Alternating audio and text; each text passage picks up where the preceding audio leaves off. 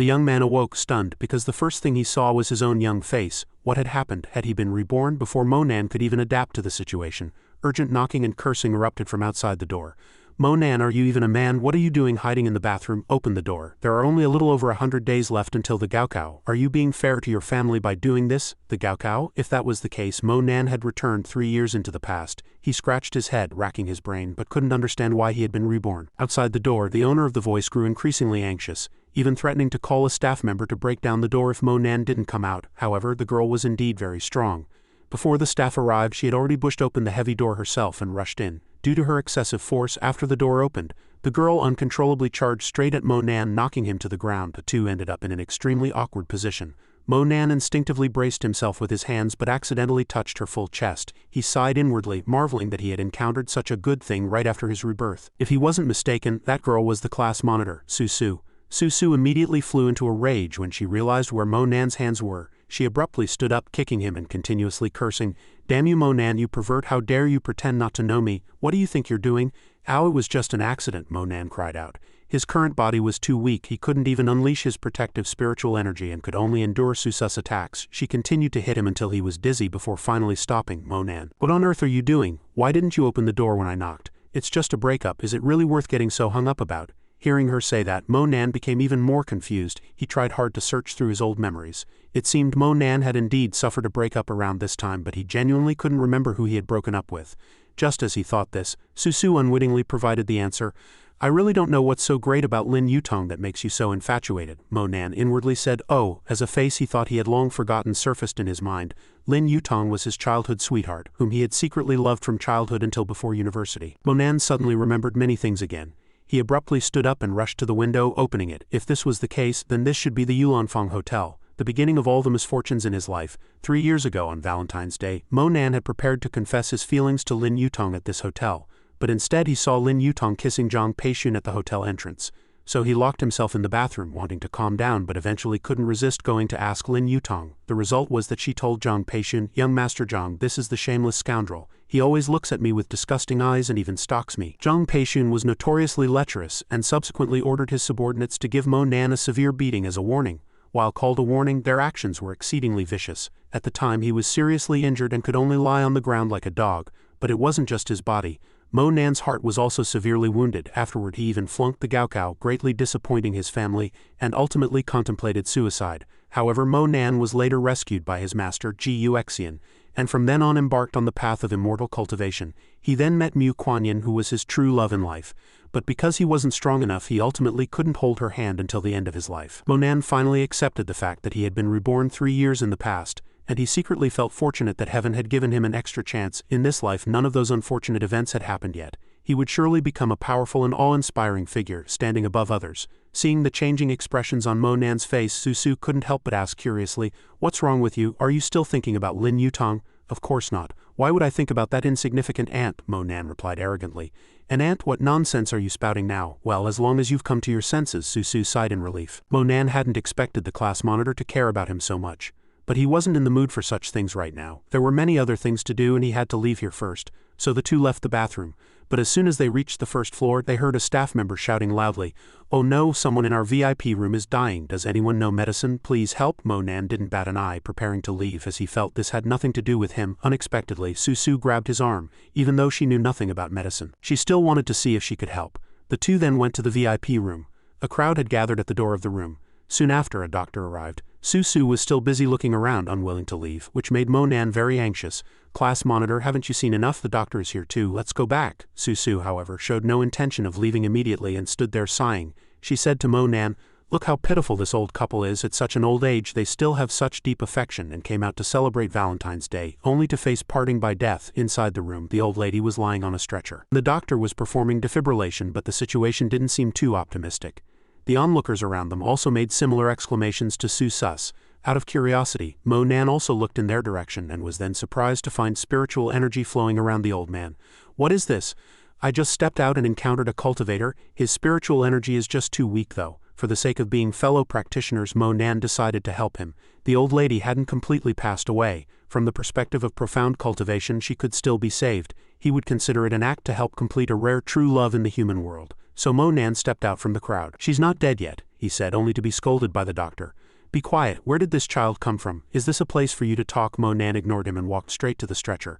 The doctor continued to talk behind him, saying that all symptoms indicated the old lady had already passed away, and Mo Nan barging in like this was being unreasonable. Outside, Su was also very worried, wondering what had gotten into Mo Nan today, first talking nonsense and now causing trouble. Mo Nan stood before the old lady and placed 2 fingers on her Yintang acupoint.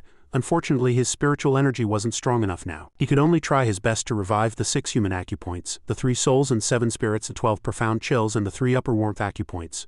Mo Nan muttered. The old man, seeing Mo Nan's actions, widened his eyes in surprise, then stammered, "There, 13 ghost hands, can she really still be saved? Young man, please quickly save my wife, family of the deceased. How can you let a student act so recklessly? I can understand your current feelings, but the deceased is gone and cannot be revived." The doctor next to them looked very displeased, but at this moment neither the old man nor Mo Nan were listening to him anymore. Mo Nan had already finished his task. He used his spiritual energy instead of acupuncture needles to penetrate the 6 acupoints, hoping to revive the old lady who hadn't completely passed away.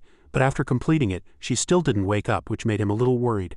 "Don't tell me I need to transfer another breath of spiritual energy." The problem was that transferring spiritual energy could only be done mouth to mouth, and Mo Nan didn't want to absurdly lose his first kiss like that, so he tried other methods. He asked for some silver needles, and the old man anxiously urged the doctor next to him to give them. How could a modern doctor's first aid kit have silver needles, but he did have sterile surgical needles. Although he didn't know what Mo Nan could do with it, the doctor half-heartedly gave him the needle. Mo Nan took the needle, and then, to the doctor's alarm, directly pierced it into the old lady's forehead. "Is that the Tai divine needle?" The old man beside him was even more surprised. The doctor was not a cultivator, so he naturally didn't understand what the Tai divine needle was, only thinking that the old man was talking nonsense and allowing a student to act wantonly. Of course, losing one's wife would make one feel terrible, but the doctor felt that if this continued, the old lady would not rest in peace. The onlookers outside completely agreed with his view, believing Mo Nan was too arrogant and was wantonly tampering with the deceased body. However, he did indeed save her. After that Tai divine needle technique, her breathing had returned, but this move also exhausted Mo Nan's strength and sweat continuously streamed down him. Immediately afterward, the old lady suddenly tilted her head and coughed out a large mouthful of blood. Everyone present at that moment was dumbfounded and astonished. Of course, this included the doctor who had just performed emergency resuscitation on her. Because just now the old lady's heart had clearly stopped beating and she was actually saved by a student using a surgical needle. "What's there to be surprised about? I said she was still alive." "She's fine now," Mo Nan said, sighing in relief. The old lady's condition quickly stabilized and her husband was so happy his eyes welled up with tears. This old couple had just thought they were going to be separated by life and death, but now they could reunite, which filled them with immense joy. Then the old man turned to Mo Nan and said, "Brother, for your great kindness and virtue, I don't know what to say to thank you. From now on your affairs are the Yan family's affairs." "You're too kind, it was just a small favor," he replied. "No," the old man said again. "Brother, you saved my wife's life. Oh, my wife's blood got on your clothes." Hearing him say that, Mo Nan noticed his stained clothes, and just then, Su also emerged from the crowd. She was naturally very curious, wondering when Mo Nan had become so powerful and even knew traditional Chinese medicine acupuncture. "It's a small matter. If you want to learn I can teach you, but now I need to go wash off the bloodstains," Mo Nan said. Su trotted behind him, but as soon as the two reached the bathroom they were stopped by a bodyguard. The bodyguard arrogantly stated that this was an area where the Yan family was conducting their business, and outsiders were not allowed. If he had known that Mo Nan was the one who had just saved the Yan family's matriarch, he certainly wouldn't have been so arrogant. Su originally wanted to reason with the man, but Mo Nan stopped her. "Never mind, let's leave here quickly." Su was even more surprised to see that Mo Nan didn't even try to assert his rights, as if in the blink of an eye he had become a different person. Soon after, a luxury car appeared at the hotel entrance. An elderly man with a scarred face stepped out of the car, followed by a handsome young man and a beautiful young woman. As soon as the hotel staff saw them, they respectfully bowed and greeted. "Master Shang, you've arrived." The staff standing further away also whispered among themselves. "That scarred man is Master Shang, who manages all the underground forces in Qingcheng, and the two behind him are third master of Jiangdu and the eldest daughter of the Yan family, who are famous throughout Jiangdu." "Where is the person?" Master Shang suddenly asked without context, confusing the hotel staff. "What person where?" he subconsciously replied, only to be slapped by Master Shang. "Where are the two elders of the Yan family, the two in the VIP room, are they all right?" The hotel staff held back tears and quickly led the old man toward the VIP room, informing them that both elders were fine. After that, Master Shang, who had been so arrogant and domineering in front of others, now respectfully made way and invited the handsome young man and beautiful young woman to go first. Meanwhile, Mo Nan had just seen Su onto the bus, not forgetting to thank her for her concern. Su reminded him to study hard, and then the bus departed. Watching the bus gradually move away and finally disappear from sight, Mo Nan couldn't help but sigh. He still couldn't believe he had been reborn 3 years ago and could actually reunite with his family. So Mo Nan took out his phone and called his grandfather. Grandpa, long time no see, how are you doing? The person on the other end of the phone was a bit confused. Hello, is that Xiao-nan? But didn't you just call yesterday? Mo-nan's grandfather said, coughing a few times. How could he understand his grandson's feelings? For him, the two had just spoken on the phone last night, but for Mo-nan 300 years had passed. Seeing Mo-nan hesitate to reply, his grandfather grew anxious, thinking his grandson didn't have enough money. He quickly denied him. Fine. It's just Grandpa, I plan to come home to see you in a few days. How are Mom and Sister? Oh, everyone is healthy. You've only been away for a few days, why are you suddenly asking about these things? Mo-nan found it inconvenient to explain, and in fact didn't know how to explain, only saying that he missed home too much. Then he told his grandfather to get some rest and that they would talk in person when he came home to visit in a few days. After hanging up the phone, Mo-nan's mood was also heavy. In his previous life he couldn't be with his family, and in this life he must find a way to make up for it. And to make up for it he must have strength. Time was running out. He had to start cultivating. However, the spiritual energy in this city was too thin, and Mo-nan had no other choice but to take a taxi to the city's outskirts. The car carrying him stopped by a river, specifically in its source region. This was a suitable spot because water is the source of all things. There should still be some spiritual energy from heaven and earth, the sun, moon and stars preserved at the bottom of the water. Mo-nan then sat by the river and began to cultivate. The first stage of an Immortal Emperor's cultivation method is the spirit gathering realm, where gathering spiritual energy generates mana. But currently the spiritual energy on Earth is almost depleted. This was the biggest problem. It seemed he needed a suitable cultivation technique. Just as Mo-nan thought this, he suddenly discovered two peculiar energies within his body: a dragon and a Six Paths book. The Six Paths book was indeed the top-tier cultivation technique in the celestial realm, containing the six paths of sentient beings. However, within the Six Paths book, 5 of the paths were gone, only the heavenly Tao remained, and this heavenly Tao was incomplete. Mo-nan tried flipping through all the pages and only then discovered the reason behind this. It turned out that the Six Paths book had been reborn with him and was therefore broken into 10 pieces scattered in different places. Despite this, Mo-nan still felt very happy, because he knew that this most advanced cultivation technique in the world had protected him during his rebirth. At the same time, Mo-nan set a goal for himself: to collect the remaining fragments to form a complete Six Paths book. Afterward, Mo-nan began to diligently cultivate, relying on the incomplete heavenly Tao portion. Early the next morning as dawn broke, this cultivation process was complete. Mo-nan was ready to go see Mu Kuan-yin. In his previous life she was at a key university in Yanjing.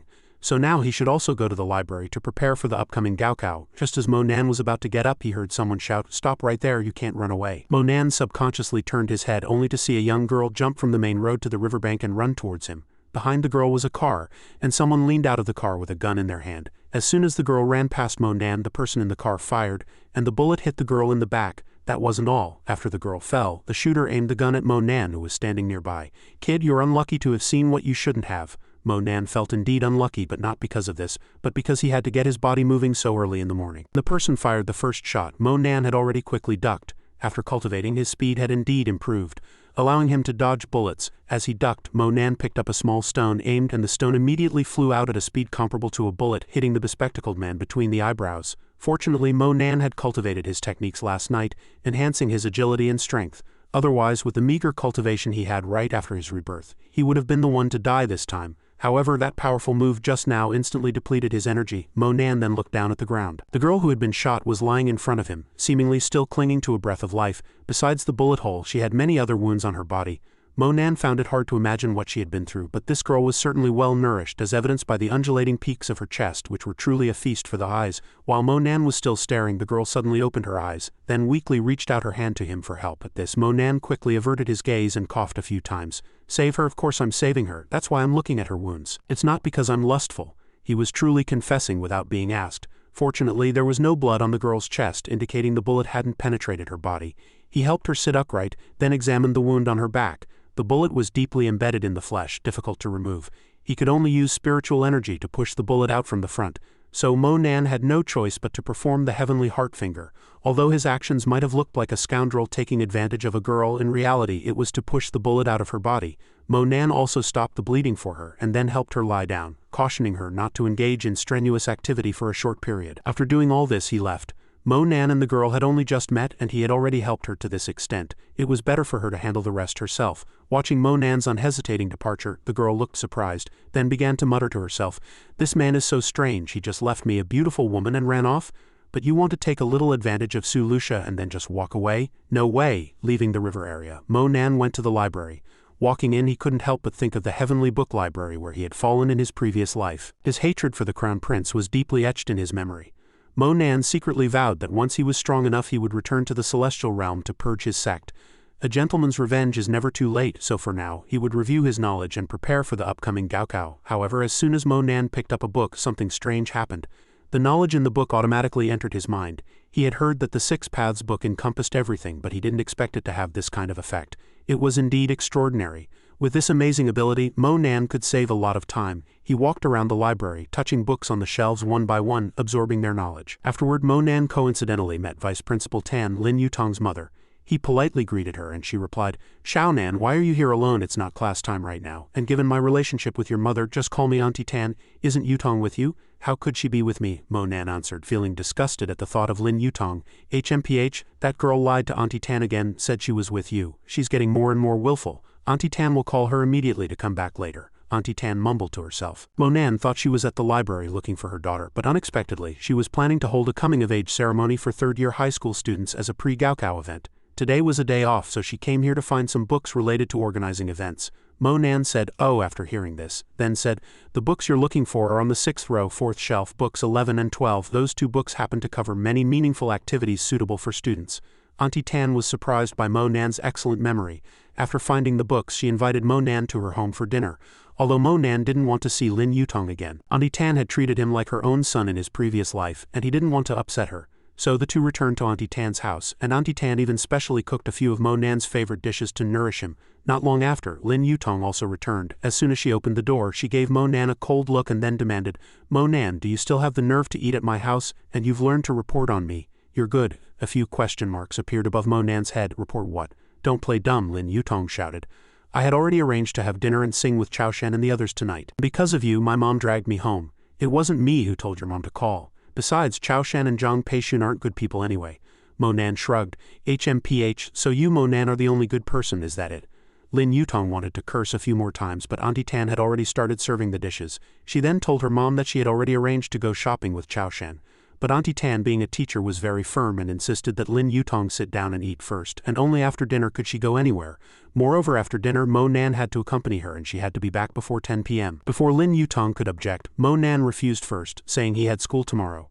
And Lin Yutong already had friends with her, so there was no need for him to go along. However, Auntie Tan was still worried and even called her daughter's friends scum in front of her, which made Lin Yutong very angry.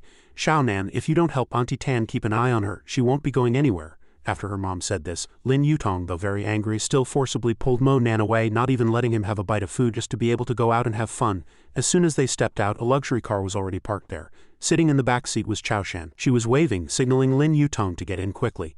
And the person sitting in the front, seeing Mo Nan, immediately provoked, "Oh Yutong, who is this migrant worker guy? Mo Nan, you're coming with us tonight." Lin Yutong turned to him, impatiently ordering. As soon as Chao Shen heard Mo Nan's name, she immediately showed a mocking smile, then deliberately said loudly, "Yutong, isn't he the one you dumped and who cried in the bathroom?" "Haha, have you two made up? What do you mean I dumped him? When was I ever with someone like him?" Lin Yutong replied impatiently.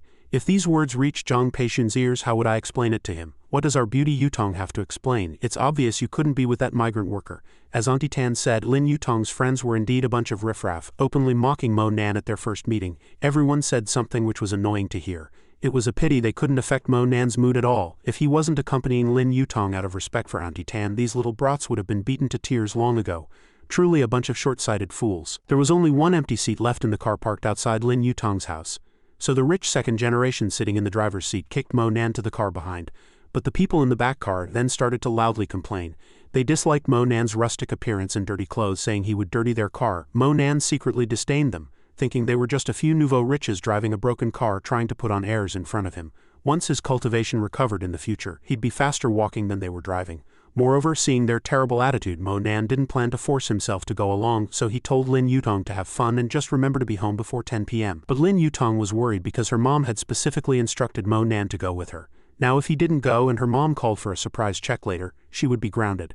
So Lin Yutong decided not to go either, but the group adamantly disagreed. In the end, they softened their attitude and invited Mo Nan to get in the car. In the car, Su Li sneered, "Many people are pursuing Yutong, either rich kids or top students. Even Zhang Junpei likes Yutong. What makes you, a poor guy from the county, think you can compete with them?" However, Mo Nan firmly said, "I'm not pursuing her." Suddenly, his phone vibrated continuously in his pocket. Seeing an unfamiliar number on the screen, Mo Nan wondered, such a strange phone number, who could it be? That person didn't just call once but 7 times. This made him even more curious. Having called so many times, could it be an old acquaintance? Mo Nan hesitated repeatedly, finally making a decision. All right, if they call again I'll answer and see. Their car gradually left the city, driving on winding mountain roads. After descending a section of the mountain road, everyone stopped in a place far from the city. They all got out of the car and walked in. The atmosphere here was very boisterous and lively. Many expensive supercars were gathered. People chatted and laughed, full of excitement. A thought suddenly flashed through Mo Nan's mind. Isn't this an illegal racing track, not a place for dining and shopping? He looked at the bustling crowd and sneered inwardly.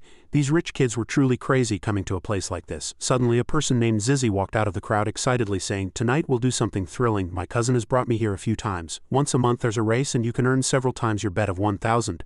Don't worry, I have an inside source so we won't lose." After speaking, his gaze swept towards Mo Nan. He dragged out his words, asking mockingly, "Migrant worker, how about it? Want to play a little? If you don't have money, I can lend it to you. Since you dare to pursue our Yutong, if you win it's yours. If you lose you don't have to pay it back." Hearing this, several people nearby ran over and surrounded Zizi, praising him one after another. "Brother Jay is amazing. Of course you also have to consider what our brother Jay's dad does. His dad owns 20 or 30 big hotels, so what's this amount of money to him?" After being praised, he proudly said loudly, "It hasn't started yet.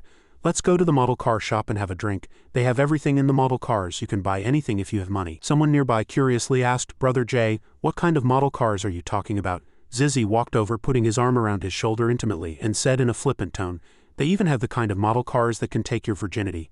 Want one? I'll find you one in a few minutes." Meanwhile, Mo Nan's phone rang again. Still the same number. This time he answered. The person on the other end immediately said in a hurry, "Hello." It finally connected. "Is this Mr. Mo Nan?" Mo Nan answered with a questioning tone. "It's me. Who are you?" The person on the other end replied.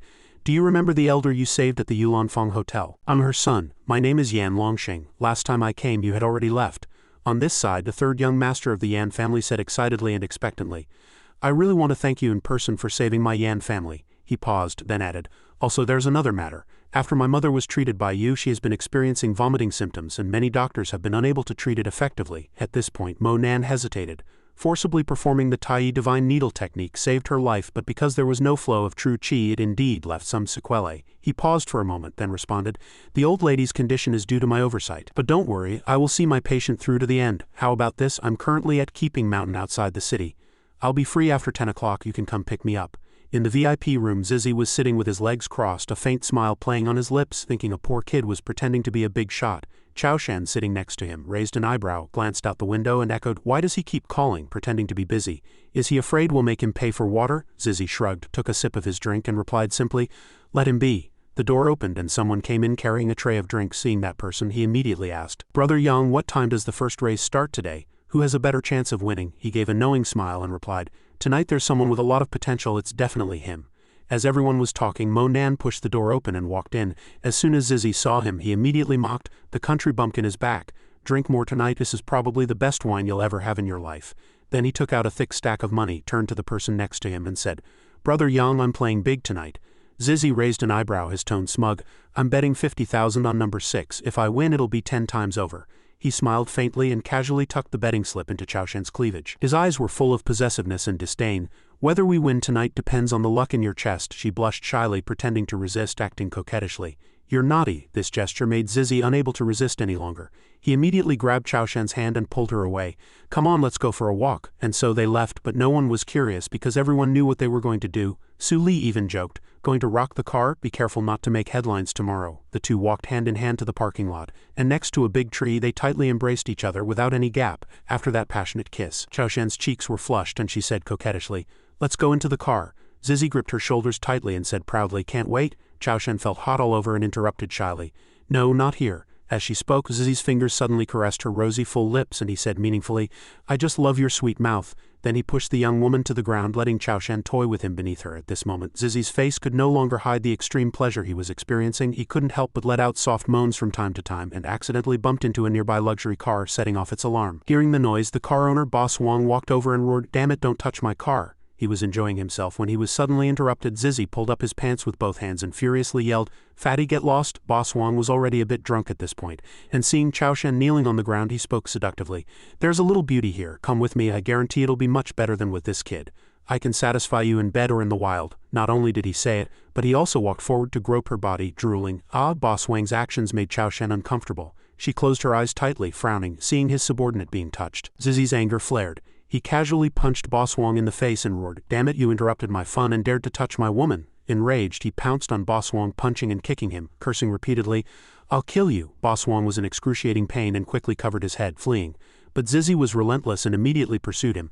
Seeing Boss Wong hiding behind a car, Zizi raised his leg and kicked off the rearview mirror of the sports car, roaring, "Damn it, you still dare to hide?" Boss Wong could no longer endure such humiliation. He walked out and shouted, "You little brat, you dared to hit me for a slut. Do you know who I am? You just wait." Zizi casually picked up the rearview mirror and threatened, "If you dare to be arrogant again, get lost or I'll cripple you." Boss Wong was scared out of his wits and ran away without looking back. Zizi watched his retreating figure and grumbled, annoyed, "What bad luck." After a while, the VIP room door was suddenly pushed open and Zizi walked in. Clearly displeased, he slammed the car mirror onto the table and angrily shouted, "Driving a broken car and still trying to act tough in front of me." Suli curiously asked, "Brother Jay, what happened? Finished so quickly? Are you impotent?" Put his hands on his hips and arrogantly replied, "Impotent my foot, I was just getting intimate with Xiaoshan when suddenly a fat guy came to mess things up and even dared to touch my Xiaoshan.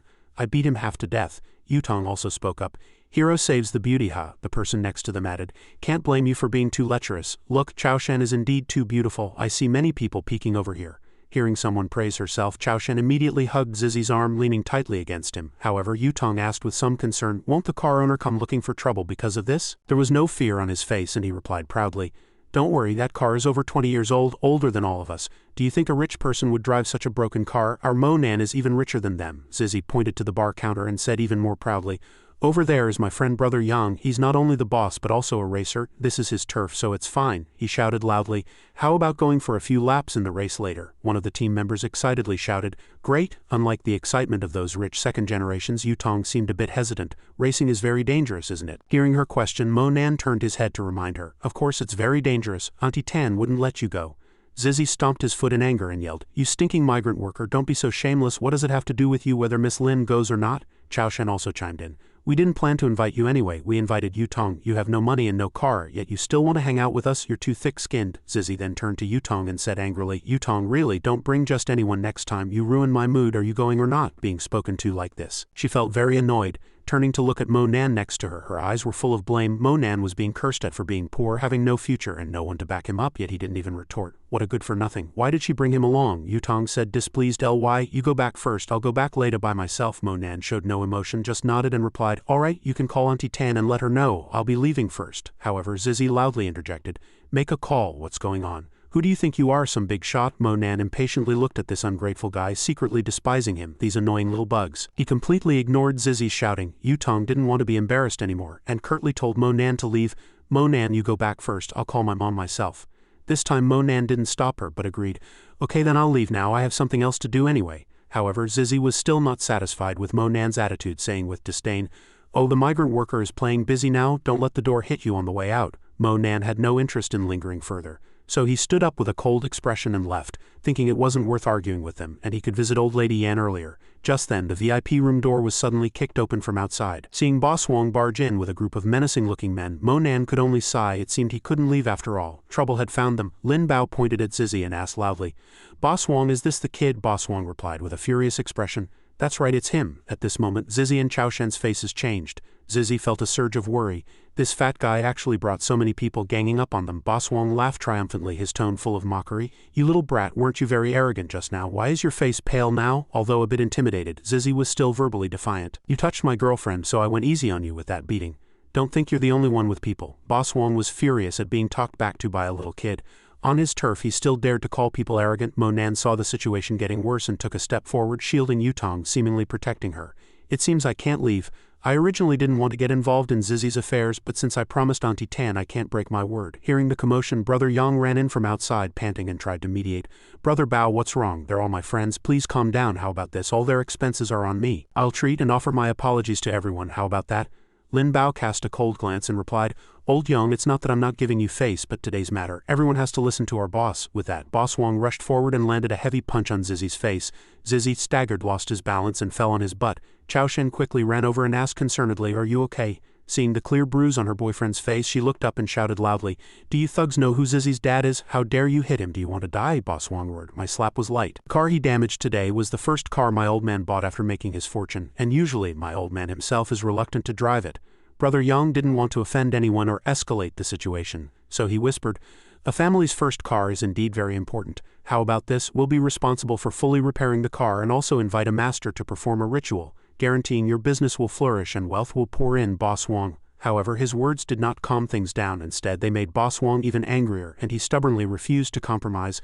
I have plenty of money. Do I need you to fix my car? You bastard, weren't you hitting me because of that woman? I'll have her right in front of you today. Bao, drag this woman out and put her in my car. Brother Yang still tried to plead in a low voice. Brother Bao, is there really a need for this? If Boss Wang likes them, I have plenty of beautiful women for you to choose from here.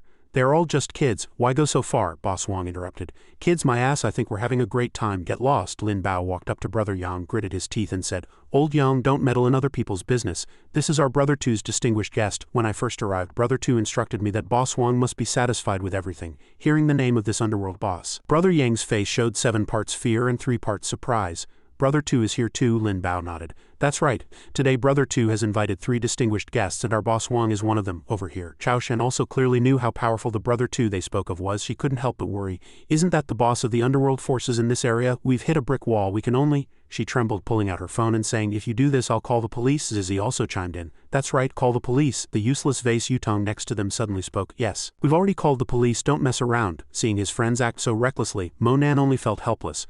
What an idiot, how could I have liked such a stupid person before? At this moment Boss Wang's gaze was fixed on Yutong's petite figure, his eyes gleaming. I only wanted one just now, but now I've changed my mind. I want both of these women. Lin Bao didn't need to ask, immediately ordered his subordinates to rush forward and grab them. It was only then that Monan spoke, pointing at the group of thugs, his voice low. Stop, you can't take this girl. I promised her mother I would take her home. 2 thugs walked up to Monan, looking at him with puzzled expressions. Is this kid crazy? This kid is dead meat. Even the rich second generations were shocked by Monan's actions and words. This migrant worker is truly asking for death. If this continues, it won't just be a simple beating. Yutong stood behind Monan, worried, and whispered, Why did you rush out? The police will be here soon. Quickly hide. Lin Bao's face was cold, his tone carrying a hint of amusement. Kid, do you think you can play hero and save the beauty? But you're a real man. For that statement, I won't take your dog's life today. Monan was not to be outdone, returning with almost the same tone. And for that statement I'll spare yours. Hearing this, a thug in the crowd could no longer hold back and rushed directly at Monan. Everyone expected Monan to be beaten until his mouth was full of blood and they covered their faces, afraid to watch. However, when the punch came, Monan not only showed no fear but didn't even dodge, his gaze focused and sharp. A heavy counterpunch sent the man flying backward, his entire body crashing heavily against the wall. The thugs quickly ran over and asked, Fifth brother, how are you? He was trembling all over, his voice weak. That kid is very strong, both of you be careful. The other 2 thugs were enraged, glaring fiercely at Monan. Damn it. However, before they could even make a move, Monan had already delivered a punch to each of them, so fast they didn't even have time to react. After dealing with these 2 small fries, Monan turned to Boss Wang's group, his voice low. And you too, he cursed as he rushed towards Boss Wang, saying, Your mouth stinks too much. Immediately after, Monan fiercely kicked the lecherous Boss Wang in the face. Boss Wang was knocked to the ground by this kick, unconscious. Lin Bao saw his boss being beaten, feeling both worried and scared. Sweat beaded on his forehead and he roared, Good kid, if you have the guts, stay here. I'll go inform Brother Tu. With that, Lin Bao gestured to his subordinates. Quick, let's retreat with Boss Wang. The group quickly tightened their formation and immediately left. Zizi stood aside, his face ashen, suddenly thinking, this migrant worker is actually so good at fighting, and we've been mocking him all night? Chao Shan and Yutong both felt like they were dreaming because what had just happened was simply too unbelievable. It should have been Monan lying on the ground. When did he learn martial arts? Just as everyone was at a loss, Monan said coldly. You all go first, Yutong urged worriedly. Don't push yourself, we can just leave now, let's drive away. However, Monan said, you all go first, I'm fine. If I don't resolve this, there will be some trouble later. Zizi suddenly shouted, it's too late to leave, they're coming too fast. Looking out, a strange car drove up and Chao Shan hid behind him, her voice trembling. What should we do? I'm so scared. Su Li, however, pushed all the blame onto Monan. It's all this migrant worker's fault, it has nothing to do with us. Even Yutong joined in the blame. That's right, Monan, why did you make them angry? Those unpleasant words annoyed Monan immensely. And he said with a scornful tone, what a bunch of idiots and so much nonsense. Get out of here, I'll handle it. The rich second generation said no more and quickly left by another route. Only Yutong, before leaving, turned back and blamed him. Can't you speak properly? You're the one who provoked them, so you should resolve it. Goodbye. Not long after Lin Bao left, he quickly returned with a ferocious-looking big brother. Brother Tu, with a cigarette dangling from his mouth, asked word by word, I heard some kid came to my turf to cause trouble. Who is it? Get out here. The door opened. Monan walked out, his eyes sharp, his voice arrogant. Grandpa, you're here. He walked straight up to the man, his tone cold. Your brother too. The man raised an eyebrow and sneered. Kid, you do have some skill, but don't think you can beat so many of us. Monan calmly replied, I don't want to kill anyone right now. Let's end tonight's matter here. Brother Tu laughed disdainfully. What big talk? He pointed to the burning red exhaust pipe of a nearby motorcycle and said, Do you see that? Press your face there for 10 minutes, and I'll let you go. Monan replied coldly, I don't have time to waste with you. With that, he rushed forward and punched the sturdy man in front of him hard in the stomach. Brother 2 staggered back a few steps, crashed into a car, his entire body trembling from the intense pain, blood continuously streaming from his nostrils and mouth, staining his chin red. His eyes were bloodshot, and he roared like a cornered beast. You dared to lay hands on me. You truly have a death wish. No matter how good your martial arts are, can you be faster than a car? Before his words even finished, he turned and rushed towards the sports car parked by the road, his movements so rough that even the car door shook violently. Brother 2 violently pulled the steering wheel and floored the accelerator. The sports car, like a mad beast, charged straight at Monan. He roared frantically from inside the car.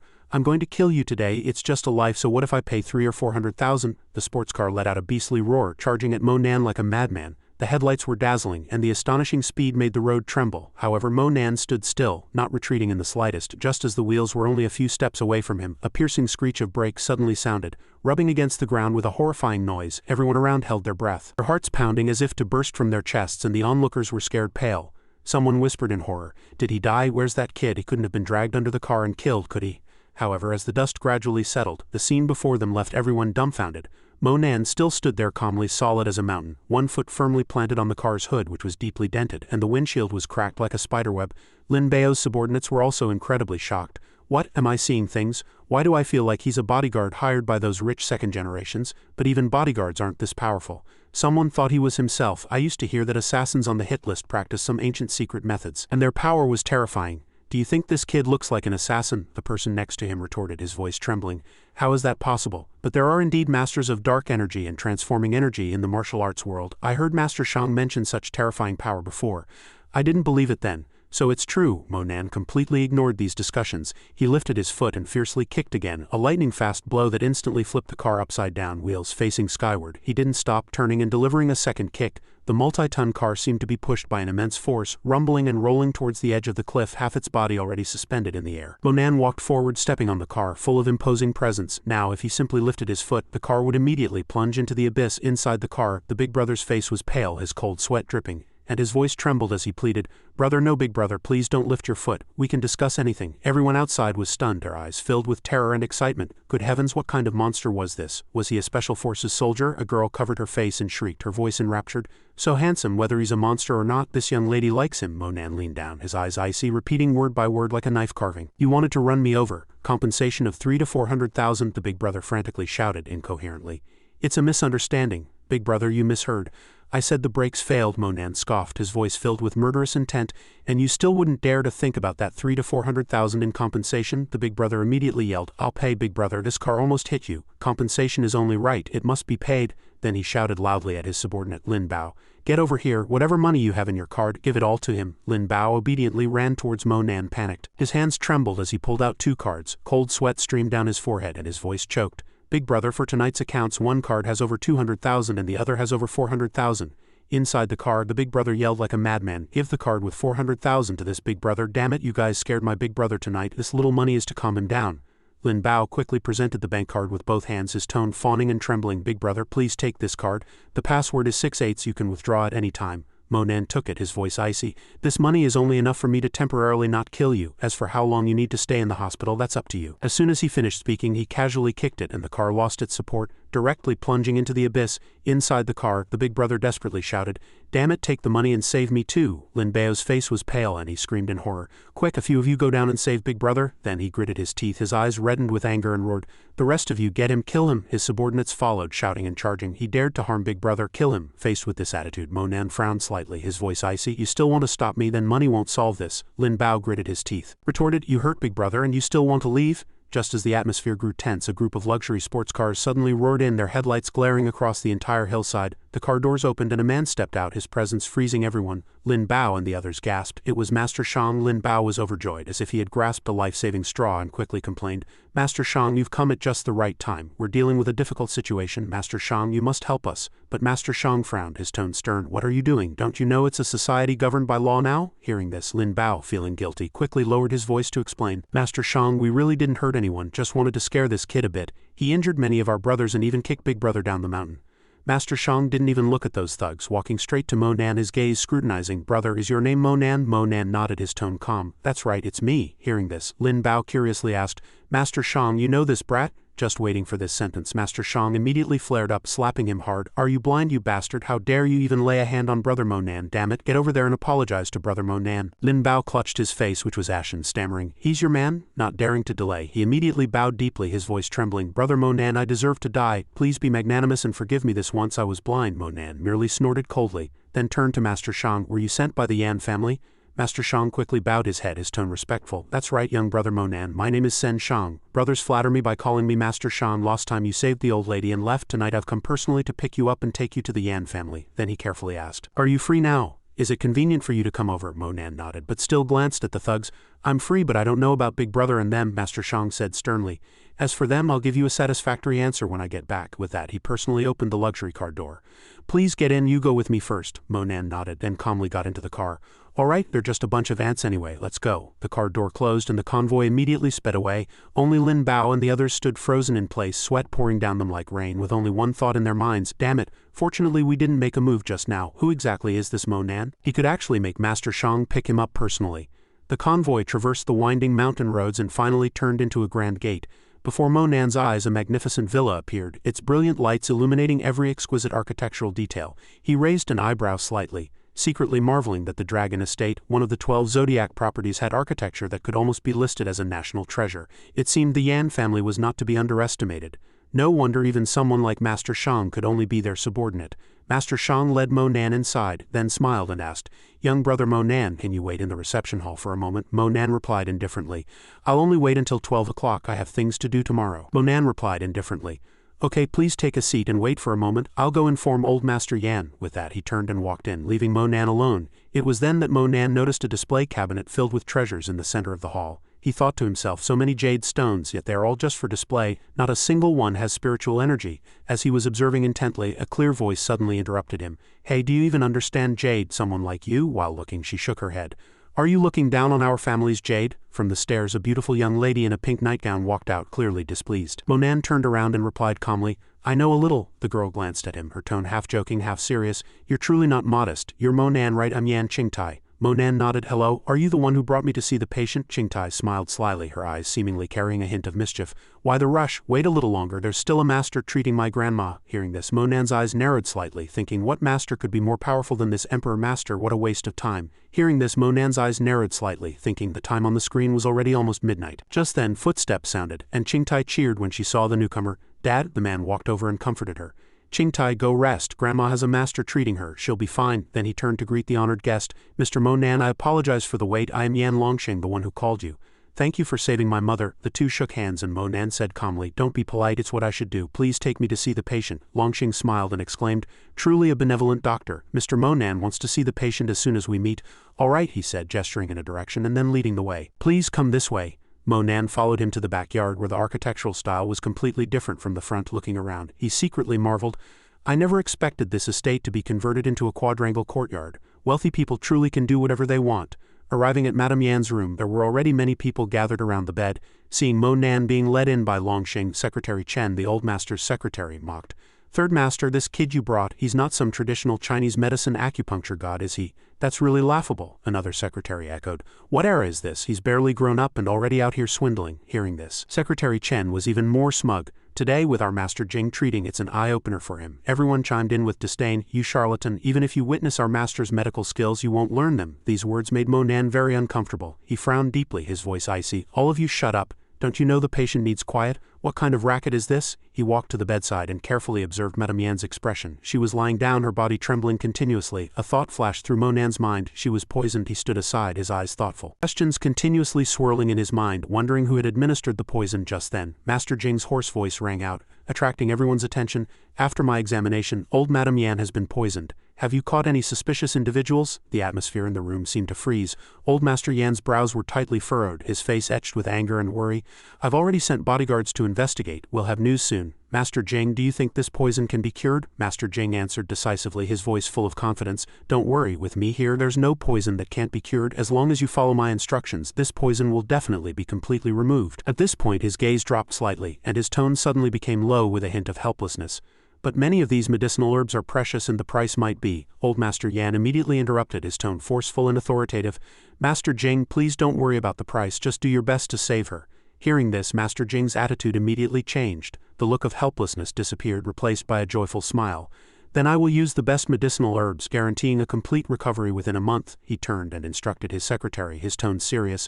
Bring me my medicine box. Suddenly, there was a rapid clicking of high heels. A slender figure appeared. Secretary Zhang said nothing. A fierce flying kick swept toward Secretary Chen, and the medicine box instantly shattered, pieces clattering to the floor. It turned out this female assassin was Lu Sha, the same person Mo Nan had saved a few days ago. Her gaze swept over and she coldly asked, "Want to save someone? Did you ask me first?" Old Master Yan trembled with rage, his face flushed. "Secretary Zhang, what are you doing? That's medicine to save my wife." The atmosphere in the room instantly became heavy. Sen Shang's face was tense and he stepped forward, blocking Lu Sha, shouting sternly, "You're too presumptuous, delaying the treatment of old Madame Yan. Can you bear the responsibility?" She said nothing, only glanced at him briefly, then immediately attacked.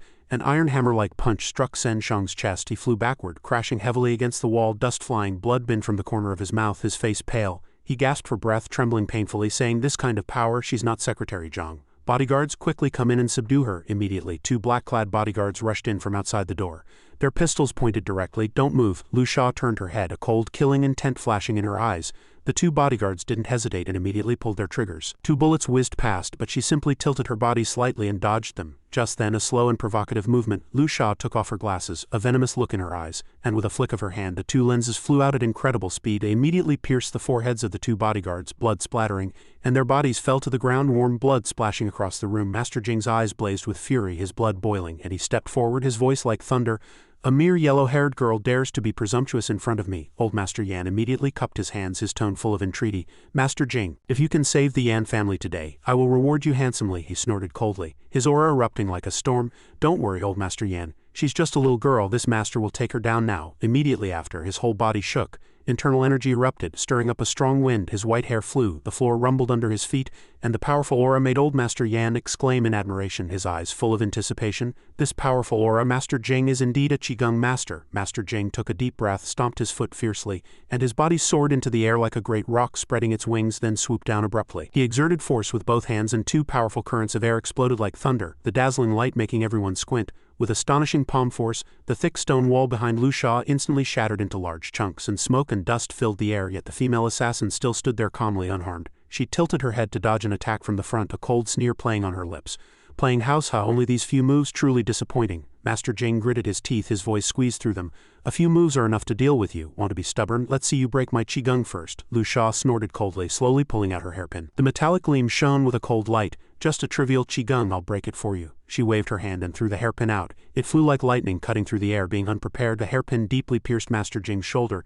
His whole body shook violently, his meridians immediately numbed, his true qi dissipated like foam, his lips turned purple and his voice was weak.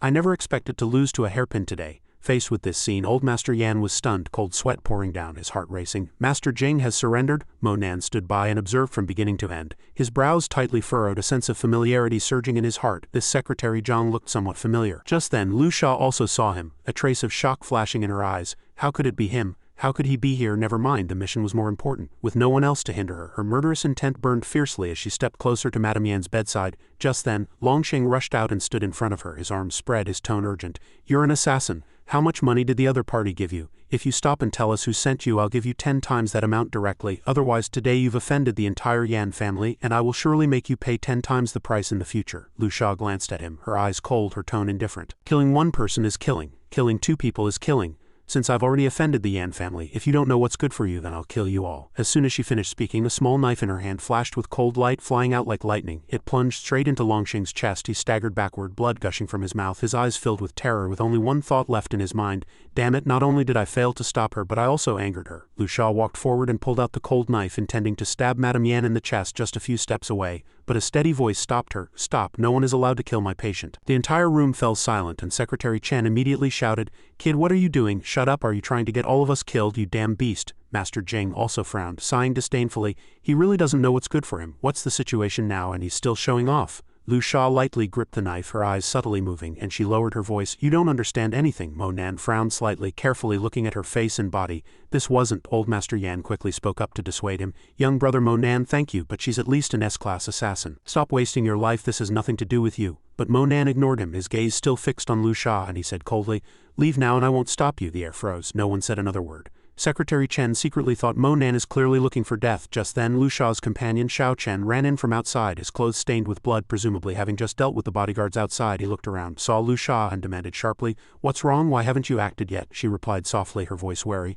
"No, this kid's skill is not simple, we need to be careful." Xiao Chen sneered, pulled out a pistol and walked over. "You're getting worse with age, can a mere brat scare you?" Just as he raised his gun, Mo Nan had quietly picked up a shard from the ground. With a slight flick of his wrist, the shard shot out like lightning, deeply embedding itself in Xiao Chen's hand, blood splattering, and the pistol falling to the ground. He cried out in pain, "You brat, do you only know how to ambush?" Mo Nan took a step forward, his voice low. "Ambush? Are you worthy? Get lost." He stomped his foot violently, and the floor vibrated intensely. Huge cracks spread like a spiderweb. Invisible air pressure filled the entire room, suppressing everything within its range. Lu Sha and Xiao Chen both retreated, their expressions grave. The cracks on the ground didn't stop but grew larger and larger like giant snakes, pushing the two assassins into a corner with no escape. Mo Nan stood in the center of the room, his eyes as cold as frost, his voice resounding with killing intent. "This is your boundary of life and death, cross it and die." The air became heavy, even breathing was difficult. Longsheng swallowed, his face pale, and stammered, "Mo Nan, Mr. Mo Nan, this is too exaggerated, the ground has cracked." In another corner, old Master Yan was stunned, his eyes filled with surprise and admiration, and he pleaded sincerely,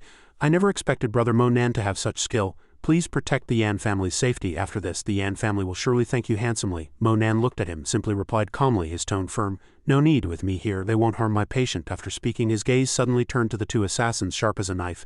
"As for you, if you don't act rashly, I won't make a move against you either." A chill ran down her spine, Lu Sha. It made her whole body stiff, leaving only one thought in her mind. "We can't defeat this kid, we have to give up the mission." She quickly turned without hesitation, choked up and said, "We've met a master today, let's go." Xiao Chen gritted his teeth, his hands clenched, veins bulging, but in the end he swallowed his anger and turned around. He let out a soft snort, his voice low. "This kid is definitely from an ancient martial arts family. Even two S-class assassins like us don't stand a chance. I'm giving up this mission." After the two assassins left, the tense atmosphere seemed to dissipate. Qingtai rushed in, panicked, her face pale. "Is everyone okay? Was that an earthquake just now?" Longsheng immediately comforted his daughter. "It wasn't an earthquake. Something happened, but Mo Nan has resolved it." Qingti's eyes widened, still shaken. "Resolved, but I saw Secretary Zhang run out with a man covered in blood." Longsheng nodded gently, his tone calm, but a hint of worry remained in his eyes. "Yes, it's fine, don't worry." As everything gradually settled, Mo Nan didn't say another word, merely sitting silently by the sickbed. His hands were steady, yet exuded an extraordinary firmness. Tiny silver needles precisely pierced the acupoints on Madame Yan's body so accurately that no one dared to breathe loudly. Master Jing, his face grim, finally said in a low voice, "Brother Mo Nan, I was rude earlier. With you here to treat old Madame Yan, I won't make a fool of myself any longer." With that he quietly left, and no one paid any more attention to the man who only boasted. Qingtai was still somewhat displeased at this point. She walked closer, her tone full of suspicion. "If that's the case, why did Mo Nan let them go? Won't they come back?" Mo Nan didn't look up, his tone as cold as a gust of wind. "Why should I keep them?" Qingtai bit her lip, unwilling to give up. Her eyes filled with doubt. "You're so powerful, yet you let them go. Are you not working with them?" This time Mo Nan stopped what he was doing and turned to look at the girl, his gaze profound. "Do you think with my abilities I need to work with them? How ignorant." Longsheng looked at the deep cracks on the floor, then at the young man's cold expression, and couldn't help but shiver inwardly. This person must come from an ancient martial arts family. It's better to befriend him than offend him. Qingtai was still too young, and fearing his daughter would speak disrespectfully again, Longsheng interjected, "Mr. Mo Nan, children don't understand things, please don't take it to heart." Qingtai, come quickly and apologize. "If it weren't for Mr. Mo Nan, our Yan family would probably not have survived today's ordeal." The eldest daughter of the Yan family was already clever. Seeing her father's attitude, she immediately understood and lowered her head, her voice much softer. "Yes, I was a bit emotional and spoke wrongly just now. Mo Nan, I'm sorry." Mo Nan didn't dwell on it, merely smiled faintly and replied, "No, next time." Longsheng quickly reminded his daughter, "Qingtai, go make tea for Master Mo in a while to apologize." Qingtai gently lowered her head, her gaze falling. Although still displeased, she eventually only replied softly, "Yes." After a period of diligent treatment, Madame Yan finally woke up. The atmosphere in the room immediately filled with joy and excitement. Qingtai was the first to rush over, her voice trembling with happiness. "Grandma, you're finally awake." His purpose for this trip had been achieved. Mo Nan didn't want to stay long. He gently straightened his clothes, his tone calm. "The patient is out of danger, I'll be leaving now." But old Master Yan immediately stepped forward to stop him, his eyes sincere, tinged with worry. "Master Mo Nan, why the sudden departure? I still have some things I'd like to discuss with you. How about we go to the study?" He looked down at the time on his phone, pondered for a moment, then slowly replied, "All right, I can spare an hour." Hearing this, a relieved smile appeared on old Master Yan's face. He immediately made a gesture of invitation. "Good Master Mo, please follow me." Just as he was about to leave, he suddenly remembered something and turned back to instruct, "Qingtai, quickly go and make tea for Master Mo." Qingtai paused, a clear look of displeasure on her face. She reluctantly but silently followed. Longxing's emotions surged and they moved to the study where the space was quiet, the fragrance of agarwood intertwined with the faint scent of tea, creating a comfortable atmosphere. Qingtai stood at the table, her hands skillfully performing each step of the tea ceremony. She appeared very adept, a stark contrast to her earlier reluctant demeanor. At this moment her face gradually relaxed, so focused that every line harmonized with the wisps of tea smoke. After 49 intricate steps, a cup of clear tea was finally presented. Qingtai gently raised her hand, her tone polite but unmistakably cool. "Master Mo, please have some tea." Mo Nan didn't hesitate, reached for the teacup and drank it in one gulp. This simple action made Miss Yan even more displeased, and she inwardly judged. As expected, just a martial brute, only strength, no understanding of tea ceremony. Already finished. Just then old Master Yan broke the silence. "Master Mo, did the two assassins today reach the dark energy realm? Did you notice anything special about them?" Mo Nan turned his head indifferently, asking in return, "What is the dark energy realm?" Old Master Yan paused, laughed awkwardly, and secretly thought, he doesn't even know what the inner energy realm is. He didn't hide anything and slowly explained, "That's how ancient martial arts families classify cultivators. The first realm is when a martial artist cultivates the profound meridian and possesses the obvious energy realm." His tone suddenly grew heavy. "The second realm is when a martial artist cultivates the hidden meridian and possesses the dark energy realm, which is quite terrifying. The third realm is when a martial artist reaches the transforming energy realm. But such masters are usually elders of ancient martial arts families." Hearing this, Mo Nan pondered, his eyes seemingly lost in thought. "So this is how they classify realms. It's different from what my master taught me." He suddenly thought of Lu Sha, considering if she was in the dark energy realm, then ancient martial arts families weren't worth mentioning. While Mo Nan was still contemplating, old Master Yan suddenly placed an exquisite box on the table, his tone solemn. "Master Mo, thank you for your many interventions to save us over these past 3 days. You must accept this gift of gratitude." Inside the box was an elegant diamond-encrusted wristwatch and next to it a key. He smiled and explained, "This watch was given to me by a comrade in arms years ago, and this key is for an apartment near your school. This way you won't have to bother with commuting to and from school. I hope you'll accept it." Mo Nan didn't refuse, just nodded calmly, reaching out to take both. "This gift is very much to my liking. I'll accept it then." This action ignited a fiery displeasure in Qingtai which showed clearly on her face, and she couldn't help but blurt out, "Hey, you really aren't modest at all. Do you know what this watch is?" Old Master Yan, seeing his granddaughter's overly agitated attitude, angrily barked, "Qingtai, how dare you!" The atmosphere in the study became tense. She stood there, her face flushed, full of shame, but her eyes still flashed with stubbornness. At this moment Mo Nan merely curved his lips slightly, a faint smile appearing on his face, his tone calm yet carrying a hint of mockery. "It seems this watch is very valuable. Since Old Master wants me to save time on my commute, I will naturally bestow some time upon the Old Master as well. During this period I will refine some pills and then give a few to the Old Master." Hearing these words, Old Master Yan clasped his hands with joy, his eyes shining. "Then I thank you, my young friend Mo Nan." However, Qingtai crossed her arms over her chest, frowned displeased, and said with a sarcastic tone, "Pills, that sounds nice, but they're just a few tonics. Our Yan family is hardly short of those." Mo Nan turned his head, his cold gaze sweeping over her, his voice low with a hint of contempt. "Tonics? Do I need to refine them?" After speaking, his eyes filled with impatience. Mo Nan sighed, his tone growing cold. "When words don't connect, there's no point in speaking further. Time's up, I'll take my leave." Seeing him rise decisively, Old Master Yan hurriedly stepped forward, his face full of worry, awkwardly smiling and explaining, "Master Mo, I am truly sorry. Qingtai is young and ignorant. I will surely teach her a good lesson." Immediately after, he turned and loudly shouted towards the door, "Someone escort Mr. Mo, our esteemed guest, back." A person quickly walked in. He bowed his head and acknowledged the order. "Yes, Old Master." That night, the Yan family's car dropped Mo Nan off at his apartment. As soon as he got out, he paused, his eyes slightly narrowed, a hint of vigilance flashing in their depths. Why were the lights on at his house? He wanted to see which audacious thief it was. He immediately quickened his pace, but as soon as he opened the door, the deafening music and raucous laughter of the rich second generation's Lin Yutong had brought with her erupted, making Mo Nan freeze. And he said in a low voice, "It's you again?" Seeing him, Lin Yutong immediately hurried over, a somewhat ingratiating smile on her face. "Mo Nan, you're back?" But Mo Nan didn't even look at her. His face was icy as he walked directly into the living room, his footsteps heavy, radiating displeasure like an impending storm. Without a word, Mo Nan walked to the socket and yanked out the plug. Instantly, the entire room fell silent. The music abruptly stopped, and the rich second generations looked at each other in panic, bewildered. Zizi was the first to break the silence. He frowned and shouted, "Who turned it off? Turn it back on quickly." But before his words finished, his gaze caught Mo Nan's tall and straight figure standing in the center of the room, his eyes as cold as knives, making him involuntarily shiver, and his voice immediately lowered, "Oh, it's the migrant worker brother. Oh no, so Mo Nan is back." At this moment, the anger in Mo Nan's heart seemed to erupt. His voice was hoarse and he growled word by word like a sharp blade. Why are you in my house? Lin Yutong quickly spoke up. We were worried about you. That's why we waited for you here. Suddenly her tone carried a hint of sarcasm. You came back so late and immediately got angry with us. You're truly heartless. Hearing this, Zizi immediately chimed in, his tone full of provocation.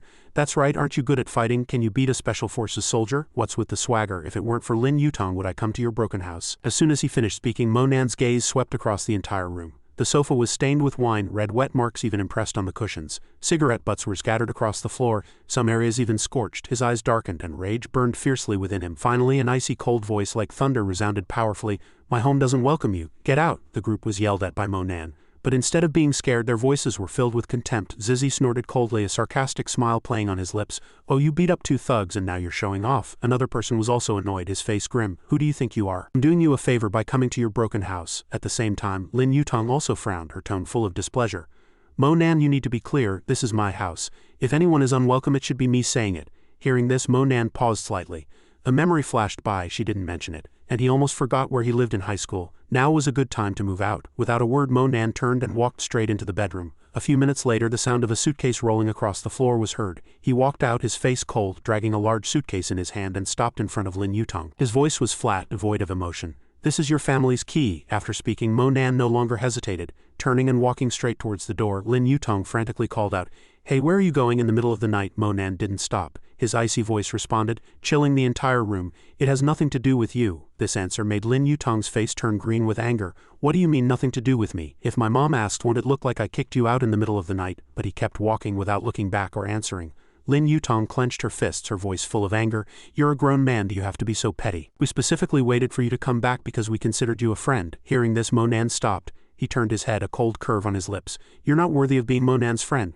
Suddenly, a piercing shriek came from behind. Stop! Monan turned around, a hint of curiosity in his eyes. Behind him, Su Li stood, her face displeased, her tone full of anger. He asked coldly, What else? She shouted. What else? Of course there's something. It's about how you taught Lin Bao a lesson at the racetrack. Monan gently frowned, then nonchalantly turned around, his tone as cold as wind whistling past his ears. If you want to say thank you, then there's no need. Su Li heard this, and her face turned red with anger. She yelled, Are you sick? Why would we thank you? She quickly walked over, hugged Zizi, her eyes full of blame, and her shrill, caustic voice continuously rang out, Tell me, you clearly know martial arts and can defeat so many people. Why didn't you act at first? Look at what those thugs did to Zizi. She rambled on, her words becoming increasingly nasty.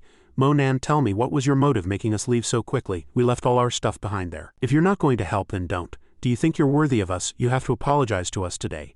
Hearing this, Monan's already stern face grew even darker, his breathing became heavy, and a flicker of anger flashed in his eyes. He curved his lips slightly, his voice low, each word cutting through the air like a blade.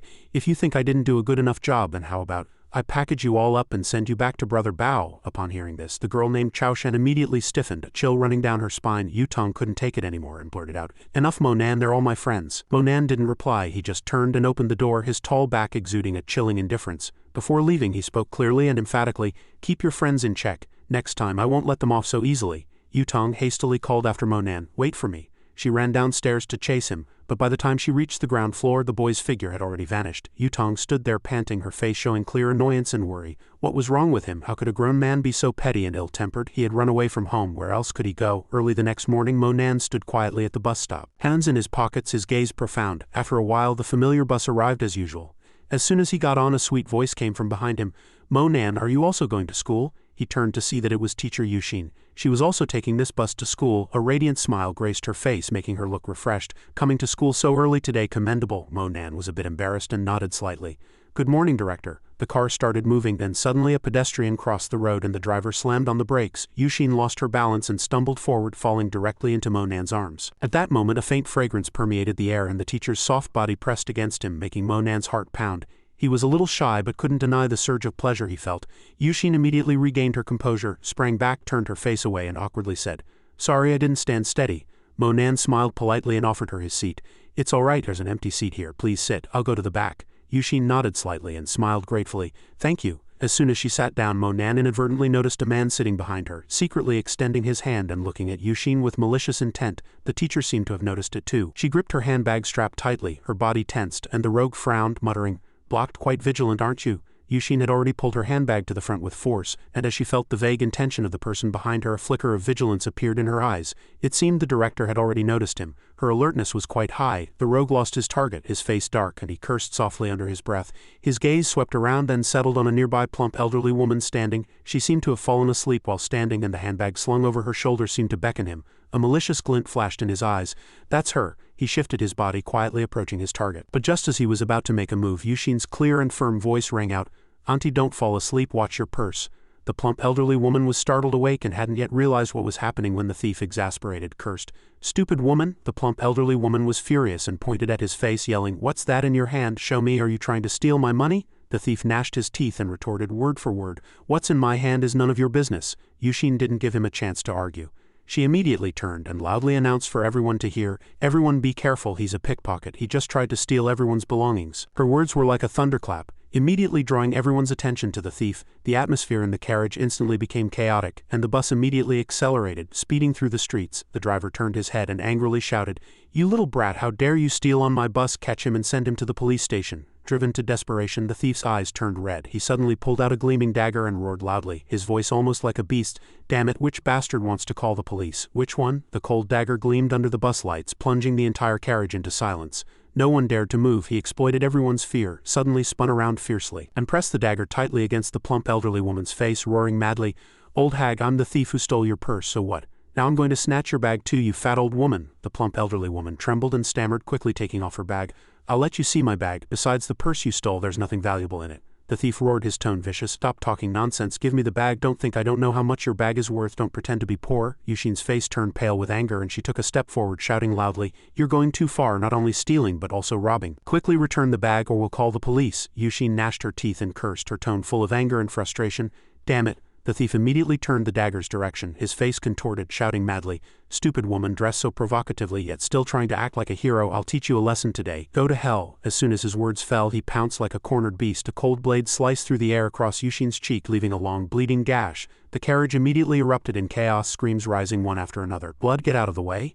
Amidst everyone's panic, the thief threatened the driver to open the door, and quickly jumped off the bus and fled with the stolen goods. Monan could no longer hold back. His face darkened and he gnashed his teeth, cursing, "Scum!" Monan clenched his jaw, and with a powerful leap he flew out of the bus window. His feet landed without a pause, and he immediately sprinted in the direction of the thief ahead. The thief looked back, a sinister smile playing on his lips, and with a triumphant sneer in his eyes he mocked, "Idiot, you can't catch me." Monan roared, his voice filled with anger, "Then you go to hell." He suddenly kicked up a small stone from the roadside. A stone shot out like a bullet, flying straight ahead, and with a heavy thud it violently struck the thief's ankle. The immense impact sent blood splattering and he painfully fell to his knees, his eyes wide with fear. What was happening? Before he could even react, a car buzzed past, slamming on its brakes, but it was too late. A harsh collision sound echoed, and the thief's body was thrown into the air, landing spread-eagled in a pool of blood. He lay unconscious. Monan stepped forward, bent down, and picked up the handbag from the thief's hand. His cold gaze swept over the bloody body, and he said softly, his voice low, "If you hadn't made that cut, perhaps I would have let you go." With that, Monan turned and carried the bag back to the bus. As soon as he stepped onto the stairs, the plump elderly woman's sharp cursing pierced the air. "What? I have to go to the hospital with her." "Going to the hospital with her just means I'll have to pay the medical bills, right? My money was stolen, and if she hadn't been so nosy, would I have lost another bag? My bag is very expensive." These vicious words instantly darkened Monan's face. His gaze was icy, his sharp eyes sweeping over the plump elderly woman. Suddenly another passenger excitedly shouted, "He's back, good job, he got the bag back." Before anyone else could say anything, the plump elderly woman rushed over and snatched the bag from Monan's hand. Monan couldn't be bothered with this ungrateful woman, and quickly walked over to Yushin, who was unconscious. His face was slightly grim, his worried gaze fixed on the long bloody gash on her cheek over here. The plump elderly woman finished checking her bag and suddenly shrieked, "You little brat, why is my wallet missing 10,000 yuan? She angrily rushed over, grabbing Monan's collar tightly, her face red with rage, yelling, "You were strangling my neck just now." This fat woman, while shouting, also yelled, "My wallet clearly had 13,000 yuan, how is there only 3,000 left? I was foolish enough to want to thank you, but I never expected you to be even more hateful than that thief." The curses were piercing, like adding fuel to the fire. Monan's eyes instantly darkened, and he swiftly swung his hand, delivering a hard slap that sent the plump woman's face to the side. He coldly uttered a single word, sharp as a blade, "Bitch." The plump elderly woman clutched her face, shrieking repeatedly, her eyes wide with fury. "You beast, you stole my money and hit me. Do you know who I am? I've never been afraid of anyone." Before she could finish speaking, Monan's hand swung again, delivering another loud slap directly to her other cheek, turning her head completely to the side. The plump elderly woman's cheeks were swollen and red like two ripe tomatoes. Her wailing echoed throughout the entire carriage. "You money-stealing bastard, and you're bullying me, help me." "Shut up," the old woman roared. followed by an iron hammer-like kick that landed squarely in her stomach. The obese body was sent flying out the window, tumbling through the air, then crashing heavily to the ground, disheveled and disoriented. From the ground, the plump elderly woman's screams continued unabated. "Where is justice? You're still bullying me and stealing money and hitting people." On the bus, Monan stood by the window, his gaze coldly sweeping downwards, his low voice erupting like a fierce fire. "You scoundrel, go to hell with that thief." No one dared to breathe loudly. A suffocating silence permeated the air. Everyone looked at Monan with fear and awe. At this moment, Yuxin slowly woke up, her eyes hazy as she looked around, not understanding what had happened. Monan's voice was low and warm, comforting her. "Don't worry, I'll take you to the hospital." His sudden gesture made Yuxin's heart flutter slightly. The two got off the bus. Monan walked along, speaking softly. "Don't worry, there's a hospital nearby." A moment later, they arrived at their destination.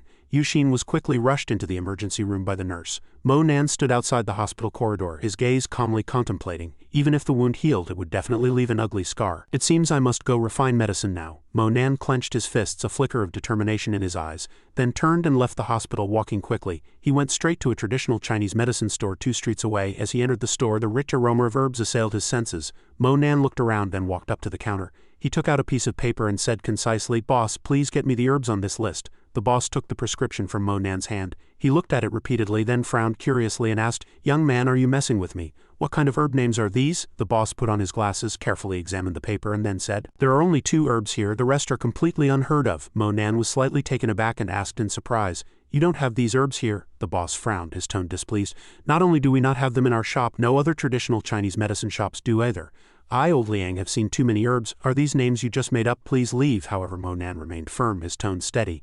"Just because you haven't seen them doesn't mean they don't exist. How about this? Let me look through your herb cabinets and see if there's anything I need. You can charge me more." Hearing this, the boss's eyes widened and he angrily said, "What do you take my herb cabinet for? If every customer came in like this, would I still dare to sell these herbs to others?" Monan remained composed, a slight curve on his lips, his tone full of confidence.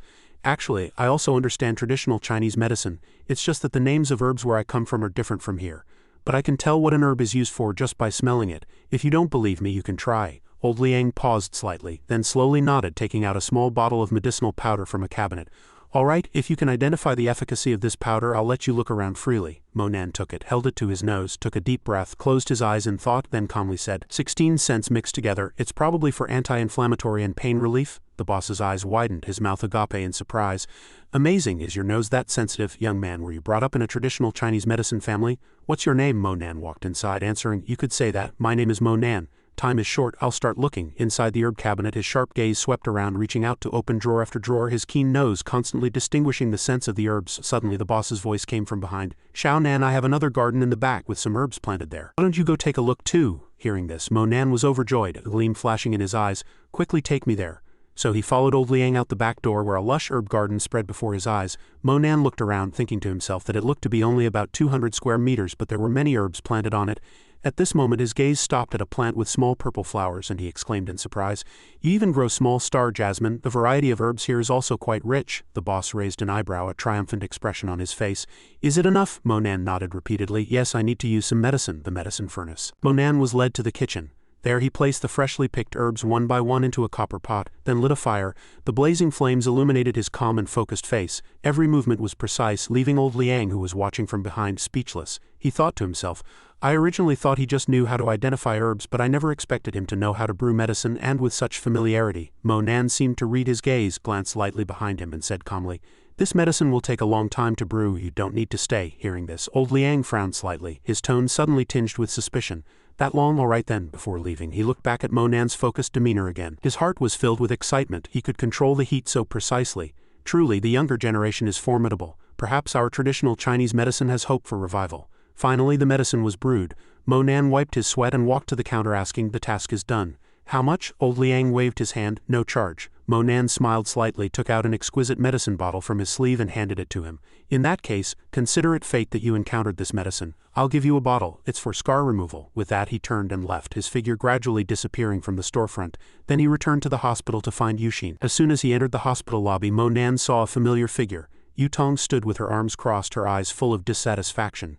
Seeing him, she said unhappily, "Monan, you finally decided to show your face. If you hadn't appeared soon, I would have called the police." Monan frowned and said coldly, "Why are you here?" "I came with my mom." Yutong clenched her teeth and took a step forward. "You're really something. For such a small matter, you neither went home nor to school. Are you trying to use this as an opportunity to get my mom's sympathy?" Monan merely glanced at her, his tone flat. "You're mistaken. I have other things to do." Yutong laughed, then pulled out a key and dangled it in front of him. "I'm not mistaken.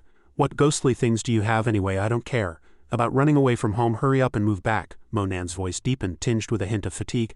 "I've already found a house near the school. I'm not going back." Yutong scoffed, her tone contemptuous. "You find a house? What can you do with that little money? It's a miracle you're not sleeping under a bridge. You have a good home, but you insist on being so stubborn." Monan turned his head, his gaze instantly cold, saying nothing more. He still had to go see Teacher Yuxin. But Yutong waved her hand to block him, her tone firm. "You can't go in. The school leaders are discussing with Teacher Yuxin. Teacher Yuxin wants to leave the school." Monan froze, then spun around, his eyes blazing like fire. "What did she say?" Without hesitation, Monan rushed to the door and pushed it open forcefully. Inside, Vice Principal Tan and another teacher were sitting opposite each other, the atmosphere exceptionally tense. Auntie Tan turned around, a flicker of surprise in her eyes. "Monan, why are you here?" He paused slightly, his gaze quickly sweeping over everyone present, then he quietly replied, "Vice Principal Tan, teacher." Auntie Tan sighed, her tone a little reproachful. "Monan, why did you come in without knocking?" But he ignored the reminder completely. Monan's gaze settled on Yuxin, who was sitting quietly by the bed. His voice deepened. "I heard Teacher N is leaving the school, so I was a bit anxious." The teacher next to them immediately criticized with an increased displeased tone. "Even if you're anxious, you can't behave like this. We adults are discussing work. Get out." "How rude." Monan suddenly turned around, his gaze sharp, his voice cutting like a blade. "Rude patients need rest as teachers, don't you know that? If you want to discuss work, wait until Teacher N recovers and returns to school." A brief dead silence followed. The teacher's face flushed with anger, but they were speechless, unable to utter a single rebuttal. Auntie Tan intervened seriously, her gaze full of warning. "Xiaonan, don't be impertinent." The teachers were trying to persuade Teacher N to return to school, but Monan calmly replied, each word firm and decisive.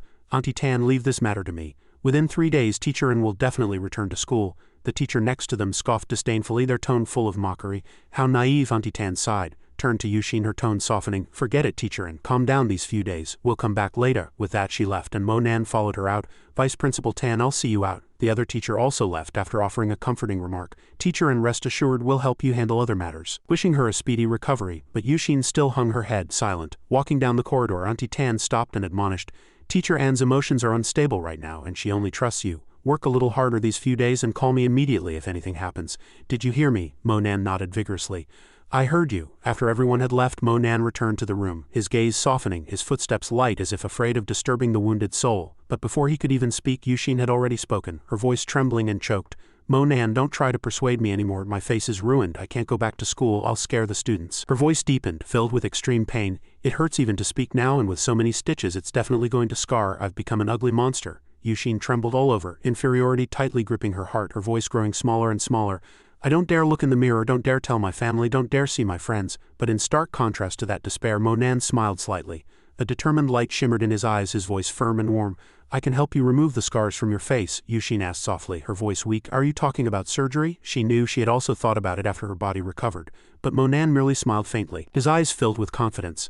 "My medical skills, how can surgery compare?" He pulled a small medicine bottle from his pocket and handed it to her. "Take this and try it."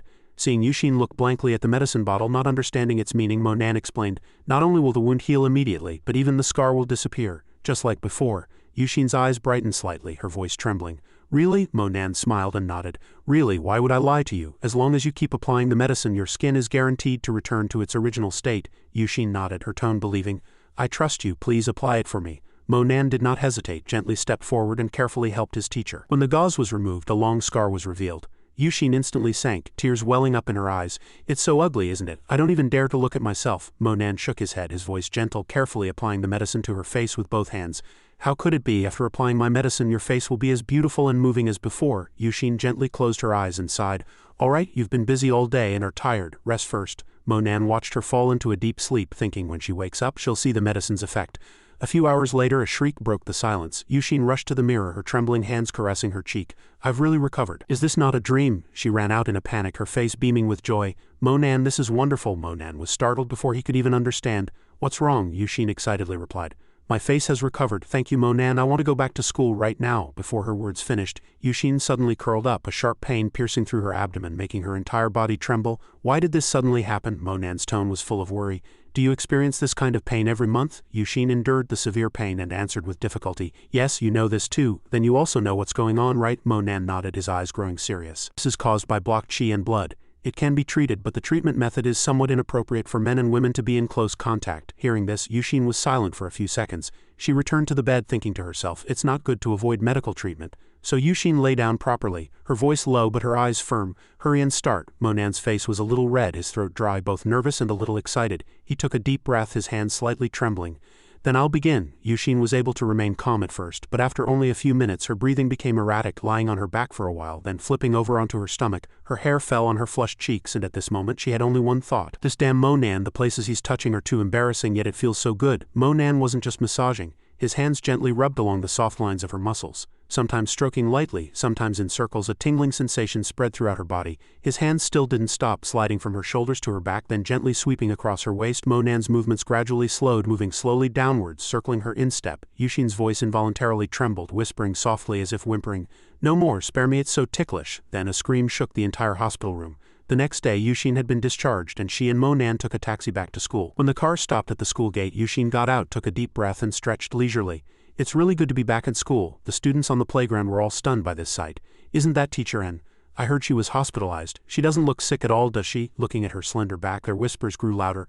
My goddess is finally back. What do you mean? Teacher Anne's face was disfigured. She's perfectly fine and even more beautiful than before. Yes, she truly is our Shud Middle School's #1 beauty teacher. But who's that boy next to her? Why did Teacher Anne get out of the car with him and walk so close? Monan stopped in front of the main teaching building, gently looked around and murmured to himself, I didn't expect to be back at this school again. While he was still lost in thought, Yushin's voice with a hint of teasing rang out. Monan, what are you standing there for? I can't wait, come in quickly. Why are you standing outside? He smiled and walked over, responding, Okay, you've just recovered, walk slower. Yushin turned around, her cheeks unconsciously flushing, and she lowered her voice. After the treatment, my stomach really doesn't hurt anymore. But she hesitated, then whispered softly, only for Monan to hear, Your hands were on my? Isn't that a bit too much for you? However, a man's voice came from behind, interrupting their conversation. Yushin, it really is you, you're back? Yushin turned around and saw that the person was Fan Chong. Her face immediately showed displeasure, and she replied coldly, completely unlike her usual self. Teacher Fan. Monan looked at him, a memory flashing through his mind. He remembered this person named Fan Chong who was pursuing an Yushin in his previous life. Although they weren't a couple, their relationship was good, but only in times of difficulty could one tell who was truly sincere. He heard that yesterday Fan Chong wouldn't even lend 100 yuan. Meanwhile, he paid no attention to Yushin's displeased attitude. He said excitedly, Yushin, your face is fine, that's great, I'll treat you to dinner tonight to celebrate your discharge. Yushin frowned slightly and refused definitively. No need, Teacher Fan, we're just colleagues. Please call me teacher, and from now on, not everyone can call me Yushin. With that, she turned and walked away. Her proud back left a man standing bewildered, still stammering, Yushin, Yushin. Fan Chong stood there dumbfounded, his eyes bloodshot as he watched the two disappear into the distance, his teeth gnashed. To be so close to a poor student, that damn slut, I'll strangle you one day. The scene shifts to the classroom. Monan was sitting there, his eyes distant as if thinking about something far away. Seeing him so preoccupied, Susu asked softly, her tone a little worried, Monan, are you all right? Still thinking about Lin Yutang, he gently curved his lips, his voice calm but with a strange coldness. I have no connection to her. Susu didn't ask again, but her gaze still secretly lingered on his profile, her cheeks flushed, her heart pounding as if it would burst from her chest. This man looked somewhat refined, but when he didn't smile he was strangely captivating. But then Susu bit her lip tightly, shaking her head vigorously. No, I have to study hard, get into a good university. I can't let my mind wander. Suddenly remembering something she still needed to do, she immediately stood up and walked straight to the front. Oh, I almost forgot, there's something to announce. She rushed to the podium, took a deep breath, and then her voice echoed throughout the classroom. Classmates, don't rush off yet. I have something to tell everyone. The school has issued a notice that a coming-of-age ceremony will be held for our third-year high school students in a few days. Instantly, the atmosphere erupted, cheers rising one after another. Great! The noise grew louder and louder, and Susu impatiently shouted loudly. Quiet down, all of you. Her voice became stern. Our class's performances are all good, but we're still missing some props for practice. Now if you boys please come with me to the old teaching building to get the props. The classroom immediately fell silent, no one moved. A boy trembled and muttered softly, The old teaching building, that building has ghosts, I'm not going. Others echoed, I'm not going either. I'd rather clean the toilets, there's no one there, it's too scary. Another voice full of doubt rang out, What haunted house? Another boy leaned in, saying in an eerie tone, That place has been abandoned for a long time, it's usually used for storing things. But sometimes I hear crying at night. Susu ignored them, clenching her hands tightly, her gaze sweeping around, her voice icy. So who is willing to come with me? Stand up and volunteer. Below there was dead silence. No one dared to breathe loudly. Suddenly a hand went up and Monan said enthusiastically, "I'll go with you." However, Susu didn't stop there, a sly expression on her face, her gaze sweeping over the students below, her voice icy. "Although someone has already volunteered to be a scapegoat, don't think you can all run away. A few more people." These words immediately made all the boys freeze, their faces pale as if they were about to be sent to the execution ground. A group of 5 people walked into the courtyard of the old teaching building. It had been abandoned for a long time, and the atmosphere today was unusually eerie, so quiet that Susu couldn't help but frown, wondering aloud. "Strange, why didn't we hear any crying this time?" Monan stood still for a moment, his sharp gaze sweeping over the dusty corridor, concentrating his senses with only one conclusion in his mind. He didn't feel the presence of any vengeful spirits. Seeing that he remained calm, Susu couldn't help but turn and ask, her tone a little surprised, "Monan, aren't you afraid? You're still looking around. Hurry up and get the things and let's go." Hearing this, Monan took a step forward, his shoulders slightly tilted, his eyes cold yet full of confidence. "The universe is filled with righteous energy. Demons and ghosts all fear me," Susu scoffed, pouting her lips in mockery, boasting. But just then a chill suddenly spread through the air and masses of dark shadows swooped down from above. It was a swarm of huge bees, their wings flapping with a terrifying sound like blades cutting through the air. Monan looked up, his eyes slightly narrowed. "Why are there so many hornets here?" Susu immediately spoke, trying to remain calm. "They've always been here for years. The school had to abandon this building to protect the beneficial insects." Hearing this, Monan's eyes darkened and an ominous premonition surged in his heart, but these were not ordinary hornets, rather cultivated beehives. A wave of unease swept over him, as if someone was tearing at his memories, and he felt a pang of sadness. In his previous life, his younger sister also studied at this school and was unfortunately stung more than a dozen times, her entire body swollen, unconscious, and almost lost her life. Anger surged like a tide, drowning out reason. Monan gritted his teeth, quickly walked towards the swarm, his voice as cold as steel. "Since I've encountered such harmful creatures, I'll eliminate them." Susu panicked, hastily calling out, "Monan, what are you doing? Come back quickly." Hornets sting, but Monan paid no attention. He followed the bee's flight path. He found a classroom deep within the teaching building. There a horrifying sight unfolded. A huge beehive so large that it covered an entire cracked old wall. As soon as they saw the intruders, the swarm of bees rushed out frantically like a huge vortex, their buzzing deafening, wave after wave of bees darting straight at Monan like arrows. In an instant his entire body was densely covered by the swarm without a single gap from head to toe. Monan Susu rushed over, accompanied by a loud shout, her eyes wide with fear as she witnessed this scene. Tears and snot streaming down her face, and she pulled out her phone. Susu's voice trembled with fear. "Call the police." "Yes, call the police." Just then a calm voice spoke amidst the chaos. "No need, I'm fine. Step back a little." Susu froze, her heart racing. "Monan, you're still alive. Come out quickly." After only 3 seconds, a burst of energy erupted from Monan's body. Golden light shooting up like hellfire, shaking the entire space. Monan's voice rang out, deep and filled with anger. "Just a bunch of pests. They must all be eliminated." The entire swarm was knocked over, crashing heavily to the ground, struggling in despair and finally turning into shriveled corpses. Susu was dumbfounded. The scene just now was like an absurd dream, making her doubt her eyes. Susu gasped for breath, rushing over in a hurry, her heart pounding from everything that had just happened. She almost screamed, "Monan, are you really okay? How did this happen?" He still stood there, silent, his gaze sharp as a knife, intently looking at what he held in his hand. A large bee, its wings tattered, yet still weakly struggling. Monan's face was contemplative, his brows tightly furrowed as if calculating something, and his hoarse, low voice spoke in the silence, "This is the queen bee." At that moment, Susu suddenly reached out and forcefully cupped Monan's face, turning it from side to side as if afraid of missing any wound. He looked at his entire body in surprise, her heart filled with confusion and curiosity.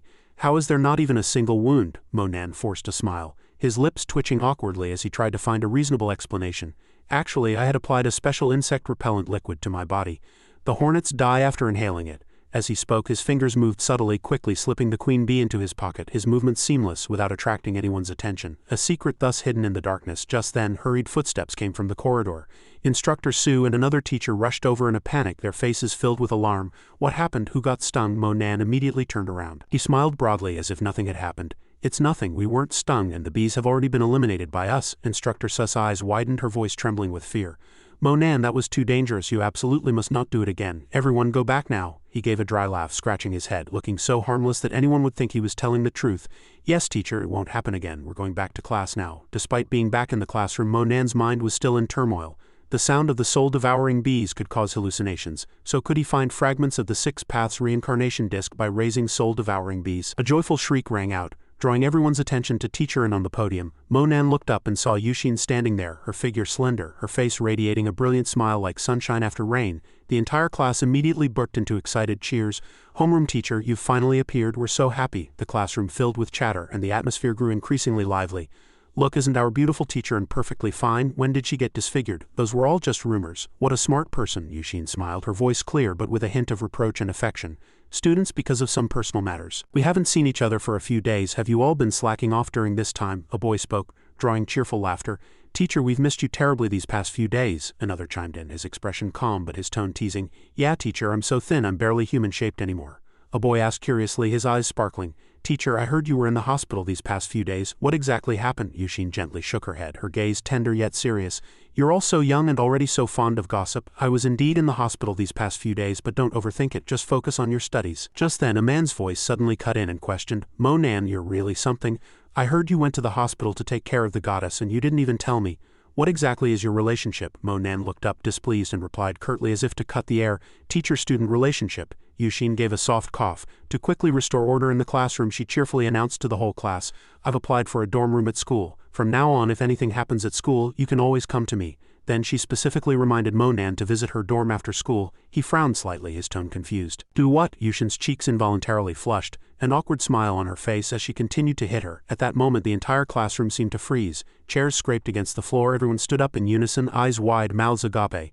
What? Some boys even cried inwardly, Oh my God, my goddess. In the tense atmosphere, Monan remained indifferent, raising a hand to refuse, his tone flat to the point of suffocating. Not today, I'm busy. How about next Saturday? This statement hit the hearts of all the students like a heavy blow. The chatter instantly erupted more fiercely than before. He actually postponed Teacher Anne's invitation. Someone seized the opportunity to shout, Teacher, I'm really good at fighting. I'm free tonight. Another immediately retorted, Save it, you'd break the teacher's bones if you fought. At this, Yushin gently bit her lip, her eyes flickering, but her tone was unexpectedly firm.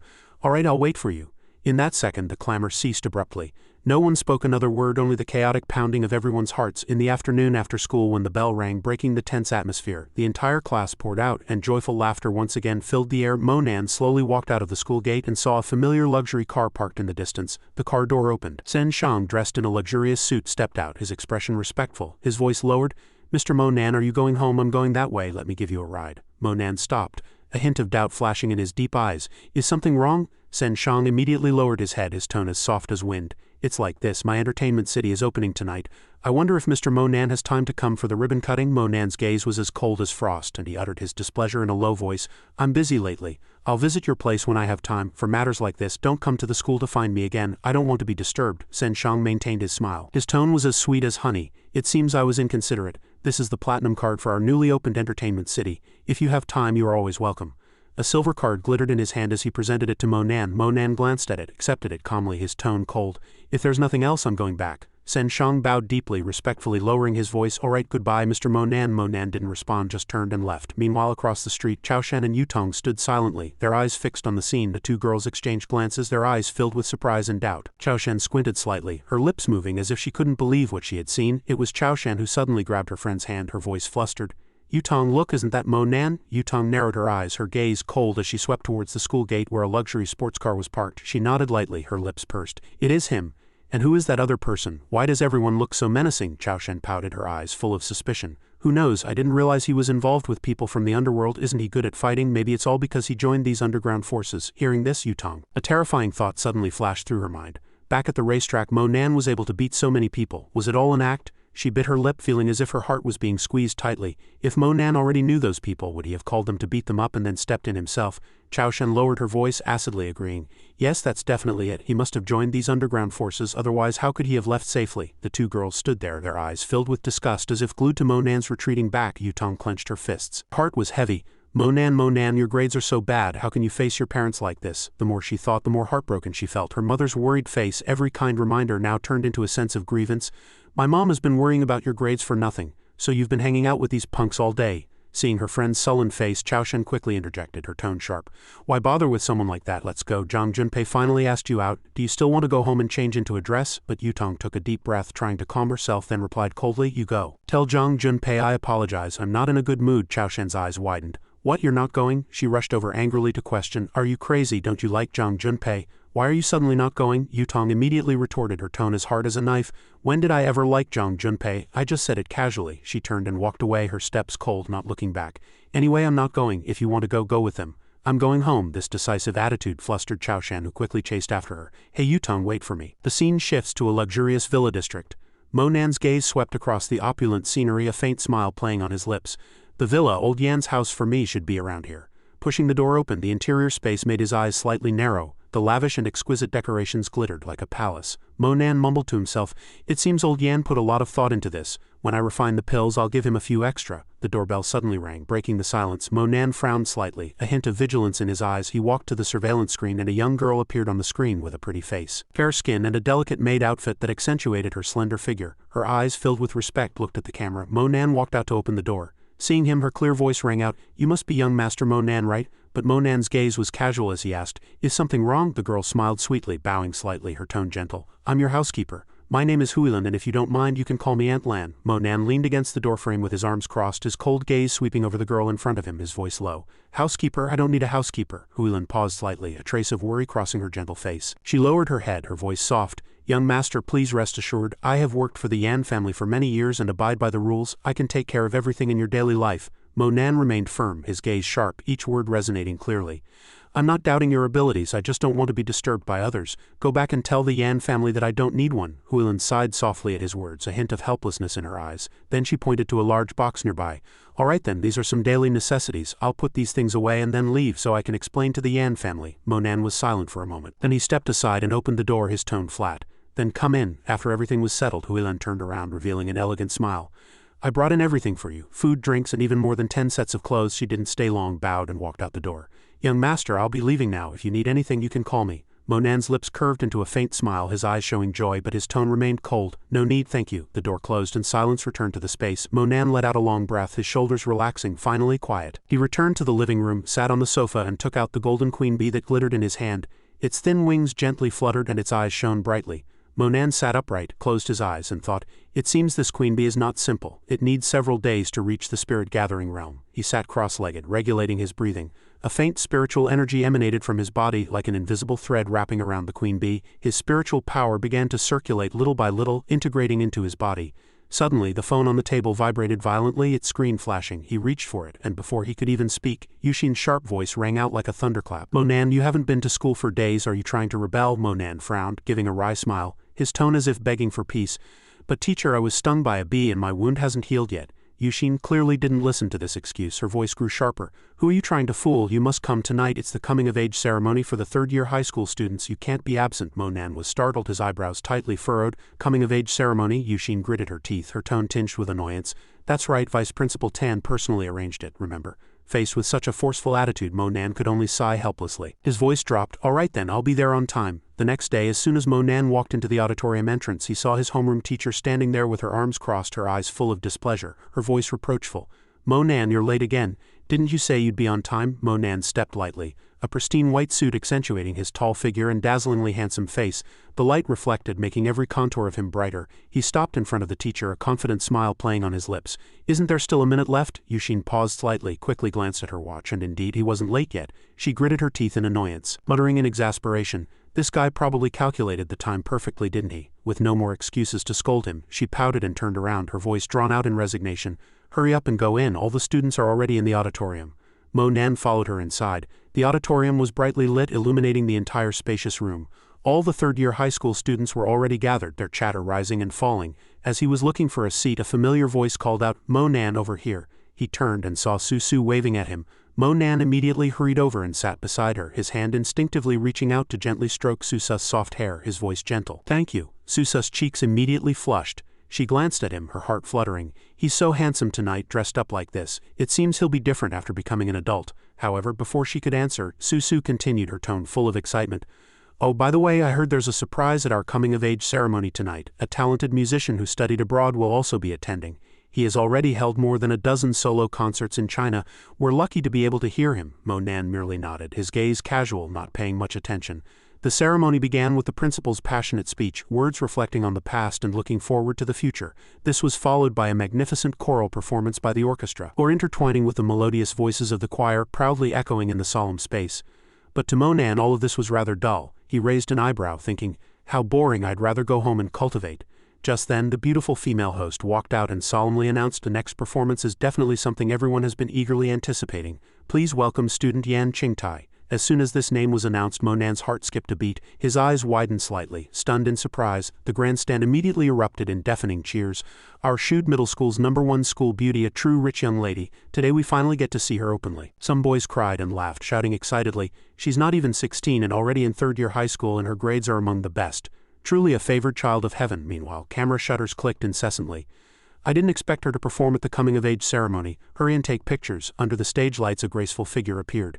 Yan Qingtai, dressed in a sky-blue ancient costume, her robes gently fluttering with her steps. She held a guqin tightly in her arms, her face serene yet breathtakingly beautiful. This appearance was completely different from the Miss Yan Monan had seen that day. This scene made his heart gently stir. The so-called Jia Ren beauty. Referring to the one on the other side of the river. That must be her. Qingtai walked onto the stage, her autumn water-like eyes lightly sweeping over the audience. Her clear and gentle voice resonated in the silent space. "The piece I will play is called Mo Shang Sang Mulberry on the Path." She sat down gracefully, her ancient dress fanning out on the wooden floor, her slender hands gently caressing the strings. The first note sounded clear and melodious, like a stream gurgling through rocks, like a gentle breeze drifts in a wheat field. The sound of the chin tugged at the heartstrings of the listeners, each melody like gold pouring into their ears, immersing the entire auditorium in a gentle dream. In the guest seating, several guests couldn't help but lean forward. Their eyes lit up as if they had discovered a shining pearl. One person gently sighed, his voice trembling with excitement.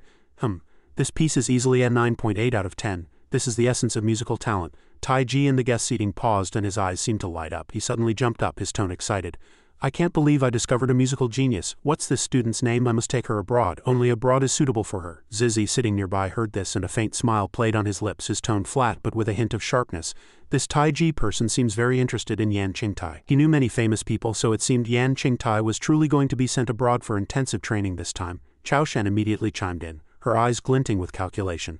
"That's right, the Yan family is already powerful enough. Now, with Tai Ji's recommendation, in just a few years when she returns to China, she'll instantly surpass those superstar celebrities."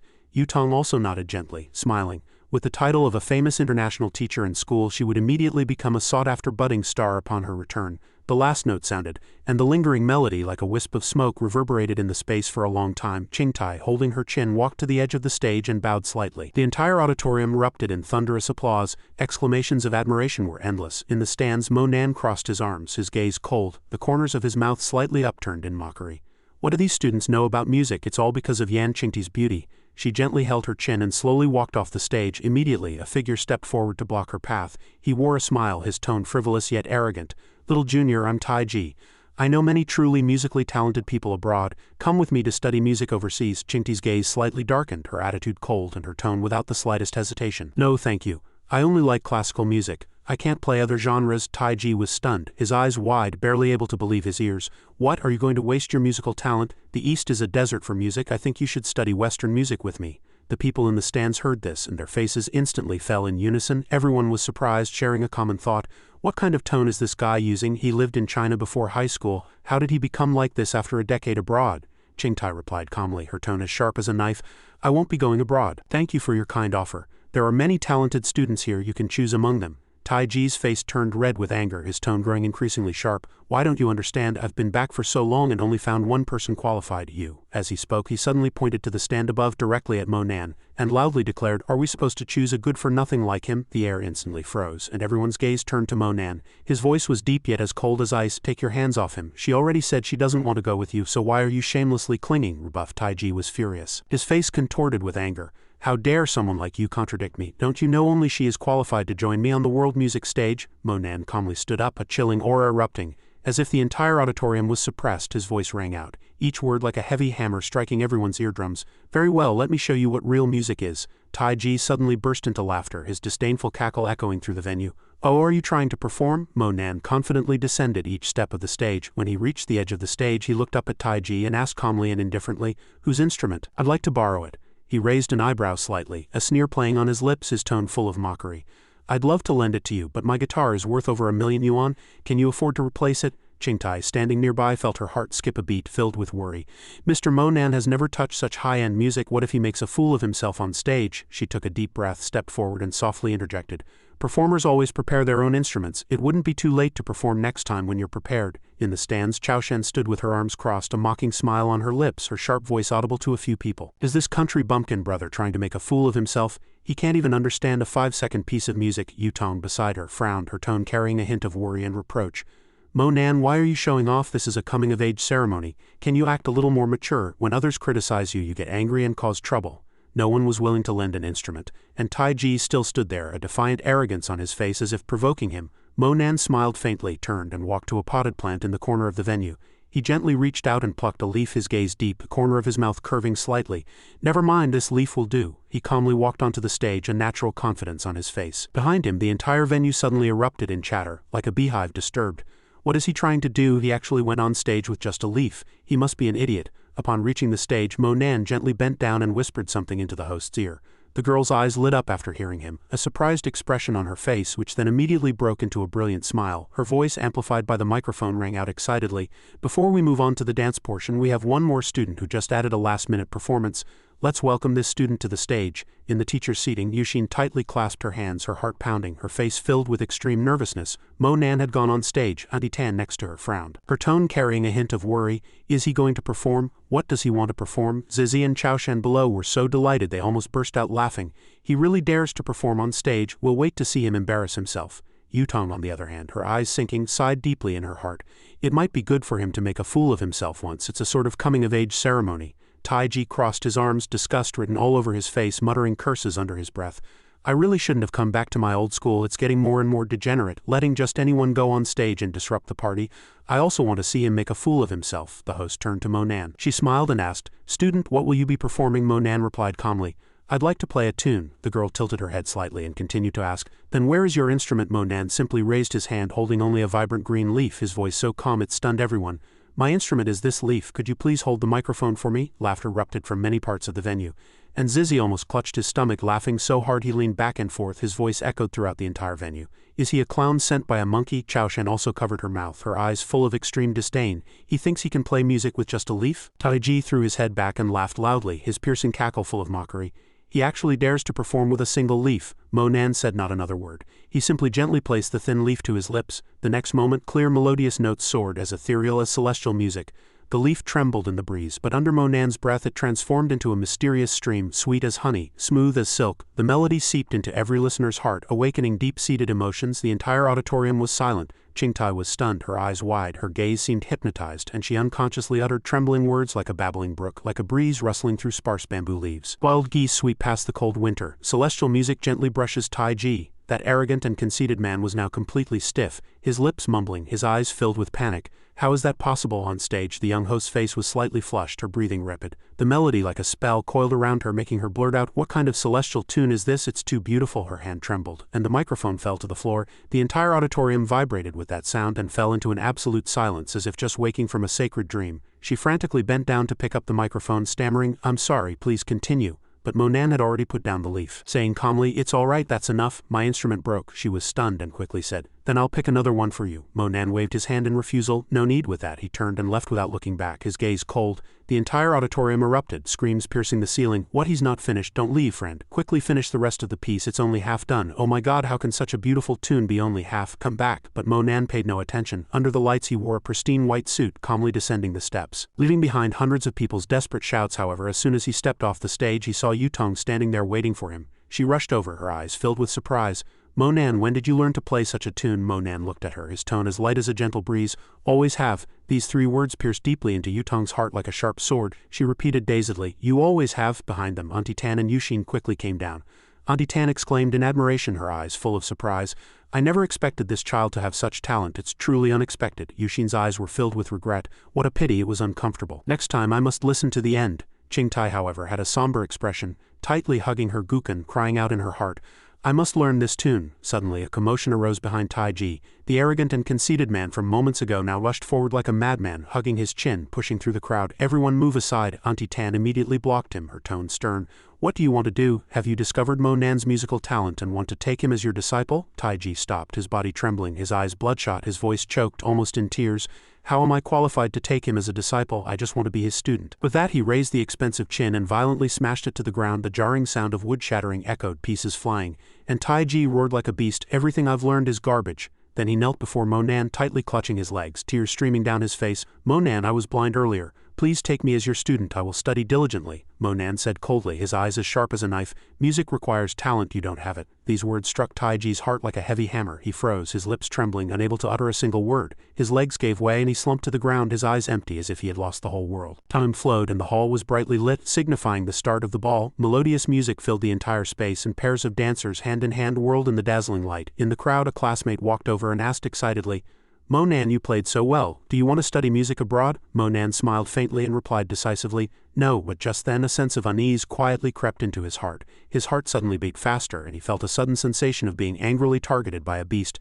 There are too many people here, it's really inconvenient. Thinking this, Monan turned and whispered to Yushin, teacher, and I have something else to do. I'm going back first. Yushin frowned in surprise. What, aren't you going to the ball? Monan did not answer, merely nodded slightly, then turned and left, leaving behind the noisy music and cheerful laughter. Stepping out of the school gate, Monan paused, his eyes gleaming with vigilance, his sharp gaze sweeping over every dark corner, muttering to himself, the hidden martial arts are quite good. Suddenly a female voice came from behind Monan. Why are you leaving? Monan's fists clenched tightly, a surge of discomfort rising in his heart. A dangerous person was approaching. Why did she follow me out? He turned around, his voice deep, with a hint of coldness. I have something else to do, you should go back quickly. Yutong walked forward, her eyes burning with accusatory fire. You said you already knew music, so why didn't you tell me before? Were you deliberately hiding it to make me look foolish? I worried about you going on stage for nothing. Monan did not answer, merely turned around coldly and continued walking. Yutong shouted loudly, her voice distorted by anger. Now Chaoshan and the others all think I already knew and that I conspired with you to deceive them. Now you've run off again. Come back immediately. Don't think you're so great just because you can play a tune. Monan stopped. His shoulders trembled slightly, and he shouted Lin Yutong in anger. That voice stunned her.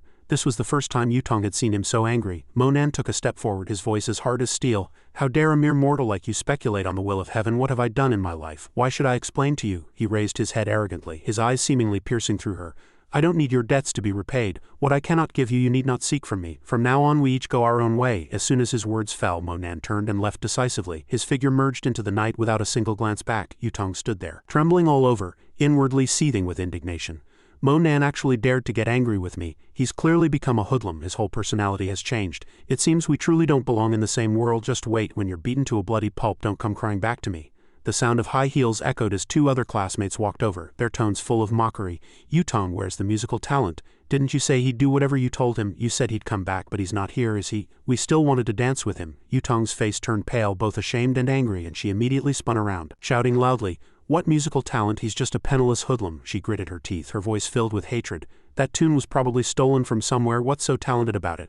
Monan quickly walked out of the school gate, his sharp gaze scanning his surroundings, every movement carrying a sense of vigilance. The night wind gently rustled through the treetops, but he could still feel an invisible pressure on his shoulders. That feeling of being watched by a beast still lingered. It was still following him. Monan unhurriedly wound his way around the small paths on campus, each step like a test. After a while he slowly headed home. As he walked he pondered, I haven't caused any trouble recently. Could it be that evil cultivator who raises the queen bee? But the long journey passed and no one approached. Not a single unusual aura drew near. Even after entering his home the tension did not dissipate. He cast his gaze towards the empty alley, his heart filled with more doubt. I clearly showed vulnerabilities along the way, yet he didn't make a move. This guy isn't simple. Monan didn't hesitate, pushed the door open and quickly locked it, his movements decisive, like someone accustomed to facing danger. I still need to cultivate quickly. This feeling of being targeted by a venomous snake is truly unpleasant. After showering and changing he sat upright in his chair, eyes slightly closed, adjusting his breathing and circulating his internal energy. Suddenly the doorbell rang, breaking the peaceful atmosphere. Monan's eyes snapped open, his brows tightly furrowed, a hint of murderous intent flashing in his eyes. Who's ringing the doorbell so late? The moment the door opened, his indifferent expression suddenly froze, replaced by surprise and vigilance. How is it, her? What are you doing here? Standing outside the door was none other than Qingtai. She wore a simple dress, her long hair draped over her shoulders, tightly clutching the familiar guqin in her hands. Before Monan could even stop her, she had already walked straight into the house, her tone filled with determination. I've come for the music score. Monan gently shrugged, his tone as flat as water. I don't have a music score. Even if I did, you wouldn't be able to play it. Qingtai frowned slightly, a hint of challenge in her eyes, and said loudly, why wouldn't I be able to play it? Quickly give me the score. I also want the other half of the piece. I can buy it with money. As she spoke, her voice suddenly softened, her eyes seemingly carrying a hint of plea. I don't mean anything else. I just really love this tune. With that, Qingtai casually pulled out a black card. Here's 300,000 yuan. I want to buy your music. If you don't give it to me, I'll stay here indefinitely. Monan sighed softly, his eyes cold. You won't be able to learn it, so stop wasting each other's time. Qingtai sat down on the chair resolutely, her tone firm. I don't care, I have time. It's just a music score, why are you being so petty? Monan sighed and shrugged, compromising. Alright, I'll give you the score, but if you can't learn it, don't come looking for me again. Qingti's lips curved slightly, but she felt a hint of disappointment inwardly. He really was no different from anyone else, he would agree, as long as money was involved. She thought he wouldn't be like that. Monan didn't reply, just watched her quietly, his eyes too deep to fathom. He held a pen and scribbled on the paper for a while, and the music score was complete. Qingti took the paper from his hand, her tone full of confidence and pride. There's no music score I can't play. Early the next morning, faint sunlight pierced through the curtains, falling on Monan's sleeping face. On the sofa he groggily opened his eyes, frowning slightly as he surveyed the silent living room. Suddenly the sound of running water from the bathroom broke the tranquility. Monan was startled and turned to look. Through the blurred steamy glass a slender girl's figure could vaguely be seen moving. Soft lines appeared and disappeared in the humid steam, making the entire space seem shrouded in a hazy mist. Monan's lips curved slightly, a trace of mockery flashing in his mind. How unreserved! Qingti in the bathroom seemed completely unconcerned about anyone else's presence, confidently immersing herself in the warm water. The gurgling water was accompanied by her soft humming, her clear singing carrying a hint of casualness like a morning symphony. Outside the bathroom, Monan leaned on the chair, a gentle smile playing on his lips, his eyes calm and deep. Why would I quibble with a child? Consider it a morning bonus. Another beautiful morning. Monan had just reached the school gate when he saw an unusually lively scene, and he couldn't help but feel curious. What's going on? The campus was crowded with people, a cacophony of voices rising and falling, and an excited atmosphere pervaded the entire space. Several large buses were neatly parked there, and groups of students dragged their suitcases, chatting happily. He was a bit bewildered, and before he could understand what was happening, a familiar voice came from afar. Monan, can't you ever come earlier? Hurry up and get on the bus. Bus number 12 is waiting for you. Yushin shouted as she ran over, and before he could react she pulled his hand and walked quickly. Monan raised an eyebrow and asked, Teacher, where are we going? Yushin turned her head, a hint of reproach in her eyes. The coming-of-age ceremony, of course. We're going to the Confucius temple today, to hold the capping ceremony.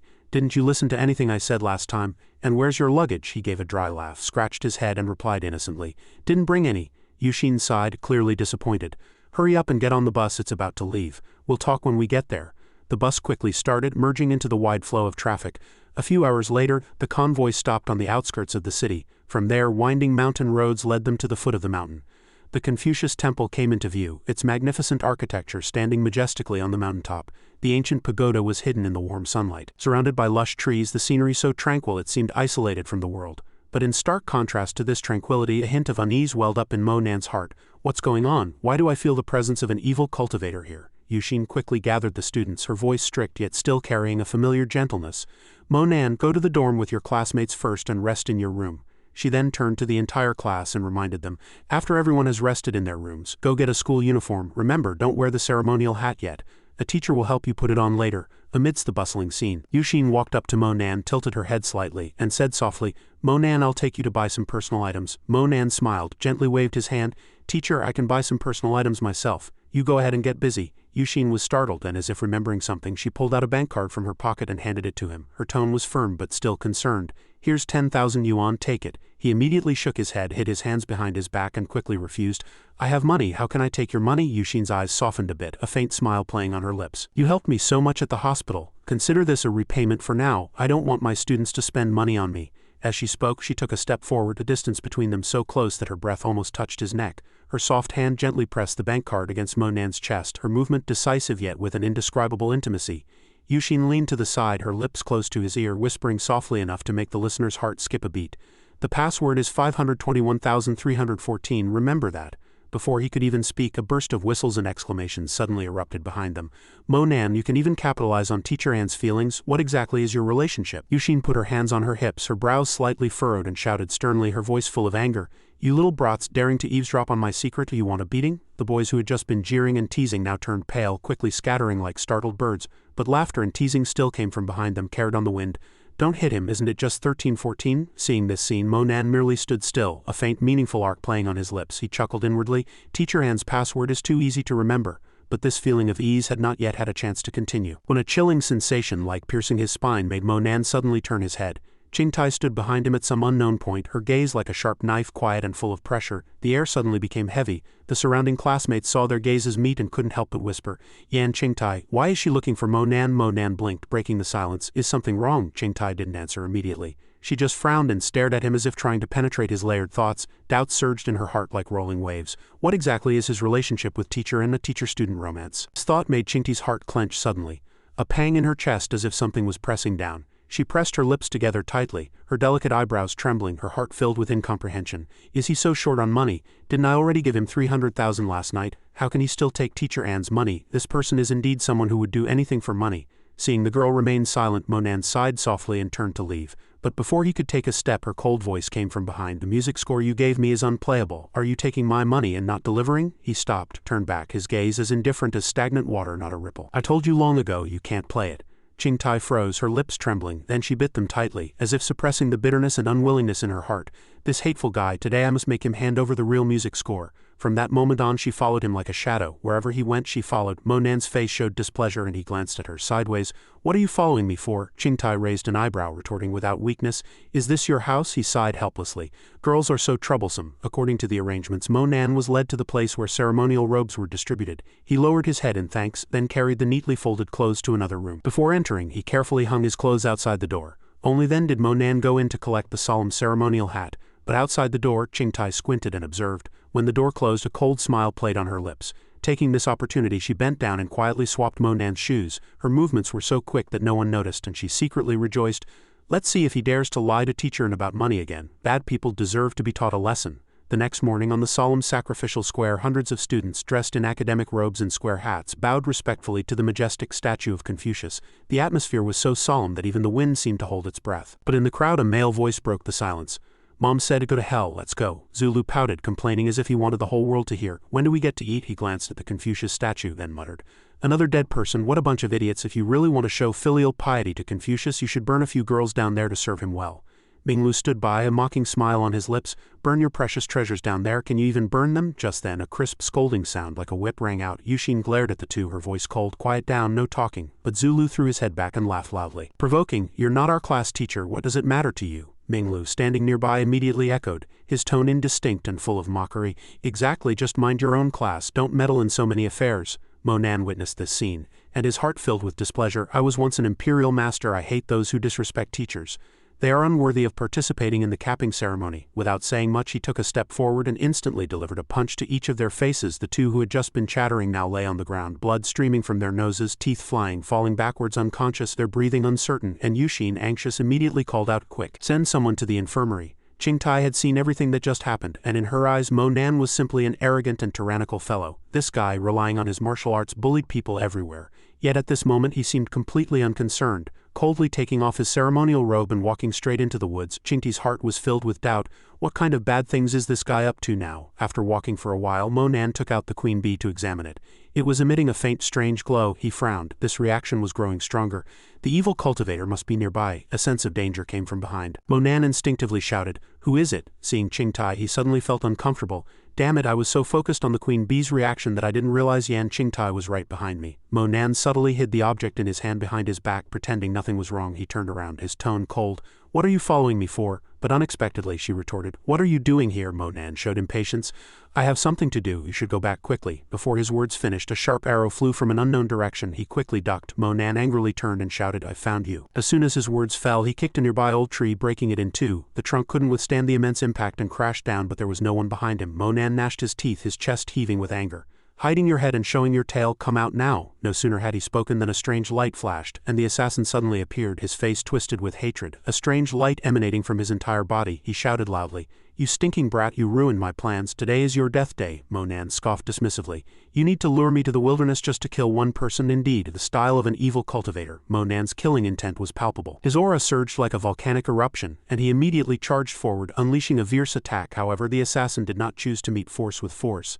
Instead, he suddenly turned and fled in a panic. Monan instantly teleported in pursuit, leaving Qingtai standing dumbfounded, feeling wronged. Is this liar Monan going to abandon me in the forest? No, I must catch up to him. Monan flew like lightning, the distance between them rapidly closing in the blink of an eye. Branches and leaves were torn apart by his thunderous footsteps. In just a flash, Monan was already close.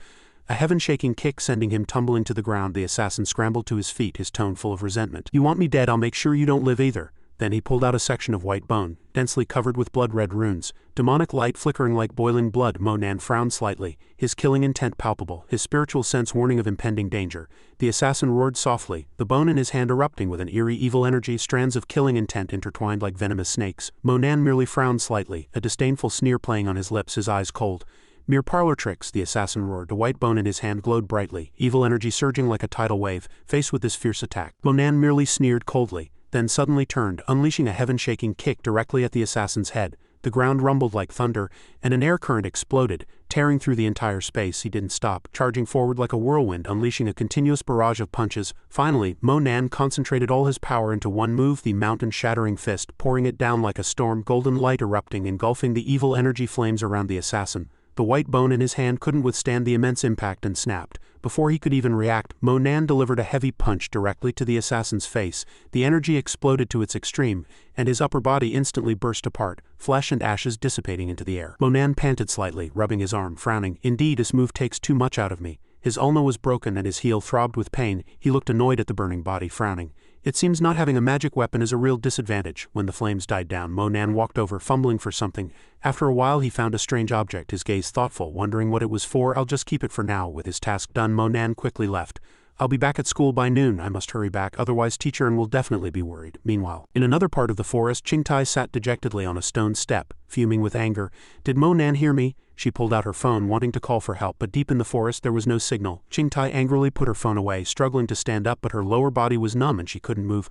What is this? Am I going to die here? Is anyone there? Damn, Monan, save me! Monan suddenly stopped, hearing the scream that pierced the forest silence, his eyebrows tightly furrowed, a hint of doubt flashing in his eyes. That voice? Yan Qingtai hasn't gone back yet? He didn't hesitate, following the direction of the voice. His footsteps crushed dry leaves, moving as fast as a gust of wind. When he reached his destination, the scene before him made him frown slightly.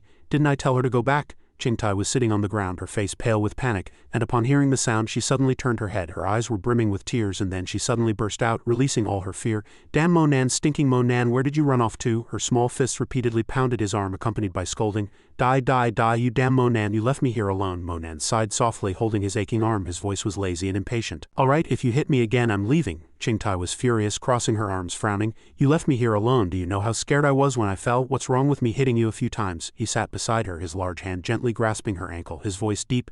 Didn't I find you already? It was unclear what he did that made Miss Yan blush so much she erupted in emotion. But on the contrary, his face still held contemplation and displeasure. His right hand was already broken and couldn't exert force, so he could only use his left. Monan carefully held her small foot, his voice gentle yet full of strength. You've sprained your ankle. I'll set your bone for you. Bear with it. The intense pain made Qingtai wince and scream, Go easy, are you trying to kill me? After setting the bone, Monan calmly said, All right, don't move for a bit. Rest and we'll go down the mountain together. But just then Miss Yan groaned, clutching her stomach.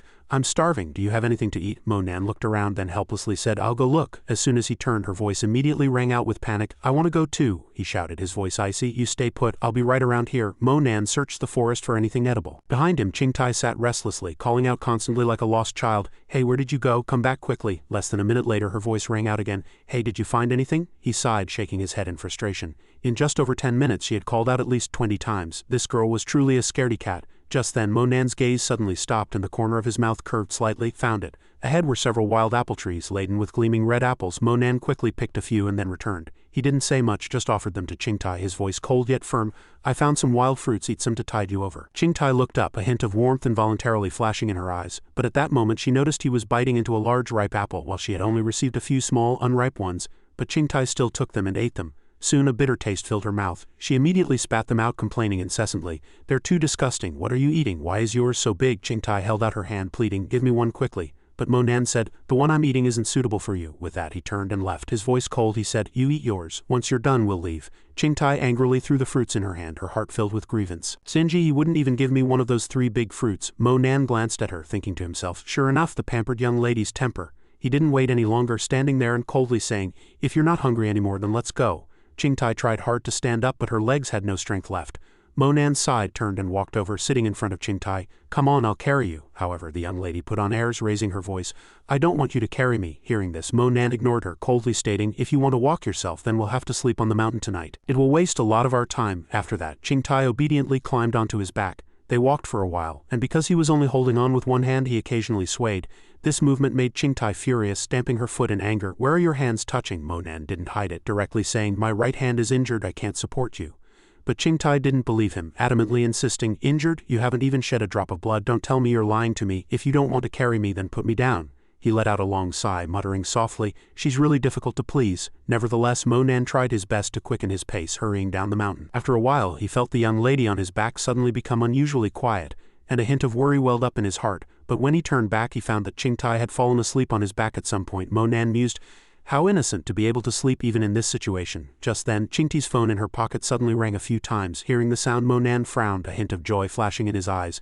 There's a signal here. It seems the whole world is looking for us. The phone vibrated violently in his hand, the ringtone urgent as if urging something. Mo Nan frowned, his tone hurried. Wake up, answer the phone. But he was met only with a faint groan. Mo Nan was startled, turning to find Qingtai had collapsed, her body limp in his arms. Unconscious, what's wrong? Her face was terrifyingly pale, her lips purple, sweat pouring down like rain. Mo Nan bent down to examine her, suddenly realizing the severity of the situation, and exclaimed in alarm, damn it, she's been poisoned. He looked her over, pondering, unsure if she had been bitten by a venomous snake or if an evil cultivator had struck her. Mo Nan no longer hesitated, darting into the forest like an arrow, his hands brushing against branches as he frantically gathered the detoxifying herbs he knew by heart. He worried that if he didn't detoxify her now, she might even die from the poison.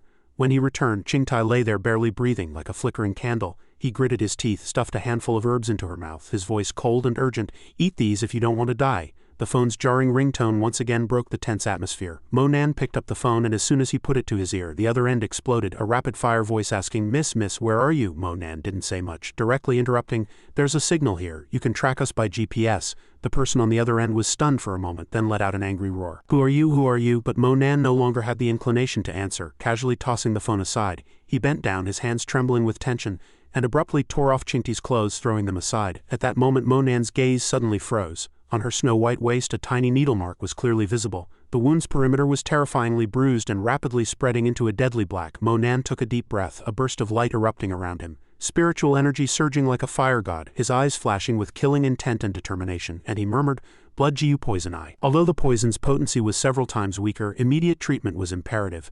He unhesitatingly picked up Qingtai, gently placed his hand on the poisoned area. There was no time to concoct an antidote, so he could only directly infuse spiritual energy to force out the toxins. Mo Nan placed his entire palm on Qingtai's abdomen, and warm spiritual energy entered her body. Light diffused from his palm, threads of light penetrating her skin, gradually forcing the toxins out of her body. Qingtai groaned in pain, her body coiling up, her voice weak and powerless. Gradually her eyelashes fluttered, and she awoke amidst the intense pain, her vision somewhat blurred.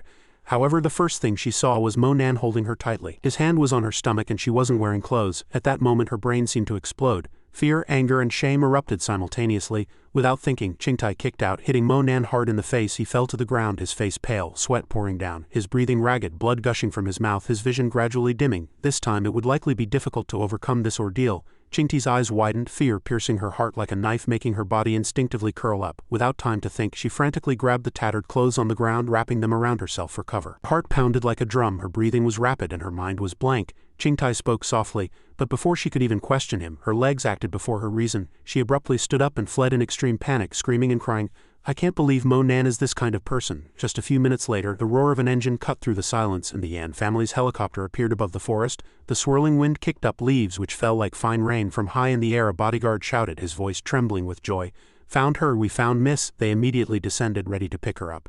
But when the bodyguard saw her disheveled and pale face, everyone's face turned ashen. One immediately took off his suit jacket, trembling as he draped it over her shoulders, asking worriedly, Miss, what's wrong? Miss, are you all right? Are you alone? Qingtai didn't answer. She just sobbed, her fingers tightly clutching the clothes covering her body. Her lips trembled, uttering a few hoarse words. Home, I want to go home. She was helped onto the helicopter, but the roar of the rotor couldn't mask the suffocating silence that permeated the air. Qingtai curled up in her seat, her hands tightly clutching the hem of her clothes, her eyes hollow as she stared out at the gray sky. Tears no longer fell, but panic still clung to her like the night. Two bodyguards sat opposite each other, their faces filled with confusion, but neither dared to speak. The helicopter roared past, leaving the silent forest behind. Mo Nan lay on the blood-stained ground, his fate unknown. Less than an hour later, the helicopter landed on the roof of the Yan family building. At this moment, Longxing's eyes were bloodshot, his face tense as he quickly walked towards the freshly landed helicopter. When his daughter's pitiful figure appeared, his heart felt as if it had been tightly squeezed. Daughter, what's wrong? Just then, the defenses he had maintained all the way instantly crumbled. Qingtai burst into tears, throwing herself into her father's arms, trembling and sobbing uncontrollably. Longxing's gaze darkened, anger and panic intertwined. He turned abruptly to the bodyguards, roaring, What are you standing there for? Call a doctor quickly. The bodyguards immediately responded, frantically making calls. Yes, yes. Old Master Yan and the old madam were already waiting in the living room. When they saw their granddaughter being carried in, both their expressions changed. As soon as Qingtai saw her grandparents, her weak legs struggled, trying to rush over and tightly embrace them, tears streaming down her face. Grandpa, Grandma. Less than a few minutes later, the Yan family's private doctor rushed in, carrying a heavy medical kit. Quickly, bring Miss inside. After a careful examination, the doctor removed his mask, wiped his sweat, and said solemnly, Miss has been poisoned. These words were like a bolt from the blue. Longxing staggered, his face pale, veins bulging, and he roared. What poisoned? The doctor took a deep breath, trying to remain calm, and explained in a lowered voice, Mr. Yan, don't worry, this poison is not life-threatening to Miss, but we still need further examination. Old Madame Yan slowly walked in, her voice gently comforting. It's good that it's not serious. Oh, wasn't Monan also missing? How is he? As soon as her words fell, the space was suddenly broken by a faint whimper, softly coming from the pristine white hospital bed. Qingtai lay there, her face pale, forehead covered in fine sweat, lips trembling, mumbling in her unconscious state. No, old Madame Yan rushed over, her arms tightly embracing her granddaughter's trembling body, her trembling hands continuously stroking her. It's all right now. Longxing was stunned, his brows tightly furrowed. His scene, combined with her earlier torn clothes, made him imagine the worst possible scenario. Could Monan have? Suddenly, old Master Yan's voice rang out, deep enough to quell all the noise. Everyone go out. Don't disturb Qingti's rest. Everyone silently retreated to the living room. No one spoke a word, only a suffocating tension pervaded the entire room. Old Master Yan pondered for a long time, his gaze deep, then slowly opened his mouth. Impossible, Monan is an upright person, he would never do such a thing. Longxing growled, a hint of murderous intent flashing in his eyes. He'd better not have otherwise, but before he could finish, old Master Yan's icy voice interrupted him. Say no more. He turned to the maid, his tone firm. Auntie Wei, come here. She gently responded and walked to the door, gently knocked 3 times before pushing it open. Miss, I'm coming in. Old Madame Yan frowned tightly, her heart uneasy, restless. She hesitated for a moment, then suddenly stood up. No, I'm going to take a look too. Leaving the Yan father and son in the living room, the atmosphere was heavy and stagnant. Longxing stood motionless, his eyes burning like fire, while old Master Yan gently closed his eyes, his mind swirling with countless thoughts. After a long time, the door suddenly opened and old Madame Yan walked out, her expression completely different from before. Longxing immediately rushed over, asking urgently, How is she? She smiled slightly, comforting him. Don't worry, she's fine, just a little dirty, probably scared. Hearing this, Longxing and old Master Yan both breathed a sigh of relief, and old Master Yan slowly said, Since she's all right, everyone else should go rest and let Qingtai rest peacefully. The next day, Qingtai was still sound asleep, her breathing even, but her brows were slightly furrowed as if still having a nightmare. Yuxin had somehow already sat by the bed, her bright black eyes intently watching Qingti's pale face. A difficult-to-describe light flickering in her gaze. Suddenly, Qingti's eyelashes fluttered gently. She blinked a few times, then vaguely opened her eyes. The first sight made her dizzy. Qingtai instinctively sat up, her voice surprised and tinged with vigilance. Teacher, and why are you here? Yuxin was somewhat confused, her voice low. Did you see Monan yesterday? Was he with you? Why haven't I seen him return? Hearing this, Qingti's gaze immediately darkened. She slowly lay down, unhappily replying, You seem to care about him a lot, don't you? Are you worried that the money you gave him has gone to waste? Yuxin was startled, somewhat surprised. What money are you talking about? I'm asking about Monan right now, Qingtai suddenly erupted, sitting up abruptly, her tone urgent.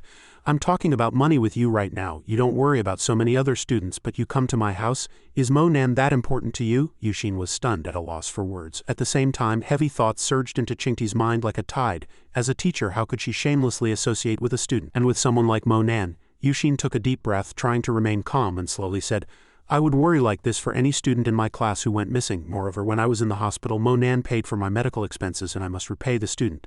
These words were like a knife piercing through Qingti's wrong assumptions. Her eyes widened and she was completely petrified. At the Confucius Temple, were you repaying Monan? Yuxin nodded in confirmation, her gaze sincere. What did you think it was? He bore all the medical expenses himself. Qingtai froze, her heart racing, her chest constricted. Could she have misunderstood Monan? But just then, Yuxin asked again, Where exactly is he? Qingtai looked up, her tone somewhat strained.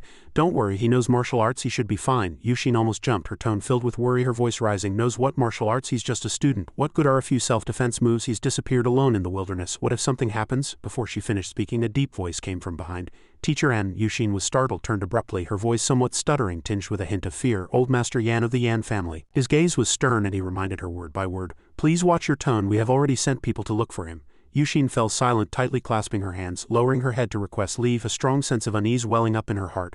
Monan, where exactly have you gone? In the room, old Master Yan's voice steadily resonated. Qingtai, you're awake, come downstairs. Your uncle Yaofeng is back, he can help you detoxify. Qingti's eyes suddenly lit up, overjoyed. When did uncle come back? I'll go see him. In the Yan family living room, the man sat in a chair with his arms crossed. His gaze as sharp as a sword. He was Yan Yaofeng, a colonel in the infantry, and the pride of the entire family. Qingtai quickly ran over, her face beaming with immense joy.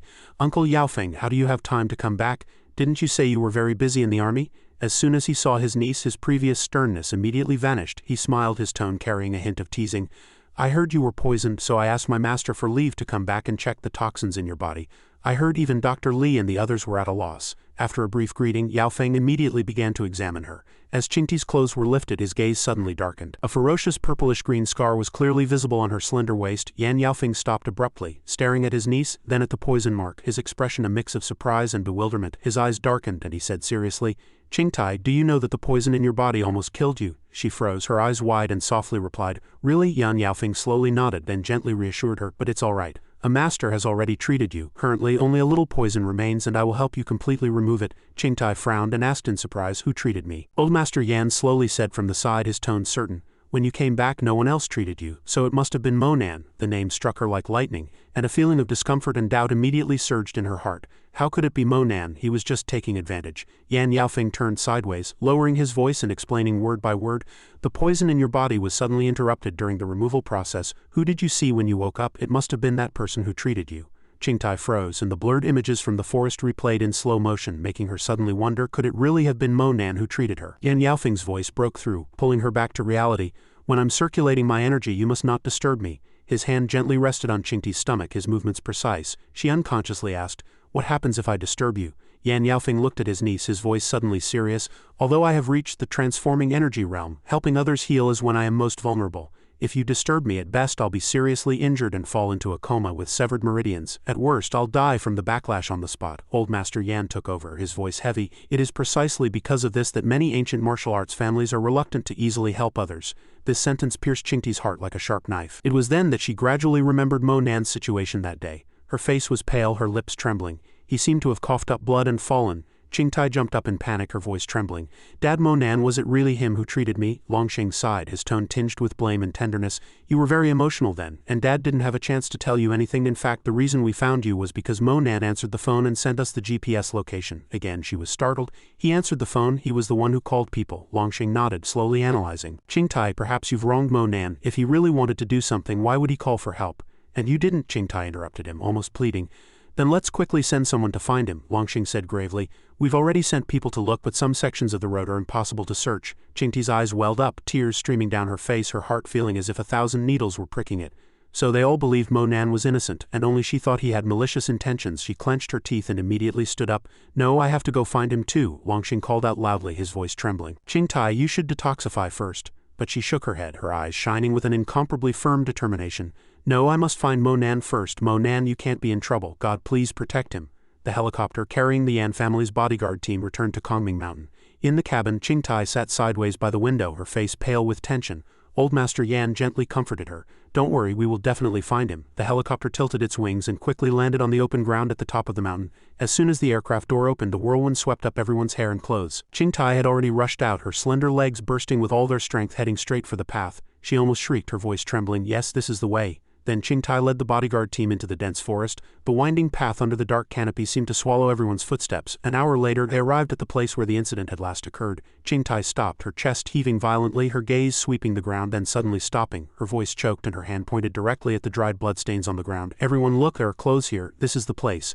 Qingtai sat down, her trembling fingertips touching the dark red mark. Anxiety filled her face. "Where's Monan? Why don't I see him?" She lifted her head, her hoarse cries echoing in the silent forest. "Monan, Monan, where are you?" The entire forest echoed with Qingti's shouts, but only the piercing, numbingly cold sound of the wind rustling through the leaves answered her. Just then, a bodyguard shouted by the river, "Everyone look, there's a shoe here." Everyone immediately rushed towards him. The bodyguard held a muddy men's shoe in his hand. Qingtai recognized it as Monan's with just one glance. Old Master Yan walked forward, his gaze sweeping over the surrounding marks. "The fallen wild grasses, the long slide marks on the mud," he said gravely. "Looking at these marks, Monan might have drunk water here." Qingtai was startled, her eyes red. "Drank water here? Then why are there such long marks?" Old Master Yan replied heavily. "Because he might have slipped here to drink water." A chill ran down Qingti's spine, her entire body trembled, and her heart felt as if a sharp knife had deeply pierced it. The bodyguard held up the shoe, his voice tense. "There's still bloodstains in this shoe. He must have been injured very early, because the sole is already broken." This sentence seemed to tear through the last line of defense in her heart, and Qingti's tears burst forth. She tightly covered her mouth, stifling a sob, her heart filled with fear. "So much blood because I swapped his shoes and made him carry me so far in such small shoes. He must have been in so much pain. But he didn't complain once." Just as despair reached its peak, Old Master Yan's phone rang. He answered, his voice low, tinged with a hint of tension. "Hello, yes?" Hanging up, he turned around, a ray of hope flickering in his eyes. "The surveillance video captured Monan arriving at the small town outside yesterday. Let's go there quickly." In the small town at the foot of the mountain, Longsheng glanced at the bodyguard beside him. He asked, "Which camera captured it?" The bodyguard, with a respectful expression, pointed forward and said, "It's the camera at the clinic ahead." The clinic door was pushed open and 2 female nurses looked up simultaneously at the sound, seeing Longsheng, Qingtai and the bodyguards entering. Yan Longsheng calmly asked, "Mr. Yan, miss, here's last night's surveillance video, please confirm if it's Mo Nan." Father and daughter simultaneously looked at the monitor. In the surveillance video, Mo Nan's figure flashed past, ran to the door and then kept knocking on the clinic door. Qingtai saw this scene, covered her mouth and cried out in distress, "It's him, it's him." A male doctor walked in holding a medical chart and asked in confusion, "Are you Mo Nan's family?" She immediately ran up to him and quickly replied, "Yes, how is Mo Nan? Where is he? Why don't I see him? Is he seriously injured? Please tell me quickly." The male doctor frowned slightly and shouted seriously, "Don't get agitated." Longsheng placed a hand on Qingti's shoulder, gently reminding her, "Don't get agitated." The doctor heard this, held up the documents in his hand and angrily scolded, "Parents, why did you let him come here alone? He ate some wild pears which can cause allergic reactions and he also suffered severe internal injuries." She listened, clenching her hands tightly, thinking in surprise, "Wild pears, was that what he ate yesterday? No wonder he didn't want to give me his wild pears, so those pears were poisonous." The doctor touched his chin and mumbled, "But his arm is broken, he might have used the wild pears to numb the pain." Qingtai shrieked, What happened to his hand? When did it break?" The male doctor raised his hand, pointing to his right hand as a gesture. "His right hand, it's all mangled here. He clearly knew his arm was broken, yet he carried heavy things and walked in the rain. His entire arm was swollen then." She painfully raised her hand to wipe away her tears, continuously crying out, "Mo Nan, I'm sorry." Then Qingtai turned and ran towards the screen saying, "Mo Nan, I didn't know your arm was broken. I even made you carry me with that hand. I'm sorry." She looked at Mo Nan's figure on the surveillance screen and urgently shouted, "I want to apologize to him in person.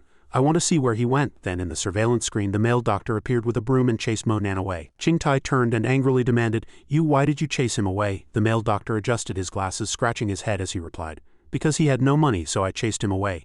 Qingtai looked at the card and suddenly realized, that's Mo Nan's card. She reached out and tightly grabbed the male doctor's collar, furiously cursing, "You're lying, there's clearly 300,000 in this card, yet you chased him away, you scoundrel." He adjusted his glasses and awkwardly replied, "But he tried the password several times and it was wrong. I didn't take a single cent from him." Hearing this, a thought suddenly flashed through Qingti's mind. Her face immediately flushed red and she thought, "At the Confucius temple when I saw Mo Nan taking advantage of An Yuxin's feelings and his music wasn't good, in a fit of anger, I changed the card's password." Tears streamed down her face as she cried out, "It was me, it was all me, I harmed him." Qingtai slumped to the ground crying bitterly. "Why did you chase him away? I'll give you however much money you want. Why did you chase him away?" she cried incessantly, muttering apologies repeatedly.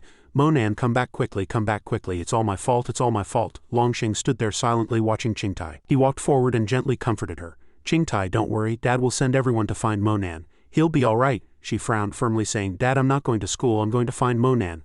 I'll search for him for a day if he doesn't come back for a day, for a month if he doesn't come back for a month. I must find him." Longsheng listened, his face full of worry. "Your poison hasn't been treated yet, and you have 2 months until your exams. You should go back to school first and let Dad look for him." Qingtai frowned and said resolutely, "I don't care, even if I don't get treated or take exams, I must find Mo Nan first." He listened, lowered his head silently, his face full of embarrassment. After a long time, Longsheng reached out and stroked her head, compromising helplessly.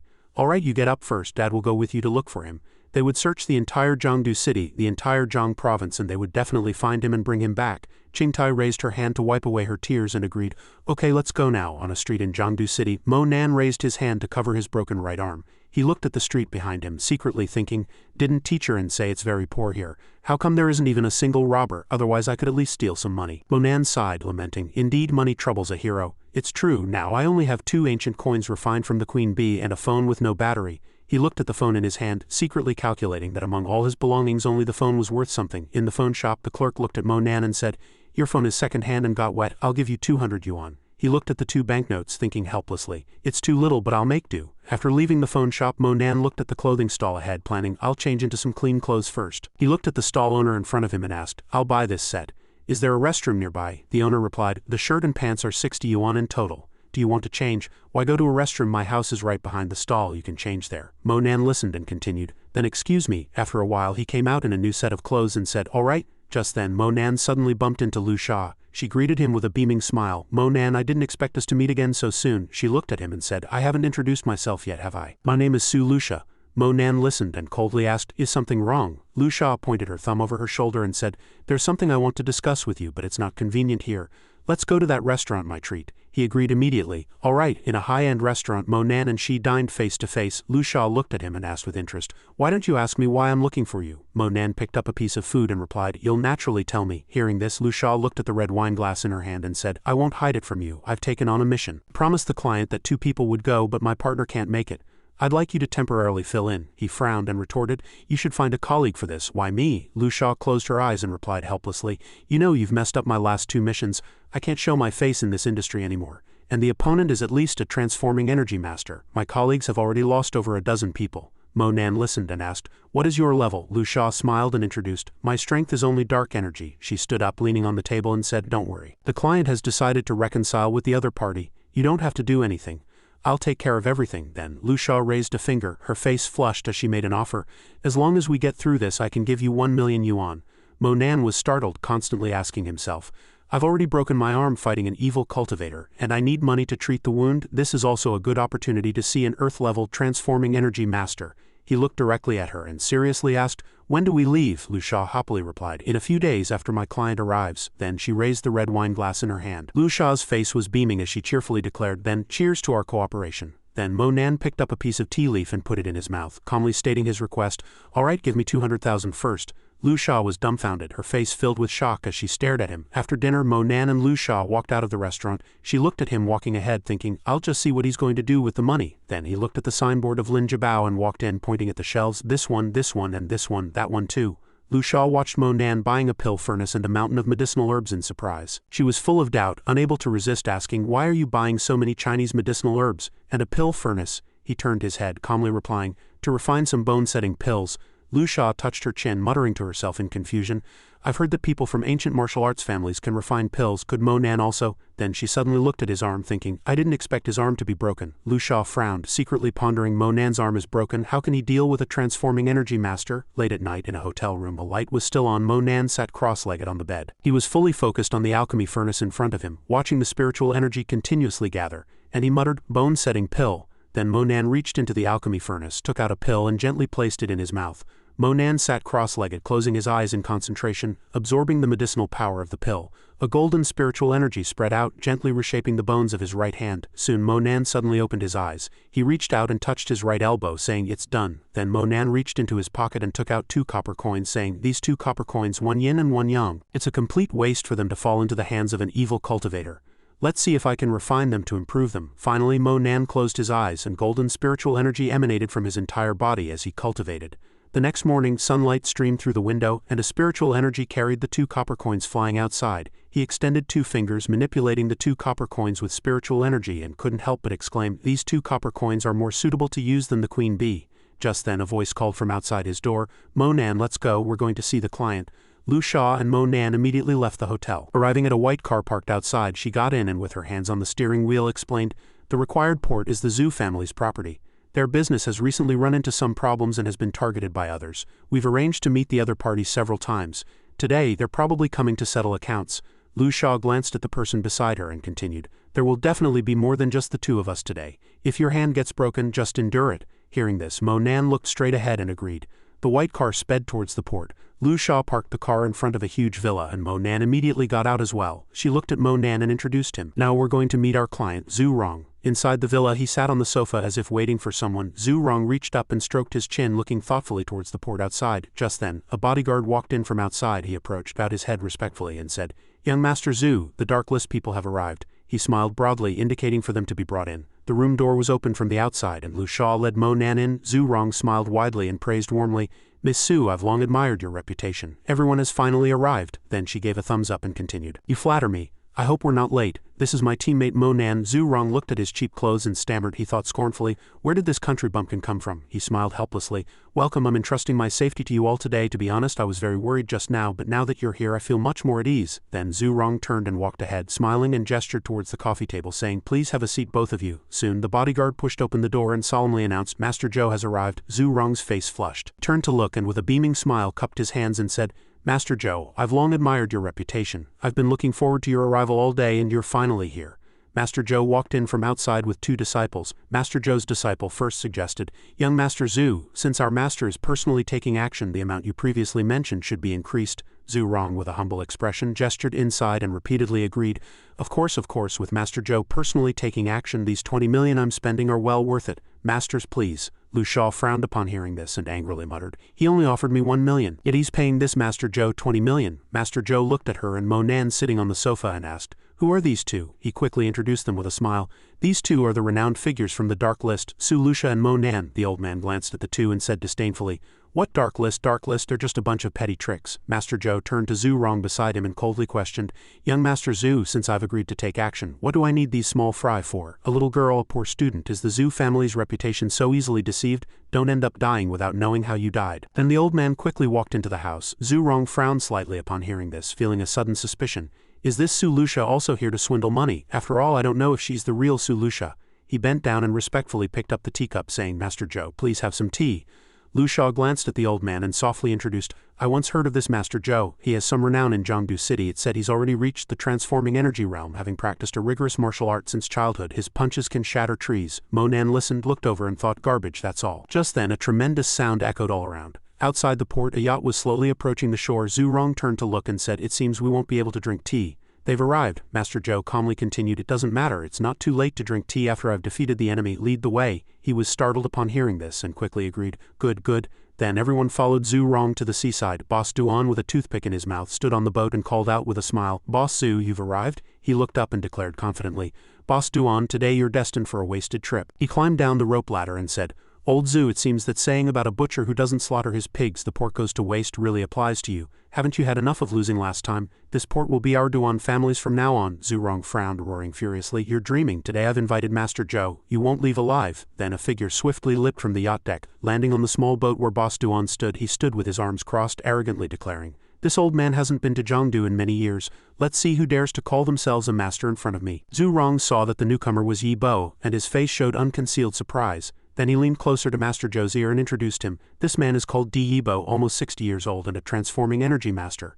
Immediately the old man's expression became extremely solemn. Then Yi Bo stepped on the small boat, using its momentum to jump directly onto the beach. In the blink of an eye he had effortlessly appeared before Zhu Rong and the others. Yi Bo smiled faintly and coldly threatened, "Who dares to cause trouble in front of me, Yi Bo?" Zhu Rong's plump face streamed with cold sweat, and he frowned and asked, "Master D, do you insist on intervening for him? It won't go well for you if you offend my Zhu family, will it?" Yi Bo's entire body emanated dark energy, and he disdainfully retorted, "What is your Zhu family? Do you think I, Yi Bo, would give you face?" Zhu Rong could no longer endure it and pointed at him, giving an order. Yi Bo's gaze shifted, a flash of insight in his mind. Then he suddenly raised his leg and kicked fiercely, controlling the sea sand under his feet to fly up and engulf everyone. Yi Bo emanated a low pressure, disdainfully saying, "Overestimating yourselves." Lu Sha glanced at him and quietly asked Mo Nan, "What do you think?" His face was indifferent, and he said bluntly, "You are not this person's match." Zhu Rong stood in front of the old man, shouting anxiously, "Master Zhou, please take action." Master Zhou immediately cupped his hands and coldly shouted, "Master D, is it? This old man will teach you a lesson today." Then the old man placed his hands on his waist, and true qi emanated from within him, permeating the surroundings. Master Zhou tightly clenched his fists and rushed towards Yi Bo, the two standing opposite each other. They continuously used spiritual energy to counter each other, and streaks of blue light continuously emanated from around them. Yi Bo raised his fist, gathering powerful blue spiritual energy. Master Zhou looked at his hand. Cold sweat streamed down, thinking, 100 strike externalization. The old man immediately crossed his arms, blocking Yi Bo's punch. Soon Master Zhou was sent flying far away. Zhu Rong watched this scene in disbelief, shouting, "My God, what kind of power is this?" Master Zhou stood firm, clutching his chest, and lowered his head, spitting out a mouthful of blood. His disciple saw Master Zhou fall and ran over in a panic, shouting, "Master!" He injected spiritual energy into the old man's chest, shouting, "I'll heal you." Master Zhou trembled all over, looked up at Yi Bo and said, "You used the Heaven Monarch's all, didn't you? So you're from the Half-Dragon Gate. Today I admit defeat." He listened, glanced at Zhu Rong next to him, and saw that terrified pale face. He snorted coldly, his entire body trembling, and closed his eyes, forcing himself to beg for mercy out of fear. "Master D, please spare my life. You are a great man. Please forgive us." Boss Duan walked from the boat to the shore with his arms crossed and laughed loudly in mockery.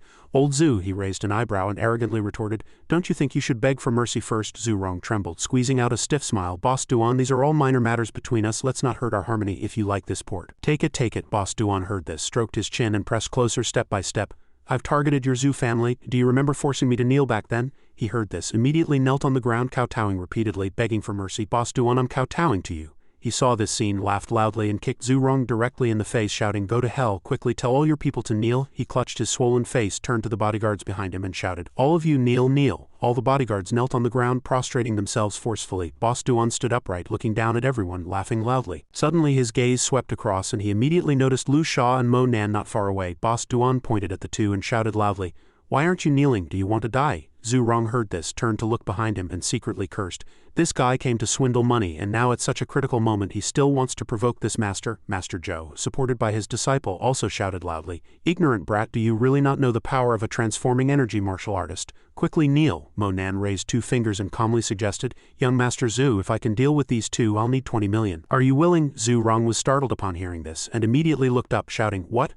Lu Sha heard this, approached him and quietly confirmed, "Mo Nan, can you really do it?" Boss Duan heard this, curled his lip and disdainfully said, "You little beast, you still want to deal with me?" Mo Nan looked at Zhu Rong kneeling in front of him and retorted, "Young Master Zhu, do you agree or not? If you agree, these 2 will obediently kneel before you." Yi Bo heard this, quickly rushed towards him, shouting, "Brat, well done, you dare to show off in front of this master." He flew forward and kicked fiercely at the spot where he stood, shouting loudly, "Your little life is about to be gone." Mo Nan raised his fist, continuously condensing spiritual energy, aiming forward, and then directly punched Yi Bo, sending him flying. He immediately flew towards the sea, then fell into the water. Lu Sha and the others watched this scene dumbfounded. He looked incredulous, stammering, "What's going on?" Master Zhou, supported by his disciple, clutched his chest and thought, "How could this kid punch Yi Bo so far?" Yi Bo broke the calm surface of the sea and quickly flew into the sky. He was soaking wet, landed on the beach and exclaimed, "I never expected there to be such a master hidden here." Yi Bo tightly clenched his fists, let out an angry roar and shook all the water from his clothes. Boss Duan immediately ran to the beach, shouting, "Master D, kill them." He looked directly at Mo Nan and calmly shouted,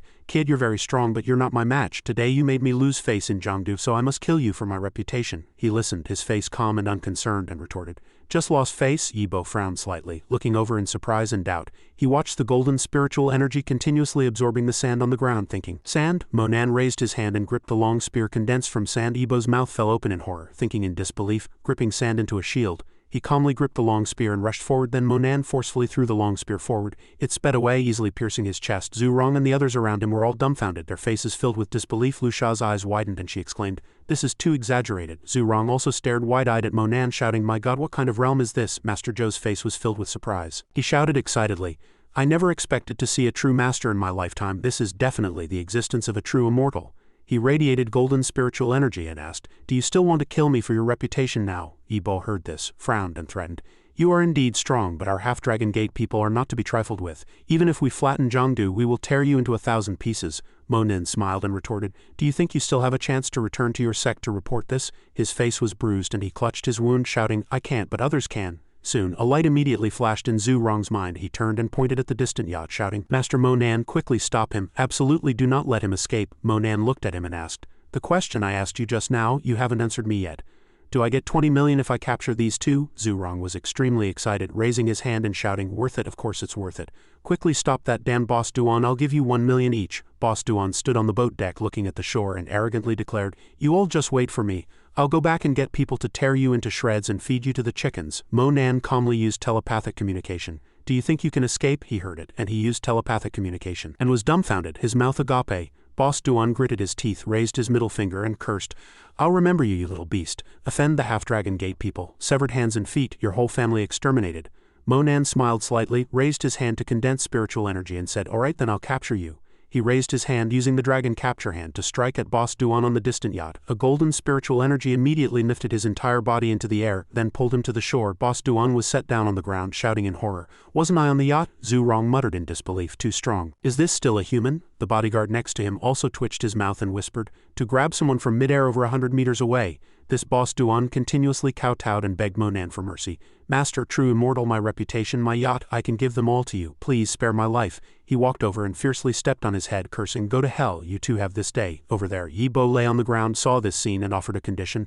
"True immortal, spare my life. I can exchange my life for a shocking secret." Mo Nan glanced at him and calmly pointed out, "It's very likely you're mistaken. I only work for young Master Zhu." Yi Bo gripped his long spear, pleading repeatedly, "True immortal, spare my life. This time we've come for a priceless unearthed deity statue. Spare me and I'll take you there. We can all make money together." Mo Nan scoffed, flicking his finger. "I didn't intend to kill you myself." The long spear immediately disintegrated, returning to sand. Following that, he also fell to the ground. Mo Nan turned to Zhu Rong beside him and said, "His cultivation has been abolished. Young Master Zhu, these two are yours." "My mission is complete." Zhu Rong, upon hearing this, cupped his hands and respectfully praised, "Master Mo Nan's skill is indeed extraordinary. Please come inside with me. Allow me to entertain you properly." Master Zhou, who was behind, also smiled and cupped his hands, adding, "Such ghostly methods far surpass the master realm. He should be called a true immortal. I apologize for any offenses before. True immortal Mo, please be magnanimous." Mo Nan listened and coldly refused. "There's no need to go in together. The mission is complete. Young Master Zhu, settle the bill." Seeing this, Zhu Rong respectfully raised a card and said to true immortal Mo, "This is your 2 million yuan reward. The password is 6/8. This is my business card. Our Zhu family port made its fortune in transportation. We have some influence in Jiangdu City. If anything comes up, remember to find us. May I have your contact information?" True immortal Mo? Mo Nan heard this, raised his hand and looked elsewhere, saying, "I don't have a phone. I'll send you a message when I get back." Soon after, Zhu Rong walked ahead with a smile. Mo Nan and Master Zhou followed closely, with Zhu Rong leading the way. "Gentlemen, take care." Immediately the car door slammed shut with a bang in front of him. Zhu Rong stood still, watching the car drive away, wiping the cold sweat from his forehead. Inside the car, Mo Nan held 2 copper coins, thinking to himself, "It seems such flamboyant moves should be used less in the future." But this time it was necessary to awe everyone. Lu Sha was driving, glancing at him and asking, "What's wrong? The mission's complete. You've earned so much money and you're unhappy." "Don't worry, it's normal. I was like this the first time too. You'll get used to it after a few more times." Mo Nan looked at the 2 copper coins in his hand and denied, "No." Just then the car passed a street where a song was playing. Mo Nan, hearing the music in the car, couldn't help but wonder, there are still no clues about the fragments of the 6 Paths reincarnation disc. Could I integrate demonic music into them, turn them into popular songs like this and use them to search for the fragments? Thinking this, Mo Nan couldn't help but speculate that if they could be played everywhere, the coverage would greatly increase. Lu Sha looked back through the car window, smiled and said, "We're here, let's get out.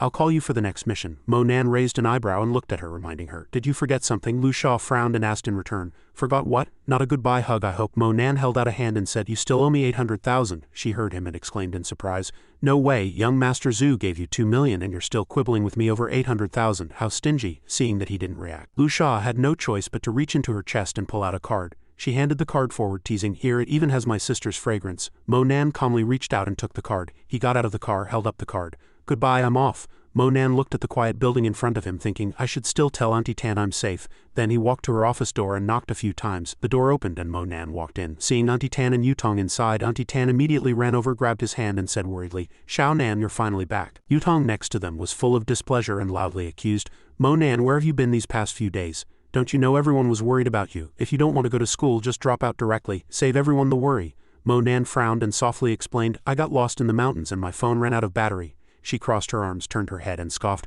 "Nonsense, who would believe that?" Seeing this, Auntie Tan frowned slightly and chuckled, "All right, you're not children anymore. Yutong, isn't Mo Nan back for your birthday? For tonight's party, Mom agrees you can go out together. Just don't come back too late." Mo Nan looked at her, thinking, so today is Lin Yutong's birthday. He looked at Auntie Tan and said, "Auntie Tan, there are 2 more classes. I'll go to class first." On the other side, Qingtai sat in the car asking in surprise, "Mo Nan is back at school?" Secretary Yang, who was driving, looked back and affirmed, "Yes, I just received a call from the school confirming that Mo Nan is back and there's nothing to worry about." She immediately said, "Then I'll go home and change and head straight back to school." Secretary Yang reluctantly agreed. "All right." Qingtai lowered her head, worried, thinking, didn't his hand break? How did he get back to school so quickly? This fool, did he not go to the hospital? He didn't even call me when he came back. He must still be blaming me. The black sedan quickly stopped at the Yan family gate. After a while, Qingtai got out of the car, carrying a first aid kit. She walked to the waiting car next to them and opened the door. Secretary Yang saw Qingtai get into the car and asked worriedly, "Miss, why are you sweating? Are you sick?" She looked over, full of embarrassment, and said, "I'm fine." At school, Yutong shouted loudly, "Mo Nan, I have something to tell you." Mo Nan looked over and asked, "What is it?" She sternly warned, "Zhang Junpei will also be there tonight. He's quite overbearing, so you absolutely must not get into a conflict with him." Mo Nan heard this, closed his eyes and reminded, "This is my last warning to you. He's not a good person. You look out for yourself, that's your business." Yutong crossed her arms, turned her head and retorted, "I didn't say anything about him and me. It's just my birthday today, and I don't want you two to argue." Mo Nan's face was gloomy and he coldly replied, "As long as he doesn't provoke me, I won't touch him today." Then she reached out and pulled Mo Nan's hand. "Just remember that. Get in the car quickly." Qingtai looked at the departing figures of the two in surprise. Her body swayed and she almost fell, but luckily Secretary Yang supported her. She wondered what was wrong with her. Why did she have no strength at all? Qingtai looked ahead, her face covered in cold sweat, and asked, "Isn't he injured? Where are they going?" Secretary Yang heard this and respectfully reported to Miss, "I've already inquired. Mo Nan is going to a birthday party for someone named Lin Yutong." She immediately breathed a sigh of relief, closing her eyes and thinking, "I imagined so many scenarios for meeting him, but I never thought it would be at a birthday party. Did he not even have time to call me? Does he dislike me that much?" Seeing Qingtai fall, she shouted worriedly, "Miss, what's wrong? You're sweating too much." Secretary Yang reached out and touched her forehead, exclaiming in surprise, "So cold." She looked at Qingtai slipping, saying, "Don't let it be the residual poison acting up." Secretary Yang held her and walked towards the car, saying, "We must go back immediately." At the Emperor Entertainment City, luxury cars lined up at the entrance. Chao Shen walked over, knocked on the car window and called out, "Yutong, get out quickly. There's a surprise." Mo Nan also got out, his gaze sweeping the surroundings, his hand fumbling in his pocket. Mo Nan looked at the glittering platinum card in his hand, thinking, "I can't believe I'm on the Shang family's territory again." Not far away, young Master Zhang stood in a heart made of roses, loudly calling out, "Yutong." He stood with his hands behind his back, his face full of sincerity. "We haven't seen each other in a long time. Last night I even dreamt of you. You said you missed me." Yutong's face flushed and she covered her mouth, asking, "When did you come back?" Young Master Zhang looked down at her, smiling. "How could I not come back for your birthday? The exchange student program is almost over, so I won't go anymore. I'll take the college entrance exam with you." Yutong's face was full of surprise, and she excitedly asked, "Really?" He held up a bouquet of roses, smiling and affirming, "Of course. Here, these flowers are for you." She reached out and took the bouquet, smiling, "We're not a couple. Why are you giving me roses?" "Lin Yutong, just consider it a birthday present. Don't overthink it." The crowd gathered nearby immediately exclaimed excitedly. Amidst the clamor of the crowd, Mo Nan looked over and he walked step by step to young Master Zhang. Young Master Zhang smiled gently. He held out his hand and introduced, "Hello, I'm young Master Zhang." Zhang as in arrogant. "Who are you?" He stood with his hands at his sides, coldly replying, "Mo Nan." Han Wu, next to them, saw Mo Nan not shaking hands and immediately shouted, "How ungrateful." Young Master Zhang withdrew his hand, turned and looked over, saying, "It's fine, Mo Nan, right? We finally meet. It's quite interesting. Let's go in." Then he led Yutong and the others into the Emperor Entertainment City. Han Wu introduced to Yutong and the two. "Do you know that the owner of Emperor Entertainment City is Master Shang? He's one of the 3 major figures in Jiangdu City's underworld. I heard he invested 60 to 70 million in Emperor Entertainment City. All the private rooms are fully booked every day. Luckily I booked 3 days ago." Chao Shen heard this, her face full of smiles as she praised, "You're the best." Yutong also smiled and chimed in, "You worked hard." He held up a card to the waiter, smiling, "We've booked private room 12, take us in." He turned to the computer screen next to him and said, "I'm sorry, private room 12 has already been booked by a member. Please wait in line again."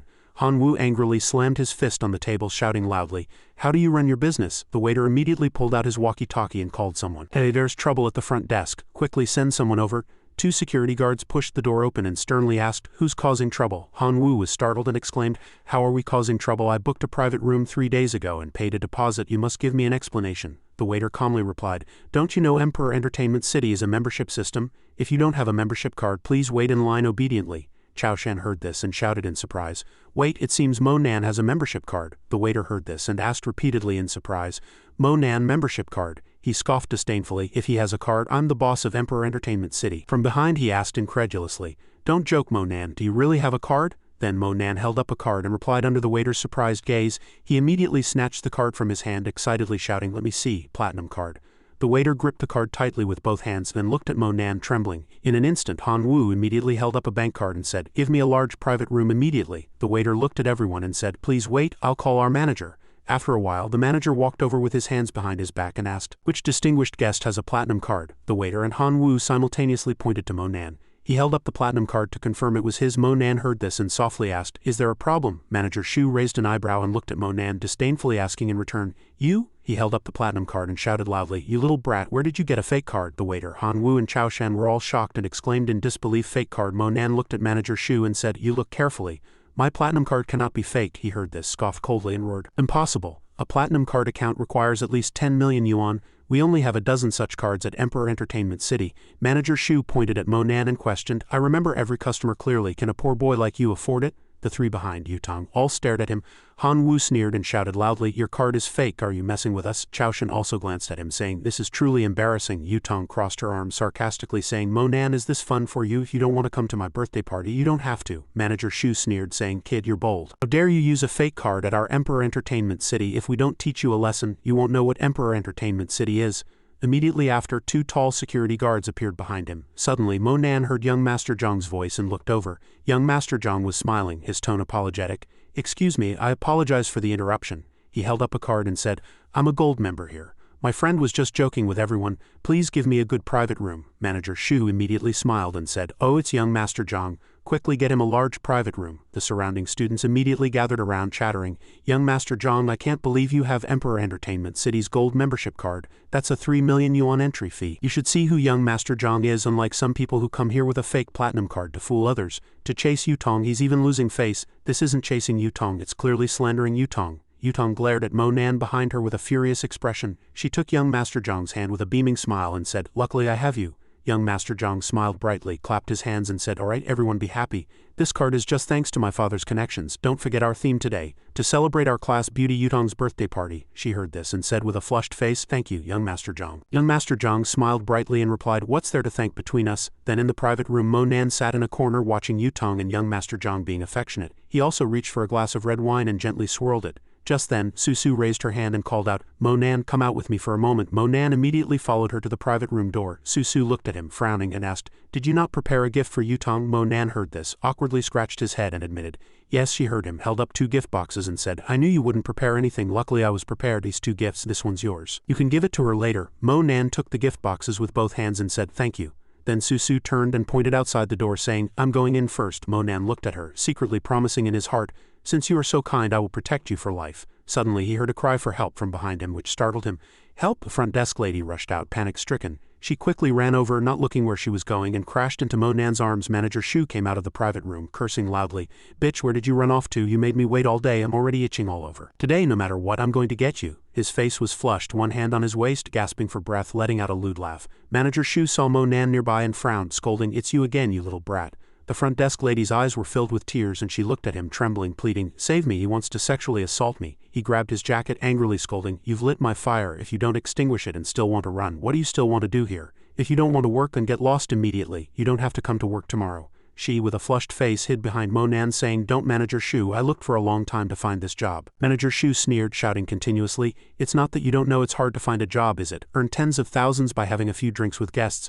Where in this world is it that easy?" With that, he reached out and pointed at Monan, threatening, "And you little brat, get out of my way. If you dare to meddle again, you'll crawl out of Emperor Entertainment City." Monan raised an eyebrow, asked back with interest, "Is that so?" Then he grabbed Manager Shu's wrist and twisted it sharply. Manager Shu's hand was broken, and he cried out in pain. Next, Monan raised his knee and kicked fiercely. Manager Shu was sent flying by his kick, crashing into the open private room door. The front desk lady beside them covered her mouth in surprise at the sight. Then Monan walked forward and hung a cleaning in progress sign on the door. He turned to the front desk lady and said calmly, "You go, I'll handle this." She stammered nervously, He." Monan calmly looked at the front desk lady, then turned and quickly ran off. He pulled out his phone and made a call.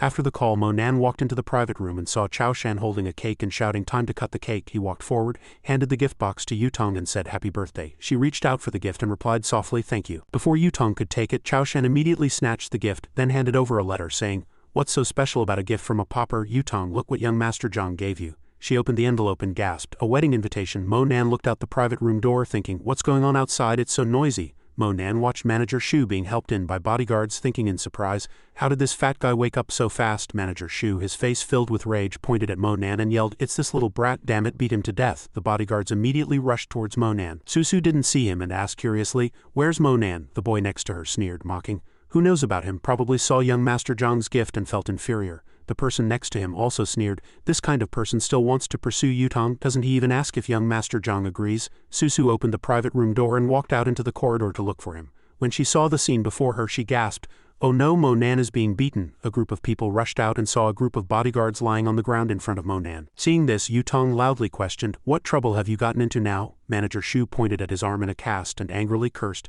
"You mad dog, you broke my hand. None of you are leaving here today." Young Master Zhang patted his chest and said, "Manager Shu, he's my friend. Please tell me clearly what happened." Manager Shu glanced at the front desk lady behind him and said, "Alright kid, I wasn't going to say anything, but you don't know what's good for you." Manager Shu pointed behind Monan and loudly said, "Everyone, this little brat couldn't control himself, targeted a princess from our private room and pushed her into the restroom. Luckily I showed up in time and saved her. When his brute force failed, he broke my hand." Susu heard this, clenched her fist tightly, and denied, "Impossible. Monan wouldn't do such a thing." Yutong also closed her eyes and retorted, "He doesn't have the guts." "Manager Shu, you must be mistaken." Manager Shu pointed behind him and said, "No, young people who haven't seen the world can do anything after a few drinks. That princess is still here. Ask her. Xiaoman, come out." He put his arm around the front desk lady's shoulder, raised an eyebrow and motioned, "You tell everyone what happened." Manager Shu whispered in her ear, "You know what to do. Show me what you've got." The front desk lady crossed her arms and began to fabricate. "He asked for my phone number and I wouldn't give it to him. So he got rough and tried to assault me in the restroom." Yutong and the students behind her gasped, looking at Monan in disbelief. Her face was full of anger and she tightly clenched her fists, asking, "Monan, are you even human?" Monan calmly looked at the front desk lady and angrily shouted, "I saved you from danger, and not only do you not thank me, but you turn around and slander me." She trembled in fear, covered her mouth and mumbled, "It wasn't me." Two boys immediately stepped forward, pointing at Monan and accusing, "What are you doing, you little brat? What else do you want to do? Still want to hit people? We've already called the police, so just wait to be arrested." Yutong grabbed young Master Zhang's arm and cried out, "Young Master Zhang, what do we do now? If he gets arrested, my mom will scold me to death." Young Master Zhang looked at her and assured, "Leave it to me." He raised a hand and proposed, "Manager Shu, you don't need to call the police. How about this? I'll be the middleman." Young Master Zhang looked at the front desk lady, offering a conciliatory smile. "My friend here was heartbroken and drank too much today, accidentally doing something wrong, causing you distress. I apologize on his behalf. Luckily nothing major happened. I'll compensate you 1 million yuan, please forgive him." She frowned slightly. Her face flushed and nodded in agreement. Then he turned to Manager Shu and suggested, "All right, also Manager Shu, for medical expenses and lost wages, just name your price. Let's settle this privately. How does that sound?" Manager Shu heard this and roared at Monan, "Do I still lack money? I want him to lose a hand too." Then he turned to the bodyguards, who walked over with 2 bowls of ice water. Manager Shu pointed behind him with a thumbs up and said, "And 2 large bowls of ice water, 1 for him to swallow whole, and 1 for him to eat while kneeling." Young Master Zhang heard this, patted Monan's shoulder and said, "This is all I can do for you. Go and kneel to apologize, otherwise if they pursue this further, the outcome will be even worse. You don't need to thank me, I just don't want Yutong to be sad." Monan's face was icy, and he shook off his hand, asking back, "What are you?" He was thrown off balance, his face filled with surprise, and he angrily looked at Monan. Monan frowned, roared at young Master Zhang, "What, didn't hear clearly? Then I'll say it again. What are you coming here to interfere in my business? Get lost." He also roared angrily. "Fine, not appreciative are you? Then go to hell." Yutong behind them saw this and shouted loudly, "Monan, are you crazy? Young Master Zhang is helping you so much and you're still saying such things." Chao Shen snorted coldly and shouted, "This kind of person is beyond saving." Han Wu rubbed his chin, smiling, "All right, we won't help him. Let's see how he handles this mess." Manager Shu roared angrily, "You little brat, today is your death day, brothers. Get him." Monan immediately raised his hand and struck Manager Shu's face, sending him flying. Then he looked at the rushing bodyguards and easily dealt with each one. Then Monan reached out and grabbed Manager Shu's head. He raised his other hand, picked up a bowl of ice water and poured it forcefully.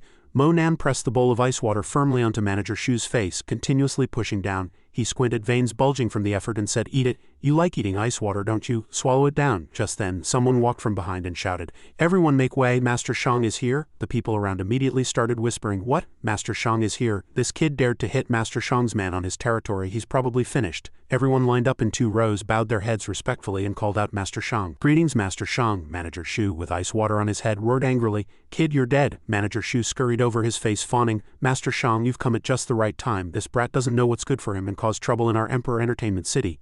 Susu heard this and immediately rushed forward. She spread her arms and stood in front of Monan, saying, "You can't bully him. If anything's broken, I'll pay for it." Monan saw this, put his hand on Susu's shoulder and stopped her. Monan looked at Sen Shang and said with a smile, "You've come at just the right time. I just had a small conflict with your Manager Shu here." Sen Shang heard this, frowned, and slapped Manager Shu across the face. He covered his swollen face and stammered, "Did you hit the wrong person?" Sen Shang said nothing more, directly kicking Manager Shu in the stomach. He turned to Monan to apologize. "Mr. Monan, I'm sorry I came late. This subordinate of mine was blind and offended you. You can deal with him however you see fit." Monan held up the platinum card and asked, "There's no need for that. I just need you to clarify 2 things for me. First, is this card of mine real?" Sen Shang reached out and pointed at Monan, answering, "Of course it's real. I personally handed this Emperor Entertainment City platinum card to you. How could it be fake?" Yutong and the others behind them were stunned. Monan looked down at Manager Shu lying on the ground and asked, "Then I'm really curious, why did this Manager Shu say my card was fake and try to lay hands on me? Do I look like a swindler?" Sen Shang heard this, angrily stepped on Manager Shu's other good hand, and he cried out in pain. Sen Shang looked down at him from above and cursed, "You fat idiot, I told you, anyone who comes to Emperor Entertainment City with our membership card, no matter who they are, must be provided special service. You won't be needing these hands anymore." Manager Shu cried out with tears in his eyes. "I was wrong, Master Shang, I was wrong." Monan saw this and sneered, "Don't kill him. There's a second thing I need him to clarify." Then he turned to the front desk lady behind him and asked, "Will he speak, or will you?" She was so scared that her legs gave way and she collapsed onto the ground. The front desk lady trembled as she cried, "I'm sorry, I really didn't want to. He forced me. He said if I didn't help him get revenge he would hurt me. I didn't want to lie. I'm sorry." Sen Shang sternly told her to watch her words. "What exactly happened? If you dare to hide even half a word, you'll face the consequences." The front desk lady trembled, hugging herself, and cried, "It was all Manager Shu. He tried to sexually assault me. Mr. Monan saved me and beat Manager Shu. Manager Shu said he wanted revenge and wanted me to frame Mr. Monan." Manager Shu angrily raised his hand and yelled at her, "You wretched woman, you've already taken my money and now you're pushing the blame onto me." Sen Shang immediately kicked Manager Shu's face. He stepped on Manager Shu and questioned, "Master Shang hasn't even asked yet. Who dares to move?" Everyone around stood still, bowing their heads, not daring to move. The front desk lady looked up at Sen Shang and continued, "Manager Shu told me to say that Mr. Monan wanted to sexually assault me. I initially refused, it was clearly him, but he threatened me, saying he would send ruffians and hooligans. I was scared, I didn't want to, but I had no choice. I was wrong." She knelt before Monan to apologize. "Mr. Monan, I'm sorry. The front desk lady looked up and continuously pleaded, I was wrong, I was really wrong. Please forgive me. Manager Shu, his face swollen, raised a hand and pointed at the crying woman. The surrounding guests heard this and immediately started discussing loudly, this ungrateful woman, damn it, someone saved her. He actually bit the hand that fed her. This bitch is ungrateful. This man has some ability to get Master Shang to show up, otherwise wouldn't he have been falsely accused for life? Susu cheered happily. I knew you weren't like that, you're innocent, that's great. The guests here looked at young Master Zhang and the others, mocking, aren't these people that kid's friends? They were just speaking up for Manager Shu. Sen Shang angrily clenched his fists and roared, you fat idiot, you dared to do such a thing. All the employees were startled looking this way. Then he kicked Manager Shu hard. He reached out to Mo Nan begging for mercy. Young Master Mo, please forgive me. I was blind and foolish. Please give me a chance to live. Mo Nan heard this and walked step by step towards Manager Shu, who was lying on the ground. Mo Nan's lips curved slightly, and he asked with interest, when you were telling me to kneel, weren't you quite arrogant? Why are you begging me now? His face was swollen and red and he continuously kowtowed, crying out, I'm sorry, I was wrong, I was wrong. I'll pay whatever compensation is needed. Mo Nan looked down at him from above and said, 100,000 would have been enough for me to act. Luckily, you didn't run into any obstacles. Sen Shang raised his hand and instructed, drag these two out and never let me see them again. Fan Chong, carrying Manager Shu in one hand and the front desk lady over his shoulder, replied, yes, Master Shang. Sen Shang watched his subordinates leave. Then he turned around and asked respectfully, are you satisfied with how I handled this, Mr. Mo Nan? Mo Nan still frowned, staring intently at Sen Shang. Seeing that Mo Nan still didn't speak, he mused, he's still blaming me for my lax discipline that led to this. This scoundrel. After a long time, Mo Nan finally smiled and replied, thank you for your help, Master Shang. Sen Shang raised his hand and instructed, all right, everyone go back. Away, you handle things here. The person behind him immediately replied, yes. He asked Mr. Mo Nan with a smile, how come you have time to come here? Mo Nan glanced behind him and replied, came with friends just to wish her a happy birthday. The people around heard this and thought to themselves, if I knew such a powerful friend, how proud I would be.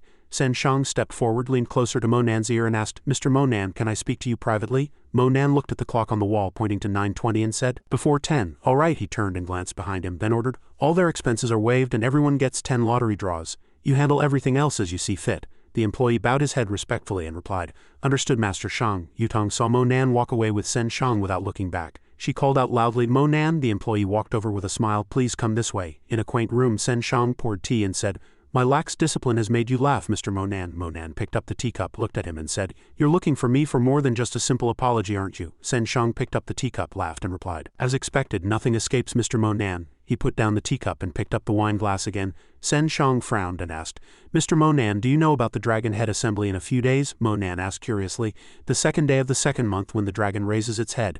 Sen Shang lowered his head and called out, exactly, for ordinary people it's just a festival, but for us it's the day when all the dragon heads of Jiangdu's underworld gather. The people in the room noisily called out, Mo Nan. An employee pushed a cart in and said, distinguished guests, excuse me, he introduced with a beaming smile.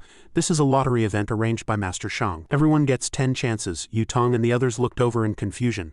Susu asked worriedly, where did Mo Nan go? When will he be back? The employee immediately raised his hand and replied, don't worry. Mr. Mo Nan has something to discuss with Master Shang, and there will be a special car to take him back. All your expenses tonight are waived and everyone gets 10 lottery chances. Normally a gold card private room only gets 1 chance. The students heard this, exchanged glances and then burst into laughter.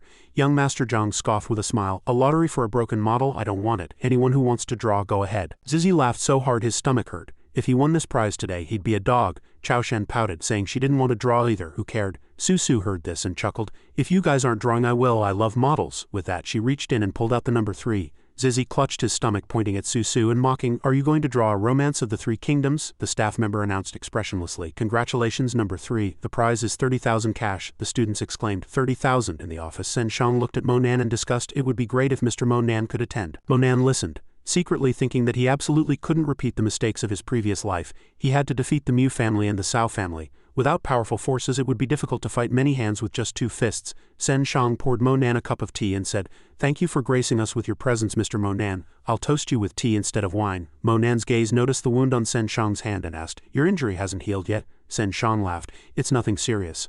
100 days for bones and tendons to heal, it's just a bit inconvenient. Sen Shang looked at the wound and mused, if I show up with a bandage people will laugh their heads off. Mo Nan placed a medicine bottle on the table and said, this is bone-setting pill. It will help you. Sen Shang, his face beaming with joy, cupped his hands in gratitude. Thank you, sir.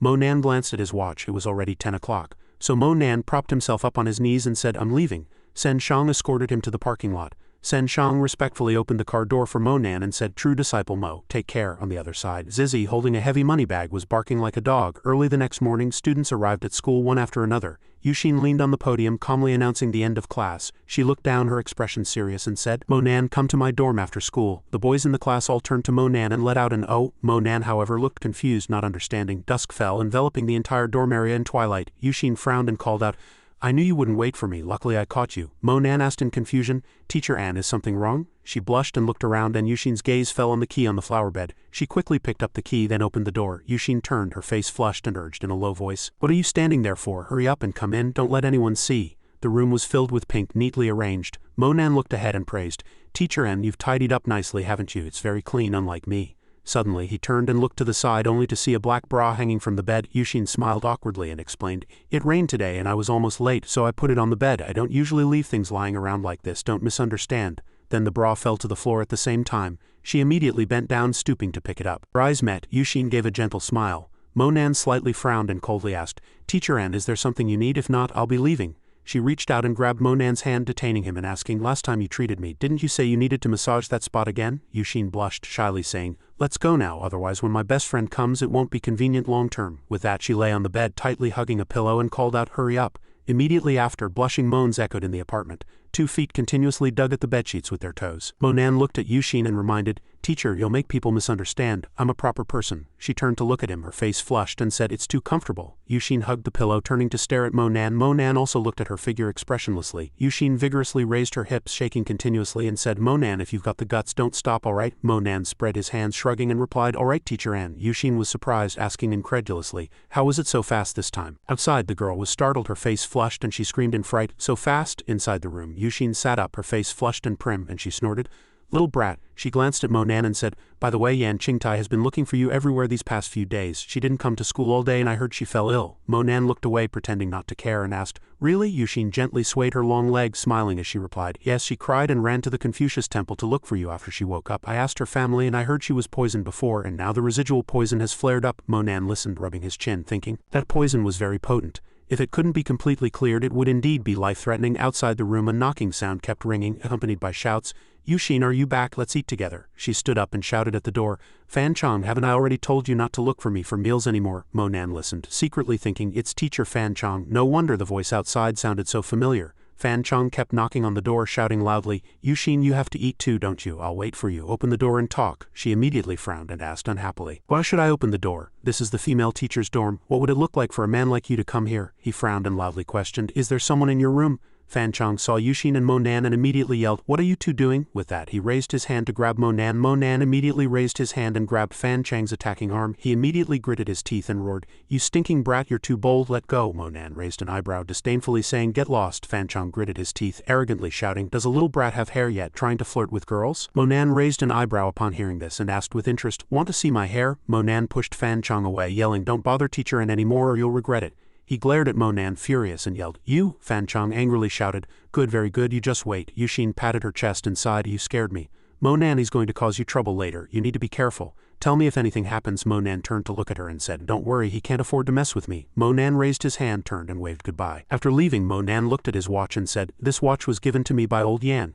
Now Qingtai is seriously ill. Perhaps the residual poison hasn't been cleared, and I haven't called old Yan since I came back. I should still check in." He looked over and saw security guard Liang dozing off. Mo Nan raised his hand to security guard Liang and asked, "Uncle Liang, can I borrow the phone in the security office?" Security guard Liang raised his own phone, smiling, and said, "This phone belongs to the school, you can't just use it. I'll lend you my phone to make the call." Mo Nan smiled and thanked him. "Thank you then." Old Master Yan picked up the phone, discreetly answering, "True disciple Mo, it's great that you called. Thank you for detoxifying Qingtai in the deep mountains. We thought you were still angry, so we didn't dare to disturb you." Mo Nan's voice came from the phone. "I'm fine, I heard your granddaughter is ill." He softly pleaded, "True disciple Mo, I wanted to ask you for a favor." Old Master Yan asked with a worried expression, "Could you come and help Qingtai clear the residual poison? Her condition is a bit serious now." Mo Nan frowned and said, "Then drive to pick me up and wait at my doorstep." Security guard Liang saw Mo Nan returning the call and asked worriedly, "Is everything all right at home?" Mo Nan smiled and replied, "It's all right, thank you for lending me your phone, I'll pay for the call." He sighed and refused, "No need." Security guard Liang, his face beaming, kindly said, "You haven't eaten yet, have you? My granddaughter will bring food later. Let's eat together." Mo Nan scratched his head, smiling awkwardly, and replied, "No, I have something else to do." Before leaving, he turned to look back and said, "Oh, I almost forgot to introduce myself. My name is Mo Nan, thank you for your phone." Security guard Liang waved goodbye. "Be careful on your way." Zikui, carrying a bag of food, skipped towards the security office. She reached out from the window and said, "Grandpa, are you starving?" Security guard Liang took it and waved his other hand. "Zikui, you're here, come in quickly, it's cold outside."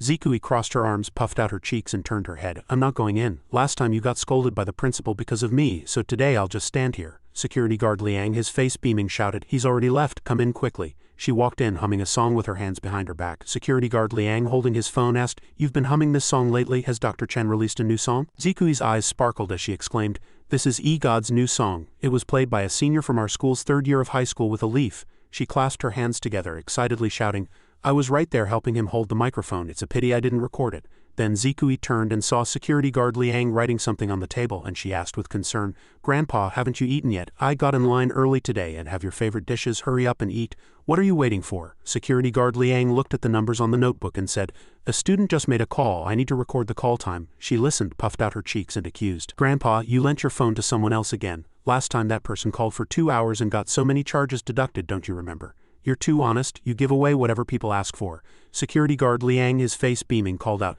"Suffering a loss is a blessing." He didn't think Mo Nan was that kind of person. He only called for 1 minute. Zikui crossed her arms, pouting, and said, "Still suffering a loss is a blessing. What about Mo Nan? Won't Mo Nan take advantage?" Mo Nan. Suddenly she froze, exclaiming, "Mo Nan, Grandpa, who did you just say? Who borrowed your phone?" Security guard Liang rubbed his chin, answering with certainty, "His name is Mo Nan." Zikui covered her face with her hands, Mo Nan's figure in a white suit flashing through her mind. That night Mo Nan stood at the entrance of the Yan family building. Old Master Yan walked out, respectfully calling out, "True disciple Mo, you've arrived." Mo Nan said expressionlessly, "Where's Yan Qingtai? I'll go in and see." He raised his hand, pointing inside and saying, "All right, please come this way." Old Master Yan forcefully pushed open Qingti's room door. Old Master Yan led Mo Nan into Qingti's room, which was filled with musical instruments. Upon seeing it, Mo Nan couldn't help but softly sigh. This Yan Qingtai truly loves music. Mo Nan's gaze fell on Qingtai, who was lying on the bed. Qingti's face was covered in cold sweat, her eyes deeply sunken. He turned to the person next to him and asked, "Has she been unconscious all this time?" Old Master Yan asked with a worried expression. "Yes, true disciple Mo. Is Qingtai poisoned?" Mo Nan slightly frowned and calmly said, "This poison can be cured, but it will involve touching her body. Let her, if you trust me, I'll treat it." He immediately declared his stance loudly. "Don't worry, true disciple Mo, I absolutely trust you." Mo Nan listened and said, "All right, everyone go out. You must ensure that during the treatment no one is allowed to barge in and disturb me." Old Master Yan repeatedly waved his hands, assuring, "Absolutely, absolutely." Mo Nan's gaze swept towards his departing back. Mo Nan closed his eyes, sighed, and looked at Qingtai on the bed. Mo Nan reached out and placed his hand on her wrist, taking her pulse again. He thoughtfully looked at her pale face. Just as he walked over to pick up the medicine box, a call came from behind Mo Nan. Qingti's face was flushed and she murmured, Mo Nan, I'm sorry, I misunderstood you. It's good that you're back. I think I'm leaving. I see my mom. I'm so tired," she said in a low voice, her face flushed.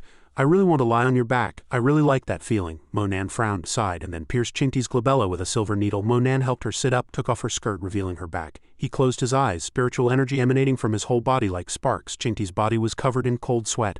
Spiritual energy surged from Mo Nan into her. 6 silver needles were inserted into Qingti's body, emitting faint golden light. She lay on the bed, her face flushed. Mo Nan raised his hand, formed a seal, regulated his breathing, and said, "Finally done." Qingtai on the bed also stirred slightly and woke up. Mo Nan closed his eyes and walked out of the room. Old Master Yan walked over with a worried expression and asked, "True disciple Mo, how is my granddaughter?" Mo Nan immediately raised his hand and said, "Don't worry, all the toxins have been expelled from her body, and I even helped her cleanse her marrow and bones. She will be healthier in the future." He cupped his hands, his face beaming with gratitude. "Thank you, true disciple Mo. You must be tired. Why don't you stay here to bathe, change, and rest for the night, and also check on Qingti's condition?" Mo Nan also showed a tired expression and agreed, "All right." He then quickly followed Longxing away. The next day, Qingtai had recovered and was showering in the bathroom. She reached out and felt the cold sweat on her body, muttering in confusion, "What's wrong with me?" Qingtai called out, "Grandpa, good morning. I want to eat 2 cows today." Old Master Yan, holding a newspaper, said, You're indeed better." He happily called out, "Then hurry up and sit down to eat. Aunt Wei specifically prepared your favorite dishes." Qingti's gaze shifted to the opposite side and she asked, "Dad, why are you free to have breakfast at home today?" Then she was surprised to see Mo Nan. Qingti's face immediately turned crimson and she stammered, Momo, how are you here?" Mo Nan smiled slightly and said loudly, "Looks like you've recovered well. Hurry up and eat." Old Master Yan said seriously, "What are you standing there for? Hurry up and sit down for breakfast." Qingtai, blushing, held a piece of bread, took a bite and asked, "Grandpa, why didn't you tell me Mo Nan was here too?" Old Master Yan smiled and said, "It's alright to call him Grandpa too. Mo Nan has given you a new lease on life. If not for his rescue, you might never have seen me again." Mo Nan looked at his watch and said, "It's not that serious. Hurry up and eat. We still have to go to school." Qingtai immediately lowered her head and said, "Yes, let's go to school together." In the car she blushed, lowering her head, and secretly thought, "What should I say? Thank you. How have you been lately? I was so worried about you. Is it appropriate to speak now? Why does it feel like I'm confessing?" Mo Nan's gaze swept towards Qingtai and he asked, "Do you really like that tune I played before?" She exclaimed excitedly. "Yes, I really like it," Mo Nan calmly replied. "Then I'll teach you." Qingtai, blushing, lowered her head and softly replied, "Thank you." Mo Nan rested his chin in his hand and said, "But before that I need to prepare some things." He secretly decided that this was a good opportunity to use the celestial and demonic music to search for the Six Paths reincarnation disc. Qingtai blushed and leaned in, grabbing his hand and pleading, "What are you waiting for? Just teach me a little bit first." Secretary Yang glanced behind her, thinking, "Miss, didn't you say you wanted to be aloof?" Mo Nan, resting his chin in his hand, seriously reminded her, "You don't have to answer so quickly. I'll give you 2 days to consider. Once you start learning, your life will no longer be the same as before. You will face immense competitive pressure and even have to deal with many things that the Yan family cannot protect you from." Qingtai lowered her head and fell into thought upon hearing this. The car stopped at the school gate. The boys around gathered, discussing excitedly, "School beauty Yan is here. How lucky. I saw her first thing this morning. Qingtai, her name suits her perfectly. Just seeing her long hair makes me want to touch it." They saw Mo Nan get out of her car and immediately began to talk. "Who is he? Why is he riding in the car with school beauty Yan? He looks quite handsome. I wonder what his relationship with Yan Qingtai is, or if he's even a student here. Which class is he in? I want to ask him for the secret to riding in school beauty Yan's car." Qingtai got out of the car, gently stroking her hair. The boys blushed, excitedly discussing, "We haven't seen her for days, and school beauty Yan is even more beautiful now." "Yes, much more beautiful than before. Did she get plastic surgery?" "You got plastic surgery. Your mom got plastic surgery. Your whole family got plastic surgery. Get out of the way, don't block my photo." Mo Nan's gaze shifted to Qingtai beside him, lost in thought. After her physical transformation, Yan Qingtai had more spiritual aura, seeming to have a sense of cultivation. He then waved goodbye to her and quickly walked forward. Qingtai's face was full of disappointment as she raised her hand to wave goodbye. In the end, she could only slowly lower her hand helplessly. Mo Nan felt the gazes of his classmates on him with confusion. He looked at the classroom interior, utterly perplexed. Mo Nan curiously looked at the student sitting nearby. He raised his hand and quietly asked, "What's wrong with everyone?" Susu was startled and turned to look at Mo Nan beside her. She glanced over there and quietly replied, "Everyone is saying you're involved with the underworld. Did you join some gang?" He froze upon hearing this, and immediately understood. So this kind of rumor was circulating. No wonder everyone was afraid to approach him. Yutong stood outside the classroom and called out, "Mo Nan, come out for a moment." Mo Nan stood up and asked, "Yutong, what do you need?" In the corridor, she stood with her arms crossed, loudly accusing, "Do you feel everyone isolating you today? Stop associating with those underworld figures. You've been corrupted by them, don't you know that?" Mo Nan frowned and roared upon hearing this. "So it was she who spread the rumors among the students?" Yutong immediately retorted loudly, "It wasn't me, it was Zizi and Chaoshan. But were they wrong?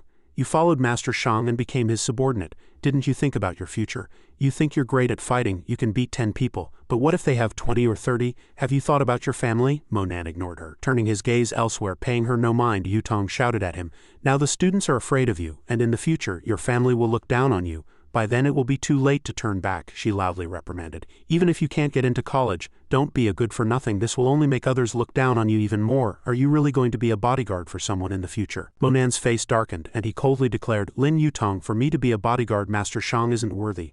All the students looked at him, continuously whispering. Susu from behind raised her hand and pulled her, stopping her. "All right, Yutong, don't say anymore. So many students are watching, give him some face. We can talk about it privately later." Yutong immediately turned and yelled at her. "Why should I talk about it privately? Let him wake up. He's just a rat in the street. No one will be his friend." Mo Nan heard this and coldly called out, "1 or 2 friends are enough. I don't need rabble like you." Yutong pointed her thumb behind her and said, "Rabble, how dare you say that about me? Look at everyone around here. Who is your friend? Call them out, I want to see."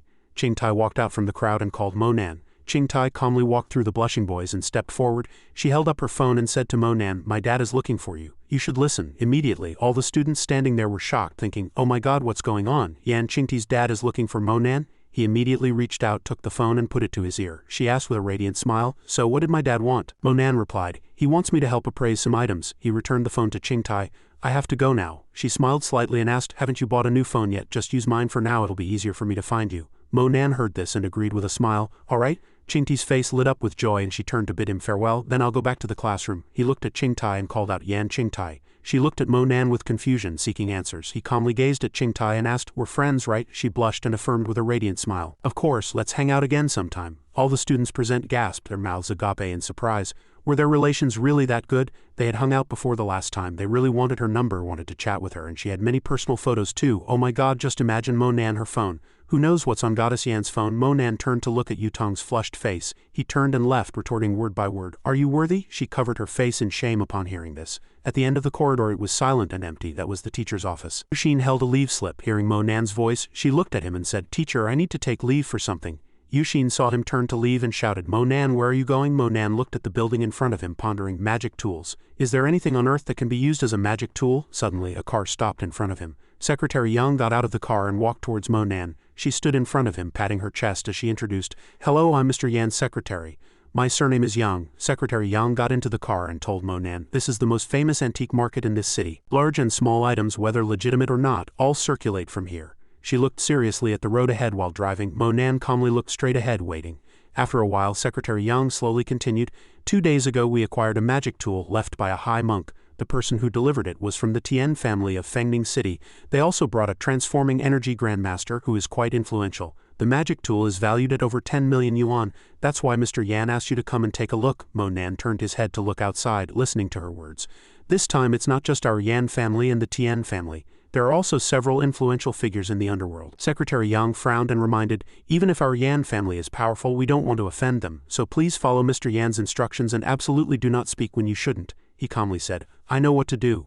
In Monan's sight, a corner of a pavilion appeared in the distance. Secretary Yang pointed forward, guiding him. She led Monan into the main hall and said, We're here. Secretary Yang looked at the person in front and introduced, That's the head of the Tian family, Tian Yue.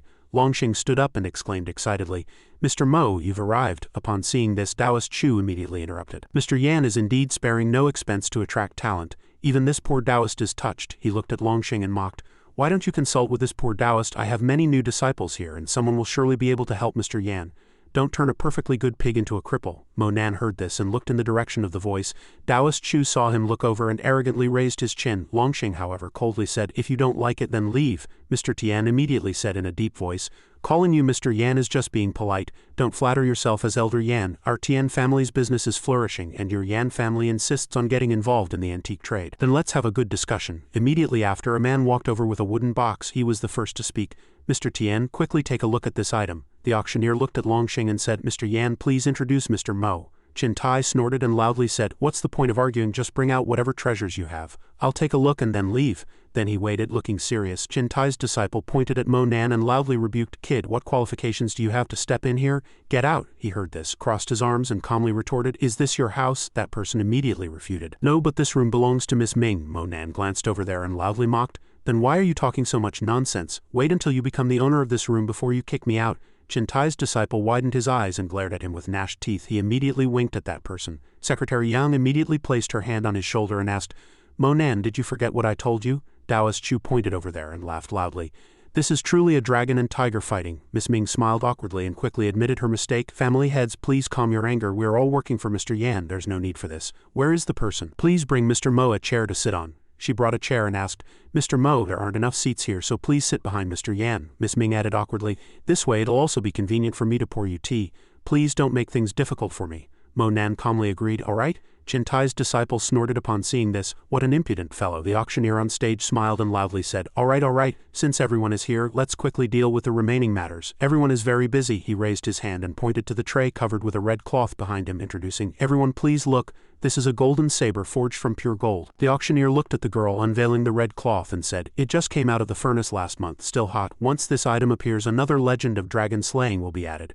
A group of people, blushing, immediately shouted excitedly, What a good item! Mr. Tian heard this and reached out to pick up the saber on the tray. He picked up the saber, glanced at it, and commented, Mediocre. The auctioneer frowned and said, Patriarch Tian, why are you being so pretentious with me? This saber is worth at least 10 million, otherwise it wouldn't have been taken off the market. He heard this, glanced over and snorted coldly. He sat next to Taoist Chu and said, There's no difference. It's worth tens of thousands. Taoist Chu walked forward, raised his hand and picked up the saber to examine it. Then Chin Tai also walked forward, picked up the saber to examine it. Monan saw this, hands in his pockets, and quickly walked towards the saber.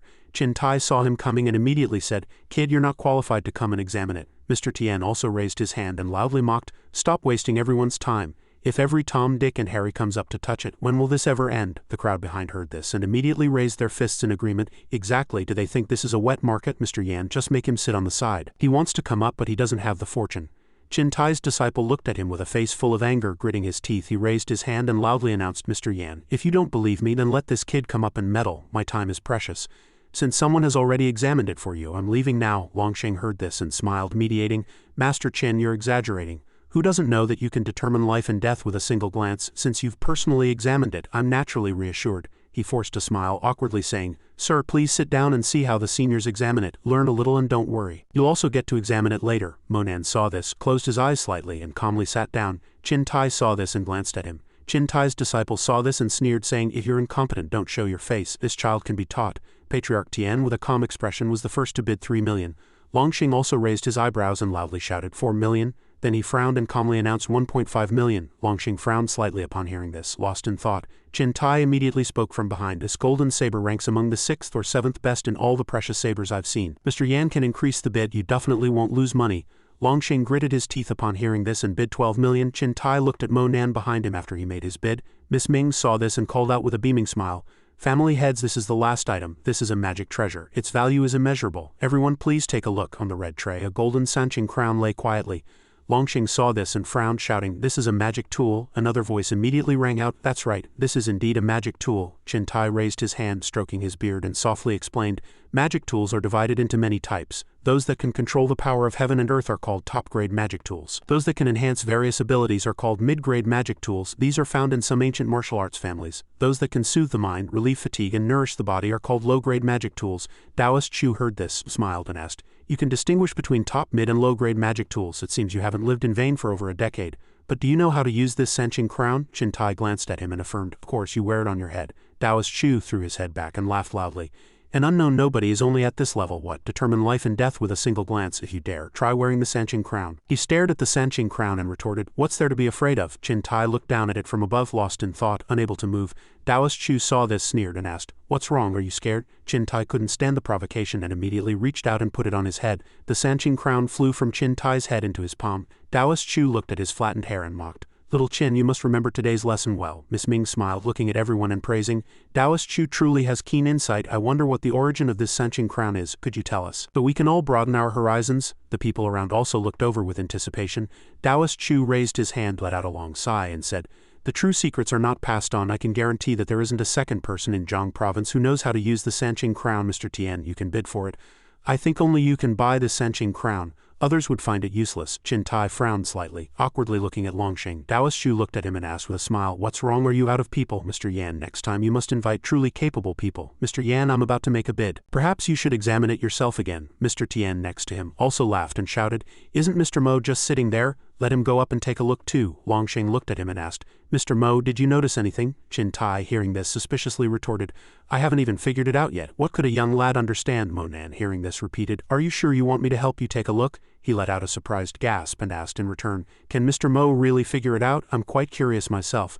Taoist Chu nearby sighed deeply, lamenting, "I never thought the illustrious Yan family of Jiangdu City would be like this, to actually call a student to help examine it. The Yan family is truly declining." Longsheng gave an awkward laugh. "Mr. Mo, it's a rare opportunity. Please go up and take a look." Mo Nan, hearing this, coldly declared, "No need to go up and look. This is not a magic artifact. Don't buy it if it's over 1 million. All the people present exclaimed in disbelief. "What? This isn't a magic artifact." They burst into mocking laughter. "As expected, he's just a good-for-nothing. I said it was a waste of everyone's time. Do you believe it now? How can a treasure that can scald people and cause mental confusion not be a magic artifact?" A man slammed the table hard, yelling, "Mr. Yan, even if you're not buying, don't belittle our items." Longsheng sighed deeply, saying nothing. Mr. Tian, seeing this, laughed and shouted, "I'll buy it for 5 million. Immediately after, he produced a statue. Mr. Tian looked at her and asked with a smile, "Miss Ming, do you remember this statue you sold me before?" Miss Ming, hearing this, smiled and asked, "I remember this treasure came from the Zhu family." "Mr. Tian, is there something wrong with your question?" Mo Nan, hearing this, raised an eyebrow and looked over. Mr. Tian unhappily narrated, "At the time you told me this was a treasure, but I took it back and studied it for 3 days. Nothing. Now I want a refund. Return the 20 million. I don't want this statue anymore." Miss Ming, hearing this, politely refused. "That would be difficult. The transaction was a free trade. Now you say you want a refund. It doesn't seem appropriate." He slammed the statue to the ground, yelling, "You sold fakes. I want a refund. What's inappropriate about that?" She raised her hand, seriously retorting, "This item is definitely not fake. You just haven't found the solution yet. If every customer causes such a fuss, how can I do business? Mr. Tian sneered and questioned, you still think you're doing business? Is there anyone who does business like you? He pointed to Taoist Chu and said, Taoist Chu sitting next to me is the top-tier enlightened master in Zhang province, and even he can't see anything which proves your item is fake. You truly know how to trick me into buying this rubbish. Mo Nan leaned over and whispered to Longsheng, Mr. Yan, this is a treasure, you can buy it. Qin Tai, who heard him speak, glanced back. He suspiciously said, Kid, don't talk nonsense. You say the Sanqing crown isn't a magic artifact and the statue has no spiritual fluctuation, yet you call it a good item. Qin Tai frowned and yelled, do you really think Mr. Yan is so easily fooled? Longsheng also frowned and advised, Mr. Mo, this matter doesn't concern us, we don't need to interfere. Mo Nan, seeing this, spoke up to stop them. Stop arguing, I'll pay 20 million, I'm buying it. Mr. Tian and Taoist Chu heard this and both looked over. Qin Tai nearby saw this and furiously shouted, Kid, what's your status? How dare you bid? It seems you haven't understood the master-servant relationship yet, have you? Is this a place where you can bid freely? How bold of you. He held the statue and suspiciously asked, this is no joke, Mr. Yan, are you really going to spend 20 million to buy my statue? Longsheng stood up, waving his hands repeatedly to deny it. No, Mr. Mo was just joking. Mo Nan, hearing this, smiled and said, I'm not joking. If Mr. Yan doesn't want it, then I'll take it. I'll pay the 20 million and this statue will be mine. Mr. Tian frowned and confirmed again, Kid, are you sure it's 20 million, not 2,000? Do you really have it? If you have 20 million, then I won't refund Miss Ming, I'll transfer it directly to you. He reached out and tightly grasped the statue, lifting it up. Mo Nan, seeing this, immediately took out his bank card to pay. Miss Ming, beaming, took the card with both hands. Taoist Chu, seeing this, suspiciously asked, Kid, you're spending 20 million on this statue, have you perhaps discovered its secret? He nonchalantly retorted, whether I've discovered it or not is my business, are you selling it or not? Mr. Tian smiled and announced, selling, let's complete the transaction immediately. Miss Ming smiled, holding the statue in both hands, and said, Mr. Mo, I didn't expect you to be so generous, you've certainly helped me out. If you ever unlock the statue's secret, remember to tell me. Qin Tai, seeing this, sneered dismissively, what secret could this old broken statue have? It's just squandering money on useless things, all in all still too green. His disciple also laughed loudly. In our line of work, how can you learn without paying some tuition? But 20 million is indeed a bit expensive. Taoist Chu stared intently at Mo Nan and suggested, Mr. Mo, since you're so pleased, why don't you unlock the secret of this statue for everyone to see and open our eyes? He reached out and tightly grasped the statue in his hand, saying, very well. You all think yourselves of noble status. Today I shall let you see that there are always people beyond people and heavens beyond heavens. Subsequently, Taoist Chu burst into loud laughter, tears streaming down his face from laughing. Mo Nan closed his eyes and placed the statue upright. He formed a hand seal, then took a large step forward and immediately struck the statue with a palm. The statue instantly magnified several times, becoming as tall as an adult, radiating a faint golden light shimmering brilliantly. Mo Nan silently gazed at the colossal statue before him. The surrounding people were startled, closing their eyes to avoid the blinding light. The statue immediately opened its mouth wide, its two eyebrows tightly furrowed, and a line of golden shimmering text appeared in the air. Qin Tai and the others shielded their eyes with their hands, yet the text still emitted a dazzling light. Profound yellow blood chi. Dragon fights in the wilderness. Mo Nan stepped forward, gently touching it with his hand, secretly sensing its aura. Then he extended his spiritual energy into the statue. Mo Nan frowned slightly, looking at it thoughtfully, lost in contemplation. Miss Ming covered her mouth, unable to resist, exclaiming, Oh my God, is this the secret of the statue? Longsheng also widened his eyes, asking in disbelief, How is that possible? How can words fly in the air? Qin Tai's disciple angrily shouted, My eyes must be playing tricks on me. This statue actually hides a pyramid. Mr. Tian stared at Mo Nan with a livid face. The auctioneer also asked in surprise, My ancestors, dragon fights in the wilderness, profound yellow blood chi, aren't these the words our ancestors spoke in the I Ching? How can they be in this statue? Taoist Chu also immediately stood up, staring at him dumbfounded. Mr. Tian's face was ashen, his lips tightly pressed together, staring intently at Mo Nan. Lines of golden text rapidly flew towards his glabella. Seeing this, he shouted loudly, Mo Nan, stop quickly. I'm not selling this statue, I'll give you back the 20 million. Mo Nan turned and looked behind him, retorting, What's wrong? The transaction is complete. Now you want to go back on your word? Mr. Tian pointed at him and shouted loudly, Go back on my word for what? We haven't even left the main hall. Of course I have the right not to sell. Ahai, throw this kid out. Don't let anyone touch our statue. Immediately after, a person rushed in from outside. He raised his fist high and swiftly charged towards Mo Nan. He looked at the person and disdainfully said, Just a dark energy martial artist, yet you dare to show off in front of me. Seeing this, the person roared in anger and punched. You underestimate my strength, go to hell. Mo Nan's fist and that person's fist struck each other simultaneously, and the person's shoulder immediately bled profusely, dripping continuously. Taoist Chu stood up and shouted, Kid, dare to hurt someone, this poor Taoist will subdue you today. He tightly gripped his weapon and shouted forcefully, Soul-shattering all. Then Taoist Chu forcefully threw the soul-shattering all at Mo Nan. He narrowed his eyes, reaching out to catch the flying soul-shattering all. Subsequently, Mo Nan was forced back a considerable distance. He looked at him and loudly mocked, This kid truly doesn't know the immensity of heaven and earth. Anyone hit by my soul-shattering awl will have their soul dissipated. Just confess your crime obediently. Monan tightly gripped the soul-shattering awl and asked with great interest, is that so? Immediately after, his hand forcefully broke the weapon in his grasp. Taoist Chu retreated in terror, mumbling in disbelief, how is that possible? Haven't you already been hit by my soul-shattering awl? Why can you still move? How can you crush my soul-shattering awl? Monan's lips curved slightly, revealing a smile, and he said, do you really think it could repel me? I was merely curious for a moment, wanting to show you the extent of what so-called magic artifacts can achieve. He, hearing this, exclaimed, dumbfounded, impossible. No one can be a match for my soul-shattering awl. He reached out and patted his chest, scoffing coldly. This is called there are always people beyond people, and heavens beyond heavens. Then Monan opened his mouth wide and forcefully inhaled the golden characters in the air. His throat gently constricted and he swallowed them. Monan gathered golden spiritual energy in both hands and shouted, you swallowed my golden characters and haven't spat them out yet. Immediately after, he raised his hand and continuously waved it, striking forward fiercely. Monan punched Taoist Chu hard in the stomach, making him scream loudly in pain. Immediately after, Taoist Chu was sent flying by his punch, crashing into the screen. Monan's eyes were bloodshot, and he appeared before him with his fist raised. So Taoist Chu was struck again with a fierce punch, but he still kept his mouth tightly shut. After a long time, Taoist Chu couldn't bear it anymore and spat out a mouthful of blood. He shouted loudly. Monan stepped on his chest, tightly gripping the golden characters that had just flown out. He looked at the newly acquired golden characters for a moment, and eventually Monan lowered his head and absorbed the golden characters into his body, his whole body radiating a golden light. The auctioneer exclaimed, this is a true immortal golden characters entering the body to forge a treasure body. I'm afraid from now on his physical body will be unmatched. Taoist Chu was pulled up by his collar, screaming in terror, Master Mo, true immortal Mo, spare my life, spare me, I'll do anything you ask. Monan calmly looked at him and asked, I destroyed your magic treasure. Do you submit? Taoist Chu's terrified voice rang out, submit, I submit. He forcefully stepped on his body and then asked, I destroyed your hidden meridians, severed your cultivation and turned you into a mortal. Do you submit? Taoist Chu could only shout, submit, I submit, true immortal Mo, spare my life. The people in the room trembled listening as Monan's voice rang out, I will ruin your reputation, cut off your wealth and make you utterly disgraced. Do you submit? He also had to answer, submit, I wholeheartedly submit. Monan was finally satisfied, lifted his foot and released Taoist Chu. He crossed his arms and announced, from now on wherever I go, within 100 miles you must hide, otherwise I will immediately take your life. Get out, he repeatedly kowtowed and replied, yes, from now on wherever true immortal Mo goes, my figure will definitely not be seen again. Taoist Chu immediately turned and rushed out the door, swiftly leaving. The surrounding people all bowed their heads and shouted, true immortal Mo, greetings true immortal Mo. Monan's gaze swept to where Mr. Tien was standing and he immediately knelt on the ground with a thud. Mr. Tien kowtowed until his head bled, begging for mercy. True immortal Mo, I was wrong. True immortal Mo, please spare this humble man. It was I who offended you. Monan crossed his arms, angrily retorted, I paid for your item. Seeing it's a treasure, you go back on your word, you're untrustworthy. What crime is that? He lowered his head, pressing it to the ground, begging for mercy.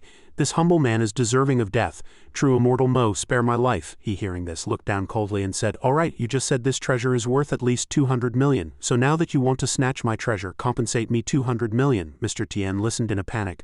Monan retorted, I'll give you 2 months to prepare. Then you personally deliver the 200 million card to me. Do you have any objections? He lowered his head and shouted, no objections. This humble man dares not have any objections. Monan closed his eyes, waved his hand and said, since that's the case, then get out of here quickly. After Mr. Tien was led away by his subordinates, crisp slaps echoed. Chin Tai forcefully slapped his own face, slapping it until it swelled, and he continued to slap relentlessly until both cheeks were red and swollen. Chin Tai sincerely pleaded, true immortal Mo, I hope you will forgive us. We were truly frogs in a well. Monan looked directly at him and said, I'll forgive you this time, but there won't be a next time. Don't say I didn't warn you. Chin Tai and his disciple bowed their hands in gratitude. Yes, thank you for your magnanimity, true immortal Mo. Miss Ming looked at him and spoke. True immortal Mo, esteemed guests, it is truly fate that we meet. After chatting for so long you must all be tired. A banquet has been prepared at the waterside pavilion.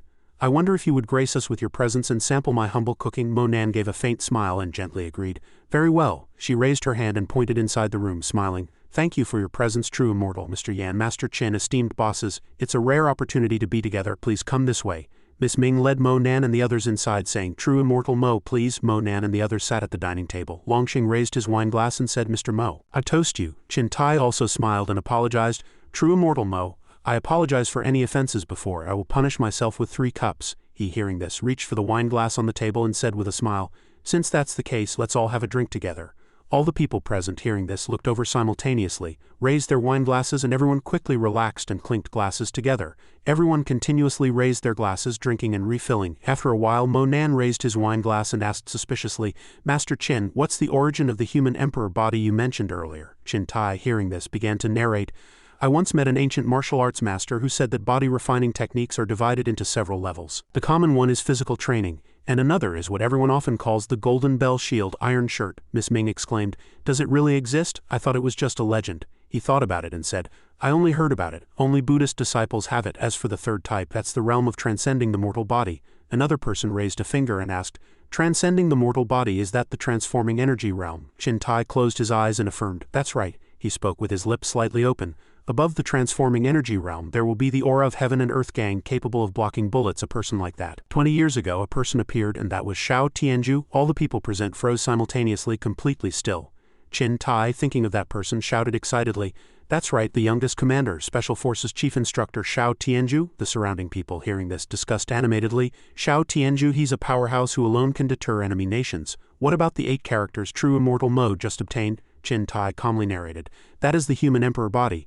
True Immortal Mo, you are still missing 2 golden phrases. The dragon fights in the wilderness, its path is exhausted, the arrogant dragon will regret. Fullness cannot last long." He bowed his hands and said, "With all these phrases, the human emperor body can only be considered complete then." Monan listened, lowering his head in silence. After the meal, Qin Tai immediately exclaimed loudly, "True Immortal Mo, we shall see you off." Monan, hands in his pockets, refused. "No need." Miss Ming looked at him and asked, "True Immortal Mo, would you like to stroll around?" Miss Ming smiled and said, "True Immortal Mo, are you looking to buy something? Then you've come to the right place. If you don't mind, I'd be happy to be your guide." She pointed in a direction, testing. "True Immortal, there's an old pharmacy up ahead with many rare medicinal herbs. Would you like to take a look?" Monan heard this and thought, rare medicinal herbs might have something I need. So he agreed, "All right, lead the way." He followed Miss Ming into the pharmacy, looking around. The pharmacy owner looked at the two, deep in thought. He had been buying Lingzi for decades, and these 2 customers seemed a bit odd. He picked up the medicine package and handed it over, saying, "Here, the medicines you wanted are all wrapped up. You 2 truly have good taste. All the good stuff in my small shop is almost picked clean." Suddenly, Monan's gaze fell on some pieces of wood on the table, and he thought, "Wait, these pieces of wood. These pieces of wood contain spiritual energy. If I can replant them, perhaps they can continue to grow." He pointed to the wood and said, "I really like this wood, I'd like to buy it." The pharmacy owner heard this and refused. "I'm afraid that won't do. This was a gift from an esteemed person to my old master. Though it's just a piece of wood, the sentiment is deep." Miss Ming remained silent, pondering. She placed a bank card on the table and said with a smile, "Money can't buy sentiment, but 200,000 yuan. Pack it up immediately, I'll pay right away." The pharmacy owner exclaimed with a frown. This, after a long pause, he reluctantly agreed. "All right." Miss Ming looked at her watch and asked, "It's almost 12 o'clock. There's a black market street nearby that only opens once a week. The items there are unique and varied. Mr. Mo, would you like to check it out?" Monan heard this and calmly replied, "Since we've stumbled upon it, let's take a look." He glanced at one spot and gasped in surprise. Miss Ming walked forward and asked, "True Immortal Mo, did you see anything interesting?" Monan looked at a shop with a sign that read, "Only 3 categories," and he said with a smile, "This shop is interesting." Miss Ming heard this and also wondered aloud, "Only 3 categories? I've never seen a shop with such a curious name before. Does this shop only sell 3 items? Monan was the first to walk into the shop, smiling as he replied, "Won't we know once we go inside?" Inside the shop, voices came from the television. "Trader, today we fight to the death. Take this." Xianxia scratched his leg, humming a song in front of the TV. Miss Ming smiled, extending a hand to knock on the door. She looked at Xianxia's back and asked, "Boss, are you still selling goods?" He was startled, abruptly stood up, fumbling with his slippers, and repeatedly agreed, but accidentally fell to the ground. "Coming." He smiled awkwardly, stood up and introduced himself. "Hello, I'm Xianxia, the owner of this shop." Miss Ming covered her mouth with her hand, smiling as she asked, "Do you have an older brother named Xiangda?" Xianxia heard this and replied with a smile, "Xiangda hadn't even appeared when I was named Xianxia. Please come in." Everyone inside the shop. Several different porcelain items were displayed on the shelves. Monan looked at Xianxia and asked in confusion, "Boss, how are things sold here?" He heard this and shouted loudly, "Everything is 2 million yuan. All items are 2 million yuan, but once you buy 3 items you must stop." After all, Xianxia's face darkened and he quietly reminded, "These items were all dug out of the ground, they're not very clean." Monan walked to the shelf and looked around. He reached out and touched the bell, asking, "What's the origin of this bell?" Xianxia clapped his hands and replied, "This bell is amazing. I heard a powerful figure once raised heavenly lightning and used this bell to summon wind and rain at will." He asked in confusion, "What was that person's name?" He replied awkwardly, "Morgan Light, Lei Zhenzi, Bati. I'm a seller, how would I know all that? Do you really believe it?" Mo Nan reached out and picked up the bell from the tray. When the bell rang, golden rays of light emanated from it. Miss Ming covered her head with her hands, muttering to herself, "Why do I feel a little dizzy?" He looked at Xianxia and asked, "There are 7 of these bells, do you have them all?" He walked towards the shelf, looked back at Mo Nan and asked, "It seems I've met an expert. I have them all, are you buying?" Then Xianxia opened a box containing the remaining 6 bells. Mo Nan asked in confusion, "Uncle, you said to stop after buying 3 items. Does this count as 1 or 7? He raised his hand and shouted loudly, "Of course it's 7, 14 million yuan. Miss Ming crossed her arms and retorted, "Aren't you afraid we'll shorten our lifespans?" Xianxia scratched his head with a smile and assured, "Don't worry, everyone. I already begged our ancestors tonight, saying these are gifts for everyone, and finally our province will donate them to the children in the suburbs." Mo Nan chuckled, praising, "What a kind person." Then he and she left his shop together. Night was deep, but the buildings here were still brightly lit. Mo Nan looked at the bells on the table and thought, "I will arrange the 5 different tones of the 5-tone Lingxiao with the queen bee. As long as a fragment of the reincarnation disc touches the demonic sound, the Lingxiao will alert me." He closed his eyes, quickly chanting silently, "Guanji Shang Wujiao." A drop of blood fell from Mo Nan's fingertip onto the queen bee. He abruptly opened his eyes, formed a hand seal, and shouted, "Heavenly eyes suspended in air, form." The bells surrounding the queen bee emitted a faint golden light. Mo Nan reached out and released spiritual energy towards it. After doing this, he couldn't help but pant, thinking, "I'm still too weak. Just a tiny heavenly eye has exhausted all my spiritual energy." Mo Nan looked at the bells in the box and thought, this spirit-gathering array is much simpler. He began carving on the bells with a carving knife, thinking, "Next, I'll teach Yan Qingtai the immortal and demonic music. Then the heavenly eye suspended in air can operate normally." The next day, students still arrived at school one after another. Mo Nan stood in front of the guardhouse, reaching out to greet someone. Security guard Liang replied with a smile, "Oh, Mo Nan, hello." He looked at him and quietly asked, "Is there something going on today, uncle?" Security guard Liang heard this and then suddenly realized, "Oh right, a physical education teacher came to check the list of special students, and he specifically came looking for you." He asked with a worried expression, "Did you get into trouble with that guy again? Be careful." Mo Nan heard this and replied with a smile, "Don't worry, I know what I'm doing." In PE class, Fan Chong stood with his hands on his hips, looking at the students lined up in front of him. His face was full of displeasure as he stared intently at everyone below. Mo Nan calmly met his gaze, showing no fear. His gaze met Fan Chang's, sparking. He was furious, gasping for breath as he stared at Mo Nan. He held up a basketball with one hand and coldly announced, "Today we're having a basketball game, and the losing team will be punished." Then Fan Chong pointed to the basketball player Lu Yan, calling out, You. He pointed at the crowd, continuously assigning players, and then pointed at the tall one over there, telling him to go to the left team. Mo Nan saw this and thought with disdain, "Childish, trying to target me with such methods. My team is full of short players while the opposing team is full of tall ones." Lu Yan saw this and exclaimed with a smile, "Our team is so strong." A boy from Mo Nan's team saw this and muttered, "How can we play like this? We're definitely going to lose." Su and the other girls exchanged glances, then turned and walked towards Fan. Su raised her hands and said, "Teacher, this team division is unfair. The players on Team 2 can't play basketball at all." He crossed his arms and retorted loudly, "Who's born knowing how to play? Why can others and you can't? Less nonsense, game start." Then Fan Chong raised his whistle and blew it fiercely, and the 2 teams immediately rushed onto the basketball court. A boy from Mo Nan's team had just grabbed the ball and was about to shoot when he immediately heard Fan Chong stand up and shout loudly, "Team 2 retreat, foul." He watched as the ball was snatched away by the opponent, his face showing a painful expression, and he started to cry. Mo Nan heard this and frowned, looking over with impatience. Then Lu Yan directly snatched the ball from a player on Mo Nan's team and then forcefully shot to score. He held the basketball, looking at the scoreboard which showed 22-4, and encouraged with a smile, "We're 18 points behind, let's go." The 3 boys on his team looked at the basketball court in shock. Mo Nan walked onto the basketball court alone. A boy forcefully passed the ball to him, shouting loudly, "Mo Nan, catch." He reached out and caught the passed basketball. Everyone saw him holding the ball and loudly chattered, "Mo Nan, shoot." He's still standing in the middle of the court. "Did he get beaten, silly?" Mo Nan smiled slightly, raised the basketball with both hands and shouted loudly, "Then I'll shoot one." He gently released his hands, letting the basketball fly towards the hoop. The basketball flew towards the hoop. Immediately after, the basketball gently dropped into the hoop and then fell down. Su and the other girls shouted excitedly, "It went in, so cool." The boys on Mo Nan's team also shouted in surprise, "He's so lucky." Lu Yan also stood stunned, staring at him intently. Another boy walked forward and forcefully bounced the basketball on the ground. He looked up at Mo Nan and asked another game. He heard this and shouted with a smile, "If you want to be punished, I have no problem with that either." The boy heard this and exclaimed in surprise, "Oh my God, I can't believe it." Then he threw the basketball to Mo Nan, shouting loudly, "Hey, here's the ball." Mo Nan raised the basketball with both hands ready to shoot. Everyone around looked up and saw it gently drop into the hoop, and excited voices immediately rang out, "It went in again. It's a miracle." A boy shouted incredulously. "No way." Mo Nan stopped. The boys on Lu Yan's team gasped, muttering to themselves, "Did we lose?" Fan Chong immediately stepped forward and shouted coldly, "This is a game. Do you think it's a show?" He pointed at the crowd and threatened, "If this continues, everyone will be punished." Lu Yan walked forward, patted his shoulder and praised, "You've got skills, Mo Nan." he announced with a beaming smile. I'm serious now, watch this. Mo Nan heard this and replied with a smile, then I won't hold back either.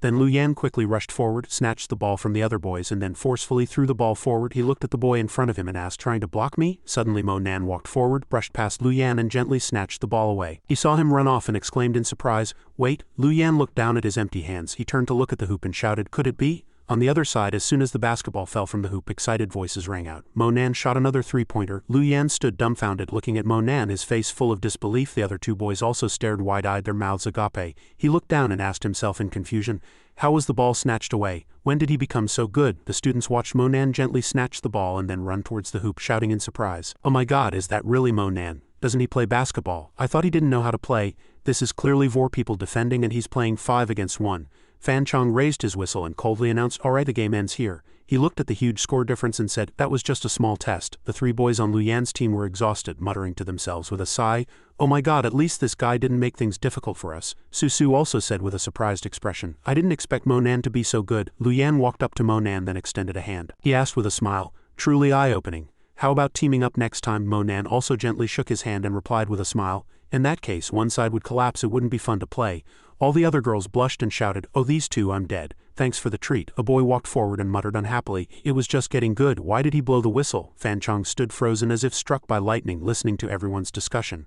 The game was his idea, the test was his idea, and now he's suspended it halfway. He's truly sick. No wonder he doesn't have a girlfriend yet. He stood with his hands on his hips, grinning evilly. Classmate Mo Nan, you have good stamina. Come with me to move some things. The other students can go back to class. The students heard this, turned back and quickly left. Mo Nan followed. Fan Chong, hearing the crowd behind them, shout loudly, oh brother Nan, come back and sign autographs for me. Su silently followed them down the empty corridor. Fan Chong saw her and asked in confusion, why aren't you going back to class? Su immediately shouted, I want to work with Mo Nan, he must be very tired after playing basketball. He shouted with a serious face, it's just 2 tables, you're not needed. She still stood there, motionless. Mo Nan looked over and thanked with a smile, class monitor, thank you for your kindness.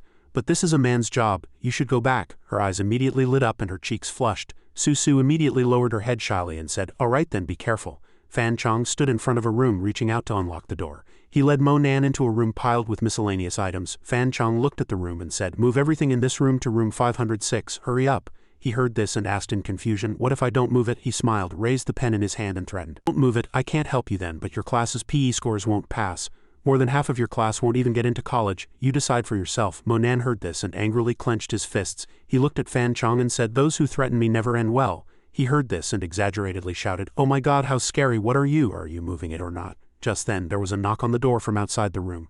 Security guard Liang opened the door and walked into the room. He looked at the two and advised, what's wrong, don't argue. Security guard Liang sighed and asked, Mo Nan, why are you arguing with the teacher again? Then he looked over and said, teacher, Mo Nan is still a child, just let him off. Whatever it is, just tell me. Fan Chong said angrily, good, alright. Since you're so kind as to help him, then move all these things to the 5th floor for him. If even one item is missing, I won't give him his graduation certificate. Mo Nan reached out and grabbed his hand, saying, Uncle Liang, you should go back, I can handle it myself. Security guard Liang broke free from his hand and said, it's just moving some things, aren't you afraid? I'll help you. He lifted the chair and said with a smile, I'll be done in a bit. Mo Nan, you go back to class. Mo Nan narrowed his eyes and asked coldly, Fan Chong, did you tell him to stop? He crossed his arms, snorted and replied, you're truly loyal. Uncle Liang has been working a lot of overtime these past 2 days. You don't have to move it, just leave. Anyway, Uncle Liang will finish it. Besides, isn't it normal for a teacher to ask students to move things? Fan Chong revealed an evil smile and shouted, if you want to report me, go ahead. Let's see who gets to stay, me or Uncle Liang. Mo Nan extended his finger, pointing directly at his face. His face was icy as he warned, just this once, next time I'll send your soul to the west. Mo Nan then walked forward, lifted 2 chairs with force and calmly left. Fan Chong watched Mo Nan's retreating figure carrying 2 chairs and wondered how he still had so much strength after just playing basketball. He carried the 2 chairs upstairs and saw security guard Liang resting on the steps. Mo Nan said worriedly, Uncle Liang, please rest, your grandson can handle the tables and chairs. Security guard Liang smiled and replied, no need, I'm fine, just be careful. Mo Nan looked in one direction and said, Uncle Liang, it seems someone has come in from outside, could you go check? Security guard Liang was startled and shouted, then I'll go out and check, I'll be back soon. Mo Nan watched him go downstairs. He closed his eyes, took a deep breath and suppressed his anger. Then Mo Nan raised his head, his body radiating a towering rage. He looked down and saw Fan Chong below, immediately roaring, you dog brat Fan, get your ass up here. Fan Chong turned and looked up, immediately rushing up and roaring loudly, you're defying heaven, you just wait for me. Fan Chong walked up, pointed his finger at Mo Nan's face and shouted, Mo Nan, do you have any respect for your teacher? How dare you speak to your teacher like that? Mo Nan frowned and asked expressionlessly, are you uncomfortable? Immediately after, Fan Chang's feet left the ground. He was lifted by his collar by Mo Nan, screaming in horror, "Mo Nan, you!" Mo Nan carried Fan Chong towards the balcony. Fan Chong looked at the ground below, his forehead drenched in cold sweat. Mo Nan tightly gripped Fan Chang's collar and asked doubtfully, "Scared?" He immediately pointed at Mo Nan, sneering, "What a joke, am I afraid of you?" Mo Nan extended his other hand and gently grasped Fan Chang's arm, which was clutching his own. Then Mo Nan turned and hung him over the railing. He smiled slightly and asked with great interest, "How about now?" Mo Nan leaned into Fan Chang's ear and said with a smile, "I told you messing with me doesn't end well." He was terrified, screaming frantically, "Mo Nan, you're crazy, let me down quickly." Mo Nan's hand gripping his collar moved slightly and he retorted, "Let you down? All right." When his voice sounded again, that hand immediately released its grip as he wished. Fan Chang's eyes narrowed, filled with extreme terror. He stretched out his hands, desperately trying to grab onto something, screaming in despair as he fell to the ground. His body hit the ground heavily, especially his back, which took the full impact. Fan Chang's eyes were filled with stars, unable to see clearly. Just as his vision refocused, a chair rapidly descended from the sky. The chair's 4 legs plunged directly into the ground surrounding Fan Chong. He widened his eyes, looking at the chair that had landed on him. Mo Nan stood on the second-floor corridor, carefully observing the playground below. He calculated, then placed his hand on the railing, using it to leap. The 2-story height was no problem for him. Mo Nan skillfully jumped down, then gently landed on the chair on the playground. Mo Nan's action greatly shocked the teacher lying on the ground. He stood on the chair, looking down and sharply reminded, "Don't touch me, do you understand now?" Fan Chong was terrified, trembling and daring not to say more. "Understood, understood, understood." Mo Nan looked at him coldly and warned, "Next time it won't just be the second floor." With that, Mo Nan calmly left, leaving him stiffly lying on the playground. Fan Chong struggled to get off the chair, his face pale with fear. He collapsed on the ground, cursing resentfully, "Damn it, Mo Nan actually dares to kill." He calmly reported to security guard Liang in the security office, "Uncle Liang, Fan Chong and I have finished talking, and he'll take care of the rest." Security guard Liang replied with satisfaction, "Good, good, then I'll go back. It's good that you're all right." Mo Nan politely bid farewell to security guard Liang, "Then I'll be going now." Security guard Liang also waved to him, "Good, good." After finishing his work, Mo Nan slowly walked out of the school. Suddenly, someone reached out and grabbed his shoulder. Mo Nan stopped, turned to look, but as soon as he turned, a person patted his other shoulder again, seemingly wanting to tease him. Just as Mo Nan was puzzled, the person quickly and lightly poked his nose with a finger. It turned out to be Qingtai playfully teasing Mo Nan. She appeared before him with a smile. Mo Nan, still not understanding, asked her why with a hint of embarrassment. Qingtai naturally pulled him towards her private car. She didn't even ask for Mo Nan's opinion, directly demanding, "I've been waiting for you for a long time, get in the car and come to my house to teach me lyrics and music." He felt the curious gazes around them, fixated on them, so he felt a bit awkward. Seeing Mo Nan reluctant to get in the car, Qingtai urged anxiously, "Hurry up." He was helplessly pulled into the car, hitting his head. "Damn it." Mo Nan suddenly remembered the borrowed item and took it out to hand to her. "Here's your phone back." Qingtai took the phone. Her face flushed, she asked with a hint of embarrassment, "Did you look at anything inside?" He buckled his seatbelt and replied calmly, "I don't have such a habit." However, Qingtai seemed a little disappointed upon hearing this. She seemed distracted. Suddenly, Qingtai thought of something and exclaimed excitedly, "Oh, that's right." She picked up a small gift box nearby and expressed her concern for Mo Nan with a shy tone. "You haven't bought a phone yet, have you? I just happen to have a new one here." The gift box was handed to him, and Qingtai's tone was full of anticipation.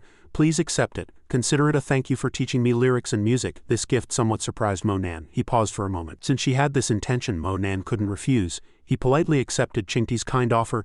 "Then I shall humbly accept. Thank you." A smile bloomed on her face, and Qingtai happily reminded him meaningfully, "No need to thank me, my number is already saved in it, remember to call me often." He couldn't just accept her gift without any reciprocation. Mo Nan took out a small bell from his pocket. He placed it in her palm. Mo Nan carefully explained its use. "Here, this little bell is for you. Remember to always carry it with you so you can have enough spiritual energy to play the Spirit Sun music I'll teach you."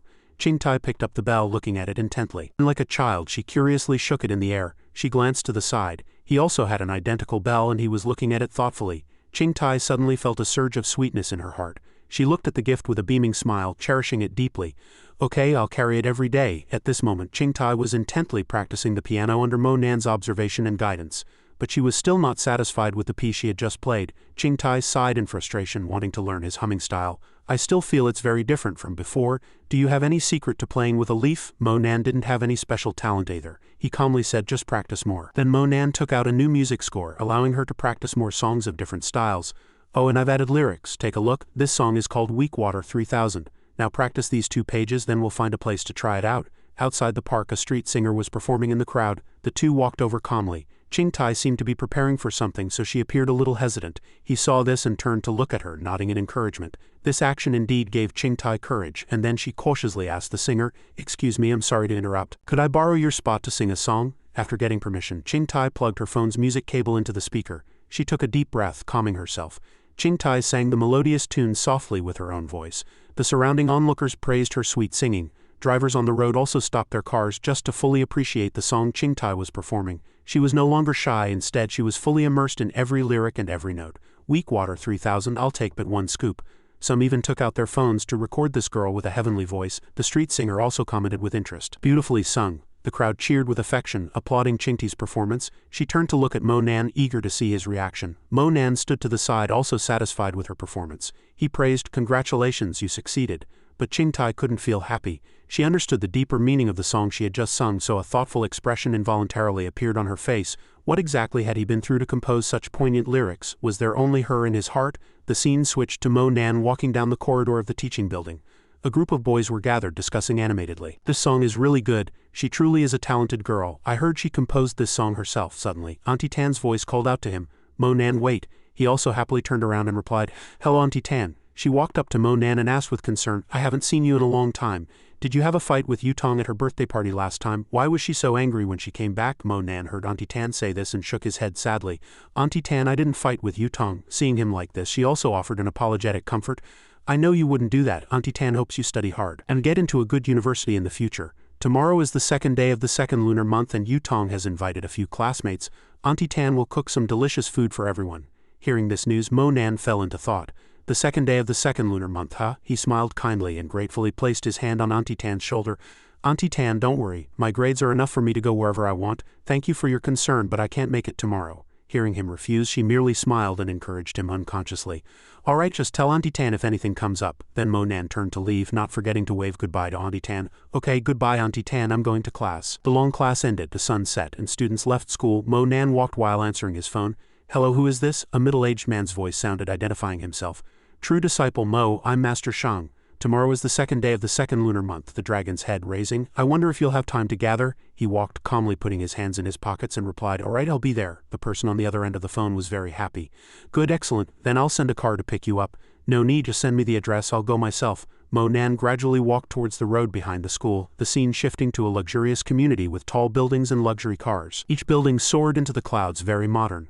Mo Nan got out of the car, the last rays of the setting sun gradually disappearing behind the tall buildings. Nearby, a slender girl's figure stood quietly. He said nothing, just gently pushed open the car door and slowly stepped out. He was still wearing a white suit, looking very dashing. Seeing Mo Nan get out, that figure also hurried over. It was Miss Ming. "Mr. Mo, you're finally here." He saw it was her and couldn't help but feel a little confused. Miss Ming, Mo Nan and Miss Ming walked forward, smiling and greeting each other. It was her, and before he could ask, she happily answered in advance. "That's right. Second Master Yan and Master Xiang know you don't like formalities, so they asked me to wait for you here."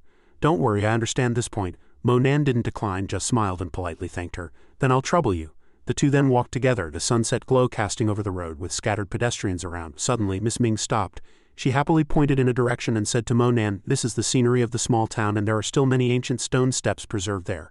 Tourists walk along the stream and then climb the steps. I heard the higher you climb, the happier you'll be. Mr. Mo, how about we give it a try?" He listened and shook his head, refusing directly. "No need, I've seen enough." Miss Ming was a little surprised to see Mo Nan being so direct. "Okay," she looked at him, her expression complex, thinking he was truly unfathomable. She led him to a house that looked quite spacious. "Mr. Mo, your room is ready. There's a cocktail party at the manor at 8 tonight and I sincerely hope you can attend. I will personally pick you up." Mo Nan smiled upon hearing this, politely declining. "No need to trouble you. I'll go myself." At 8 o'clock Mo Nan arrived at the manor. Many people had already gathered here and it was very lively. He walked to the entrance and announced his name to the gatekeeper. "Mo Nan." After confirming the list, the person bowed respectfully and said, "Mr. Mo, please come in." Mo Nan walked into the manor, surrounded by bustling conversations. He noticed a person in the distance radiating a scorching light. Just then Miss Ming walked over and happily called out, "Mr. Mo, you're here. Please follow me. Second Master Yan and Master Xiang are waiting for you." Mo Nan followed her into a spacious room. At this moment Master Xiang, Tianhu and Yan Du happily walked towards him. Miss Ming saw this and said with a smile, "The three sirs, it seems you have a very good relationship with Mr. Mo. You've all come out to greet him personally. I, as the guide, am also benefiting from your light." Master Xiang reached out and patted his arm, saying, "Mr. Mo, thank you for giving me the bone-setting pill last time. My cultivation and hand bones have fully recovered in these past few days." Yan Du then seized the opportunity to inquire about business. "Mr. Mo, with such a good treasure, perhaps we could study it together sometime. This would definitely be a big business." Mo Nan only replied calmly, "Alchemy consumes too much, it needs to be recalculated." Seeing everyone so eager, Miss Ming said, "All right, let's all go inside and talk." The four people sat around a small tea table in the room. They sat silently around the table. Tianhu then spoke. He stretched out his hand and said happily, Last time I heard old Yan talk about true Immortal Mo's abilities, I didn't realize until I met you how young you are. Mo Nan, sitting nearby, smiled slightly. He looked at Tianhu and replied softly, "It's nothing, there are many people younger and stronger than me." Master Shang sat silently with his eyes closed while Yan Du next to him clenched his hands and cut straight to the chase. "Mr. Mo, the reason we invited you here so late is that we actually have something to ask for your help with." He suddenly frowned tightly, his eyes worried as he lowered his head, pleading, "We received news that bosses from other cities are bringing powerful experts. Although we also brought peak transforming energy masters, if anything unexpected happens tomorrow, we still hope you can lend a hand." Everyone present looked at Mo Nan with anticipation. Yan Du sat up straight and continued, "Don't worry, no matter what, we won't shortchange you." Knowing it was hard to refuse, he smiled and firmly replied, "Since I'm already here, I'll naturally act when the time comes." Tianhu suddenly took out a square wooden box from his pocket. He held the box steadily and said softly, "I forgot to take this out earlier. Mr. Mo, we've prepared a greeting gift for you. Please be sure to accept it." Mo Nan was also a little curious about the box. Tianhu slowly placed the box on the table and then pushed it towards him. "Mr. Mo, please take a look." Mo Nan quickly picked up the box, and upon opening it, 2 old scrolls were neatly placed inside. "We heard that Mr. Mo possesses divine power and is capable of deciphering the statue and obtaining the true words. Here is a scroll of white silk from the Warring States period, unearthed with that statue, which records everything about the true words." Mo Nan picked up a scroll and opened it to read. He held it up to his eyes, carefully examining it, thinking, indeed, a book talks about how to integrate the golden true words. It was also a body refining technique I had never seen before. It seems that through the course of history and thousands of years of civilization, there are still many extraordinary individuals who can comprehend heaven and earth and create methods of cultivation. Mo Nan was very satisfied with this gift. He put down the scroll and carefully thanked them. "Good stuff, thank you very much." Time passed, and Mo Nan returned to his room. He sat on the bed and unfurled the scroll again. Golden text appeared on the scroll. Mo Nan tilted his head slightly, reading carefully. Suddenly a current shot through his mind. Mo Nan jolted violently, his eyes widening. He put down the paper in his hand, a bewildered expression on his face, and looked around, sensing everything around him. "The dragon fights in the wilderness. Its blood is dark yellow." Mo Nan raised his hands, absorbing the power, and a fireball slowly formed. With just one reading, the 8 true words merged into one. His body suddenly tensed, feeling the pain of the current coursing through his body. The flames within Mo Nan seemed to grow stronger. He gritted his teeth, his eyes rolling back, and then flames appeared all around him. He puffed out his chest, clenching his fists, and let out a powerful roar. A strong current of air surged out, violently striking the glass door like a storm, shattering the glass. Mo Nan held his head high, clenching his fists, giving his all. Intense flames surrounded him, and shattered glass flew everywhere. After a while, everything calmed down. Mo Nan's room was now in a mess. He stood there dazed. A golden dragon suddenly appeared from nowhere. Mo Nan was still bewildered, not noticing it. Secretly thinking, "This is the aura of a celestial dragon, how is that possible? Even in the heavenly realm, the dragon race has long been exterminated." It was then that he felt something was wrong. His eyes suddenly widened and he said in a panic, "Wait, it's absorbing my spiritual energy." Before he could react, Mo Nan's entire body was suddenly lifted by a force. One wave had not settled when another rose, and anxious voices came from outside. "What happened? Where did that sound come from?" A powerful pressure casually pulled him into the air, and glass once again flew everywhere. The people outside quickly pinpointed the location. "It's Mr. Mo's room." Mr. Mo, are you all right?" Seeing the situation was bad, Mo Nan's face turned pale, and he anxiously shouted to the outside, "I'm fine, everyone go back." Immediately after, the suction also disappeared. Mo Nan lost his support powerlessly, and his entire body free fell, directly hitting the ground. Miss Ming and Master Shang stood outside, silent, exchanging worried glances. She didn't wait any longer, turned her head to scan the crowd behind her, and ordered, "Everyone retreat. No one is to disturb Mr. Mo." The golden dragon was now lying on a white cloud, sound asleep. He reached out and rubbed his backside, looking at the golden dragon, secretly thinking, "You've certainly reaped the benefits, but unfortunately all my spiritual energy has been absorbed by you, and it will take a few days to recover.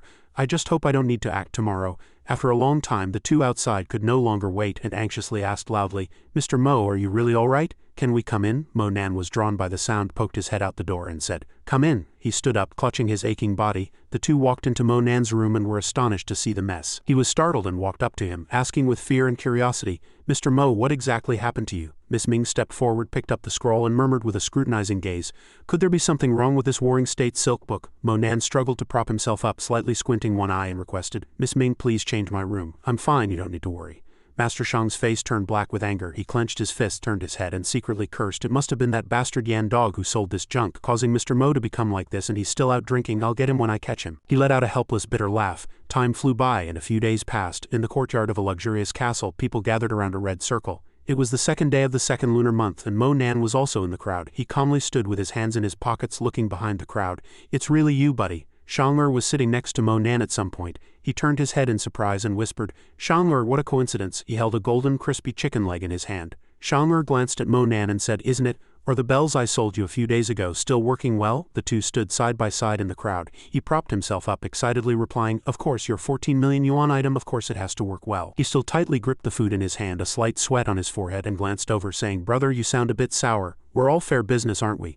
Xianxia then brought the chicken leg to his mouth, took a big bite, closed his eyes and felt it, and the surroundings started to get noisy again. The pressure on Jiangdu City this time is too great. I wonder if Second Master Yan can hold on. If he falls, I'll probably have to close my European stores too. By the way, this time's buyer is a big shot. I heard he's a Grand Master from overseas. Mo Nan sat there, hearing every word clearly, and looked at him in disbelief, asking, huh? Is there such a person? Soon, Xianxia finished the food in his hand. He stuck out his tongue and licked his lips, then threw the bone behind him. Xianxia excitedly sat up straight, rubbing his hands together, and said, come, let me introduce you. With that, he pointed to a group of people not far away and said, look, those are the people from overseas. The year before last was the Tang family, last year was the Duan family, and this year is the Zhu family. Then Xianxia looked at Sha Shen and Wu Hua not far away, and seeing the two enthusiastically shaking hands, he introduced, over there are two big figures from Wuying City, Sha Shen and Wu Hua. Their power is formidable. Looking in another direction, the two saw Mu Yi waving to Sha Shen. He recognized him at a glance. This was Mu Yi of Fengning City, a contemporary hero. Below the arena was the judges' stand, and behind them was a dense crowd of spectators. These poets were like fire and water, and more connections were needed. The judges sat silently, unresponsive, while the spectators behind them were the complete opposite. They continuously voiced their objections. Isn't that Master Huang? He actually came in person. In the midst of the clamor, someone suddenly shouted happily, Grand Master Zhang from Wuyang is here too. Yandu smiled slightly, eyes gently closed, sitting in his chair with the same noisy and unbelievable sounds below. Second Master Yan of Jiangdu actually showed up too. Today's matter is not simple. At this moment, Miss Ming gracefully walked over. She ascended the stairs step by step and said, everyone. The beautiful Miss Ming stood gracefully in the center of the arena, one hand behind her back, the other raised, announcing to everyone, we meet again. Please allow me to announce the rules. In literature, there is no first. In martial arts, there is no second. Step onto the arena at your own risk. Business is business, and what happens on the arena has no bearing on the future. Miss Ming faced the crowd below. A gentle smile always adorned her face, but her tone was filled with killing intent. I hope everyone remembers, if you violate the rules, you are not giving face to my Ning family, and the Ning family will naturally not be polite.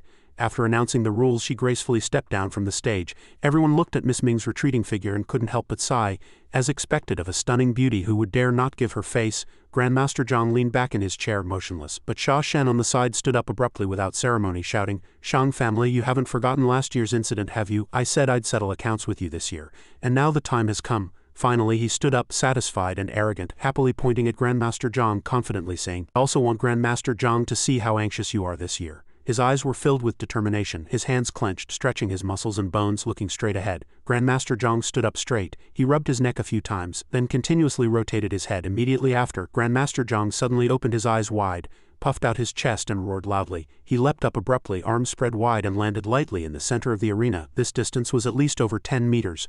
Everyone around was astonished. They talked animatedly, full of praise. Is this Grandmaster Zhang of Wuyang? A master truly lives up to his reputation. Master Shang also sat there, slightly stunned by the sight. Yan Du sat opposite, his gaze fixed intently. He stood up from his chair and slowly walked towards Master Ma, cupping his hands respectfully and saying, Master Ma, it seems I have to ask you to personally take action. He was sitting leisurely, propping his chin with his hand, and upon hearing the words, he slammed the armrest of his chair. Master Ma leaped up with all his strength from the chair, his entire body flying lightly towards the arena. Master Shang stared intently. He lightly clenched his fists and shouted, Good. Grandmaster Zhang rushed forward. He irritably swung his fist to attack, and Master Ma had already flown onto the arena. Just as he raised his hand and struck a pose, he saw Grandmaster Zhang pouncing towards him and said, Please enlighten me. The two rushed towards each other, refusing to give an inch, and continuously attacked each other fiercely. He swung a punch at Master Ma, but it missed and landed on the ground. A powerful force erupted from there, and he quickly dodged. Grandmaster Zhang then stood up straight and swept his leg horizontally, and Master Ma reacted, jumping to dodge. Mo Nan sat below, silently observing. He frowned slightly, thinking, This Grandmaster Zhang, what he practices might be a technique to dislocate bones and tendons. If his sleeve touches you, the consequences would be unimaginable. Xianxia sat beside him, watching intently. He excitedly propped his hands on his thighs and said, Oh, how much cement do these two have in their pockets? The dust is flying. I can't even see the people. Mo Nan sat quietly, his eyes slightly closed, and softly said that Master Ma would lose. Xianxia was puzzled and turned to him, asking why. Mo Nan didn't intend to hide it. He lightly glanced at the people on the arena and explained, Although both of them are at the transforming energy realm, Grandmaster Zhang raised his arm back and Mo Nan scrutinized the situation, analyzing, but Grandmaster Zhang is at the peak of transforming energy. His power can be directly unleashed externally. Master Ma is already exhausted, sweating on his forehead and breathing with difficulty. Master Ma is only at the middle stage of transforming energy, and his strength, speed, moves, and experience are all inferior to Grandmaster Zhang. Mo Nan raised his head and looked up. He looked at his mouth, having finished analyzing, yet hesitated to speak.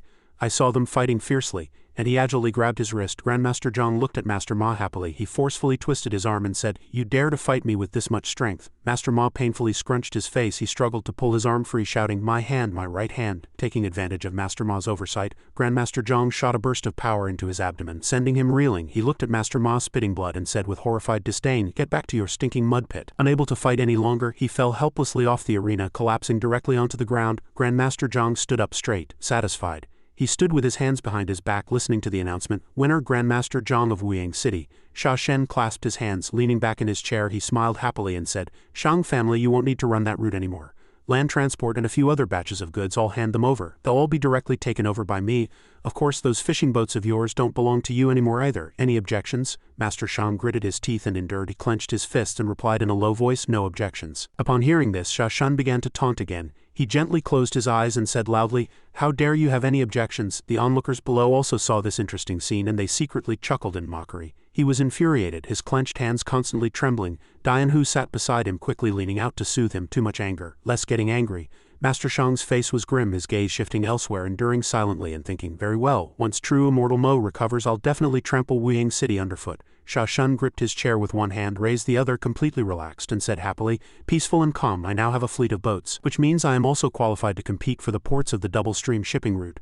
Grandmaster Zhang returned to his chair. He crossed his arms behind his back and said with a smile, "You're still thinking of moving the port? Such a large port, don't choke yourself." The Zhu family broke out in a cold sweat. He glanced slightly, his mouth agape, secretly cursing, "All the ports on the double-stream route are the largest, and they all belong to my Zhu family. This Xianxia can't just move my Zhu family's property as he pleases." He also noticed the Zhu family at this moment. Xianxia waved his hand, a calm expression on his face, and said, "It's normal for the Zhu family to have problems. Why don't you let me handle it?" He heard him mention himself, his neck turning red with anger, and he shouted defiantly, "Xianxia, don't push your luck. How can you bully people like this?"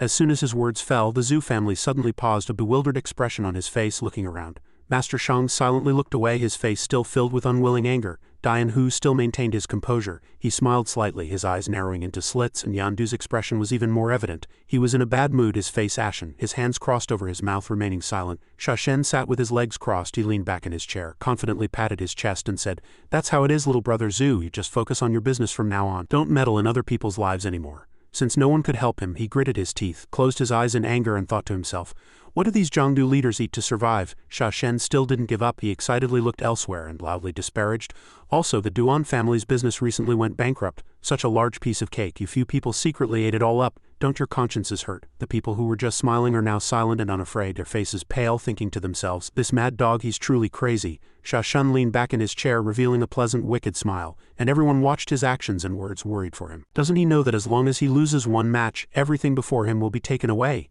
As Xianxia was gloating, an old man gently stroked his beard and interjected, "Who says my Duan family is finished?" He became even more smug, raising his hands and laughing loudly. "It's fine for the Duan family to watch the match, but they still want to grab territory." Just as Xianxia finished speaking, the man suddenly stood up, cupped his hands respectfully, and said, "Third uncle, please take action."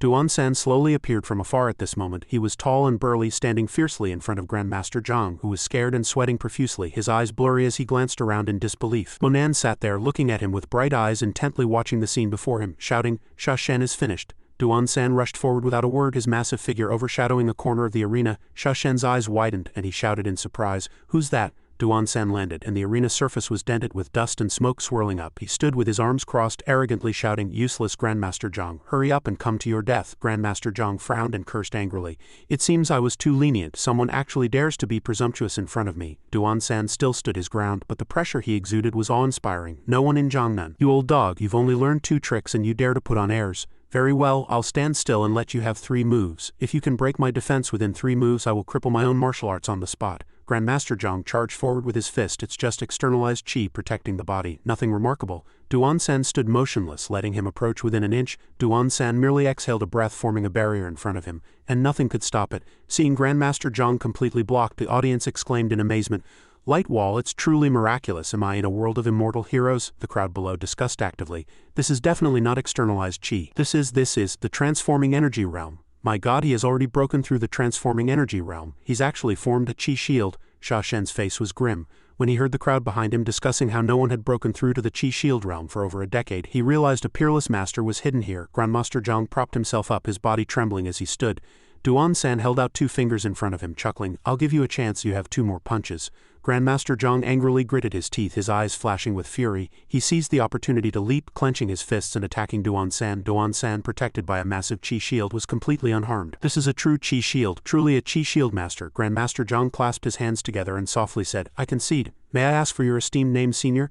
Duan-san, with his hands behind his back, arrogantly declared, a descendant of the Half-Dragon Gate, the overseas Half-Dragon Gate. Master Shang was dumbfounded with shock. Back then, the Half-Dragon Gate Master had suppressed all 3 Jiangnan provinces, leaving them unable to rise. Yandu's eyes widened, unable to speak. Xia Shen trembled all over. No wonder, so he's a descendant of the Half-Dragon Gate. Shang was drenched in sweat, worriedly saying, damn it, Jiangnan is in trouble this time. This Half-Dragon Gate is not to be trifled with. Duan-san suddenly swung his hand, hitting something, and shouted, get down. Grandmaster Zhang floated in the air, soaring past everyone's gaze. He fell off the arena, collapsed to the ground, spitting blood and losing consciousness. Duan-san swept a glance at the judge's stand and questioned, a few days ago my nephew was killed by true Immortal Mo at the Zhu family port. He gritted his teeth, suppressing his anger. Today I'm here to seek revenge on true Immortal Mo. Yandu's face darkened when he heard his name mentioned. Second Master Yan, where is true Immortal Mo? Quickly tell him to come out and die. He gritted his teeth. True Immortal Mo's cultivation has gone awry. Now I absolutely cannot push him to his death. Master Shang worriedly glanced at Mo Nan outside.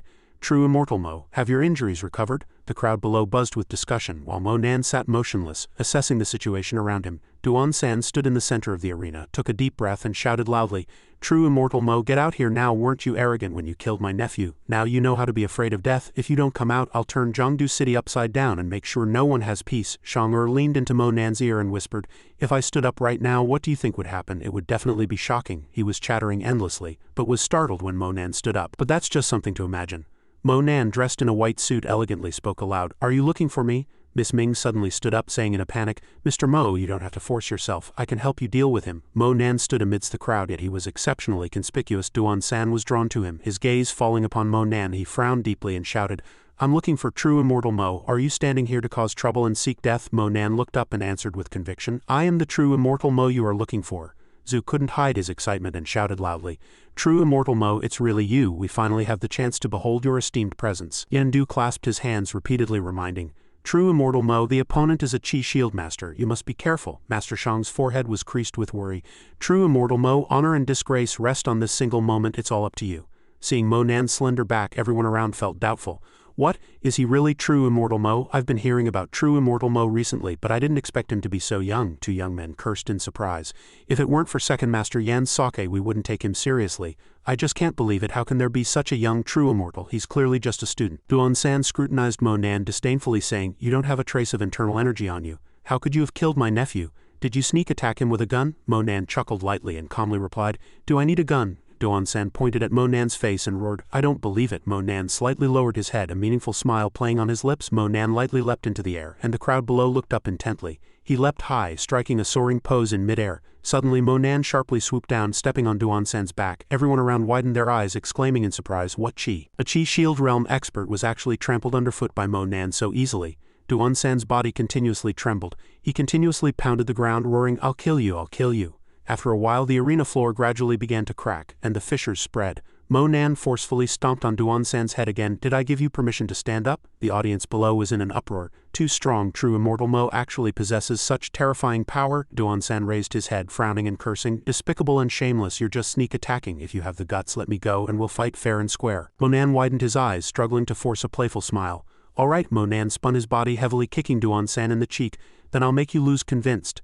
Duan-san was kicked from one side of the arena to the other, his body crashing heavily onto the ground. Suddenly, a cloud of smoke spread, obscuring everyone's vision. Mo Nan stood there silently observing as Duan-san's eyes turned bloodshot, roaring resentfully.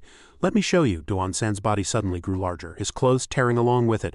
The might of the Half-Dragon Gate, his muscles bulged and veins popped out. Tinhu was utterly shocked, unable to believe what he was seeing. This is the Half-Dragon Gate's tide arts. He fell into old memories. Back then there was a person who swept through the 3 Jiangnan provinces, and it was precisely this tide arts that they used. If Xiao Tianju hadn't stepped in to suppress him, Jiangnan would probably have already. Only 3 years have passed and it's appeared again. Miss Ming clasped her hands together, silently praying in her heart. Mr. Mo, be careful. A powerful current of air rotated around Duan-san. Kid, watch closely. His arms tensed, veins bulging. Today, Duan-san charged forward with all his might, his fists clenched. This is your death day. A green light surrounded his fist. Monan showed no intention of dodging. Miss Ming closed her eyes tightly, shouting loudly. Monan. After a while, the arena remained still. Monan raised his hand and forcefully caught Duan-san's punch. Duan-san stood rooted in terror, cold sweat streaming down. How is that possible? Seeing Monan's icy expression, he became even more bewildered. How is that possible? Duan-san's massive fist trembled from the collision with Monan's palm. He can actually withstand my fist technique. His eyes were wide, and he continuously threw several punches.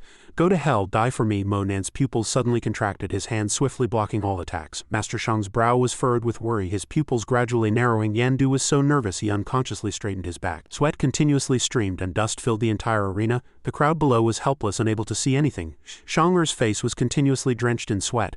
Oh my god, Duan-san lowered his body, swinging his fist, and began to condense a green orb of light. This punch rushed forward as if tearing through the air, yet Monan merely gently opened his palm to block it. Monan's face was devoid of expression. He simply said coldly, "You are too weak." A powerful pressure weighed down on Duan-san, making him unable to speak a complete sentence. "You?" Monan gently twisted his hand, and Duan-san's arm was twisted in reverse. He was in extreme pain, continuously screaming. Monan cleanly released his hand. "Is this all you've got?" Duan-san unconsciously took a few steps back.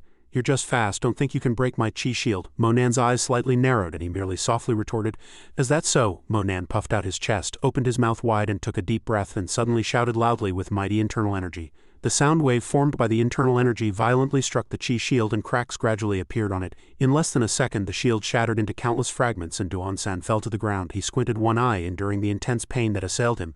"And you think this can defeat me?" Duan-san quickly leapt up, retreating a distance. "Not so easy." Although his body was continuously sweating, he still stubbornly shouted, "You're not using any legendary ancient martial arts at all. You're just a celestial master borrowing magic. It's all just an illusion." Monan scratched his face, thinking a little awkwardly. Saying that is a bit pitiful. He put one hand in his pocket, raised the other, emitting only a faint light.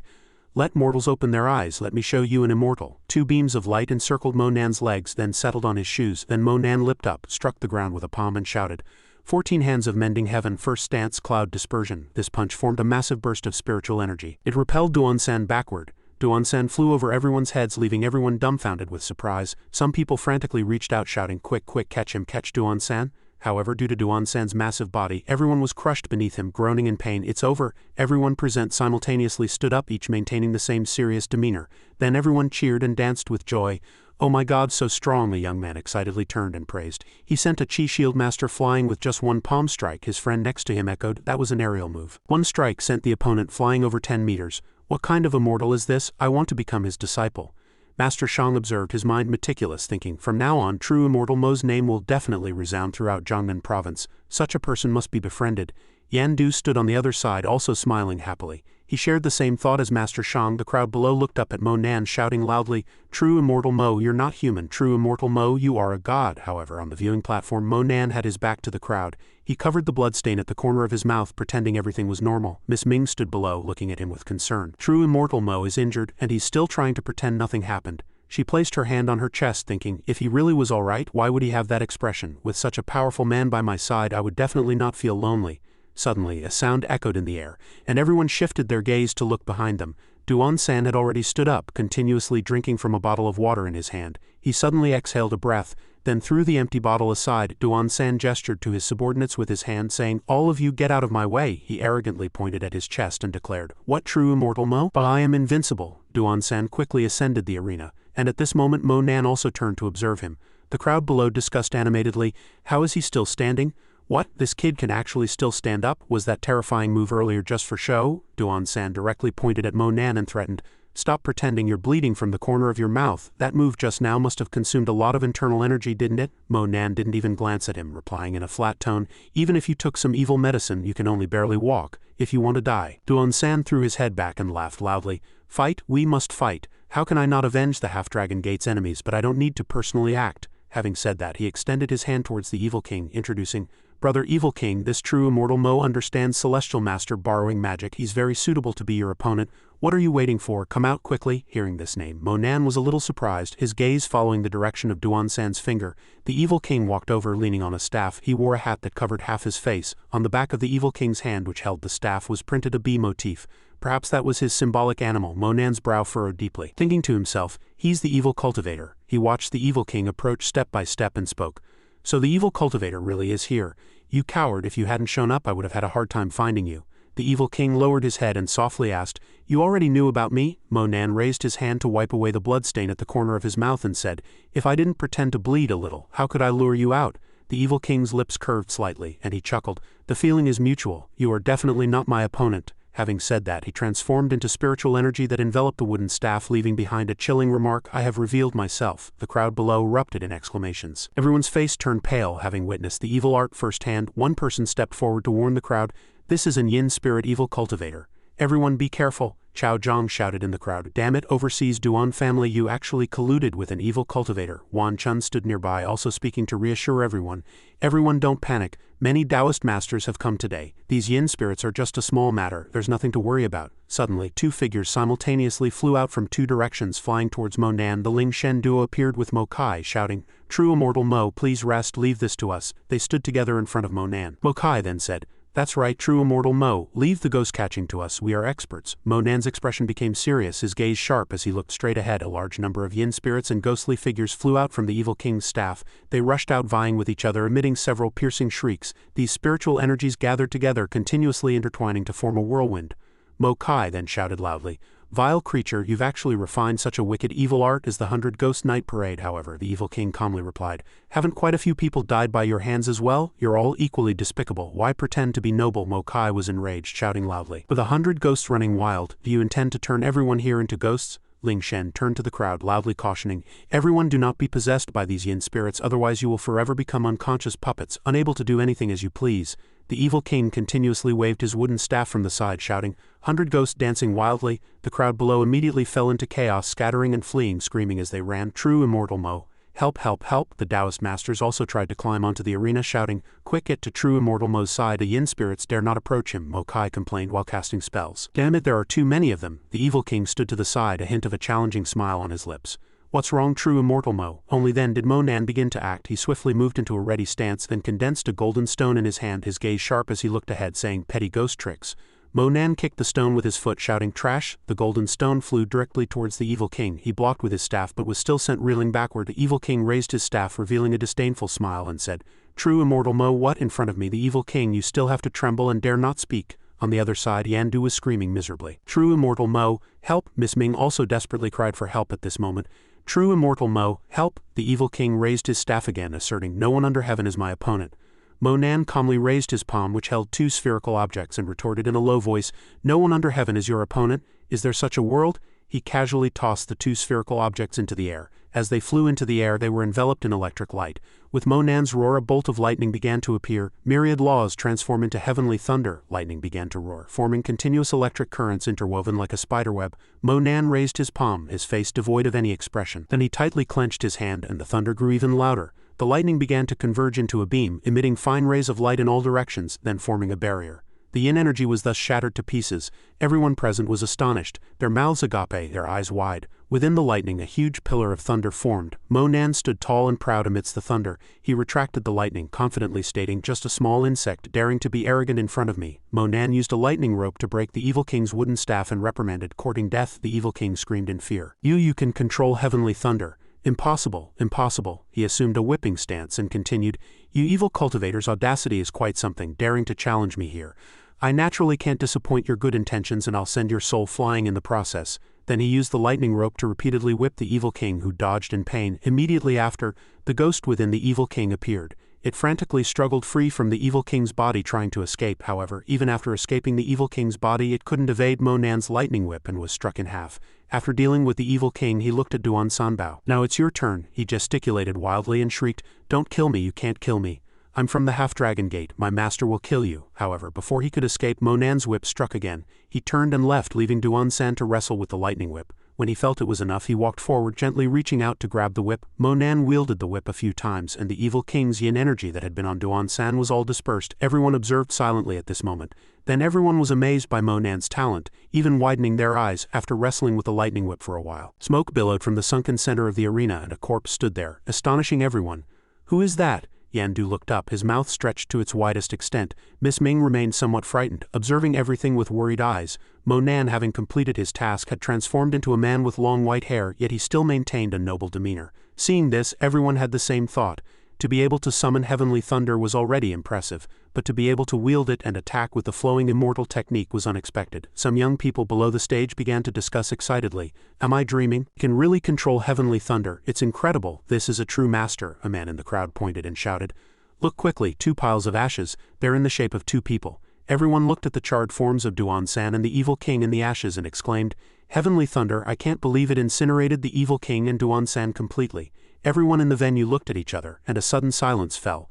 Chao Zhang and Yan Du cupped their hands to Mo Nan and said, "From today on I am willing to obey true Immortal Mo's every command." The people behind also lined up, bowed and said, "I am willing to obey true Immortal Mo's every command." After a while, everyone below the stage said in unison, "The 3 provinces of Jiangnan respectfully salute the true Immortal. We are all sincerely asking, true Immortal Mo, please accept us as disciples." Mo Nan's long hair began to flutter in the wind. The silvery white strands danced gently with the breeze. His hair floated higher and higher, but he didn't lower his head, only glancing slightly. Suddenly he transformed into another image, with orange hair. His back to everyone's voices, "Please listen to the Imperial Master's teachings." The next second Mo Nan's hair turned white again, and he lowered his head slightly, saying, "No need for such formality." Everyone replied in unison, "Thank you, true Immortal." Yandu, Tianhu and Sha Shen all thought to themselves, "True Immortal Mo is truly wonderful. It's like striking gold, taking refuge under the true Dragon Gate."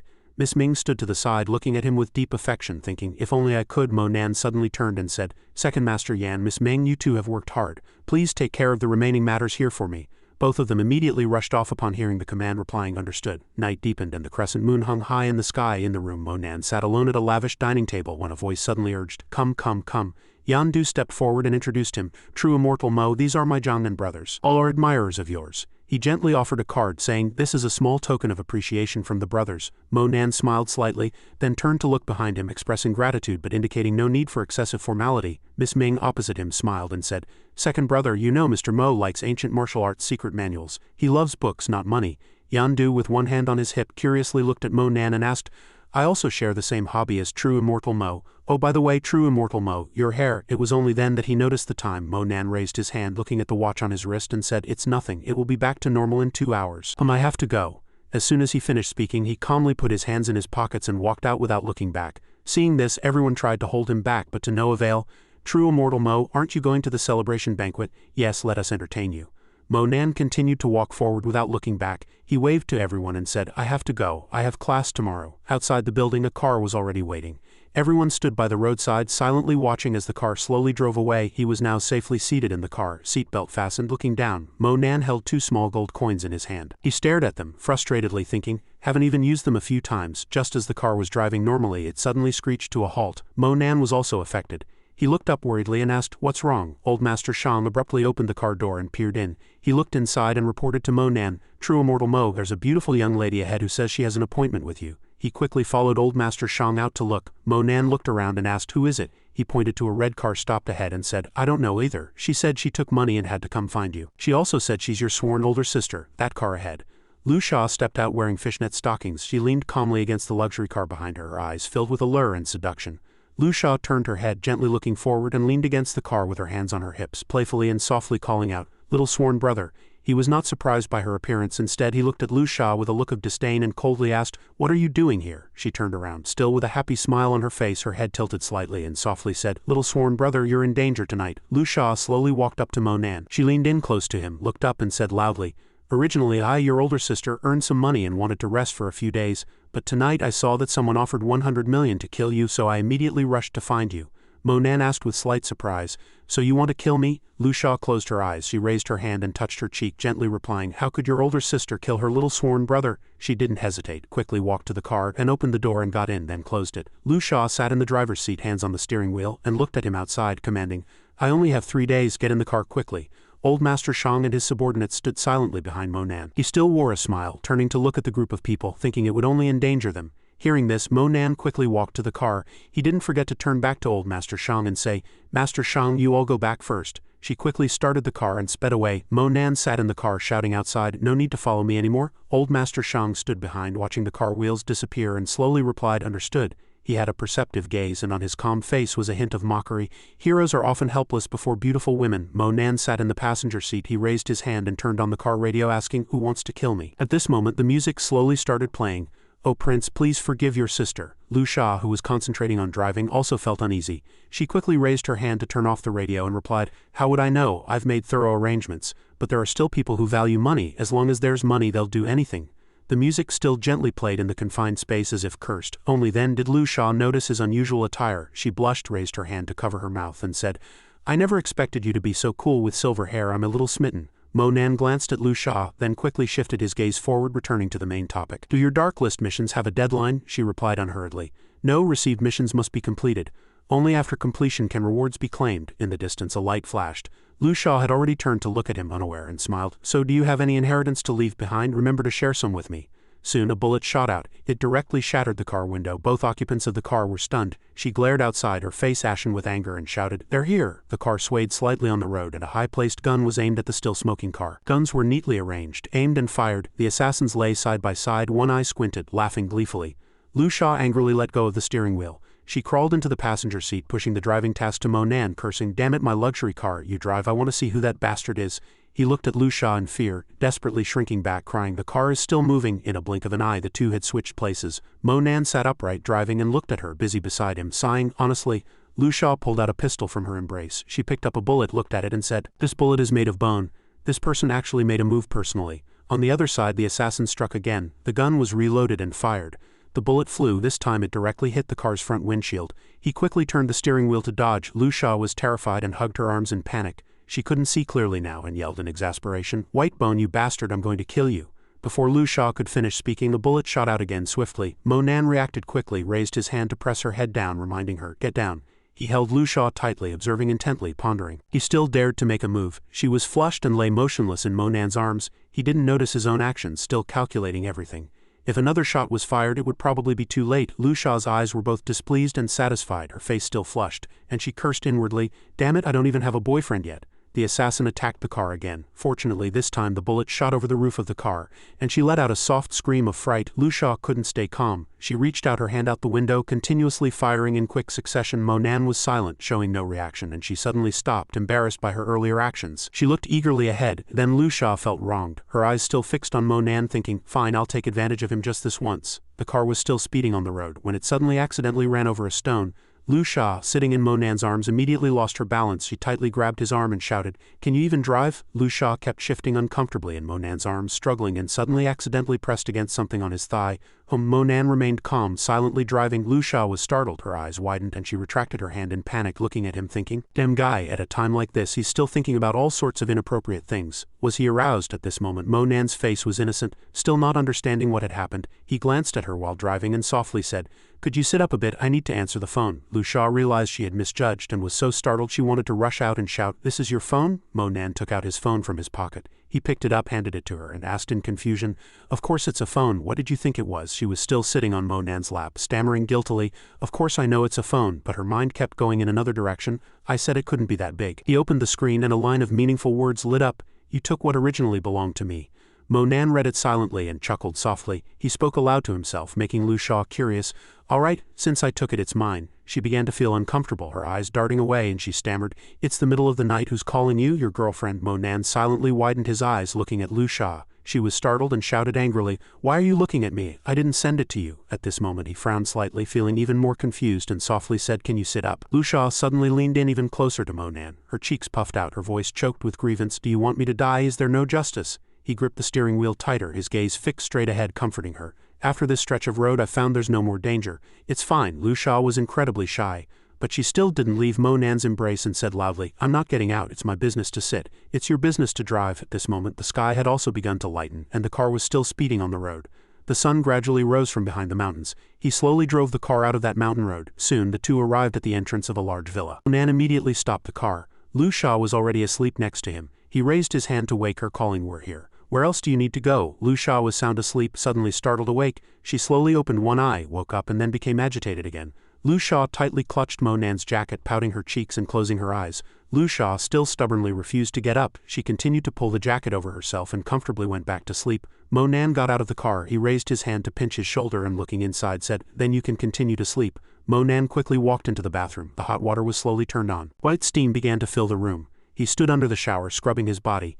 Then Mo Nan slowly reached out. He took out a pair of scissors from a small box. Without hesitation, Mo Nan used the scissors to cut his long hair. Strands of hair fell to the ground one after another. He looked at himself in the mirror, his hair neatly trimmed. Mo Nan raised his hand and rubbed it, feeling uncomfortable, and quickly walked out of the bathroom. He found a new set of clothes to put on. Mo Nan emerged with his new haircut. The girls who saw him couldn't help but blush and stared intently. They excitedly gazed at him. Mo Nan raised his hand and touched his hair, thinking, it seems this hairstyle surprised others too much. Suddenly, as he walked forward, a voice came from behind. "Students, stop!" Director Wang was furious. He strutted over, pointing at him and continuously scolding loudly, "Which class are you from? What's with your hair? A student like you who doesn't respect the rules, I'm definitely going to expel you." The people around quickly gathered. They looked at Mo Nan with admiring eyes. "This guy is so cool." Everyone discussed how good this hair color looked on others. He looked at Director Wang with concern. His helpless eyes tried to explain, "My hair isn't dyed." Director Wang's face turned purple with rage. He pointed at Mo Nan and continuously scolded loudly, "Do you think I'm a fool? Not dyed? Do you think you're in Chen or Zhu Jingjing whose hair turns white overnight?" Security guard Liang gently walked over to Director Wang, smiling kindly as he spoke a few good words for Mo Nan to calm Director Wang's anger. "Director Wang doesn't understand the situation. Class is about to start. How about we let this student go to class first? Wouldn't it be better to have him dye it back after school?" Director Wang ignored him and continued to scold. Yutong happened to pass by the crowd, drawn by Director Wang's voice. "Oh Liang, what does this have to do with you? Mind your own business." Yutong hurriedly walked up to Director Wang, cautiously pointing at Mo Nan and explaining, "Director Wang, he's Mo Nan. Yesterday he and a few students and I were playing role-playing, and his hair hasn't had a chance to be dyed back yet. He didn't intentionally violate school rules. Wouldn't it be a bit excessive to expel him?" Director Wang's expression changed dramatically. He first smiled, then unhappily reminded, "So that's it. Well, I'll give you one day. Tomorrow I don't want to see your hair like this anymore." Director Wang then turned to security guard Liang. He pointed at security guard Liang and said loudly, "Old Liang, I'm putting him in your care. If he comes to school with white hair tomorrow, then you and this kid can both stop coming." Security guard Liang stood in front of the two, gently rubbing his head, and agreed, "Director Wang, don't worry, I will personally make sure he dyes it back." Mo Nan turned around and happily said to Yutong, "Yutong, thank you." She ignored Mo Nan's thanks, her tone displeased as she reprimanded, "Mo Nan, you really haven't improved at all. Don't you know how your own grades are?" Yutong was very angry at this moment. She frowned and continuously scolded Mo Nan. "It's bad enough you don't go to tutoring classes on weekends, but you even ran off to Xichao Town to play. You're hopeless." Yutong angrily turned around, not forgetting to remind Mo Nan before leaving, "Did you do something to embarrass Zizi and Shan? Don't deny it. Shan called me as soon as she got back." She frowned tightly, ignoring Mo Nan, and warned with displeasure, "However, once you're out of school, don't pretend to know our Lin family anymore. We have no relation." Then Yutong left without hesitation. Watching her receding figure, Mo Nan could only sigh wearily. Soon he walked into the classroom. Mo Nan sat there intently writing and thinking, "Forget it, everyone has their own ideas, you can't force it."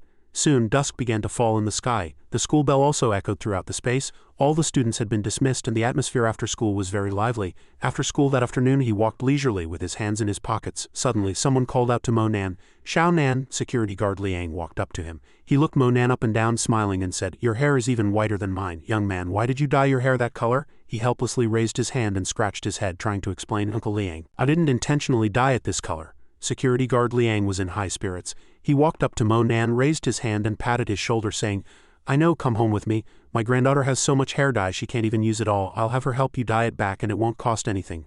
Mo Nan immediately felt embarrassed upon hearing this. He refused without thinking, "No need, I'll just find a barber shop." However, security guard Liang wouldn't let him off the hook. He excitedly pulled Mo Nan out of the school gate. "You brat, if you still have white hair tomorrow, won't I be out of a job? Let's go." He was also helpless at this point and could only obediently reply, Let's go." Mo Nan was led by security guard Liang to an unfamiliar place. A small house made of old bricks came into view. This was it. He smiled, slightly proud. Mo Nan glanced at it, listening to security guard Liang continuously say, "The environment here is a bit poor, don't mind it. My granddaughter will be back from school soon. Just sit here and wait for a bit." Mo Nan then began to look around. His gaze fell on the small saplings and he curiously asked, "Uncle Liang, did you plant these yourself?" He turned around, still with a genuine smile on his face, and replied, "That's right, planted them myself so they're safe to eat. Look at these 2 plots of land. Guess what they are?" Those small verdant plants lay quietly on the ground. He observed for a while and guessed they were tobacco. Security guard Liang was a bit surprised. His eyes lit up and he blurted out, "You know this too? I thought you young people had never seen it before." Mo Nan turned to security guard Liang. He pointed at the plants and replied, "I saw it when I was a child. What are you growing this for?" He walked up to Mo Nan and replied, "I smoke some myself and sell some. It saves a lot of money compared to buying it." Hearing this, he felt puzzled. Mo Nan looked up and asked, "Hey, why go to all this trouble? Your salary should be enough to buy cigarettes, right?" He had been smiling until now and said in a gentle tone, "My salary has decreased a lot in recent years. The other positions are the same, only mine has gone down a bit." The two looked together at the lake next to the house. Security guard Liang raised his hand pointing there and spoke his thoughts, "But it's okay, I'm almost retired and I have a bit of a pension. What do you think of this lake? I plan to sell fishing nets and raise some fish after I retire." Suddenly, Mo Nan seemed to sense something passing by. He suddenly opened his eyes wide and jumped up in surprise. "Something's wrong, the chill is very unusual." He walked to the lakeside and slowly reached his hand down to touch the water. Mo Nan knelt there, carefully observing the hand he had just touched with water, thinking to himself, "There's something very strange at the bottom of this lake." Just nearby, a voice suddenly sounded. Mo Nan reflexively turned sharply to look in the direction of the voice.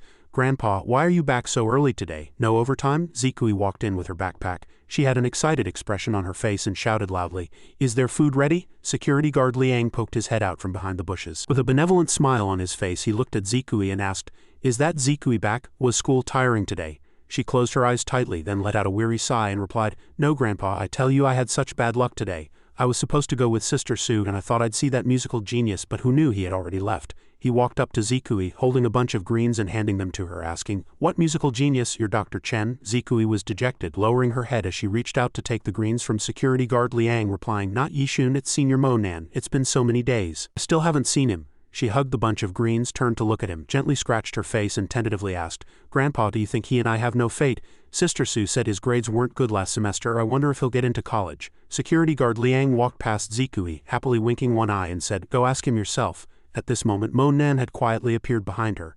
Zikui still hadn't noticed anything unusual. She continued to sigh helplessly with her eyes closed. "Grandpa, didn't I tell you? I haven't seen him for days. This must be fate. Even if I see him in the future, I'll pretend not to know him." He couldn't wait any longer and began to speak. As soon as he opened his mouth, he startled her. "I will apply to Yanjing University." Zikui stood frozen for a long time when she heard Mo Nan's voice. She slowly turned her head and glanced behind her. Zikui stood there hesitantly looking at him. She tightly hugged the bunch of greens in her hands and stammered, "Are you Mo Nan?" Mo Nan smiled and replied, "I am Mo Nan.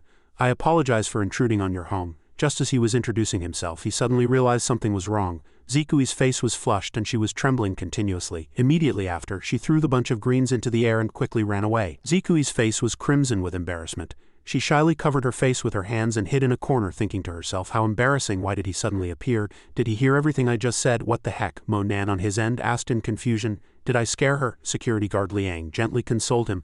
"It's okay, wait a moment, I'll call her out to help you dye your hair." Soon time passed and all the hair dyes were neatly arranged on the table. Half an hour later he sat upright in the chair, then glanced at Zikui and softly said, "Thank you for the trouble." She was startled, her face still flushed, and replied, "I was rude just now." Mo Nan happily narrowed his eyes and praised calmly and loudly, "You are very cute." Hearing this, Zikui's face became even redder. She gently lowered her head and slowly said, "Actually, we've met before. My name is Liang Zikui. This is our second meeting. The first was at the coming-of-age ceremony." He gently tilted his head, looking at Zikui tenderly and said, "I remember you're the junior who helped me hold the microphone." She was even happier upon hearing this, and her face was less red than before, saying, "You still remember me? That's great, I thought you had forgotten me." Then the two looked at security guard Liang's busy figure in the kitchen. Zikui's gaze was full of affection as she looked at him. "Don't you think it's strange? My grandpa is especially good to you." She suddenly remembered a not-so-good past, and so she sadly recounted it unconsciously. "Actually, my brother's name also had Nan in it. Because of a car accident, Dad, Mom, and Nan Jay, Mo Nan also silently listened to Zikui's confession. Then he slightly parted his lips and replied gravely, "When I was little, Dad suddenly disappeared and he still hasn't come back. I completely understand your pain." Suddenly, he was the quickest to recover his emotions again. He naturally raised his hand and gently stroked her head, affirming, "So don't be afraid, now you have another Nan Jay." Zikui's eyes welled up, her face full of grievance. She gently smiled, raised her hand to wipe away the tears from the corner of her eyes and said, "I'm ready to dye it." Mo Nan turned his head and sat quietly in the chair, letting Zikui help him dye his hair, saying, "Your craftsmanship is really skilled." She gently rubbed his hair and softly replied, "It's okay.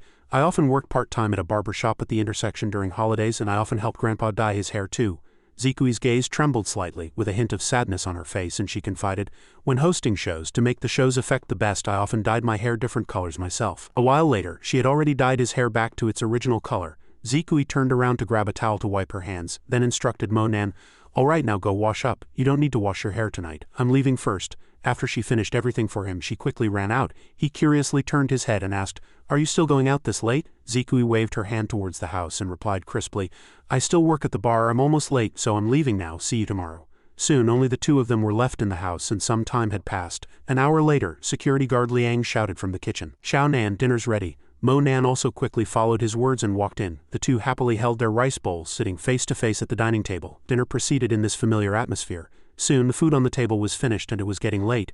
After dinner he left quickly. At this moment the large lake next to the house was still in Mo Nan's sight, the water surface gently swaying, rippling. He stood by the lake, arms crossed, chin resting in his hand, lost in thought. This lake water is indeed a bit strange. Feeling an anomaly beneath the lake, Mo Nan unhesitatingly took off his clothes at the bottom of the lake. All around was silence, only the sound he made. Mo Nan leapt high and plunged into the dark lake water below. "Then I'll go see for myself." He slowly swam to the bottom of the lake, his cheeks puffed out as he held his breath. "This lake water is cold." Suddenly feeling something, Mo Nan opened his eyes wide in surprise. "What is that?" In the depths of the lake a huge strange light flickered indistinctly. He stopped far from there, lost in thought. "So it's the Eye of Five Spirits gathering. I've seen it before. Then the spiritual energy here is mine." Immediately after, Mo Nan tightly clenched his fists, using all his internal energy to draw everything into his chest. Absorbing the yin energy here will be beneficial for Uncle Liang and his family. Everyone come and absorb it together.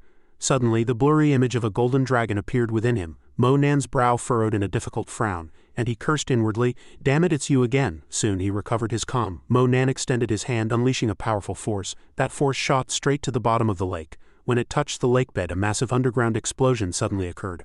A powerful pressure violently surged, rapidly lifting his body from the water surface. Huge water currents shot skyward, and Mo Nan was thrown high into the air, startled and flustered. Security guard Liang was watching TV in the house at this moment. Hearing the sound, he was instantly startled, suddenly turned his head and shouted, "What was that sound?" He hastily flung the door open, running out in a panic with all his might, shouting worriedly, "Xiaonan, whatever you do, don't fall into the lake." The lake surface violently churned, water splashing everywhere as if something had just fallen in. Security guard Liang suddenly rushed out of the house. He quickly ran to the lakeside in a fright, loudly shouting, "Xiaonan!" Hearing the loud noise outside, the surrounding residents also quickly ran out. What happened? They ran to the lakeside, shining their flashlights into the depths of the lake. Someone fell into the lake. Security guard Liang worriedly reached out his hand and called out in a low voice to the lake surface, "Xiaonan, hold on." The surrounding residents also approached him. They reached out and tightly grabbed security guard Liang, fearing he would do something foolish, and earnestly advised, "Old Liang, you can't swim and you still want to jump in to save someone? Hurry and call 911. He ignored everyone's advice, forcefully broke free and shouted, "Mo Nan is my guest. I will save him even if it costs me my life." Immediately after, before everyone could react, security guard Liang unhesitatingly jumped into the lake. He swam with all his might towards where Mo Nan was, his face filled with fear, swimming with difficulty. "You must be strong." Soon, security guard Liang had already supported him from a distance, slowly dragging him to the shore. People on the shore shone their flashlights and shouted loudly, "Help, quick, come help." Everyone quickly gathered. They reached out to help the unconscious Mo Nan, whispering, "Be careful. How is he?" "He's fine." He lay still and drenched on the grass. Security guard Liang knelt beside Mo Nan, checking his condition. The surrounding people formed a circle and asked. He stopped breathing. "Is this your guest?" Seeing Mo Nan unresponsive, security guard Liang shook his body, his face filled with panic and disbelief, and shouted loudly, "Impossible." Everyone around was startled and gathered to watch. He quickly hoisted Mo Nan onto his back and said, "Xiaonan, I'm taking you to the hospital. Wake up quickly."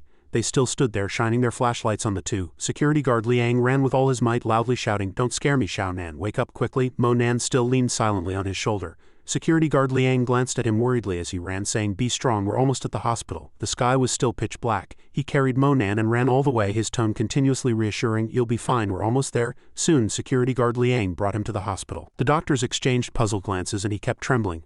But even so, security guard Liang didn't give up. He held Mo Nan's shoulder with one hand and braced himself against the wall with the other, saying with difficulty, "Drowning, save him." Hearing this, a doctor quickly took Mo Nan from his arms. He carried Mo Nan swiftly into the emergency room, preparing resuscitation tools. A male nurse beside them also quickly came to help. By this time, security guard Liang stood motionless at the hospital entrance, his feet already covered in wounds, and the water dripping from his body formed a small puddle. Security guard Liang's face was drenched in sweat, his eyes worried and dazed, and he mumbled to himself, "If I hadn't invited Xiaonan to my house as a guest, this wouldn't have happened." He endured the pain, tightly clutching one side of his chest, and leaned against the door, collapsing to the ground. Mo Nan was placed on the hospital bed for examination.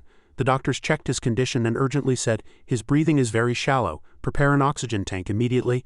After an unknown amount of time, the doctors were still trying their best to revive Mo Nan. Security guard Liang sat anxiously on a hospital bench when a doctor came out to inform him of the situation. "Old Liang, don't worry, he's still alive. Hearing this, security guard Liang hurried to the doctor. He clasped the doctor's hand tightly, asking worriedly, "It's good that he's all right. Why hasn't he woken up yet?" The doctor merely smiled gently, saying softly, "Don't worry, he's still being examined." Security guard Liang's face was already pale. He breathed a sigh of relief, lowering his head slightly. "It's good that he's all right, I can't take any more." Security guard Liang's body suddenly collapsed to the ground. The doctor stood there, and seeing this scene he shouted in panic, "Old Liang, quick, old Liang has fainted!" Soon he was helped by the doctors to a ward to rest. After checking his condition, the doctor reported that he had fainted due to overwork. He also had low blood pressure and needed an IV drip. Monan meanwhile had also recovered. He slowly opened his eyes and woke up. He sat up tiredly from the bed. His head was still throbbing. Monan raised a hand to rub it, mumbling to himself, "The dragon's placenta is truly harmful." Suddenly seeing something, he looked over in surprise, his hand dropping from his head. Security guard Liang lay unconscious by Monan's bed, while Zikui was curled up by security guard Liang's bed, her face buried in her arms. Just as he was bewildered, the doctor standing outside the door spoke. "As expected, young people recover quickly." Monan was quickly drawn to him, and he gently asked with concern, "How is old Liang?" The man stood with one hand in his pocket, slowly walked over and said calmly, "Old Liang has low blood pressure plus overwork. He'll be fine with rest, don't worry." Monan turned, thinking to himself, "It seems I'll have to make some pills for Uncle Liang tonight when I get back." He quickly walked to security guard Liang's bedside. Monan leaned over and whispered, "Thank you for saving me." At this moment, Zikui, who was crying by the bed, suddenly stood up. Her eyes were red and a few tears still hung at the corners, but she smiled and said, "It's good that both of you are all right. I've already paid the medical fees, so you don't have to worry." Monan walked forward worriedly, gently rubbing the back of his head, and asked in confusion, "You suddenly took leave. Did the bar not make things difficult for you?" Zikui raised a hand to wipe away her tears, replying, "I'll explain to the manager tonight, and it'll be fine." The doctor had been standing there all this time. He looked at the two of them and said softly, "You two still have school tomorrow, we'll take care of him." Hearing this, they were also much relieved. The two quickly bid farewell to the doctor and left. Soon it was morning the next day. He walked calmly with his hands in his pockets. The girl timidly followed beside Monan. The next day, feeling Zikui's shy gaze, he tilted his head and asked with a smile, "What are you looking at?" Startled by Monan discovering her gaze, Zikui's face flushed crimson and she denied nothing. He walked calmly beside her. The girl's gaze shifted elsewhere and she stammered, "I was just looking at how your newly dyed hair color turned out." The sky was a serene blue, and the hot sun shone on the school roof. At the school gate, Director Wang stood with his hands on his hips, checking the students entering the school. Monan glanced at him worriedly. Director Wang stood arrogantly at the school gate, and Zikui frowned unhappily, secretly cursing, "This annoying guy, he's the one who made my grandpa work overtime." She and Monan walked up to him, and Zikui cautiously and respectfully bent down and said, "Director Wang, my grandpa was sick last night. I'm here to ask for leave for him." His tone was sharp and grim, and he furiously pointed at the girl, scolding, "No leave, he must come to work." Zikui was very angry. She straightened up and retorted, "My grandpa is still unconscious in the hospital. If the teacher doesn't believe it, you can go check yourself." Director Wang ignored Zikui, closed his eyes pretending not to see, and pointed elsewhere, chasing her away. "Little girl, I don't feel like talking to you. Quickly move aside." Suddenly he stopped, opening his eyes wide and looking up. Monan walked seriously to Director Wang. He looked down at him with dignity, threatening, "About Uncle Liang's leave slip, are you going to approve it or not?" After speaking, Monan was silent for a moment, his gaze fixed on Director Wang's somewhat frightened expression. He still refused to show weakness, his face drenched in sweat, gritting his teeth. Despite this, Director Wang remained stubborn. He held his head high and shouted at Monan, "Why are you meddling in so many affairs?" Seeing this, Monan asked again in a cold tone, "Are you going to approve it or not?" Unable to contend with Monan, Director Wang raised his hands in fear, waving them repeatedly and saying, "All right, I agree." Upon receiving a satisfactory answer, Monan ignored him and walked into the school.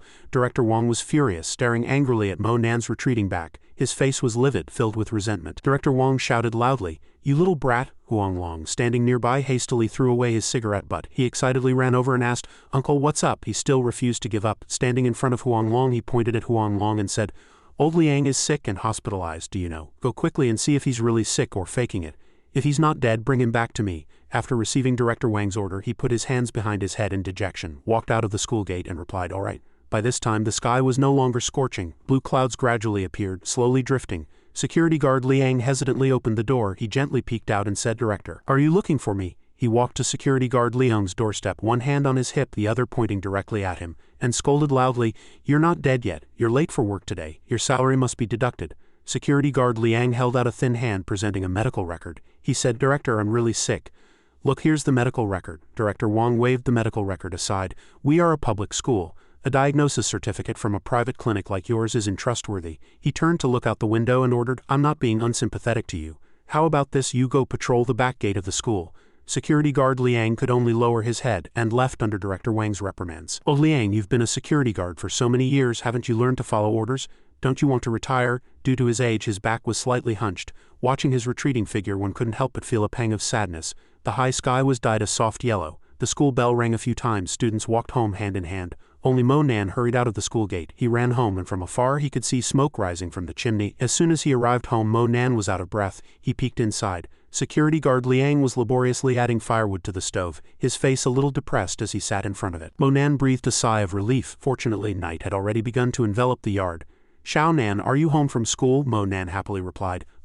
Is Uncle Liang feeling better?" He burst out laughing. "What could be wrong with me?" A sumptuous meal was laid out on the table, the dishes colorful and beautifully presented. The family of 3 sat around the dining table, eating and chatting, enjoying themselves. Zikui was the first to leave. "You two eat first, I still have to go to the bar early tonight," Monan quickly called out to her. "Wait, I'll go with you." The girl repeatedly waved her hands, refusing. "Don't worry about me, I can go by myself. I'll be docked pay if I'm late." Security guard Liang chimed in, comforting her. "Don't worry, the bar owner, Sister Lan, is a very kind person, nothing will happen." Monan's face darkened, and he thought, if I give them money directly, I might hurt their self-esteem. He stood up to clear the dishes. "Uncle Liang, let me do it, you rest," he happily agreed. "All right, Xiaonan, thank you for your trouble." While wiping the dishes, Monan mused, "I might as well go directly to Master Shang, he would know more about places like bars." After pondering for a moment, he went out. "Old Liang, get some rest early. I'm going out for a bit." Today, stars filled the entire night sky, and Monan walked alone in the darkness. The neon signs flickered continuously, and it was still bustling here in the night. Monan walked inside, sighing. "Looks like business is doing well." Li Wan enthusiastically came over. "Sir, alone, please come this way." He didn't rush to follow, but pointed and said, "I'm still waiting for a friend, he'll be here soon." She pointed to a nearby seat and asked, "Can you sit here then?" A name tag hung on her chest, engraved with Li Wan's name. She handed the menu to Monan. "This is the cheapest seat, 588 yuan. Is this okay? What would you like to drink, sir?" He took the menu, but didn't look at it. He told the waitress a few items. "2 cans of beer first, I'll order more when my friend arrives." Li Wan took out a pen to record. "All right," Monan had a question. "Do you have a waitress here named Liang Zikui?" Suddenly, Li Wan's attitude became cold, and she said impatiently, "Sir, this is a bar. If you want to inquire about other people's business, please go elsewhere." She waved the paper in her hand in disgust, muttering, "Another pauper. I'm so unlucky." Warner came over with 2 bottles of beer, smiling. "Sir, your beer is here. Enjoy your time." As soon as she put down the beer, Monan asked again, "Excuse me, do you have a waitress here named Liang Zikui?" She quickly covered her mouth, exclaiming in surprise, "You know Zikui?" As he spoke, his eyes revealed an indescribable charm. "Yes, I'm her friend." Warner lowered her head and leaned in, joking, "You're not her boyfriend, are you?" Her cheeks flushed. "Zikui took leave and left early yesterday, and she's still being punished by the manager now. I don't know if she's been scolded thoroughly." Hearing this, Monan fell into thought, a worried expression on his face. Warner covered her mouth with her hand and added, "That manager Zhang is very insidious." She was too engrossed in chatting until someone called her, which made her stop. "Coming." Warner clutched the tray and urged, "Remember to comfort her well."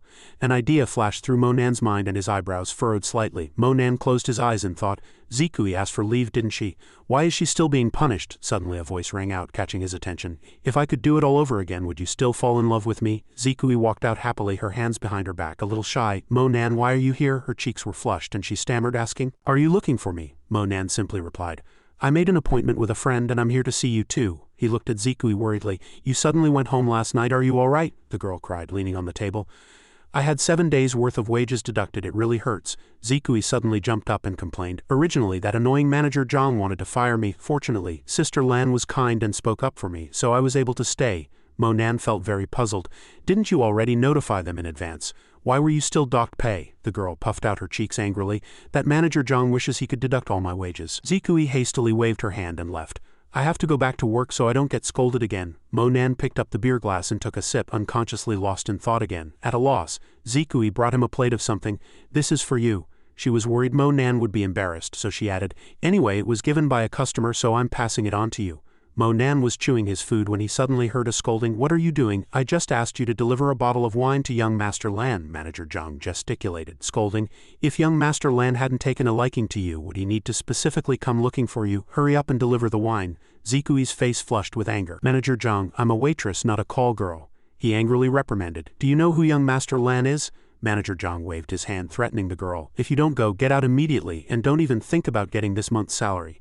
Zikui couldn't take it anymore and directly retorted, "Didn't you just tell Sister Lan you wouldn't fire me?" Manager Zhang shamelessly retorted loudly, "So what if I changed my mind?" He directly pushed the girl against the wall. "Go over there quickly, you must make him order more wine tonight." Zikui ignored him, which infuriated Manager Zhang. Manager Zhang suddenly pushed Zikui from behind. "Did you hear me? Hurry up!" The other waitstaff were also startled. "Manager Zhang is particularly irritable tonight." The girl fell to the ground, screaming, "I won't go, I want to see Sister Lan." He gritted his teeth in anger, clenching his hands tightly. Manager Zhang suddenly grabbed Zikui's hand. "What, Sister Lan? Sister Lan, you're fired. Get out immediately." He dragged the girl towards the door, pulling and tugging while others just stood by and watched. Zikui struggled to break free from his hand, tears welling up in her eyes, almost crying. Suddenly a hand reached out and grabbed Manager Zhang's wrist. "Let go." He angrily glanced at the person behind him. "Little brat, who are you? Let go quickly." The next second, Manager Zhang's face was distorted as he had just been punched. Mo Nan gave a powerful flick of his hand and something flew off. He let go and the crowd began to gather to watch. Manager Zhang was thrown onto the wine rack and the wine bottles on the shelves fell to the ground. Mo Nan walked forward and helped Zikui up. "Are you all right?" The girl was too worried to notice his gentle gesture. "Mo Nan, you're in big trouble." Mo Nan spread his hands to Zikui, comforting her. "Don't worry, I'll handle it, as long as you're all right." The people around began to whisper after seeing this. "Someone actually dares to cause trouble in Chi Chi Bar." Sister Lan suddenly appeared from behind and it took a while for the bar staff to notice. Li Wan ran over, tightly clutching her hand. "Sister Lan, that pauper is causing trouble in our shop." Hearing this, Sister Lan's body trembled and she thought, "Smashing the place up?" Sister Lan raised a hand, signaling, and the DJ immediately stopped the music. She walked up to Mo Nan and questioned, "Young man, why are you causing trouble here?" Zikui repeatedly waved her hands. "Sister Lan, it's not like that. Mo Nan did it by accident." The girl clasped her hands together, indicating, "We will definitely compensate for these things." Li Wan stood behind, fanning the flames. "Can she afford it?" He even dared to hit Manager Zhang. Sister Lan frowned slightly unhappily. "You must give me a reasonable explanation today."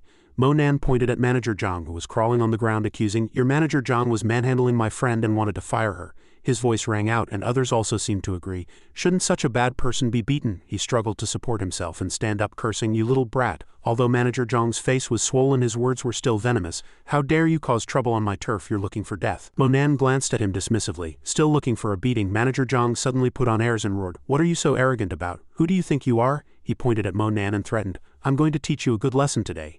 Then he turned to scold the employees, "And you lot secretly laughing behind me, don't think I didn't see you." Manager Zhang's next sentence made their faces turn pale. "You're all fired." Facing Mo Nan's threatening gaze, he remained arrogant and domineering. "And you little brat, let me tell you, you're dead." Zikui jumped out and stood in front of Mo Nan. "I'll compensate for all the losses, don't make trouble for him." Manager Zhang waved his hand forcefully and announced loudly, "Fine, if you don't pay 4 million today, don't even think about leaving." He pushed Zikui aside and approached Mo Nan. "Don't think paying money is the end of it. You hitting me today is disrespecting young Master Lan. I'm going to break your arms and legs."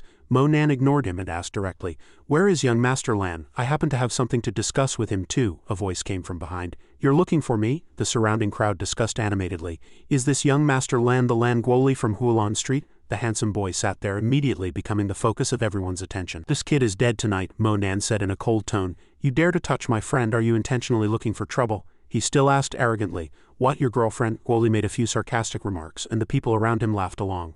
"I heard she still has to go out and find other people. You don't have impotence, do you?" Mo Nan pointed his finger at him and warned, "If you're smart now, crawl over and kneel and I might spare you this time." He stood up abruptly and cursed, "Who do you think you are? I'm going to make you crawl out of this bar today." Mo Nan was very calm, gently blinking. Slowly putting his hand into his pocket, Mo Nan's fingertips quickly slid across the phone screen, then he dialed a number. He put the phone to his ear and said, "Where are you?" "Parking lot." "Good, I'm at 377. Manager Zhang stood behind, smiling sinisterly. "Calling someone, even if you call the son of the Heavenly King today, it's useless." He gestured and mocked Mo Nan, then turned to see Guoli also laughing along. Zikui nervously grabbed Mo Nan's hand. "The boss is here, Master Shang." All the employees were too shocked to believe their eyes. "Master Shang." As soon as Sen Shang walked in, everyone quickly made way in fright. Chi-Chi followed behind, still a bit dazed. Sister Lan walked up to him and said with a hint of reverence, "Boss, you've arrived." Manager Zhang began to sow discord. "Boss Chi-Chi, you've come at a good time. Someone actually dared to cause trouble in our shop." Sen Shang, however, completely ignored him and walked straight towards Mo Nan. "Mr. Mo, do you need any help?" Chi-Chi respectfully bowed to Mo Nan. "Mr. Mo, I didn't expect to see you again so soon." Manager Zhang and Sister Lan's faces turned pale with fright. What on earth was going on? Mo Nan pointed at Guoli and asked, "Do you know this young Master Lan?" Guoli was so scared he slumped to the ground, trembling. "Master Shang, it's an honor to meet you." Sen Shang's voice was deep and awe-inspiring. "Who do you work for?" Guoli kept kowtowing and begging for mercy. "I'm Lan Hong's subordinate." "Master Shang, I'm sorry." The sound of his head hitting the ground echoed throughout the entire hall. The surrounding employees also trembled. Mo Nan glanced at Sen Shang and ordered, "Chop off one of his hands, then get out of Hualan Street." Guoli raised his head in despair, sweat continuously pouring down his body. While he was still dazed, a foot kicked directly at his elbow, and his elbow immediately twisted to the side. Guoli let out a piercing scream. Sister Lan turned her head away in fright. Sen Shang took a deep breath and roared, "Are you dumb? Did you hear?" He was pressed to the ground, crying out, "I'll never set foot on Hualan Street again."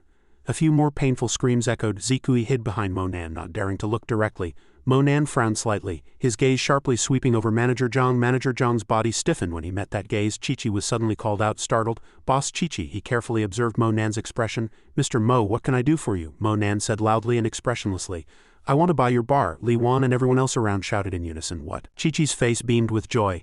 Mr. Mo, if you like it, I'll give it to you directly. He turned around and excitedly announced to all the employees, listen up, from now on the owner of Chi-Chi Bar is Mr. Mo. A chorus of envious cheers erupted. What? He really sold it? Li Wan's face turned pale with fear. Is he our new boss? She kept doubting in her heart. This poor kid, how could someone just give him a bar for free? How is this possible? Manager Zhang's shoulders kept trembling. But I'm the manager here. He clasped his hands together, lowered his head and asked in a low voice, Boss Chi-Chi, are you kidding? Mo Nan scoffed softly. Manager Zhang, get out. Manager Zhang trembled uncontrollably, pointing at Mo Nan, but unable to utter a word for a long time. Mo Nan walked forward and slapped him directly, making his body sway. Manager Zhang clutched his face and cursed. You just wait. A flicker of anger flashed in Mo Nan's eyes and he frowned. Wait, he trembled all over. What else do you want? Mo Nan suppressed his anger, forced a twisted smile. I told you to roll, not to walk. Manager Zhang clutched his swollen red face, gritting his teeth, too terrified to respond. Just as he was about to lift his leg and run, Mo Nan picked up a wine bottle and smashed it directly onto his head. Manager Zhang fell to the ground in fright and replied, I'll roll. He kept rolling from one side to the other, his body curled up as he shuffled towards the door. Goalie's clothes were disheveled and he was kicked out by others. Both of them were thrown out of the bar. Manager Zhang's head was still spinning. He clutched his injured arm and roared at his subordinates, this beast is the one who caused us all this trouble. Brothers, beat him up. Mo Nan sat on a chair carefully saying, I was ambushed when I returned from Xichao town before. It's inconvenient for me to act these past few days. Could I trouble you to investigate? Then Shang angrily slammed the table and roared, Who dares to lay a hand on Mr. Mo? Mo Nan sat opposite Sen Shang and pleaded, Please keep this matter confidential for me. Sen Shang listened and immediately nodded without hesitation. It wasn't until late at night that Mo Nan returned home. He stood in the courtyard and saw the light in the room was still on. Lu Sha, wearing a face mask, excitedly ran out to greet him. Where have you been these past 2 days? You didn't even come home. Mo Nan's eyebrows immediately raised. When are you leaving? She turned around excitedly. Your older sister worked hard to save you. Can't I stay here for a few days? Lu Sha's fingers gently glided over the piano keys. The melodious piano music echoed in the quiet space. Mo Nan stood behind with his arms crossed and reminded, Don't touch anything in the villa. He slowly walked towards the door and added, And those plants planted outside in the courtyard, especially don't touch them.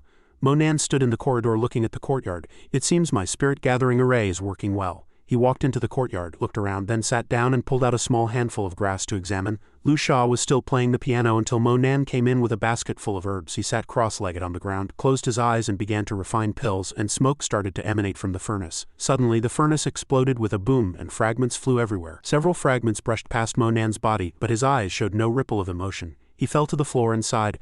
I thought I could refine the third batch, but it seems I was too ambitious. Mo Nan's phone suddenly rang, the screen displaying Xiao Kui's name. So early, is it something urgent? He put the phone to his ear and said, Hello Zikui, why are you calling so early? Is something wrong? A sobbing sound came from the other end of the phone, making him sit up abruptly in worry. Mo Nan, Grandpa. Zikui's face was already covered in tears and she stammered, Grandpa, he's gone. Mo Nan listened to the phone while running out the door. Where are you now? I'll be right there. The sleeping Lu Sha was woken by his commotion. What's wrong? At this moment the lights at the hospital morgue entrance were still on and Zikui's sobs echoed in the corridor. She buried her face in Auntie Tan's arms, trembling, until someone called her name. Zikui opened her swollen, tear-filled eyes and looked behind her. Mo Nan stood behind, heartbroken. Zikui ran over and tightly clutched his body.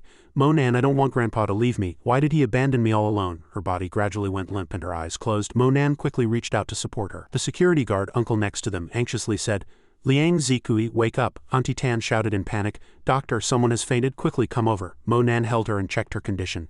It's nothing, she just fainted from crying too much, it's probably for the best. Zikui was placed on a stretcher and taken away. Auntie Tan followed and looked back. The morgue was cold. He pulled the white sheet over security guard Liang's head. There's nothing more to be done. If I had arrived sooner, maybe. The doctor stood by the bed, softly reporting. Sudden death due to overwork. Time of death was last night at 10 o'clock. The doctor began to confirm the patient's cause of death. Was he often working overtime and staying up late? Mo Nan's face grew darker and darker. Why do good people always have bad endings? Security guard Liang's young colleague walked to Zikui's hospital bed and sighed. Old Liang is gone. What will his granddaughter do? The middle-aged security guard behind clenched his fists in anger.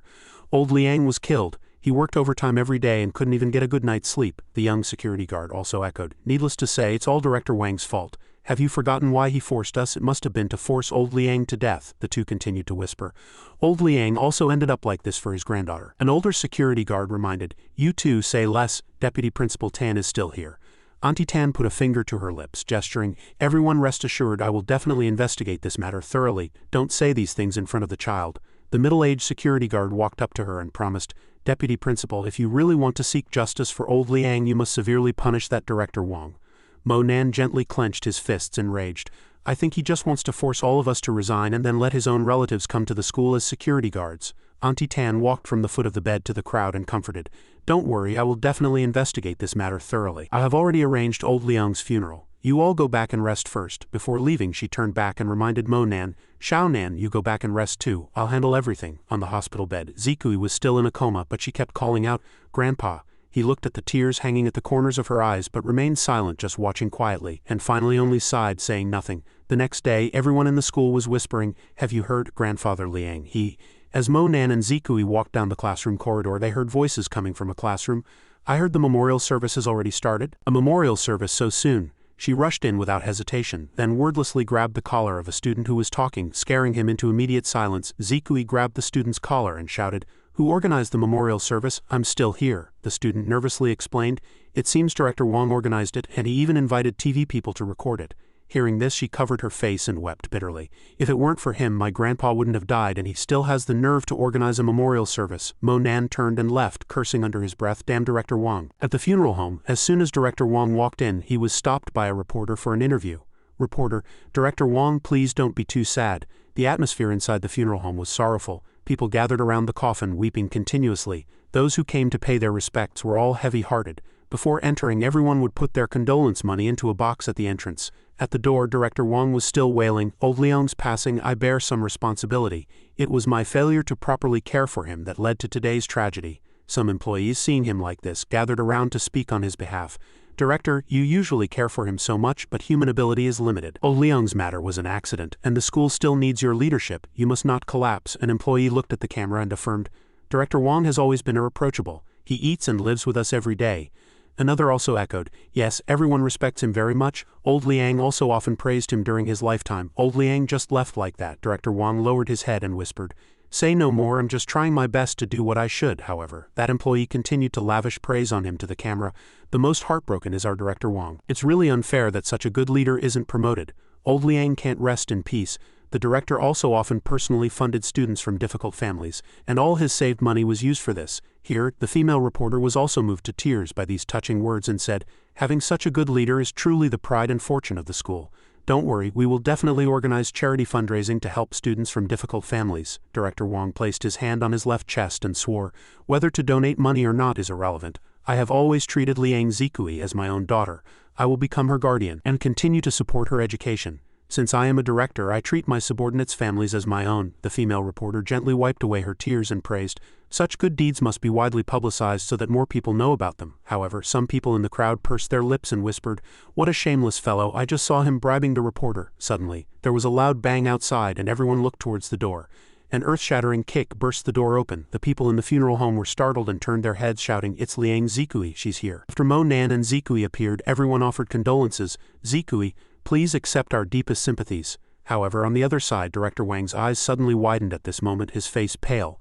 The girl pointed at him and shouted loudly, "Hypocrite!" At the same time, Mo Nan also waved and called in a group of reporters who swarmed in from outside. Reporter Lin led the team in. Several cameramen also followed aggressively. He stood by the memorial tablet in front of the morning hall and introduced, "Hello everyone, we are the front line of justice reporting team." According to the information we received, Director Wang's mouth was wide open at this moment, hearing reporter Lin continue, "There's a murderer here who forced someone to work to death. What is the truth of the incident? We will immediately gather information and report it to everyone." He tried to calm himself down and roared, "Who are you? Who let you in? Get out!" However, several people present shouted, "Oh my God, it's really a reporter from the front line of justice. I recognize him." Reporter Lin pointed at Director Wang and affirmed, "Before old Liang passed away, he worked for several months without rest, forced to work overtime every day by this Director Wang. He killed someone." A man in the crowd also shouted accusations after hearing this. "He always exploited old Liang's salary and wouldn't even give him a few minutes rest." The next second, dozens of microphones and cameras were pointed at Director Wang, bombarding him with questions. "Director Wang, according to our investigation, over half of the security positions at this school are filled by your relatives. How do you explain this? We also found that old Liang worked continuously for 48 days before his death, working over 12 hours a day, starting overtime in the early morning. Please explain." He seemed stubborn, faced with rows of microphones and thousands of questions. Why was old Liang's monthly salary the lowest among all the school's security guards? He received less than a month's salary. While his workload was 3 times that of others, Director Liu now felt as if he was shrinking before the reporters and questions. Director Wang, the school has regulations to allocate dormitories for long-serving faculty and staff. 1 year of work qualifies one for an apartment. But why are 7 properties registered under your name? What's your explanation for this? The discussion outside grew louder. What? Was old Liang really forced to death? Oh my god, they actually forced him to work overtime for 48 consecutive days, nonstop. The reporters kept calling his name. Director Wang, please answer. Director Wang. Director Wang's face was now purple, sweat pouring with every call. Director Wang could no longer endure this pressure. He forcefully waved his hand, yelling, I'm going to sue all of you. Who allowed you to film and record indiscriminately? Get out, all of you, get out. Director Wang frowned, losing his composure, his eyes darting around. After searching for a long time, he finally spotted something in the corner of the room. A fire extinguisher. Director Wang grabbed the fire extinguisher and sprayed it at the reporters, then shouted, Get out of my way, I won't say anything. The white mist from the fire extinguisher spread. Everyone scattered at this point. A few people who were close were hit and were struggling to cough while others shielded themselves with their hands. Suddenly, Director Wang stopped, and his hand began to tremble when he saw the young man approaching. Monan walked through the smoke directly towards him, his eyes sharply fixed on him. Director Wang saw him, his eyes wide, and cursed. So it was you, you stinking brat, who caused my downfall. I won't let you off, Monan asked him in a low voice. Do you think your downfall can atone for your sins? The closer he got, the more terrified Director Wang became, and Monan's threat followed. What do you want to do? I can't do anything about old Liang's death. At most, I'll give his granddaughter some compensation. Suddenly, one of Director Wang's subordinates standing behind Monan shouted. He was just like the director. Classmate Monan, stop making trouble. After regaining his confidence, he adjusted his tie, then declared, That's right. You immediately tell those reporters not to report this, understand? Otherwise, neither you nor Liang Zikui will graduate. Monan punched him without hesitation, and his yelling couldn't suppress Director Wang's screams. Director Wang was struggling in pain on the ground. Seeing stars, he grabbed his tie and pulled him up. One side of Director Wang's face was red and swollen. Monan only pulled him halfway before letting go and ordering him to kneel. He stumbled to his feet, raising his head with eyes half closed. Director Wang knelt before the memorial tablet with Monan supervising him from the side. He still defiantly shouted, How dare you lay a hand on me? Old Liang is dead. Do you want to kill me to pay for his life? The reporters haven't left, do you dare? As soon as he finished speaking, his head was grabbed by Monan and forcefully pressed down. Monan suppressed his anger, growling in a low voice, Killing you would be letting you off too easily. On the ground, Director Wang's hands were pressed tightly against the floor. A red light emanated from underground. Monan's hair turned white and long and he frowned. Monan grabbed Director Wang's head, lifted it, and said, I sentence you to a deprivation of 50 years of your life. After speaking, his other hand condensed an energy orb. The Wheel of Karma. Monan fiercely pressed the Wheel of Karma onto Director Wang's head, making him scream loudly in pain. Help! He raised his hand, looking at his wrinkled hand, and shouted. Director Wang opened his mouth, his teeth falling out, and he screamed continuously in the face of this terror. When Monan took his hand off his head, Director Wang fell heavily to the ground due to lack of support. He couldn't accept this fact, struggling to stand up, his body trembling as he shouted, How could this happen? The 2 sycophants also screamed in terror. How is this possible? He's depriving him of his lifespan. The 2 ran to the memorial hall, and upon seeing the photo on the memorial tablet, they were scared witless, running and crying, saying, This must be old Liang's vengeful spirit. This has nothing to do with me, old Liang. Don't come looking for me, and don't come looking for me anymore. Director Wang cried and turned around, kneeling at Monan's feet, but he still looked at him coldly. Reporter Lin and some other reporters outside asked, Where's Director Wang? Did he run away? Who is that old man? Why does he look like he's wearing Director Wang's clothes? Monan looked at him expressionlessly and said in a hoarse voice, Good, enjoy the rest of your life. Director Wang raised his head, his eyes tearless, his mouth toothless, begging, Please change me back to how I was. Monan ignored him, turned around, and took Zikui's hand, leaving. Let's go back. After leaving the funeral home, it was sunny and fresh outside. The little girl stepped back a few paces, holding her hands together in front of her chest, staring blankly at Monan as she walked. Zikui's eyes were filled with sadness, and she whispered softly, Grandpa, Big Brother has avenged you. He took the little girl to another place, an old-looking house. The 2 walked through a door together, and there was something in the room. That thing drew Zikui to a halt, and she stared blankly inside. It was a kitchen with an old stove neatly arranged. Perhaps memories flooded back, and Zikui suddenly cried out, Grandpa? Seeing the little girl cry, Monan softly said, Go inside, I have something to show you. With that, he turned around, his hand gently reaching into his pocket to search. Monan fumbled for a moment and pulled out a small coin from his pocket. Monan took out the coin, then cast a spell, and immediately, security guard Liang's figure appeared. Zikui exclaimed in surprise when she saw her grandpa's figure appear. He struggled to maintain the spell and urged, In another day, this soul cloud of your grandpa's will disappear. Say whatever you need to say now. The little girl's tears streamed down and she sobbed, calling out, Grandpa. Security guard Liang saw his granddaughter crying, and he forced back his heartache to comfort her. Xiao Kui, Grandpa's good granddaughter. Grandpa is no good. Grandpa won't be able to take care of and protect you anymore. Zikui cried and wiped her tears with her hand. Grandpa, you've always taken very good care of me. He also choked up slightly, suppressing the bitterness in his heart, and for the last time he admonished the little girl, When you live alone in the future, remember to close the windows in the morning or else the rain will wet this small room. Remember to close the main door when you go out.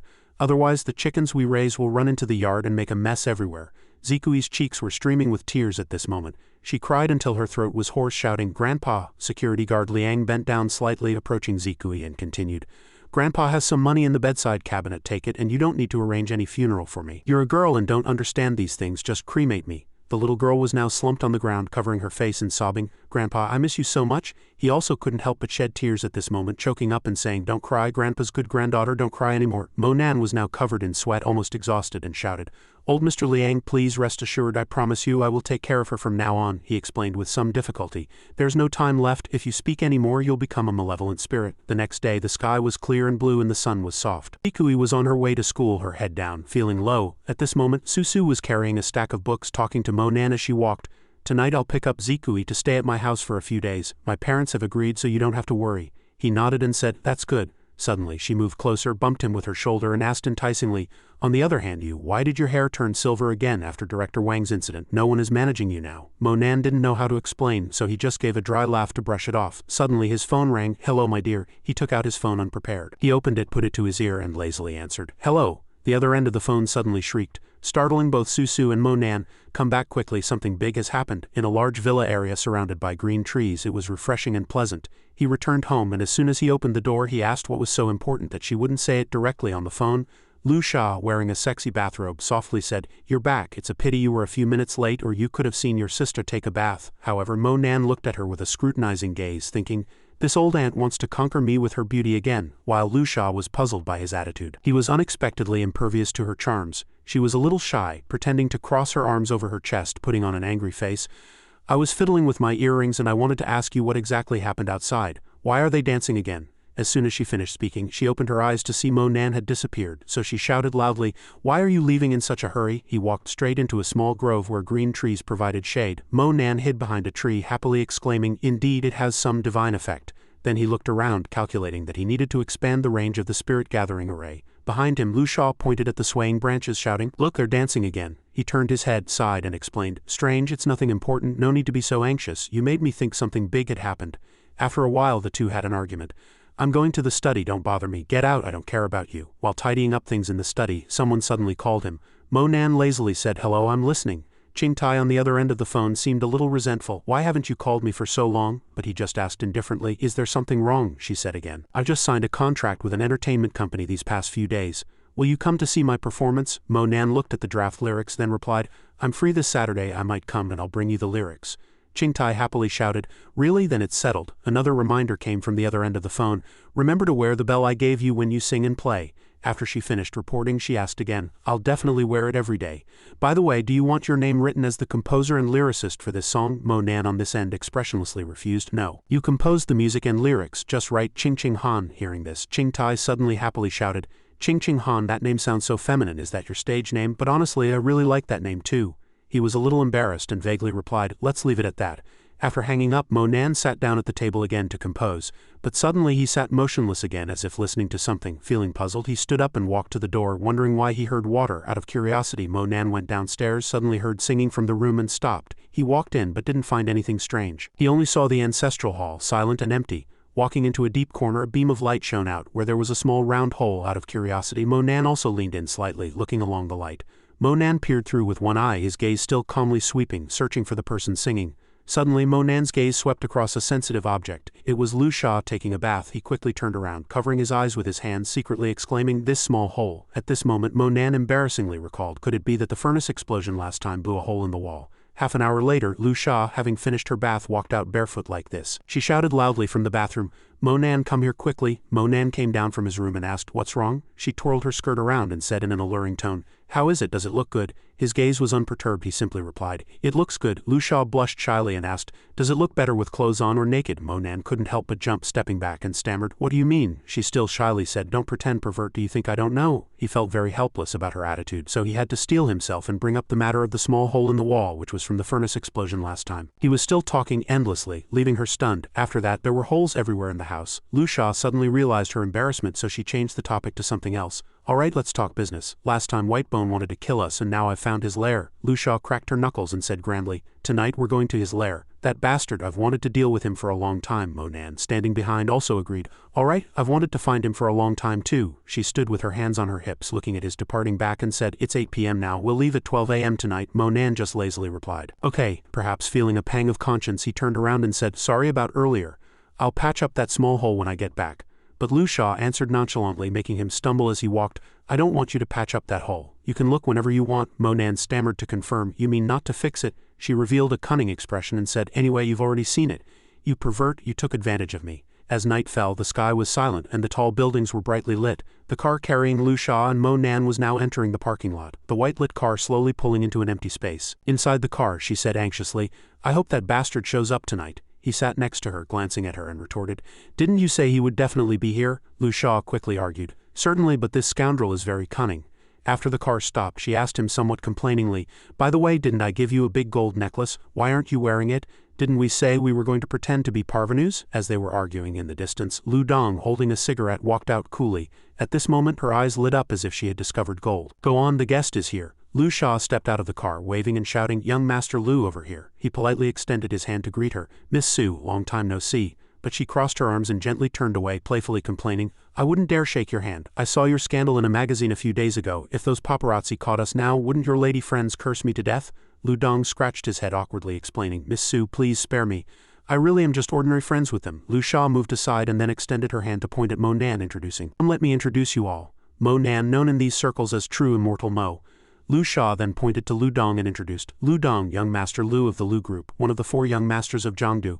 He frowned slightly, then said, True Immortal Mo, the Yan family has often mentioned a True Immortal Mo recently whose strength is unfathomable. Monan greeted politely, hello, that might be me. After hearing Lu Dong's words, he leaned towards Monan and said with some interest, I also heard that True Immortal Mo has an elusive ability. They all say True Immortal Mo is very young, and indeed you are. He motioned for his secretary to press the elevator button, then suggested, let's go upstairs first. The group entered the elevator together. When the elevator reached the 89th floor, the door opened automatically. Lu Dong walked ahead, with Monan and Lu Sha following closely, entering a large room. Seeing Monan observe his surroundings for a long time, he walked over and asked, haven't you been to such a high place before? After asking, he added with a hint of pride, few people in all of Jiangdu City can stand this high and enjoy the night view. Lu Dong then walked to the seat next to Lu Sha, holding a bottle of wine, and said, Miss Su, didn't you say you had a surprise for me? I went to great lengths to cancel all my meetings to come here. He also pointed the wine bottle at Monan and asked, this fake kid you brought, don't tell me he's the surprise you specifically prepared for me. She shook the red wine glass in her hand, shrugged, and replied, what? Don't you believe he's really True Immortal Mo? Why would I lie to you? Lu Dong leaned back in his chair and raised his voice, asking, alright, stop acting. She looked at him, clearly just a wet behind the ears kid. Tell me, why did you bring True Immortal Mo here? What tricks are you trying to play with me now? Without beating around the bush, Lu Sha cut straight to the chase. Someone wants to kill your sister. Lu Dong was startled, immediately jumped up and quickly asked, really, you can't joke about something like this? She remained calm, replying, how dare I joke with young Master Lu? Lu Sha looked at him seriously and asked, is General Manager Lu still on a business trip? You'd best take us to see your sister now. Lu Dong felt awkward at this moment, explaining, my sister is still upstairs in a meeting with her American partners, and this meeting is very important. However, she stood up and demanded in a low voice, take us there. He glanced at Monan and said, I can only take you alone. As for this True Immortal Mo, it's best to leave him here. Lu Sha frowned, confirming, it's Whitebone from the Dark List who was dispatched. I dare not say I can win against him. True Immortal Mo must come with us. He held the doorknob and reaffirmed, Miss Su, I trust you, but this True Immortal Mo would only be a burden to us and I won't pay 2 people. Lu Sha agreed. Then take me up first. Before leaving, Lu Dong turned and instructed his 2 secretaries. You 2 stay here and protect True Immortal Mo. Miss Su and I are going upstairs. Both nodded in agreement. Monan also gestured to her. Lu Sha nodded to him and then left. Just like that, he walked ahead alone, with Lu Sha following him out of the original room. A secretary asked in confusion, do you think the CEO will be all right? Before the female bodyguard could answer, he complained again, who's so daring as to kill the CEO? The female bodyguard quickly comforted him. There are still many bodyguards upstairs, we just need to do our job. The secretary was still worried, thinking of worse scenarios. It's hard to say. Those bodyguards with 1 foot already in the grave would naturally have their fists go limp and run away. In the end, both remained silent, exchanged glances. And then both looked at Monan. He still sat leisurely in his chair, calmly drinking water, completely at ease. Both cast sharp glances, secretly blaming him in their hearts. If this guy wasn't holding us back here, we would have already gone up together. Half an hour later, the room was still the same. Everything was uncomfortably silent. The secretary stood aside with his arms crossed, still anxiously restless. He kept tapping his fingers and sighing heavily. Both he and the female bodyguard stared at Mo Nan. Both were restless, appearing very impatient. The female secretary suddenly spoke. I heard true Immortal Mo is the strongest martial artist in Jiangnan province. Invulnerable to blades and bullets, is that true? The secretary replied irritably. What true Immortal Mo? If he were really that powerful, would we need to protect him here? It's just bragging. Suddenly they all felt a tremor. A huge explosion suddenly occurred in their room. Screams rang out simultaneously. It's over. When they saw Mo Nan hurriedly run off, the two secretaries exclaimed in surprise, Hey! After speaking, both took off running, shouting as they ran, Damn it, wait for us. At the elevator entrance, the wall had collapsed and dense smoke and dust were everywhere. When he reached the stairwell, Mo Nan suddenly stopped. A bodyguard, shot dead, lay there. There were also 2 people at the stairwell. When the 2 secretaries came over, they were also stunned. Suddenly another sound came and the wall began to crack again. 2 bullets shot at Mo Nan one after another, but he swiftly jumped aside with agile reactions. The 2 secretaries, terrified, hid in a corner to observe, then shouted, Get down, you fool! Mo Nan still stood, looking up. A masked man was about to attack him. Mo Nan frowned, furious, his fists already poised. He swung his fist forcefully, sending his opponent flying without hesitation. Mo Nan looked up and glanced below, solemnly rubbing his wrist. Following Mo Nan's gaze, layers of stairs were shrouded in black energy. He showed no fear, waving his hand as he ascended the stairs, wisps of black smoke continuously appearing one after another, with several figures lying on each floor. Feng Lan appeared and blocked Mo Nan's path. Quickly, get out of the way. Seriously. Si Mai next to him was equally anxious. Young Master Lu, CEO, are you all right? Lu Sha was enraged by these 2. She shouted loudly, Are you stupid? If we answer, won't we expose our position? The 2 ran off together, their steps somewhat staggering, filled with fear. Here it comes again, quickly find a place to hide. Mo Nan ignored those people, still walking calmly forward under the close surveillance of the 2. He spoke directly. Are you White Bone? Mo Nan frowned, his tone turning serious. Get out here, quickly. Feng Lan listened unhappily to the gossip. Is there something wrong with his head? Si Mai, following behind, also leaned out to peer around. Will that assassin come out? The door opened and a dark figure emerged from inside, laughing loudly. Whitebone revealed a cunning smile, his gaze sharp as he said, Mr. Mo, if the client hadn't cancelled the mission, do you think you'd still be alive now? He remained unchanged, still with that decisive and straightforward manner. Who wanted to kill me? He grinned, pulled out a pistol, pointed it and said, Go to hell and ask. But unexpectedly the bullets fired had no effect. Falling one after another, the bullets fired at Mo Nan were like marbles hitting a wall, rolling all over the floor. Each bullet fell uselessly to the ground. Whitebone was stunned, speechless with fear. What? Inwardly perplexed, he secretly thought, how could he block bullets? He seized the opportunity, abruptly rushed forward. You're courting death, Mo Nan, with precise movements. Kicked him hard in the stomach. Whitebone was no match. Kicked far back to crash into the wall. A sudden silence filled the room. One lay, one stood, the 2 faced off. He lay motionless on the ground. That kick had also knocked over a cabinet pinning Whitebone's lower body. He glanced at it, coldly snorted in disdain, and suddenly another dark figure appeared. This person interrupted, shouting loudly, Stop, everyone, stop. Sanzu tightly held Lu Sha. He held a knife to her neck, threatening, If anyone dares to move, I'll kill her immediately. Just at the most tense moment, Feng Lan came in from behind with a raised gun. Don't move. Quickly put down your weapon. Mo Nan didn't take Sanzu seriously, coldly retorting, It's merely a death throw. He still maintained a provocative manner, his hand tightly gripping the knife. Try taking another step. Sanzu glanced at the wall, shouting urgently, Whitebone, you useless trash, hurry up and come grab Shu Wei as a hostage. He endured the pain, struggled to stand up, swaying while clutching his wound. Whitebone regained his strength, forcibly controlling Shu Wei to come over. He pulled her to the center of the room, standing in front of Mo Nan. He tilted his head like looking at a clown, a slight smirk on his lips with a hint of provocation. Whitebone chose Shu Wei's vulnerable neck to attack, his large hand tightly gripping her neck. Lu Dong had been hiding in a safe corner, and at this moment he also poked his head out to see what was happening. How much money do you want? Quickly release my sister. His voice echoed in the room, very noisy. Whitebone next to him was annoyed by Lu Dong. Damn it, if anything happens to my sister, I'll hire 100 assassins to hunt you down. Shut up. Sanzu remained motionless, his whole body stiff in a threatening posture. Now it's our turn to leave. Quickly stand aside, otherwise I can slit this brat's throat at any time. Mo Nan said nothing. He lowered his head with a grim face. The next second Mo Nan suddenly opened his eyes wide, his voice filled with anger as he shouted, You really shouldn't have threatened me. A golden light appeared, curving and twisting, but then shot straight and sharp. Before he could react, something flew over his head. His eyes widened, astonished. Mo Nan's lips curled slightly, and with a dignified gesture he pointed a finger, quickly helping Lu Sha. Mo Nan looked at her with concern and asked, Honestly, and you call yourself an assassin? But Lu Sha struggled to open her eyes, forcing a smile to indicate she was fine. After a while, she also recovered a bit. Don't you worry, don't let Whitebone escape. He carefully bandaged the wound on his wrist. Don't worry, I said he couldn't escape even if he grew wings. Lu Dong, who had been hiding in the chair for a long time, also stirred at this moment. True Immortal Mo, please quickly go save my sister. Still sitting here talking about no escape, he's already far away. Outside, the sky was dark, and a tall building was brightly lit with noisy sounds emanating from it. They must be moving in the dedicated elevator on the 99th floor. From Lu Dong's perspective, no one paid attention to him. They all seemed indifferent. He gritted his teeth and frowned, unable to accept their contemptuous attitude. This true immortal Mo seems to be just a guy who gained fame by relying on others' help. Nothing special. After a while, Mo Nan put his hands in his pockets, slowly walked to the floor-to-ceiling window. He calmly extended his hand, palm upwards. Mo Nan pressed his hand against the glass with a cold expression. Lu Sha asked in confusion, "Hurry up and chase. What are you standing here looking at the scenery for?" His lips curled slightly, and he said evasively, "Aren't I chasing him?" Just 1 second later, a large pane of glass was gently touched by Mo Nan and shattered. The shattered glass pieces fell one after another, forming a circular opening to the outside. Not only that, all the glass disappeared and some fragments even flew back. Lu Sha was startled. She closed her eyes tightly and ducked away.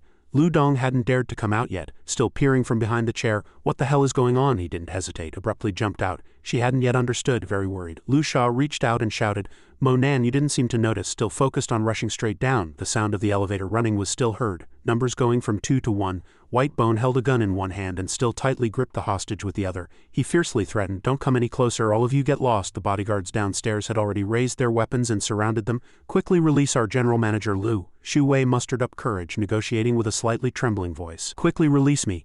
I promise not to pursue this matter, but if I die, my brother will definitely make your life a living hell." He remained unmoved, stubbornly saying, "Don't waste my time with nonsense. Immediately tell them to bring the car over, quickly."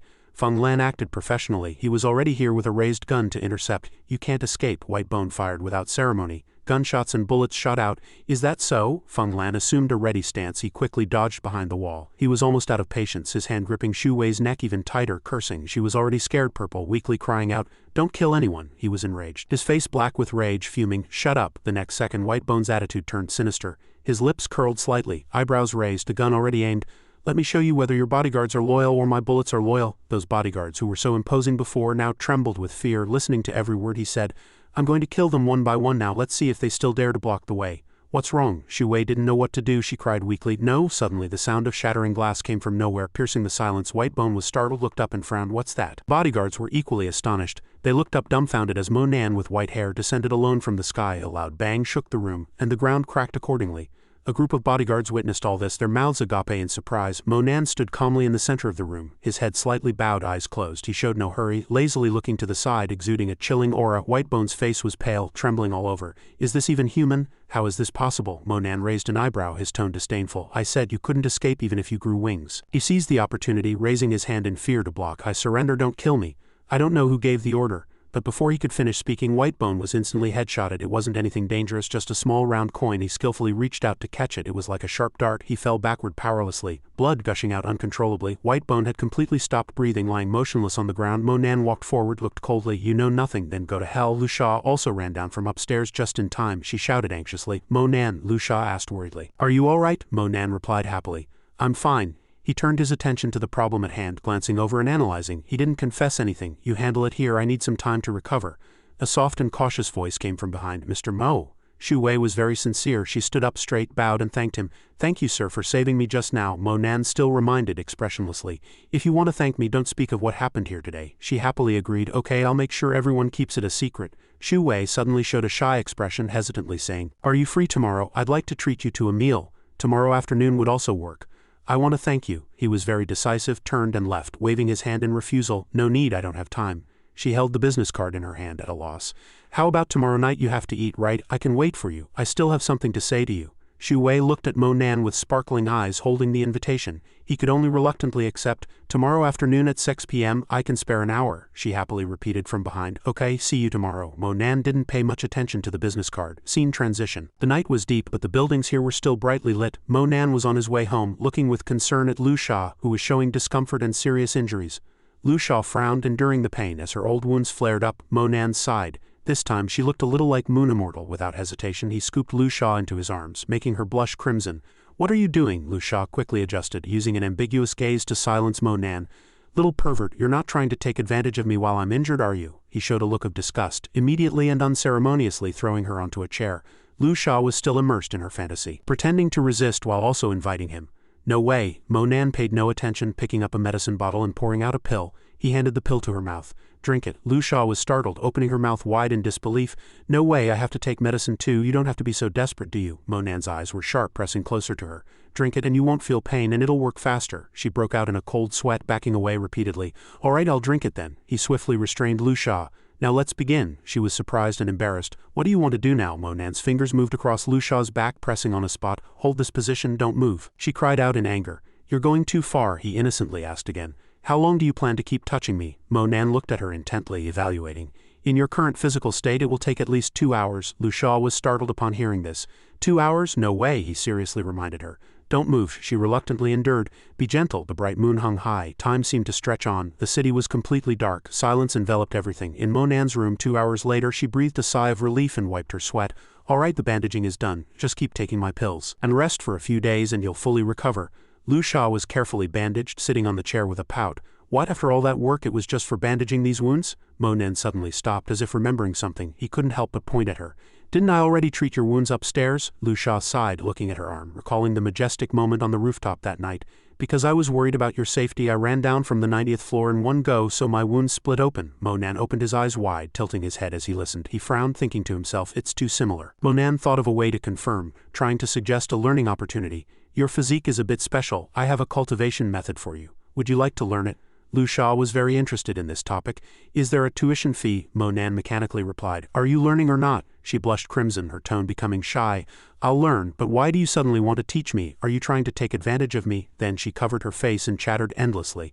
That's not good, you're still so young, you might not even be fully developed yet. He finally lost his patience. He decisively interrupted, pulling Lu Sha's leg away. She cried out in alarm. Don't go. I'll learn. Monan's focus was solely on the task at hand. He immediately set to work. I'll transcribe the mental cultivation method here for you. From now on you'll need to soak in warm water with herbs every day, and also, Monan's last sentence as he turned around, his face dark and eyes cold, warned, if the next time I speak to you you wrap your legs around my waist again, you'll immediately get out. He stood up and walked away, leaving behind an ultimatum. Lu Sha was truly scared, lying behind him and crying, why are you so fierce? Honestly, scene change. In the sky over England white clouds were faintly visible. In front of a white luxury apartment building, a group of people were gathered for a party. A car drove past and at the same time conversations began. Sister Shu Wei, I thought you specifically came to find us, Yu Tong said with a smile in the car with a few friends. So you're waiting for someone else. Who are you waiting for? Then came Shan's charming voice. Someone who can make Sister Shu Wei, the beautiful CEO, wait here personally. This person must be extraordinary. Yanqing enthusiastically raised her hand to check her watch. The agreed time is 6 o'clock. He'll be here soon and then you'll all know. She quickly turned around. Yanqing and the person she was meeting were perfectly on time. He's here. By the roadside he was engrossed in checking the time. The girls in the car immediately became excited. Monan, no way, Sister Shu Wei, is he the person you're waiting for? She turned her head in surprise and asked everyone, do you know him? Shan expressed her displeasure, vaguely saying with her arms crossed, more than just knowing him. I'm not going. Yu Tong also made an awkward gesture, waving her hand to say goodbye. Sister Shu Wei, we appreciate your kind invitation to dinner. See you next time, goodbye. Then came the others in the car. We're out. Yanqing looked around awkwardly, hastily stopping everyone. Don't go, sit down, what's wrong? Zhang Shao, who was in the same car, also had something he couldn't quite say, awkwardly scratching his head. Actually, it's nothing special, it's just that he's a rascal and after playing with him a few times he can't truly be friends with anyone. She was a little puzzled by this news. You've played with him a few times, Yu Tong also spoke when she heard the question. His mother was my mother's best friend in college and I occasionally invite him out. Monan looked at his watch, feeling a little anxious. Didn't we agree to meet at the school gate at 6? Where is everyone? He was impatient, and turned to leave. I'm leaving, not waiting. Shan stuck her head out the car window, giggling and mocking. Sister Shu Wei, it seems you don't have to wait for him anymore. He's already gone. Yanqing looked at her watch, crying out in panic, it's all my fault. I said we'd meet at 6 and now it's 6:02. She awkwardly opened the car door and quickly ran out. No more talking. I'm getting out. None of you can leave. As she walked, he heard a call and stopped. Monan, wait for me. Yanqing appeared with a smile, dressed in youthful clothes, flipping her hair. What's wrong? Don't you recognize me? He remained polite, nodding slightly in greeting. Miss Lu. She showed no politeness, blinking to suggest. Calling me Miss Lu sounds too formal. You can call me Shu Wei or Sister Wei Wei. I've finally finished work. I don't want to feel like I'm still at the office. Yanqing glanced at the car behind her. Sorry I'm late, my car is parked across the street. The car waiting for them was Yutong's and Zhang Junpei's car. Monan couldn't help but be surprised, thinking to himself, Lin Yutong and them. He was a little curious, asking as he walked, are you very close with Zhang Junpei? Yanqing didn't hide anything, and replied with a smile, you could say so, although I'm not his biological sister. We've known each other since childhood. Suddenly, as if remembering something, her face darkened and she asked tentatively, what's wrong? I heard you didn't have a good time with them. Monan also vaguely guessed the problem. He sighed, thinking, no wonder the name Lu Shiwei sounds so familiar. In my previous life, although Lin Yutong was with Zhang Junpei for a while, Zhang Junpei later married someone named Lu Shi. Although I've never met her, I heard the wedding was grand, and some images flashed through his mind at that time. Aunt Tan was upset and sick because of Lin Yutong. Since I've already met her, why not try to help Aunt Tan? Monan quickly brushed it off, avoiding the truth. I just didn't want to play with them. Yanqing broke out in a sweat and forced a smile, pointing ahead. Then do you mind sitting with them? My seat is also ready, it's nearby. He gently nodded. I don't mind, she said happily. That's great, Yanqing playfully hinted. I'm sorry I didn't tell you in advance that others would be joining us this time. This meal doesn't count. Next time will be our private date. Scene change. A restaurant sign lit up and everyone from the car had gotten out and gathered around a table in the restaurant. Yutong, Shan and Zhang Xiao were each busy with their own things, showing no interest. Yanqing sat next to Mo Nan, finding the awkward scene in front of her hard to talk about. Yutong, concerned about her senior, spoke up to break the silence. Sister Shu Wei, how did you meet Mo Nan? The other students didn't miss this good show, perking up their ears thinking with Mo Nan's scoundrelly demeanor and the high and mighty CEO Lu Shiwei, they were originally from two different worlds, so how did they meet? Yanqing reached out and pointed at him, beginning her introduction. Last time my sister encountered some hooligans and Mo Nan saved her. She heard this, her eyes immediately widening in surprise. Then Sister Shu Wei, are you alright? She calmly replied. I'm fine. You should be asking if Mo Nan is alright. Yutong looked at Mo Nan, her attitude immediately changing, saying, ordinary hooligans are no match for him, he must be fine. Yanqing didn't know what to do and could only reluctantly compromise. Anyway, my sister still has to sincerely thank him. Shan, who was enjoying the show, finally spoke up. Sister Shu Wei, don't rush to thank him. The hero saving the beauty scenario isn't unheard of. She looked at him provocatively. What? I didn't say you had a guilty conscience, did I? Yanqing awkwardly interjected, hastily changing the subject. The food is all here, hurry and eat. She felt very uneasy, not expecting their relationship to have progressed to this point. Yanqing had heard some interesting news. I heard that a true immortal Mo recently appeared in Jiangnan province with a great reputation. Is he really that powerful? Shan seemed to have ulterior motives, jumping up excitedly. More than just powerful, Sister Shu Wei, I heard true immortal Mo has divine soul power. So powerful that he can make everyone in Jiangnan province listen to him. She remembered a white figure whose face was unclear and said loudly, there are many rumors about true immortal Mo in our school. Everyone wants to meet this true immortal Mo. Zhang Xiao also joined the fun with interest. I heard that the Duan family offended him and their entire clan was jointly suppressed and completely eradicated. Then Yutong spoke softly, if only I could also meet that true immortal Mo. Shan smelled a hint of gossip, approaching with a cunning smile on her face. What's wrong? Do you want to marry him or become his disciple? She reluctantly clarified, what nonsense are you talking about? True immortal Mo's hair is all white, he must be over 100 years old. Shan wasn't finished, continuing to poke her with her elbow. Then it must be to become his disciple. I know you can't bear to leave young Master Zhang. Yutong looked worriedly at Mo Nan, who was nonchalantly eating as if it had nothing to do with him. She sternly corrected him. Don't talk nonsense. I still have the college entrance exam ahead of me. I'm not like you, only thinking about getting married early. Zhang Xiao enthusiastically joined the conversation. A friend of mine once met him. He said true immortal Mo is actually not very old. Shan's face was already red, distracted, feeling light and airy. Not old? Then we still have a chance, don't we? Yutong cried out excitedly. What? Having been silent all this time, he was startled to hear his name mentioned. Zizi is still sitting across from you. Aren't you afraid he'll get jealous? She stared blankly at him, gobbling down food, thinking, if Zizi had the power to command half of Star City, I wouldn't be having these thoughts. Mo Nan, who had been silent, finally wiped his mouth and said, it's getting late. Thank you for the hospitality. He stood up, smiling at everyone at the dining table. I'll head back first. Yanqing looked up, politely saying, wait, I'll drive you back. Mo Nan looked at her, politely declining. No need, my home is also nearby, just a short walk. Shan covered her mouth and giggled. Yutong, Mo Nan has his own house now, let's go visit, she unhappily reminded her. What's there to see? I'm not going. Shan gave up, still muttering softly, go on, that way you can also explain to your mom, see? Her cunning plan clearly changed direction. Everyone wants to visit Mo Nan's house. How about waiting until my sister gives Mo Nan a house, then we can visit? After all, he saved my sister's life. Yanqing also said without hiding anything, I plan to choose one close to the school for him. Those who heard this shocking news were all stunned as if struck by lightning. Mo Nan no longer hesitated, waving his hand and turning around. Thank you, but I already have a house, no need for another. Goodbye. Yutong jumped up excitedly. She called his name loudly. Mo Nan, wait for me. Yutong held Mo Nan's hand, her expression resolute. Come with me. In the clear and serene sky, white clouds floated and moved. Outside the building's balcony, conversations rose and fell. Mo Nan, what's wrong with you? What's wrong with what? She angrily demanded. Are you out of your mind? Why don't you want a house when it's offered to you? Sister Shu Wei is a wealthy CEO, unlike you rascals. Mo Nan, unperturbed, honestly replied, I already have a house. What good would another one do? He didn't want to get too involved with her. Yutong didn't accept this reason. She pointed at him and loudly reprimanded. Do you know how many years you'd have to work to rent an apartment? You're so poor you can't even eat and you still care about pride? You're infuriating. Mo Nan was too lazy to explain, putting his hands in his pockets and turning to leave. I've already said it. I don't want to owe her any favors. Let's drop this, don't talk about it anymore. She gritted her teeth, her face turning green with anger, unwilling to give up. I truly despise you. Don't you want to pursue Sister Shu Wei? Your taste is really something else? Yutong frantically blinked to stop her, displeased Ly scolding. You should just give up. How could a dignified CEO like her be interested in a rascal like you? Mo Nan frowned, glancing back. I have no other intentions towards Lu Shiwei whatsoever. He spared no words, shrugging, acting as if it had nothing to do with him. Besides, she's very likely to marry into the Zhang Junpei family. You should mind your own business first. She couldn't say anything. She was so angry she couldn't speak, feeling aggrieved. Yutong followed behind Monan, wiping away tears, trying to calm herself. Shan jumped up indignantly, loudly scolding, "Monan, you're really something. What kind of man are you bullying Yutong like this?" Yutong, ignoring everything, continued to go along with her plan. Let's go together to Monan's house and see how big it really is," Shan grinned excitedly.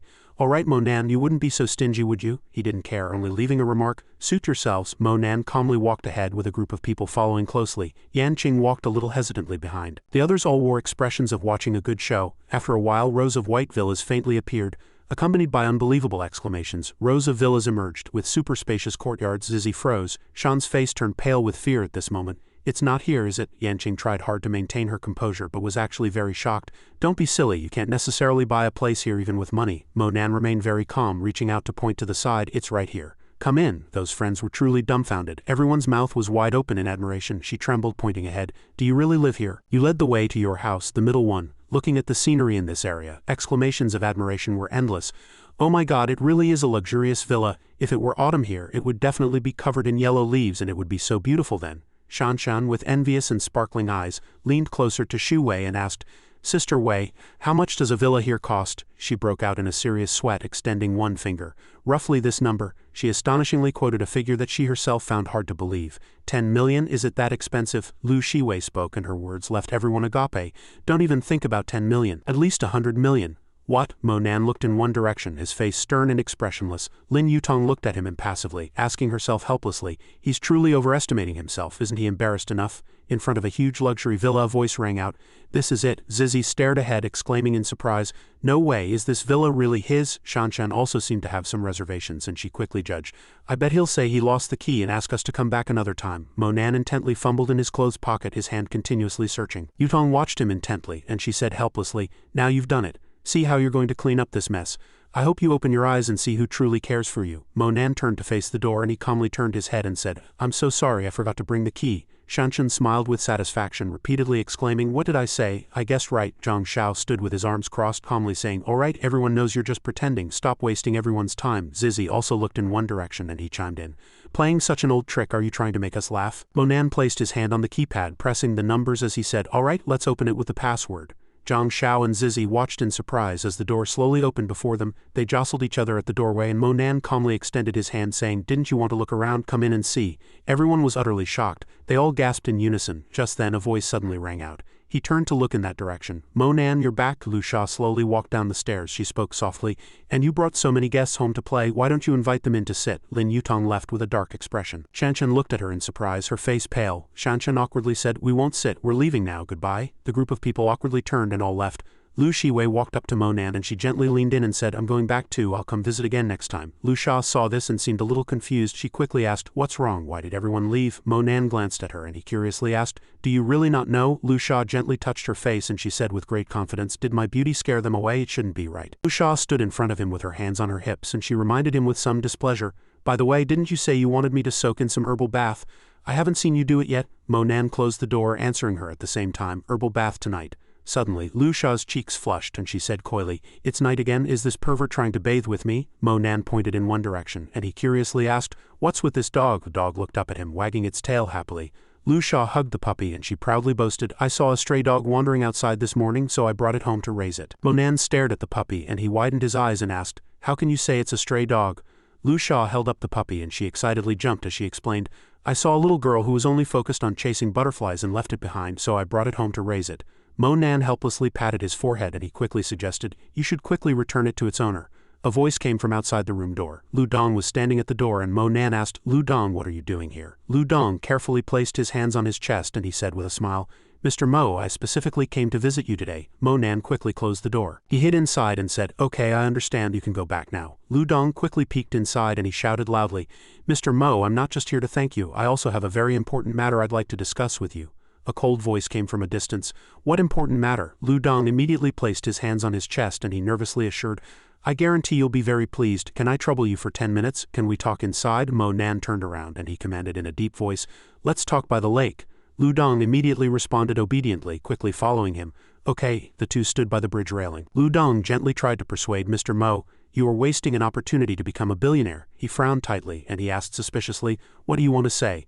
Lu Dong spread his arms and he said with immense admiration, True Immortal Mo, you are now the #1 person in the entire Jiangnan province. Never before has anyone been able to rule the entire Jiangnan province. Lu Dong continuously flattered. Even Xiao Tianzhu 20 years ago only had influence over some families. His voice repeatedly rang out, and Mo Nan lowered his head and chuckled secretly. If you rule Jiangnan province now, you can collect money from them. Otherwise, with your abilities, it's such a waste. He turned around and leaned against the railing without answering. Lu Dong continuously waved his hands, repeatedly trying to persuade. Mr. Mo, we too are also fated. How about this? I'll sacrifice myself to help you. You hand over the position of Jiangnan province leader to me.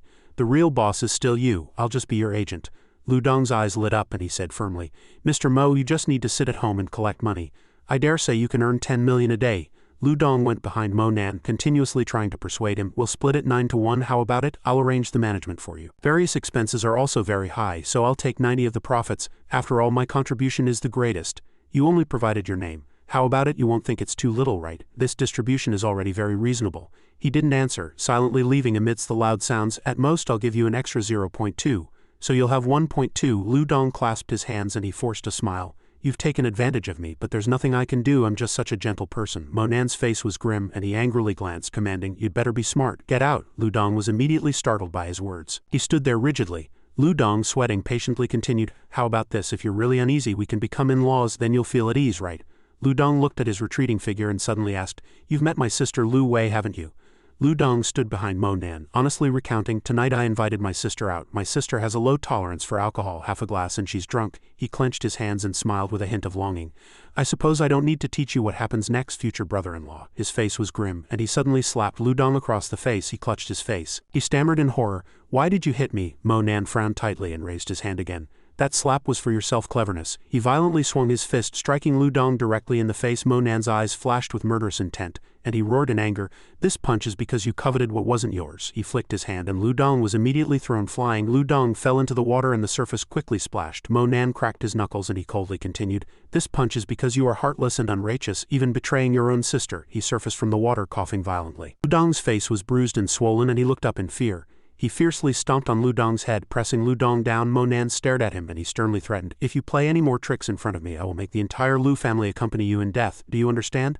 Lu Dong clasped his hands and he begged for mercy in panic. Spare me. He frowned, looking coldly at Lu Dong. Mo Nan raised his foot and he angrily commanded, Get out. He coughed violently, trembling as he climbed the stairs. Lu Dong was gasping for breath, couldn't stand steadily, and crashed into a tree and fell. He was seriously injured, spitting out a mouthful of blood and even lost a few teeth. Lu Dong was beaten beyond recognition, and he clutched his face, complaining, You just wait for me, bastard. What true immortal? What kind of garbage? Just wait. I'll have your dog's life. He looked around furtively, still pretending to be noble in front of me. Just you wait for me. Under the blue sky in a corner of the city in front of a bare withered tree, a thoughtful voice spoke, As long as I use the verdant wood rejuvenation technique to nourish and transform this tree root, and with this spirit gathering array it can grow into a spirit nourishing tree. Mo Nan happily rubbed a ball of light in his hand, secretly thinking, In the heavenly realm this is the work of a spirit plant cultivator. I never thought I'd have to do it myself today. In the next second a ray of light glowed from beneath the grass surrounding him. The almost withered tree root was gradually taking root, delving into the soil. It gradually transformed, growing tall branches and leaves. Lu Sha also walked out and she curiously asked, Mo Nan, what are you doing? He quickly shouted loudly, Don't come any closer. She rubbed her chin and she analyzed to herself, I've noticed you've been taking great care of this tree lately. Besides its leaves dancing, what else is special about it? Mo Nan's lips curved slightly and he confidently shouted, Watch closely. From that withered tree trunk it was gradually recovering its vitality. A spirit-nourishing tree. The branches and withered leaves rustled and the small sapling grew into a lush, large tree. Lu Sha looked up, her eyes wide with astonishment.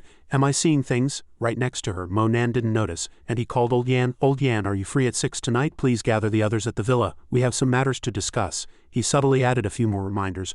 Oh, and everyone remember to bring a change of clothes when you come. The person on the other end of the phone quickly responded, Okay, we'll be there on time. Lu Sha was startled and she screamed loudly, No way. Do you want them to live here? Even Old Yan? She was sweating, pointing with a trembling finger. Although I always try to seduce you, it's wrong of me. But you don't have to go to such lengths, do you? Last time I almost killed old lady Yan. Mo Nan frowned and without hesitation he hit the nail on the head. You disguised yourself as Yi Rong's secretary last time. Who could recognize you? Lu Sha instead became even more confident. She blinked, striking a pose to show off. That's not necessarily true. How many people in the entire Jiangdu city have longer legs than me? Monan didn't even blink, immediately turning and leaving. Enough, go take your herbal bath quickly, leaving her alone behind. All right, after a while. He held a stack of papers in his hand. Monan focused on reading the information, concentrating on analyzing. She has been trained in the nature of an assassin since childhood. Cultivating this great slaughter god technique might be very suitable, but the final step of this mental cultivation method involves a great heavenly tribulation. I wonder if she can overcome it. He put it down, and with his other hand he took out his phone. Perhaps I'm overthinking it. How could Lu Sha cultivate to that realm? In another place, the room door opened and a burst of warm air emerged from within. Lu Sha had just emerged from the bathroom, and she seemed very relaxed. Monan remained focused on the stack of papers. He walked over to inform Lu Sha, I will only pass this mental cultivation method on to you alone. I hope you cherish it, he instructed her sternly. First step, I will awaken your spiritual intelligence. Time thus flowed, one teaching intently, the other listening and recording carefully. They both studied tirelessly, and the dark sky was already showing the light of dawn. Monan seemed tireless, and he said, carrying his backpack, you can practice slowly on your own. I'm going to school first. A new day at the school gate. Students chatted lively, continuously entering the school. He was also there, looking at everything before him in a daze, secretly thinking, why is everyone wearing headphones today? Monan looked up and a sign for the guardhouse came into view. Guardhouse. Monan pondered and smiled. He mumbled to himself, sounds pretty good. Suddenly, a noisy crowd blocked the way. Jinzi Yanqingtai is so good at singing, of course she's worthy of being my wife. Every few steps he took, he saw several groups gathered shouting something loudly, seemingly about the same topic. Weakwater 3000 made it to the chart so quickly. It's so good. Brother Hai turned back. Monan immediately understood what was going on and he slowly sat down, putting down his backpack. It seemed Yanqingtai was already famous. Suddenly, a classmate next to him handed him a pair of headphones and Monan was a little stunned. Susu smiled, waving and greeting him warmly. Monan, have you heard Weakwater 3000? It's very good and it's a hot song now. He smiled vaguely, replying, I've heard it twice before. She chatted lively about the topic. I never expected Yanqingtai to sing so well. A boy couldn't help but get excited and he softly closed his eyes, shouting loudly, yes, I never expected our school's beauty to be so amazing. I'm slowly becoming a fan of school beauty. Yan, that person couldn't help but lean behind Monan. He placed his hands on Monan's shoulders and whispered, Monan, aren't you acquainted with school beauty? Yan, your relationship truly makes me envious.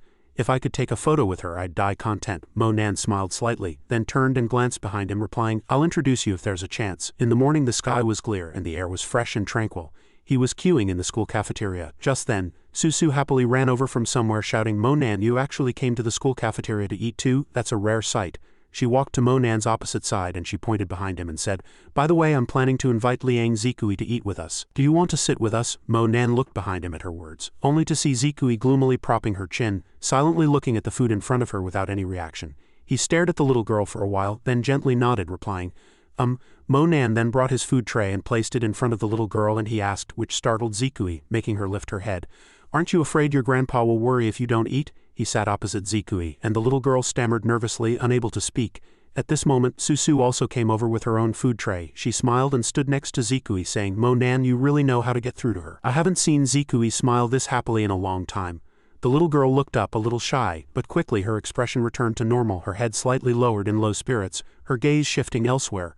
Monan just silently observed Zikui's expression. He picked up a mouthful of vegetables and put it in his mouth, chewing, listening to the little girl say, the money on that card you gave me is enough for me. If you still want to work at the bar, you can just keep that card for emergencies. Zikui was in a bad mood. She still forced a smile and said, I haven't been to the bar for several days. They've probably already found someone to replace me. Monan put down his arm. He frowned slightly and asked in a low voice, have you forgotten that I'm the owner of that bar? Zikui was startled, then became hesitant again. Yes, as long as you agree to take me in, I'll definitely go to work. His expression grew more serious. Monan looked at the little girl in front of him and said soothingly, being busy is good, that way you won't overthink things all day. My bar will of course always welcome you to work. If any of your classmates also want to earn some extra money, you can bring them along, but don't let it affect your studies. The atmosphere has already eased up a lot, he continued to care and remind her. Also, there are too many memories of your grandpa at home. How about moving to a different place? Susu suddenly froze, her eyes wide. She looked at Monan angrily and shouted, Monan. He turned to Susu and replied in a stern and firm tone, things have already happened.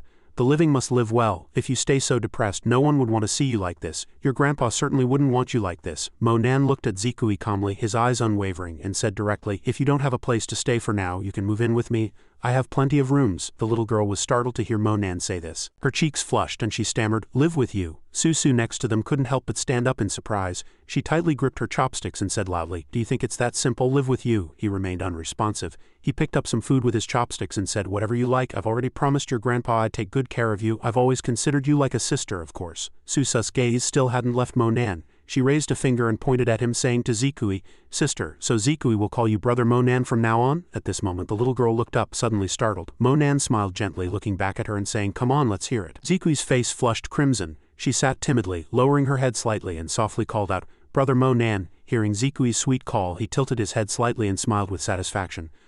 He couldn't help but secretly vow, "Old Mr. Liang, I will definitely take good care of Zikui."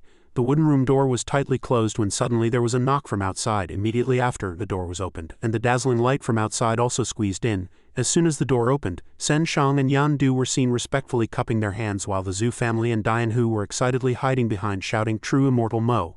Monan opened the door to welcome everyone. He stepped aside and warmly invited, "Everyone, don't be shy, please come in quickly." Soon Monan led everyone into the house. They sat around the sofa chatting. He sat on his single sofa and said, "Yan family, it would have been more appropriate to find your son this time, but I see you're getting on in years and I wanted you to personally try my good stuff." Yan Du was ecstatic. He shouted with a beaming smile, "True Immortal Mo calling this old fogey over. It must not be a small matter, right?" Monan faced the two, pointed at them and said, "The Yan family has fought battles all their lives. They must have suffered many injuries. The Shang family has also suffered many injuries over the years." Immediately after, he took out a handful of fresh leaves, held them tightly in his hand, and said loudly, "I have some spirit-nourishing leaves here. Just one piece will show obvious effects. Everyone try them."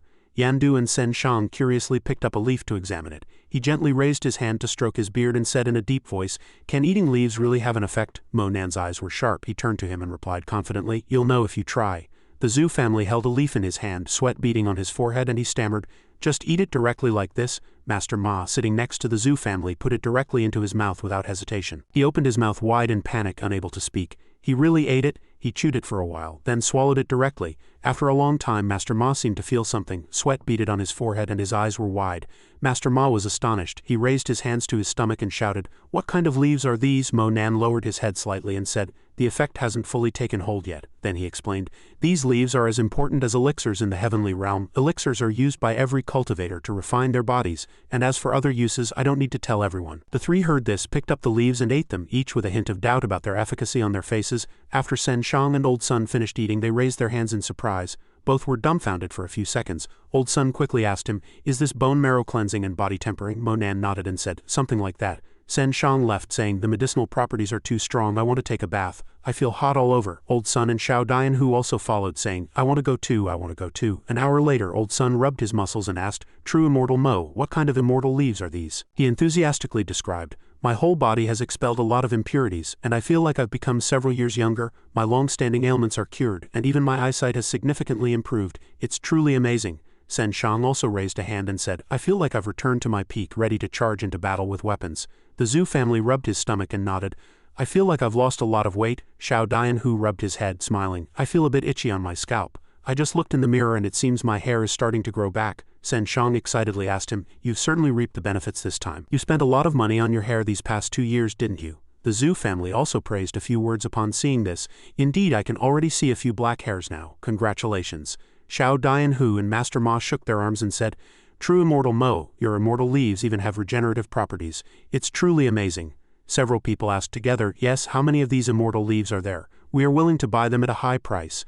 Monan pointed and confidently stated that it can not only enhance physical fitness, but most importantly it can compensate for congenital deficiencies. It enhances the power of all spirits, and with one leaf all aspects of the body can be fully replenished. Xiao Dian Hu rubbed his head, somewhat puzzled.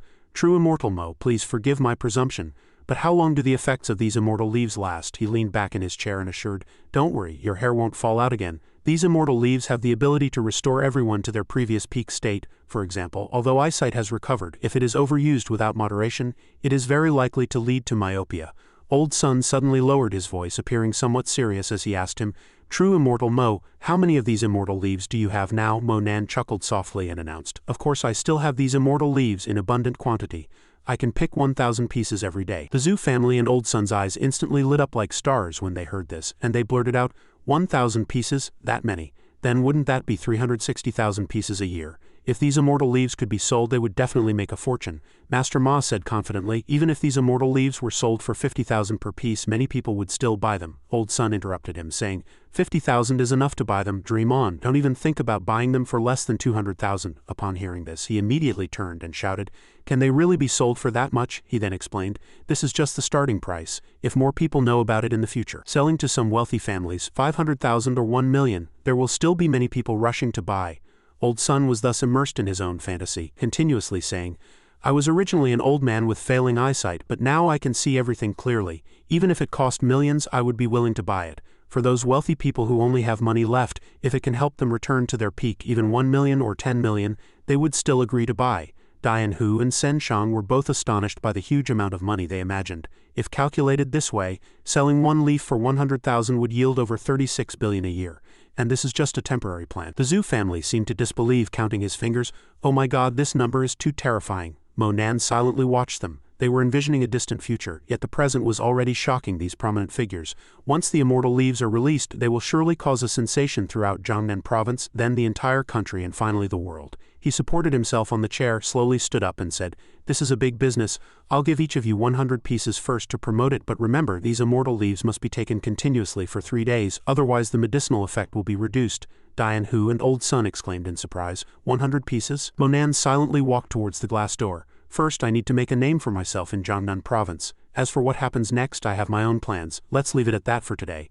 Old Sun looked at his back, gazing at the distant mountains, and felt a warning bell ring in his heart. With the emergence of the immortal leaves, it seems things are about to change. Mo Nan saw Dianhu and the Zhu family off, then returned to his own room. Mo Nan stared at the 2 cracked copper coins. He leaned against the headboard, thinking, it seems I need to find some materials to refine new magic tools. Mo Nan sat upright and began to meditate.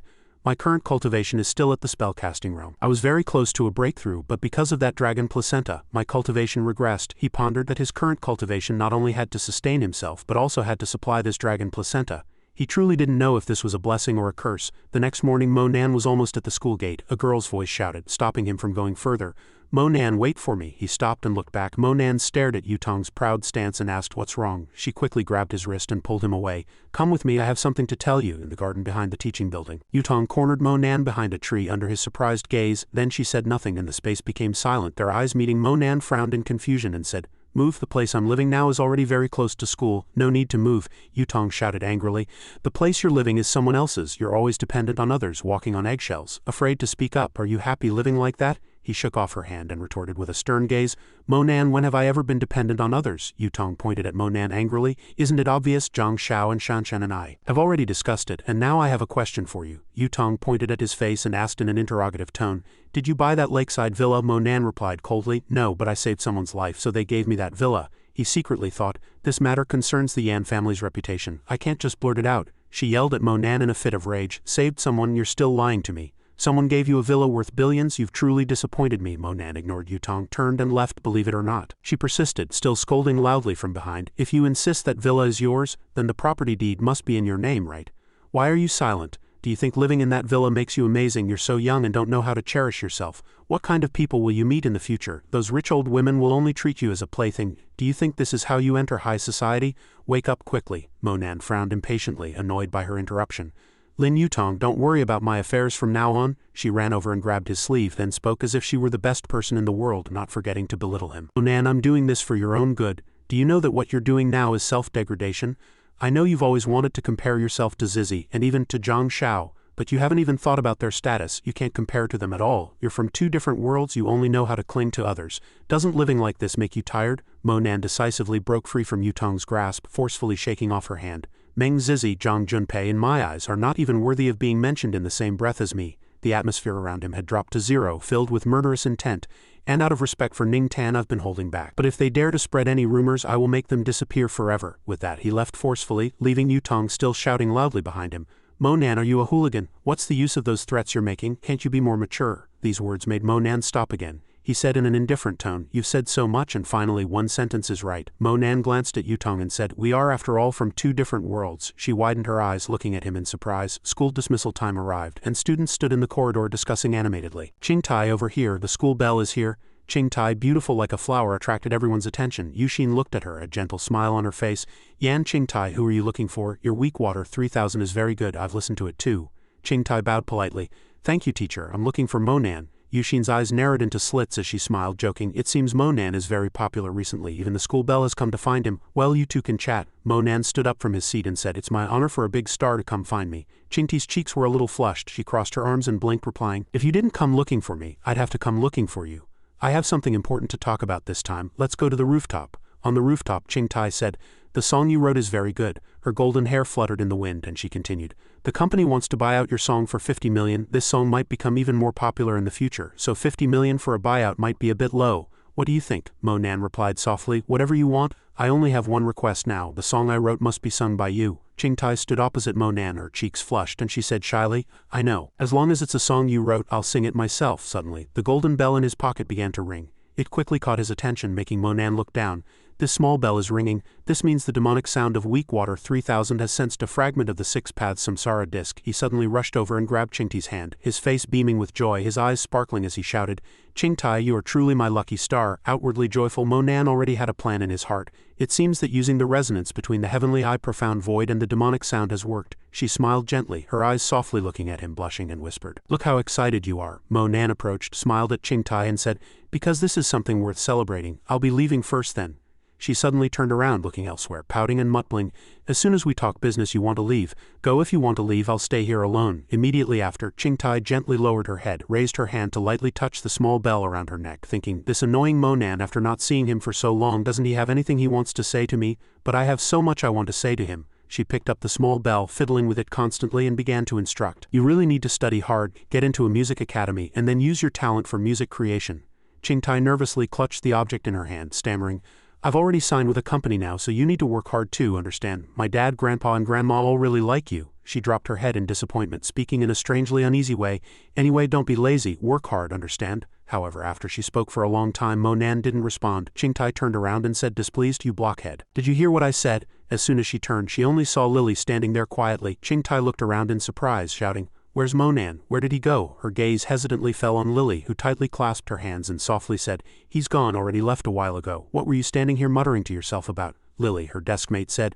Qingti's eyes welled up with tears and she pouted angrily, cursing, Stupid Monan, honestly I'm never talking to you again. On the other side, in a small room at the school, a stern voice suddenly came from the academic affairs office. Monan, how many days have you taken off recently? Are you indulging in something? Yushin sat upright. Legs crossed, she stared at him, raising a hand to ask, Do you still want to get into college? Is there anything that Ame can't do? It's already the weekend. Do you still want to take leave this afternoon? Monan stood not far away, arms crossed, gently rubbing his chin, saying, Teacher, I really have an urgent matter that must be attended to this afternoon. Haven't you noticed the recent improvement in my academic performance? Yushin gently closed her eyes, calmly and indifferently replied, Your grades have only improved a little. What's there to exaggerate about? Her gaze subtly flickered with some worry, recalling Monan's test papers, thinking that this guy's grades were not so much an improvement as a sudden leap, always just hitting the passing mark, not a point more, not a point less. Yushin felt helpless about his stubbornness and didn't dare to say more. She gently sighed and said, If you promise me to get a perfect score on the next exam, I'll agree to your leave this afternoon, but you must remember,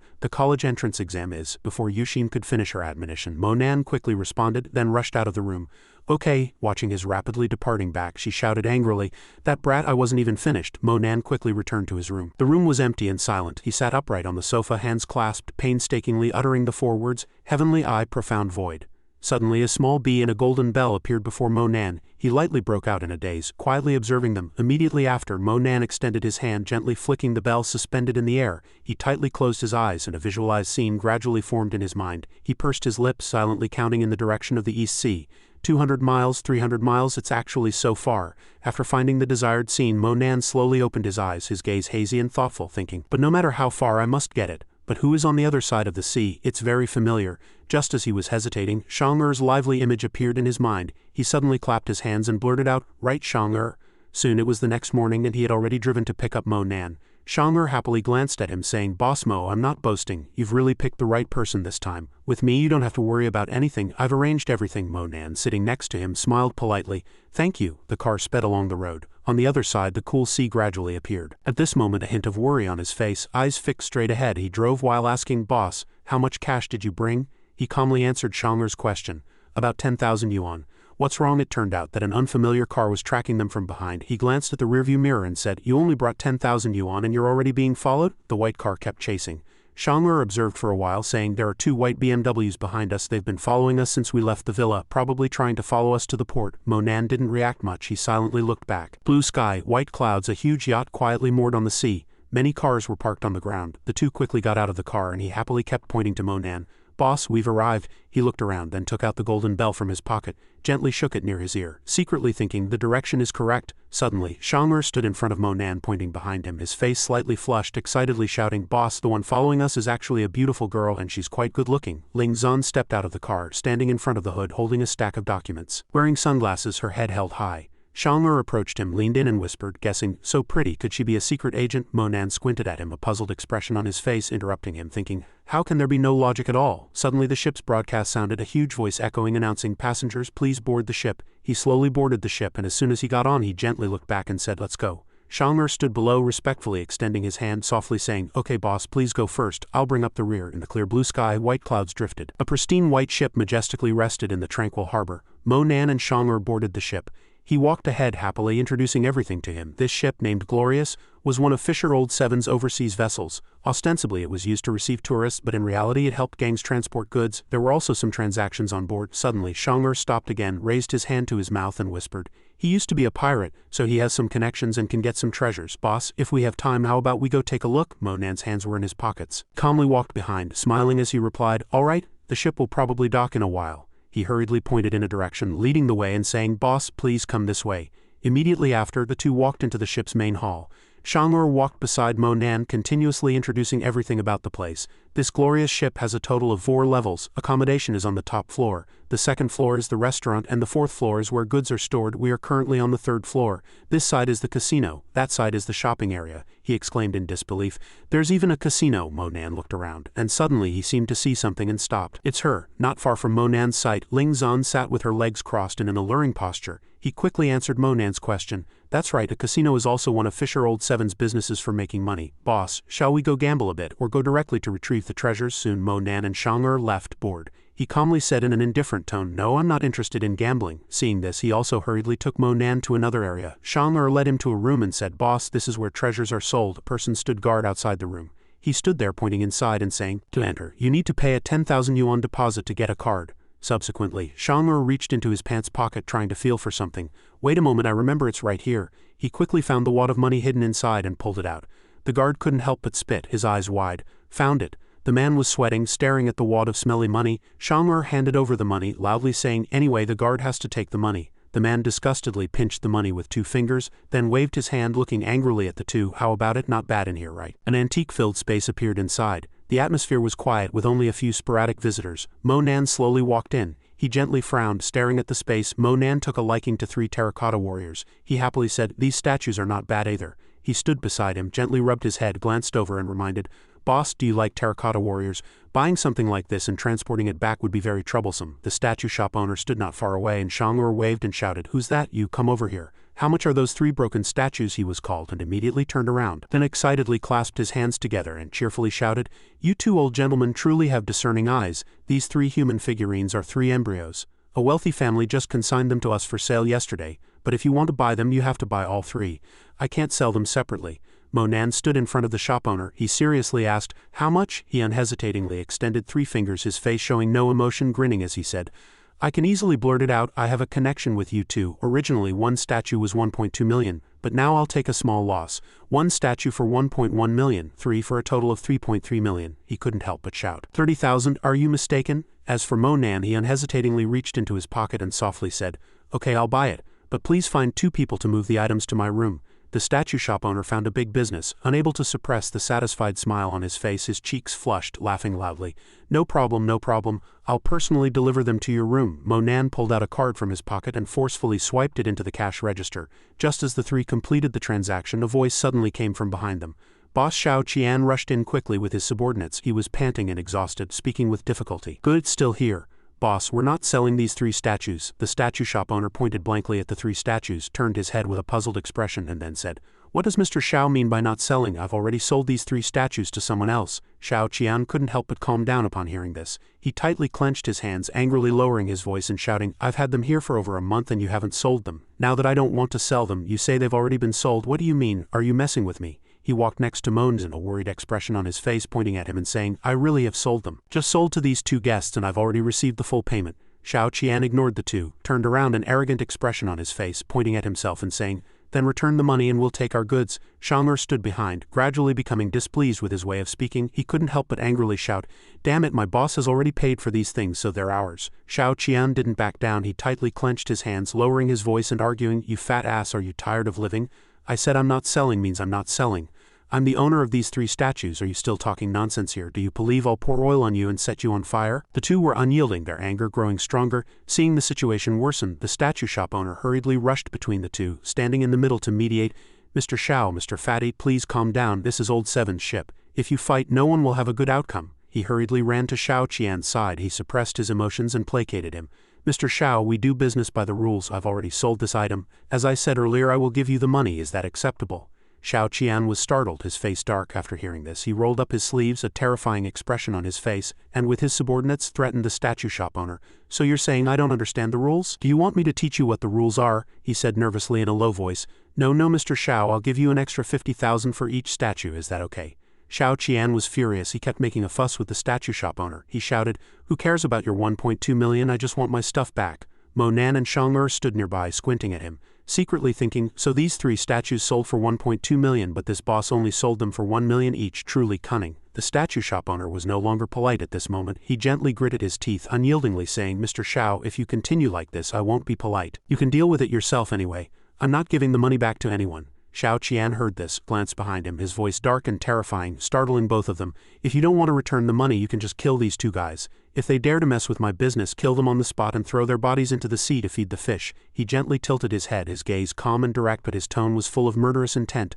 Boss, you've received the money. If I don't get the goods, I'll smash this shop. He furiously jumped up, charging straight at Mo Nan. Xianxia raised his hand high, preparing to attack, and blurted out, kid, who do you think you are? However, before he could do anything, his arm was grabbed by him. Xianxia's face gradually darkened. Xianxia's wrist was tightly gripped and he continuously cursed loudly, you fat ass you. Before he could finish cursing, he was counterattacked. Xianxia directly punched Xianxia in the face, sending him flying. He frowned tightly, a murderous look on his face. Kid, today this fat ass will teach you a lesson. Xianxia was sent flying, falling to the ground. He raised his hand indignantly, pointing at Xianxia, ordering his subordinates, what are you still standing there for? Charge and kill him. Quietly watched as those people rushed over. The 3 of them rushed toward Xianxia in unison to attack. Xianxia didn't show any weakness. He tightly clenched his fists and rushed straight towards the 3 of them, sending them all flying. Invincible tanked. Just like that, the 2 sides kept fighting. The statue shop owner frantically tried to stop everyone. Stop fighting my shop. Xianxia furiously gritted his teeth. He waved his hand and rushed forward, shouting, you fat ass, taste my fist. Just as Xianxia rushed forward to strike, Xianxia gently dodged, laughing mockingly. He missed blankly in disbelief. What the hell? Xianxia was stunned for a few seconds. Taking the opportunity, he raised his fist and punched him hard, mocking,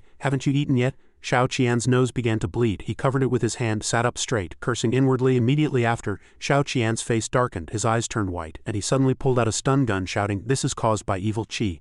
Only then did Xianxia feel afraid. He kept looking around nervously, stammering, kid, don't mess around, boss. The opponent's firepower is too strong. It's time for the boss to act. Mo Nan stood silently behind, speaking only at this moment. He held a small jade stone in his hand, walked forward and asked, do you know Yi Xing Quan mind intent boxing? He blankly turned his head and replied, no. The person standing far away heard this, was startled, then directly raised the stun gun, pointing forward, smiling sinisterly and saying, if you don't know, then let me teach you. Mo Nan gently closed his eyes, his head slightly lowered, muttering softly to himself only for him to hear, no need, let me teach him. Suddenly he looked up, his expression serious, holding up the glowing jade stone in his hand. Xianxia was aggressively rushing towards the 2. Mo Nan didn't hesitate, directly throwing the jade stone at him. A not-so-light force flew straight towards him. The jade stone grazed the head of the stun gun, shattering it. Xianxia stopped in surprise, turning his head to look. Losing the weapon in his hand, he gradually became despicable. His eyes fearfully looking up at the tall figure before him, he tightly clenched his hands, preparing to attack, and jumped at Xianxia, who calmly said, Yi Xing Quan mind intent boxing is about studying how to box with your mind, adjusting as you wish.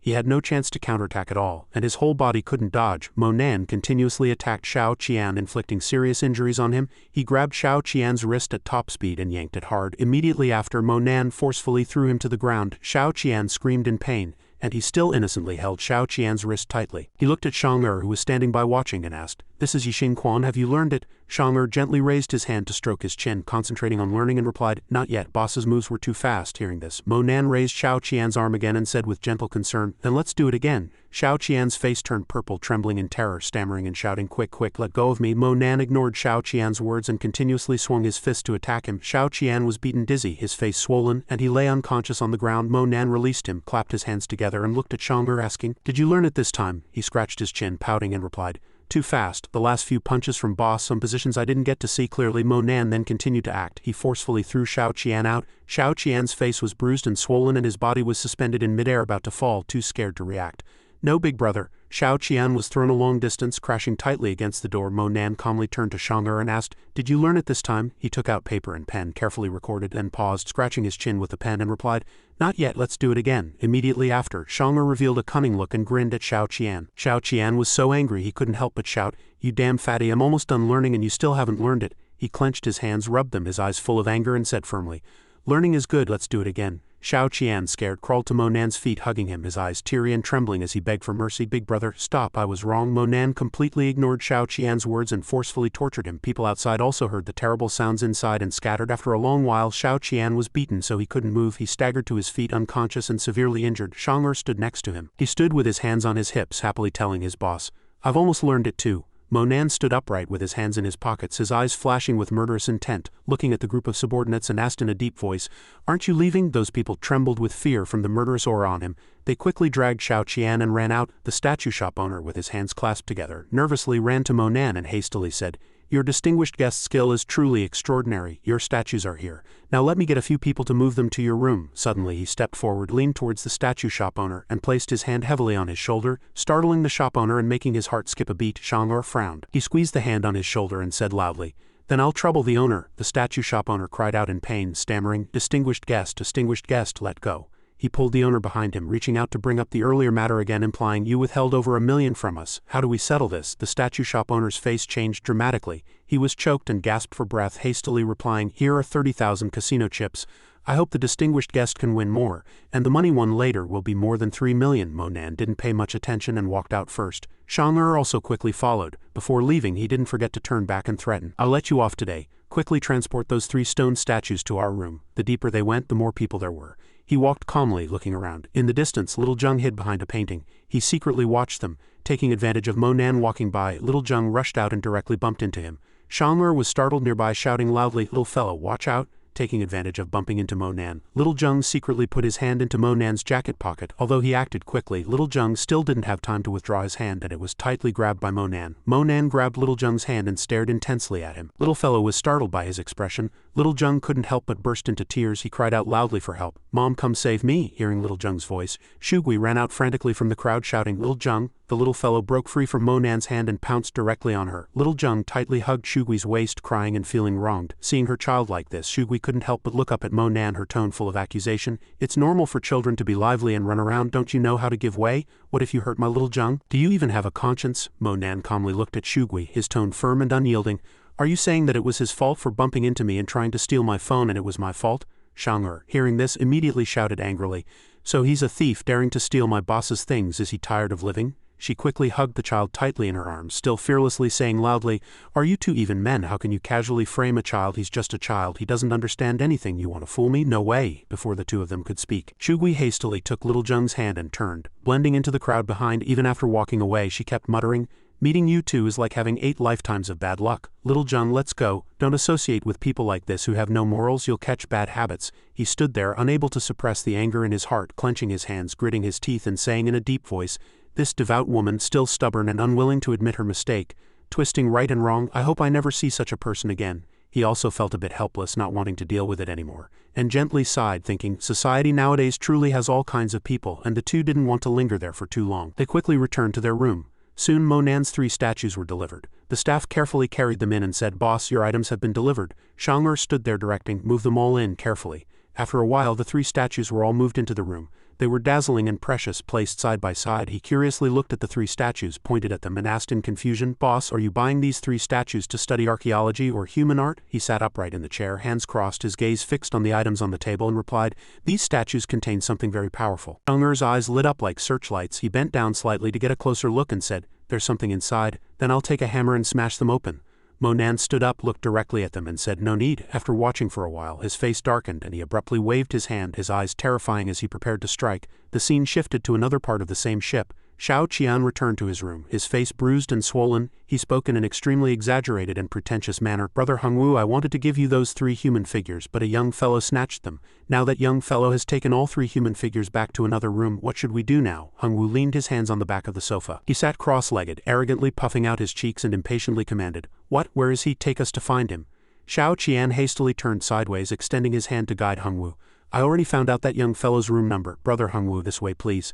Hongwu stood up without hesitation and followed Xianxia. Xianxia pressed close to him and asked, "Brother Hongwu, aren't you bringing bodyguards?" Hongwu gave him a disdainful look, chewing gum and blowing bubbles, confidently replying, "I just want to go see how arrogant the other party is. It's not like I'm going to kill someone." Xianxia felt scared hearing this. He secretly glanced behind, thinking fearfully, "This Hongwu loves the feeling of hunting prey, even using people as prey. I hope nothing happens later." Soon Xianxia led Hongwu to Monan's room door. He excitedly pointed at the door and said, "Brother Hongwu, this is the room." Hongwu kicked the door open without hesitation, still arrogantly blowing bubbles from his mouth. Hongwu was furious, his eyes flashing with murderous intent as he peered into the room. Just then, he had just put down his hand and with a bang, a stone statue was shattered. The statue broke into 2 halves, fragments falling, and he stood there in astonished disbelief. The 2 in the room only then noticed Hongwu's presence. That huge stone statue looked soft, with fragments scattered on the ground. He was terrified after seeing it, and the bubblegum in his mouth burst, sticking to his lips. Xianxia's eyes widened in fear, his mouth agape. Unable to close, the 2 cautiously watched them, and Xianxia shouted angrily for being interrupted. "What's wrong? Are you here to cause trouble?" Hongwu was sweating profusely. He hugged Xianxia and hastily said, "You 2 are really joking. What kind of status do we have? How would we dare come here to cause trouble?" Xianxia also pretended to grimace and forced a smile, echoing, "Yes, we wanted to ask. Today's special caviar is only 888 yuan per plate. Would you 2 like to try it?" Xianxia, hearing them say this, was dumbfounded, drooling from his mouth, and said, "I want to try it too, but 888 is too expensive. If you sell it for 88 yuan and 80 fen, buy one get one free, I'd still consider it." However, they slowly retreated to the door.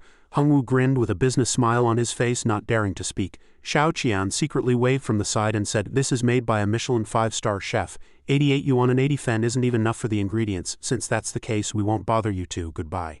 The 2 ran away despicably. They ran in a hurry, disregarding their image, and quickly fled. Like a gust of wind, the 2 quickly reached their room door, unable to stand steadily, and out of breath. His face turned pale, his mood low. He looked up and murmured to himself, "Too dangerous. I never thought one palm strike could shatter a stone statue. This is a martial artist." Immediately after, Hongwu angrily turned around, furiously cursing, "You almost got me killed, you brat. Today you made me lose face." He was sweating, leaning slightly back, cautiously replying, "Young Master Hong, I didn't know he was so powerful. Fortunately, that fatty believed us just now," and after coaxing him, Xianxia suddenly spoke, his face calm, and he curiously suggested, "By the way, young Master Hong, aren't we going hunting? Why don't we invite them both to be helpers? It would be much safer with a master present." Hongwu suddenly remembered the appearance of the 2. He thought carefully with concern. "Yes, although I've already invited 2 masters wholeheartedly, one more person also means one more strength, which is also good." After some analysis, Hongwu also made up his mind. He happily walked out first, raising his fist to the sky and shouting, "All right then, let's go invite him to hunt the fierce beast together." On Monan's side, he continued to smash those statues, fine fragments scattered all over the floor. Xianxia looked at an intact statue in disbelief. He gently reached out and pointed at it, saying, "Boss, these 3 statues have been smashed to pieces by you. If there's no diamond inside, we'll have made a big loss." Before Xianxia could say more, Monan reached out and heavily smashed the statue again, shattering it. Xianxia, scared, quickly withdrew his hand. The statue broke open, revealing what was inside. The 2 widened their eyes and leaned in together. Xianxia was startled. He softly cried out, and a strange statue emitting purple energy was right there. "Boss, look, what is this?" A joyful expression appeared on his face. Modan picked it up and examined it carefully, explaining, "These 3 stone statues may be from ancient times, made of clay by some artisans." That strange statue was tightly held in his hand, and he envisioned it lying in the embrace of another statue, absorbing 1,000 years of spiritual energy from heaven and earth. The clay inside has condensed into this stone ginseng. Just like a 1,000-year-old ginseng, it will gradually take human form. The person in this stone statue also proves that it has absorbed a lot of spiritual energy. He stood there, hearing this. His eyes immediately lit up, and he couldn't help but pounce, drooling as he shouted, "How much can that sell for?" Monan leaned in to examine it carefully. He raised his hand to gently stroke his chin and softly said, "Even if this thing were sold to others, no one would buy it. Even if I wanted to use it, it would have to go through an extremely careful carving process." Suddenly, outside the door, Xianxia, holding a tray, delivered food. Hongwu peered in, squeezing out a smile and saying, "Friends, we meet again." They slowly walked over. He put down his hand, rubbed it, and asked with amiable concern, "I've brought you food, can we talk?" He handed the food tray to Xianxia, who glanced inside, then looked up and said, "Do you want to poison us?" Hongwu felt guilty upon hearing this. He quickly raised his hands, repeatedly waving them to deny. "Fatty brother, how would we dare to kill people? That's illegal." Xianxia straightened up. He raised his hand to rub his chin, pointing at the two with his other hand, and gently closed his eyes, speculating, "It's not poison. Could it be expired food, wanting us to get diarrhea and then secretly steal the toilet paper from the toilet?" Monan walked in front of Xianxia at this moment to block him. He pushed Xianxia behind him, frowning vigilantly, and asked directly, "What are your intentions?" Hongwu hastily searched for an excuse. He imagined a huge monster, then said fearfully, "This time we went out to sea. We actually wanted to hunt a huge sea beast. That sea beast is extremely ferocious. The escorts I chose might not be enough." Hongwu, afraid of being discovered, kept sweating, crossing his hands and rubbing them, saying, "So I want to invite you two to be members of my team and I will pay you handsomely."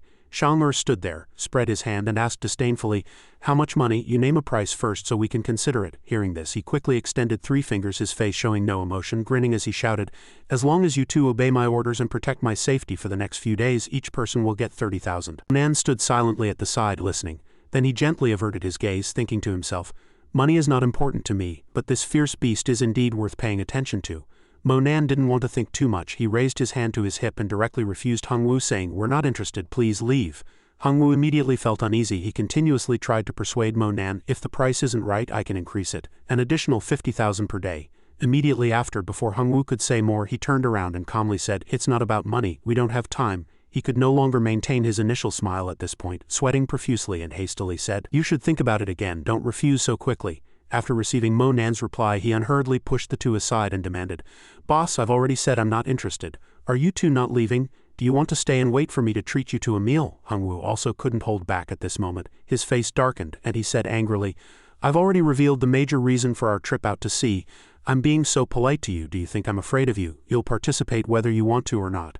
He walked in front of Hongwu, his posture dignified, threatening to an outrageous degree, and asked, "So you want to force us to join your team?" Startled by Monan's aura, he quickly ran to the door. Before leaving, he didn't forget to stick his head back in and shout, "You already know my secret. Those who don't participate are my enemies. As an enemy of the Jing family, you'd better think carefully before boarding the ship. I hope you can give me a satisfactory answer." Xianxia gently put his hand to his mouth, then leaned towards Monan and whispered, "Boss, this Jing family is a formidable power in Hongbei, just like the Yan family. They must be well prepared to hunt sea beasts, which is disadvantageous to us." Monan pondered for a moment, staring at him intently, and said in a calm tone, "It's nothing," but he also calculated with some worry in his heart. "Let him be. All powerful families are insignificant before me." After a moment of thought, Monan took out his tools, spread them out, and then muttered to himself, "Now there's something more important." Monan sat cross-legged on the bed, carefully picking up the statue and beginning to carve. Outside, the ship was still slowly sailing on the sea. Night enveloped the entire space. Soon time passed and the darkness faded, revealing the dawn of a new day. Monan still maintained that posture, sitting motionless on the bed, doing something with the statue in his hand. Xianxia had just woken from a sweet dream. The next day at 5 a.m. he stretched widely, then looked at Monan's bed and said, "Boss, it's rare to have a chance to go out to sea. Let's go to the deck to watch the sunrise." "I heard the sunrise at sea is beautiful." Monan listened and nodded in agreement to Xianxia's suggestion. "All right, there's more spiritual energy on the sea in the morning too." Meanwhile, Ling Zan was still wearing sunglasses when suddenly something caught her attention. Ling Zan quickly held up a bag of cookies, looked at little Zheng and asked, "Kid, what are you doing?" The boy angrily reached out to grab, shouting, "Give it to me if I don't get what I want." Little Zheng immediately fell to the ground, rolling around and throwing a tantrum. "I don't care, I want to eat sweet potatoes." Shugui stood behind the boy, hands on her hips, and loudly said, "Then if you want to eat it, go ask that big sister for it yourself." She ignored the two, leaned against the ship's railing, took a cookie from the bag and began to eat. The boy tightly grabbed Shugui's hand, pointing at Ling Zan and threatening, "Mom, I want to eat roasted sweet potatoes." She couldn't help but bend down and scold little Zheng in a terrible tone. "Eat what? Eating roasted sweet potatoes early in the morning is not good, and the deck isn't entirely empty either. Many people come up here early in the morning to enjoy the breeze." Monan had also come up, and his gaze immediately fixed on her. Shugui and little Zheng walked away with their backs to her, and she didn't forget to glance back, cursing inwardly. What kind of person is that? No compassion at all, not even willing to give a little food. What's the point of being pretty? Such people always think they're special. He was leaning against the ship's railing. She excitedly pointed into the distance and softly exclaimed, "The sunrise, it's appearing. The sun has indeed begun to rise." Everyone followed Yi's voice, looking out and praising it. Ling Zan's face flushed with joy at the sight. She quickly took out her phone and held it up to record.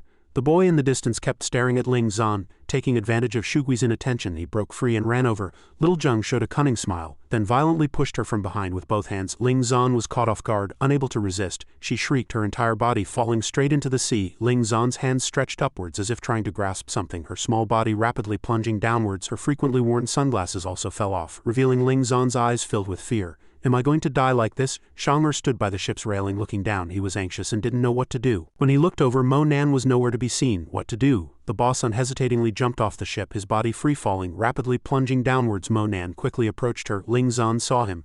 As if a glimmer of hope had ignited within her, Monan had already reached her. He agilely extended a hand, tightly gripping one of Ling Zan's hands. He extended one foot and caught onto something on the ship. The two were now suspended in midair. Monan struggled to hold steady, gripping her tightly. He was terrified, holding on tightly. Looking down, she shouted loudly, drawing everyone's attention. "Help! Rescue!" Someone fell into the sea. Although he was injured, he still had enough strength to throw Ling Zan upwards. Immediately after, Monan quickly changed his posture for easier movement. He grabbed the ship's railing with one hand and held her with the other, softly saying, "Got you." With some unknown strength, he climbed upwards while holding Ling Zan. Monan leapt powerfully, skipping layer after layer, ascending. Soon he was up. Monan swiftly flew up, astonishing many onlookers with disbelief and surprise. Then he jumped over the ship's railing, still holding her tightly in his arms. Monan gently placed Ling Zan on the ground, and everyone gathered around, praising him. Amazing! This young man is truly amazing, a hero saving a beauty. He remained calm at this moment. Monan frowned deeply, turned to Xianxia and asked, "Where are that mother and son?" He immediately fumed with anger, clenching his hands tightly, slamming them together and gritting his teeth, saying, "That wicked woman," seeing the situation was not in her favor, immediately ran off. "Later I'll go check their room. Once I find them, I'll definitely teach them a good lesson." Ling Zan nodded repeatedly, saying, "Thank you for saving me. My name is Xia Lingxuan. If it weren't for you, I would have drowned." Monan softly introduced himself, also pointing to his side. "My name is Monan. This is my friend, Xianxia." He happily waved. "Beauty, I'm Xianxia." He turned away indifferently. "If there's nothing else, I'm leaving. Remember to be careful in the future." "Wait," she hurriedly called out loudly. "Wait." Ling Zan rubbed her hands and said with a wrong tone, Can I rest in your room for a while? I'm still very scared." Monan gently frowned and sternly rebuked. "No, how can a stranger disturb one's cultivation?" She broke out in a sweat, desperately trying to find various excuses. "We really have met before. Do you live in the lakeside villa area? The first time we met you were chasing a thief. That thief was hit by a BMW. The second time we met was at the entrance of the villa area. We are neighbors." Monan was very cautious. "Is it really such a coincidence?" He directly questioned. "What is the purpose of you being on this ship?" Ling Zan scratched her head, somewhat worried. "My work isn't convenient to reveal too much. My purpose for coming this time is simply to invite someone back. It's that simple." Xianxia gently stroked his chin, revealing a knowledgeable expression. "Now the market competition is too fierce. Life is really not easy." Monan immediately felt disgusted. This guy is hopeless. The sky was very blue today. White clouds drifted gently. Around 3 p.m. their ship gradually sailed towards a rocky area. Monan and his group stood by the deck. They gazed out at the sea. They were heading towards an island. Here they had to transfer to small speedboats. The bell kept ringing, making Monan ponder. The fluctuations are too strong. It seems the fragment is around this island. He walked over without hesitation. "Let's get off the ship too." Xianxia trusted him completely. "Okay." Hongwu walked in front, leading the two masters, and they went towards the small boats in sequence. He pointed to the side, smiling. "Master Yix and Master Yi, please." Ling Zan recognized something and shouted, "Monan, those two are the people our company wants to invite back. I must follow them." He seriously tried to judge the situation. "It seems these two Taoist masters were invited to kill sea beasts. Is there really a sea beast here?" Her eyes immediately panicked. "I must find a way to take the same speedboat as them." Monan made a request. "They invited me before. Let's go over and take a look together." Ling Zan was so happy she danced. "Great, thank you." The backs of these two masters made him feel uneasy. Their spiritual power was very vague and instead carried a hint of cold yin energy. But these two were already the most powerful here. Xiao Qian stood there in an extremely arrogant posture. "Kid, it seems you know what's good for you. No need for us to take you to the ship, right? Hurry up and get on." His aunt had already started ahead, hastily urging Monan, quick, get on the ship." This island was not big, but it was covered in lush greenery. The large ship was moored not far from the island and small speedboats lined up to dock. Someone handed Hongwu a box. "Young Master Jing, your treasure has arrived." Inside was a gun, bullets and other equipment. He laughed with satisfaction. The man stood next to him, grinning and flattering. "I heard that our young Master Jing is a famous sharpshooter in the upper circles of Zhangbei province. It seems we'll have the opportunity to witness young Master Jing's exquisite marksmanship today." Xiao Qian excitedly added, "Our trip out to sea this time is to hunt sea beasts. Without young Master Jing's superb marksmanship, things would become very difficult. Of course, the two masters will also play a very important role in this operation." Master Yixun squinted. "Your toy is nothing more than a slightly faster ordinary hidden weapon. It might be useful for mortals, but against us it's far from enough." Wu broke out in a sweat and quickly retorted, "Yes, the two masters are prominent figures in Zhangbei province. Even Jiangnan province and Xianxia province combined don't have many people who can be rivals to the two of you." He only said a few words which made Hongwu stunned. "The world is vast and geniuses emerge constantly. I heard that a very famous true immortal Mo recently appeared in Jiangnan province. Our two brothers are also old. barely able to maintain a top 3 position among the 3 provinces. He pretended to agree happily. What true immortal Mo, how can he be a match for the 2 old seniors? This time Ling Zan began to calculate in her heart. It seems there really is a true immortal Mo in Jiangnan province. This matter must be reported to the organization. Perhaps he can be recruited into the organization. The speedboat gradually approached the beach. This island was very close to international waters. There were also some residents on the island. Let's go ashore first to stabilize the team, then discuss the specific plan. White shoes lightly touched the golden sand with just a gentle touch. They carried a good deal of internal energy. Mo Nan picked up the bell, closed his eyes and listened. It seems I've come to the right place. Xiao Qian remembered Mo Nan and his group. So he asked young Master Jing, where are those 2? Hongwu's face twisted as he cursed, are you out of your mind? With 2 masters, Yixin and Yi here, why would we need them to follow? Yi pressed his palms together and softly reminded, young Master Jing, even without us you shouldn't invite these 2 mediocre people to accompany you. Half truth, half false. Am I wrong? Yixin continued. We're going to slay sea beasts. Do you think we are going sightseeing? Xiao Qian suddenly walked over, extended 3 fingers and loudly offered, hey you 2 each pay 3,000 yuan if you want to follow that brother, if not get lost immediately. Xiang'er's face turned black with anger, cursing, kid, speak politely to your old man, are you tired of living? He smugly folded his arms and replied, I haven't settled the score for those 3 stone statues of mine yet. Not convinced, how this time I have plenty of people, let's see if you still dare to be arrogant in front of me. Xiang'er's eyes turned white with anger, ready to pounce and fight. Ah, Mo Nan quickly stopped him. Enough said, let's go. He gritted his teeth in disgust. Young Master Jing is truly not human. Fortunately, we weren't counting on them anyway. He turned and left. Let's go to the fishing village first. His sudden greeting startled Ling Zan, and as she watched the crowd drift further away, she felt even more uneasy. The next second, she decisively ran towards Mo Nan. I'll go with you. The sky over the sea was indeed always blue, but a shout broke the tranquility. What, it costs 2,000 yuan to stay at your house for one night? An uncle stood at the door picking his teeth, saying, 2,000 yuan per person. If you want to stay, pay up, if not, get lost. This is already the average price in the village. It might be even more expensive further into the village. Xiang'er was fuming, shouting outside, I can get much better conditions for 2,000 yuan in the city than here. 6,000 yuan, I'd rather throw it into the sea than give it to you. Mo Nan put a hand on his shoulder, trying to persuade him, forget it. Let's go inside and see. Suddenly, someone cursed at them. Damn outsiders, you actually trampled our vegetable patch. This screaming woman was Li Shugui, a village woman. Xiang'er suddenly remembered something and also shouted, it's her. Ling Zan pointed at her, beginning to accuse. Good, I was just looking for you, old woman. I didn't expect you to be here. I'll settle the score with you slowly. Shugui pointed at the ground and declared, settle the score? Do I know you? Now it should be me settling the score with you. At this moment she realized they had stepped on her vegetable garden. You trampled my vegetables. Pay up. Shugui's eyes glowed, ready to transform into a vengeful spirit to kill them. How dare you curse me, so young yet so vicious? I think you're a reincarnation of an evil spirit. You must have cursed your parents to death as soon as you were born. An uncle walked over with a hoe to mediate. Sister-in-law, say a few less words. They didn't even trample your vegetables. Don't you think it's too much to ask them for 20 million? Shugui's face turned livid as she turned around and angrily cursed. You damned old man, how dare you speak for outsiders? Aren't you heartbroken by my hard work? So many people have died, why don't you go die? Everyone heard the quarrel and gathered to discuss. Isn't that old Li's sister-in-law? She's truly going too far. She opened her mouth wide like a monster wanting to devour everyone. Are you all tired of living? Then tonight I'll tell my husband not to supply water to you ungrateful people. Go to hell. Mo Nan didn't want to cause trouble, so he whispered, Xiang'er, give that old woman 10,000 yuan as compensation. Xiang'er took out a stack of money, his face displeased, and handed it to Shugui. She happily took the money, waving it. This much money is barely acceptable. I'll let you off today. Old Li, to appease Xiang'er, spoke enthusiastically. 3 distinguished guests, if you don't mind. How about staying at my house? He began to state the conditions. Although I still charge money, it's only 100 yuan per person, but there's no hot water. Do you all want to rent? Mo Nan accepted without hesitation. Okay, it was a hot summer, so old Li only wore a short-sleeved shirt.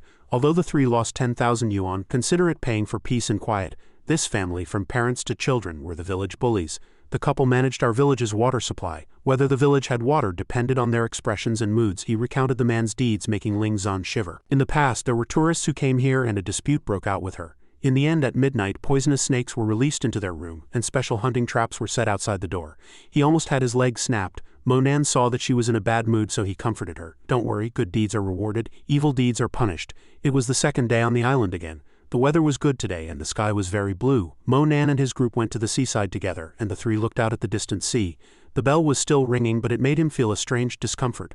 The bell keeps pointing us to the island ahead. Mo Nan saw 2 small speedboats flying past and became curious. Hongwu Jing, do they want to go to the island opposite? He quickly ordered. Go get a boat, we need to get to that island. Xiang'er excitedly complied. All right, boss. A long-haired man grinned smugly. Don't worry, we've already tampered with those 2 speedboats. Once the boats sink, all their belongings will be ours. Shugui curled her lips into an evil smile. Well done. A bunch of tourists who can unhesitatingly pull out 20 million in the blink of an eye must be carrying a lot of money. The white-haired man beside her immediately flattered. Sister Shugui is still the smartest. We'll tie them up then. They're so timid. Seeing a knife blade, they'll surely hand over their money obediently. She took the lead, preparing to board the speedboat. Let's go, we'll follow them. The people on the speedboat then cried out in panic. Our boat has been holed. What? Xianxia pulled back the canvas, clearly seeing water gushing in. Young Master Jing, there's a hole in the boat. This hole must have been drilled with a power drill. Only then did they realize they had been set up. Damn, our boat has also been holed. Xianxia actively bailed water. We've been framed. Quick, bail water. The boat is sinking. As the people on the boat were busy bailing water, another speedboat passed by. Xianxia waved at Hongwu, grinning smugly. Comrades, you're working hard. Just then a gunshot rang out. Hongwu, holding a sniper rifle, aimed at Monan and threatened loudly, I'm taking your boat. If you know what's good for you, jump into the water quick. Monan glanced at him after hearing this and replied, If you dare set foot on this boat, you'll find no burial place.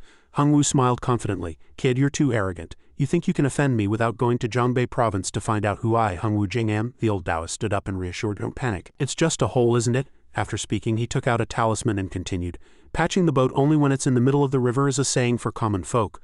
Move aside a bit, let me handle this.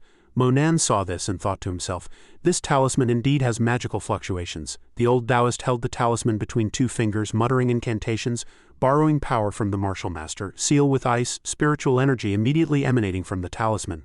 The old Taoist quickly pressed the talisman onto the leaking spot, and the water there instantly froze, preventing the seawater from continuing to flow in.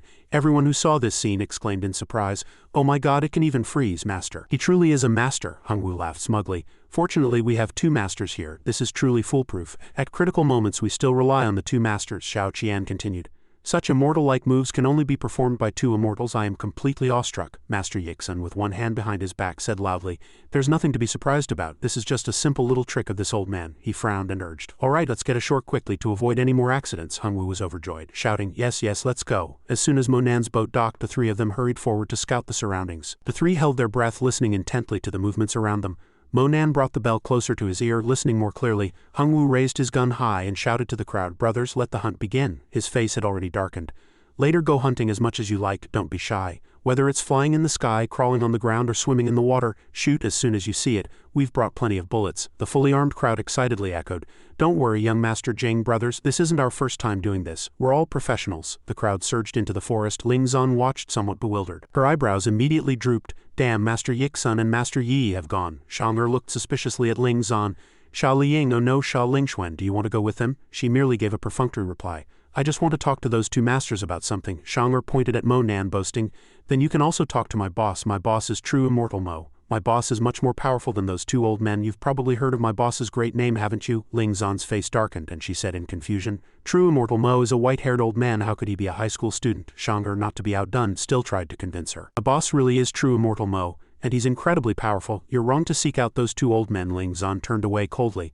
All right, she pursed her lips, expressing her disgust. This Xianxia is crazy, actually, comparing Monan and me. Shugui and her group had also arrived, their faces sporting cunning smiles. Xianxia spotted this group from afar, that fiery woman. He crossed his arms, gently closed his eyes, and thought, These people living in remote areas are definitely up to no good, probably planning a robbery. Ling Zan said angrily. They have 2 masters here. This group of scoundrels' plans will surely fall through. Monan was still worried about other things, so he urged, Let's go, we should go in and take a look too. The 2 protected Ling Zan, 1 on each side, as the 3 walked abreast into the forest. As soon as Monan's white shoes stepped in, they were soaked. Before them was a small puddle with white mist and bubbles rising around it. Ling Zan hugged her shoulders, shivering. It's so cold. Xianxia's face sank, and he said loudly, Boss, look what's that over there? Deep in the forest, a large swath of trees lay broken, even though their roots were still deeply embedded in the soil. Monan looked around. It appeared as if something massive had crushed them. Ling Zan stood beside him, fearfully saying, There isn't really a sea beast, is there? Suddenly a loud bang startled all of them. She grabbed his shoulder and whispered, How about we go back? Suddenly, leaves flew everywhere, and Ling Zan, startled, clung tightly to Monan's arm. A crowd was frantically running towards them, shouting,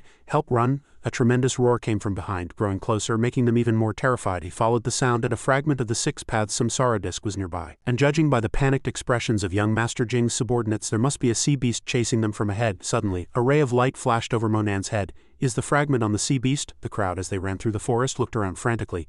Help, it's terrifying. Wait for me, what are you standing there for? Run quick, I've never seen such a huge monster, it's truly terrifying, Xianxia, sweating profusely, said worriedly. Boss, it seems the situation isn't good, so many people are running, how about we also? Ling Zan with a distressed face also agreed. Yes, let's find a place to hide first. Xiao Qian was supporting Hung Wu, moving forward step by step. Young Master Jing, run! A few people tried to stay and resist, continuously firing their guns but without any specific target. Yixin channeled his energy, rushing forward like a flash. Quick, prepare the gasoline, burn it to death. Yi, careless, was tripped by a gigantic foot. A colossal vulture appeared, it spread its wings in a display of power, it was immense and terrifying. It stared intently at the person standing below. Xianxia, trembling, hid behind Monan.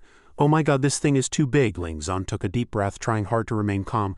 I didn't expect the so-called sea beast to be a vulture. Hung Wu, oblivious to danger, aimed at the bird and fired. Die, you mother F. Xiao Qian clutched his head, screaming repeatedly. Young Master Jing, the bullets fired at it were like hitting toothpicks. Even if they struck, they caused no damage. Struck by bullets, it became furious, its eyes glowing red. It dived at extreme speed, opening its huge beak to peck. The vulture pecked heavily at the ground, and the aftershock sent everyone sprawling. It attacked continuously, filling everyone with terror.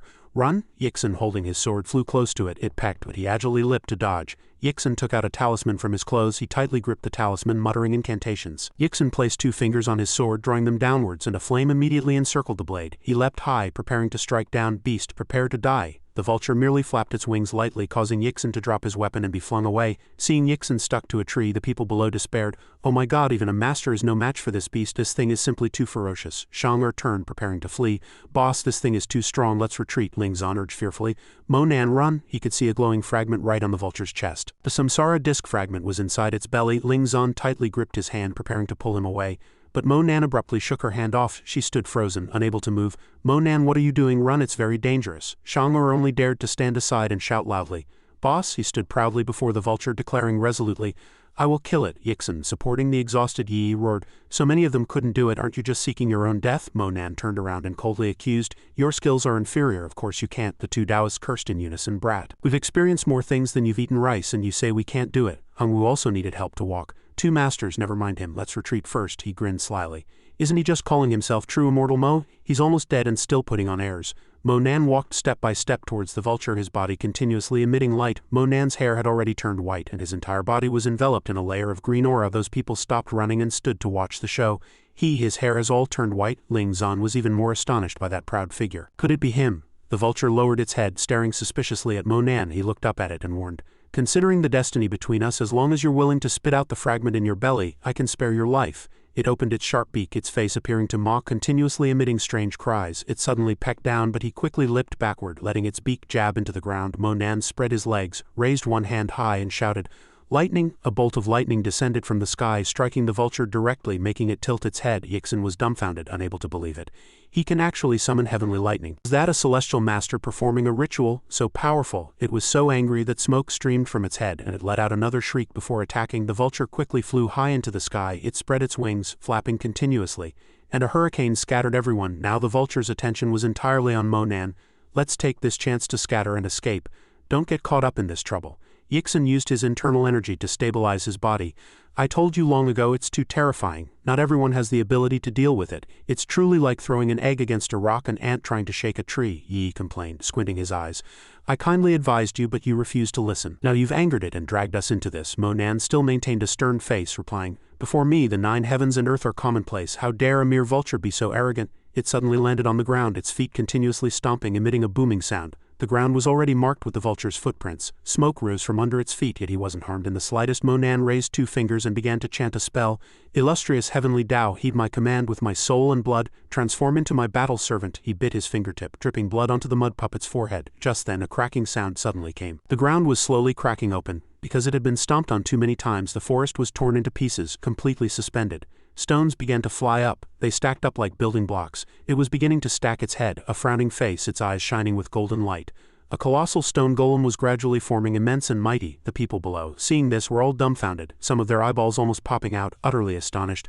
How is this possible? The vulture pounced aggressively, charging straight at the stone golem's head. Monan agilely moved his fingers, his gaze revealing an indescribable determination. The stone golem immediately reached out, tightly gripping the vulture's neck, startling it. Monan frowned slightly and chanted, Stubborn and unyielding HMPH. The stone golem immediately grabbed the vulture with one hand and ripped off its wings with the other. The vulture's body was heavily thrown to the ground, completely motionless. Its eyes rolled back and blood continuously gushed from its body. The stone golem's movements synchronized with Monan's, and under the sunlight both became even more radiant. Yixun and the others were dumbfounded, trembling all over, and Xianxia slumped to the ground. Ling Zun covered her face, continuously moved and excited. Monan's sharp gaze swept behind him. An oppressive aura emanated from his entire being. Yi continuously kowtowed.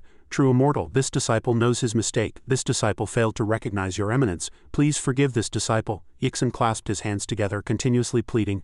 True Immortal Mo, you are magnanimous. Please, I beg you to forgive this disciple. This disciple will never make such a mistake again. Monan sternly questioned them. You said I was seeking my own death? Both slapped themselves on the face in admission of guilt. This disciple was wrong. This disciple's cheap mouth brought it upon himself. It was this disciple's own doing. Yixun extended his hand, tearfully pleading with Monan.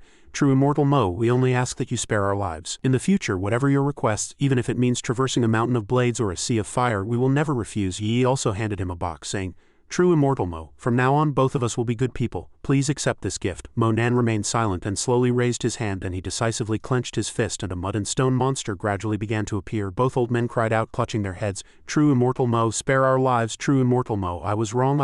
Monan, filled with killing intent, walked forward. Hongwu, seeing this, was terrified, his face turning black as he shuffled backwards step by step. He still slowly walked towards him. Hongwu retreated while begging for mercy. True Immortal Mo, don't kill me, don't kill me. I can give you money. I have a lot of money. Please don't kill me. Monan, now darkened, roared in a savage voice. Do you think you'll still live? He fainted from fright, making Xiao Qian beside him urgently shout, Young Master Jing, Young Master Jing, True Immortal Mo, Young Master Jing. He passed out. Xianxia rushed over from afar, shouting loudly, Seriously, he infuriates me. Does he think pretending to faint will let him off? How did you treat me before? Talking about cutting off hands or chopping off feet. He suddenly saw something and turned around. Monan's gaze lit up, fixed on that object. It was a jade stone in the eagle's beak. He secretly cheered with joy. It's finally out. After speaking, Monan immediately leapt up, grabbing the jade stone in his hand with lightning speed. When he landed, he slowly opened his hand, gazing at the jade stone for a long time. On the other side, that person was grabbing Hongwu's collar, continuously slapping and cursing. Stop faking death. Weren't you arrogant before? Be arrogant again. In a daze, he was still begging Monan for mercy. True Immortal Mo, please spare me. I truly never intended to harm you. I have my own reasons for coming here to kill this vulture. Yixun stood by and interceded.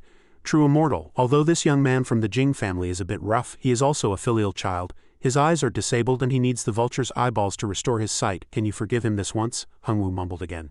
True Immortal, I have 200 million in my card. I'll offer it all to you.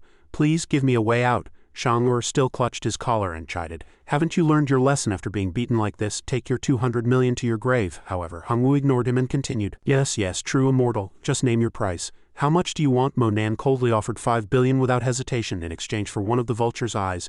Everyone present was shocked by the price he quoted. 5 billion, this amount is not small even for the Jing family. Hongwu closed his eyes and agreed without hesitation. All right, 5 billion it is, but True Immortal, can you give me 3 months to pay this amount? There are 200 million in the card now. Consider it a deposit for the True Immortal. You can withdraw at any time, Monan replied expressionlessly. Okay, 3 months. If you don't fulfill the agreement in 3 months, your Jing family will pay 10 times the price. He turned to Yixun and said, Master Yixun, go collect the treasures from this beast. Yixun received the order and quickly and flusteredly replied, Yes, no problem. Xianxia followed behind and turned back to report, Boss, I'm going too. Yixun and Director Wang both bent down to inspect both with inscrutable expressions on their faces. Then Yixun reached out and slowly picked up the vulture's eye, still stained with a bit of blood. He held it up to his eyes, observing it as he said, This is indeed the vulture's eye. It can cure all eye ailments. Xianxia, standing by, was dumbfounded, secretly thinking, It looks really powerful. Monan looked at the object in his hand, calculating in his mind. The fragment of the Wheel of Karma is indeed extraordinary. Just holding it requires all my strength, otherwise it will run away. He looked up at the two busy men, thinking, Now I need to fully refine this fragment. This is also why I temporarily didn't kill Jing Hongwu in the distance. Yixun and Xianxia were cheering.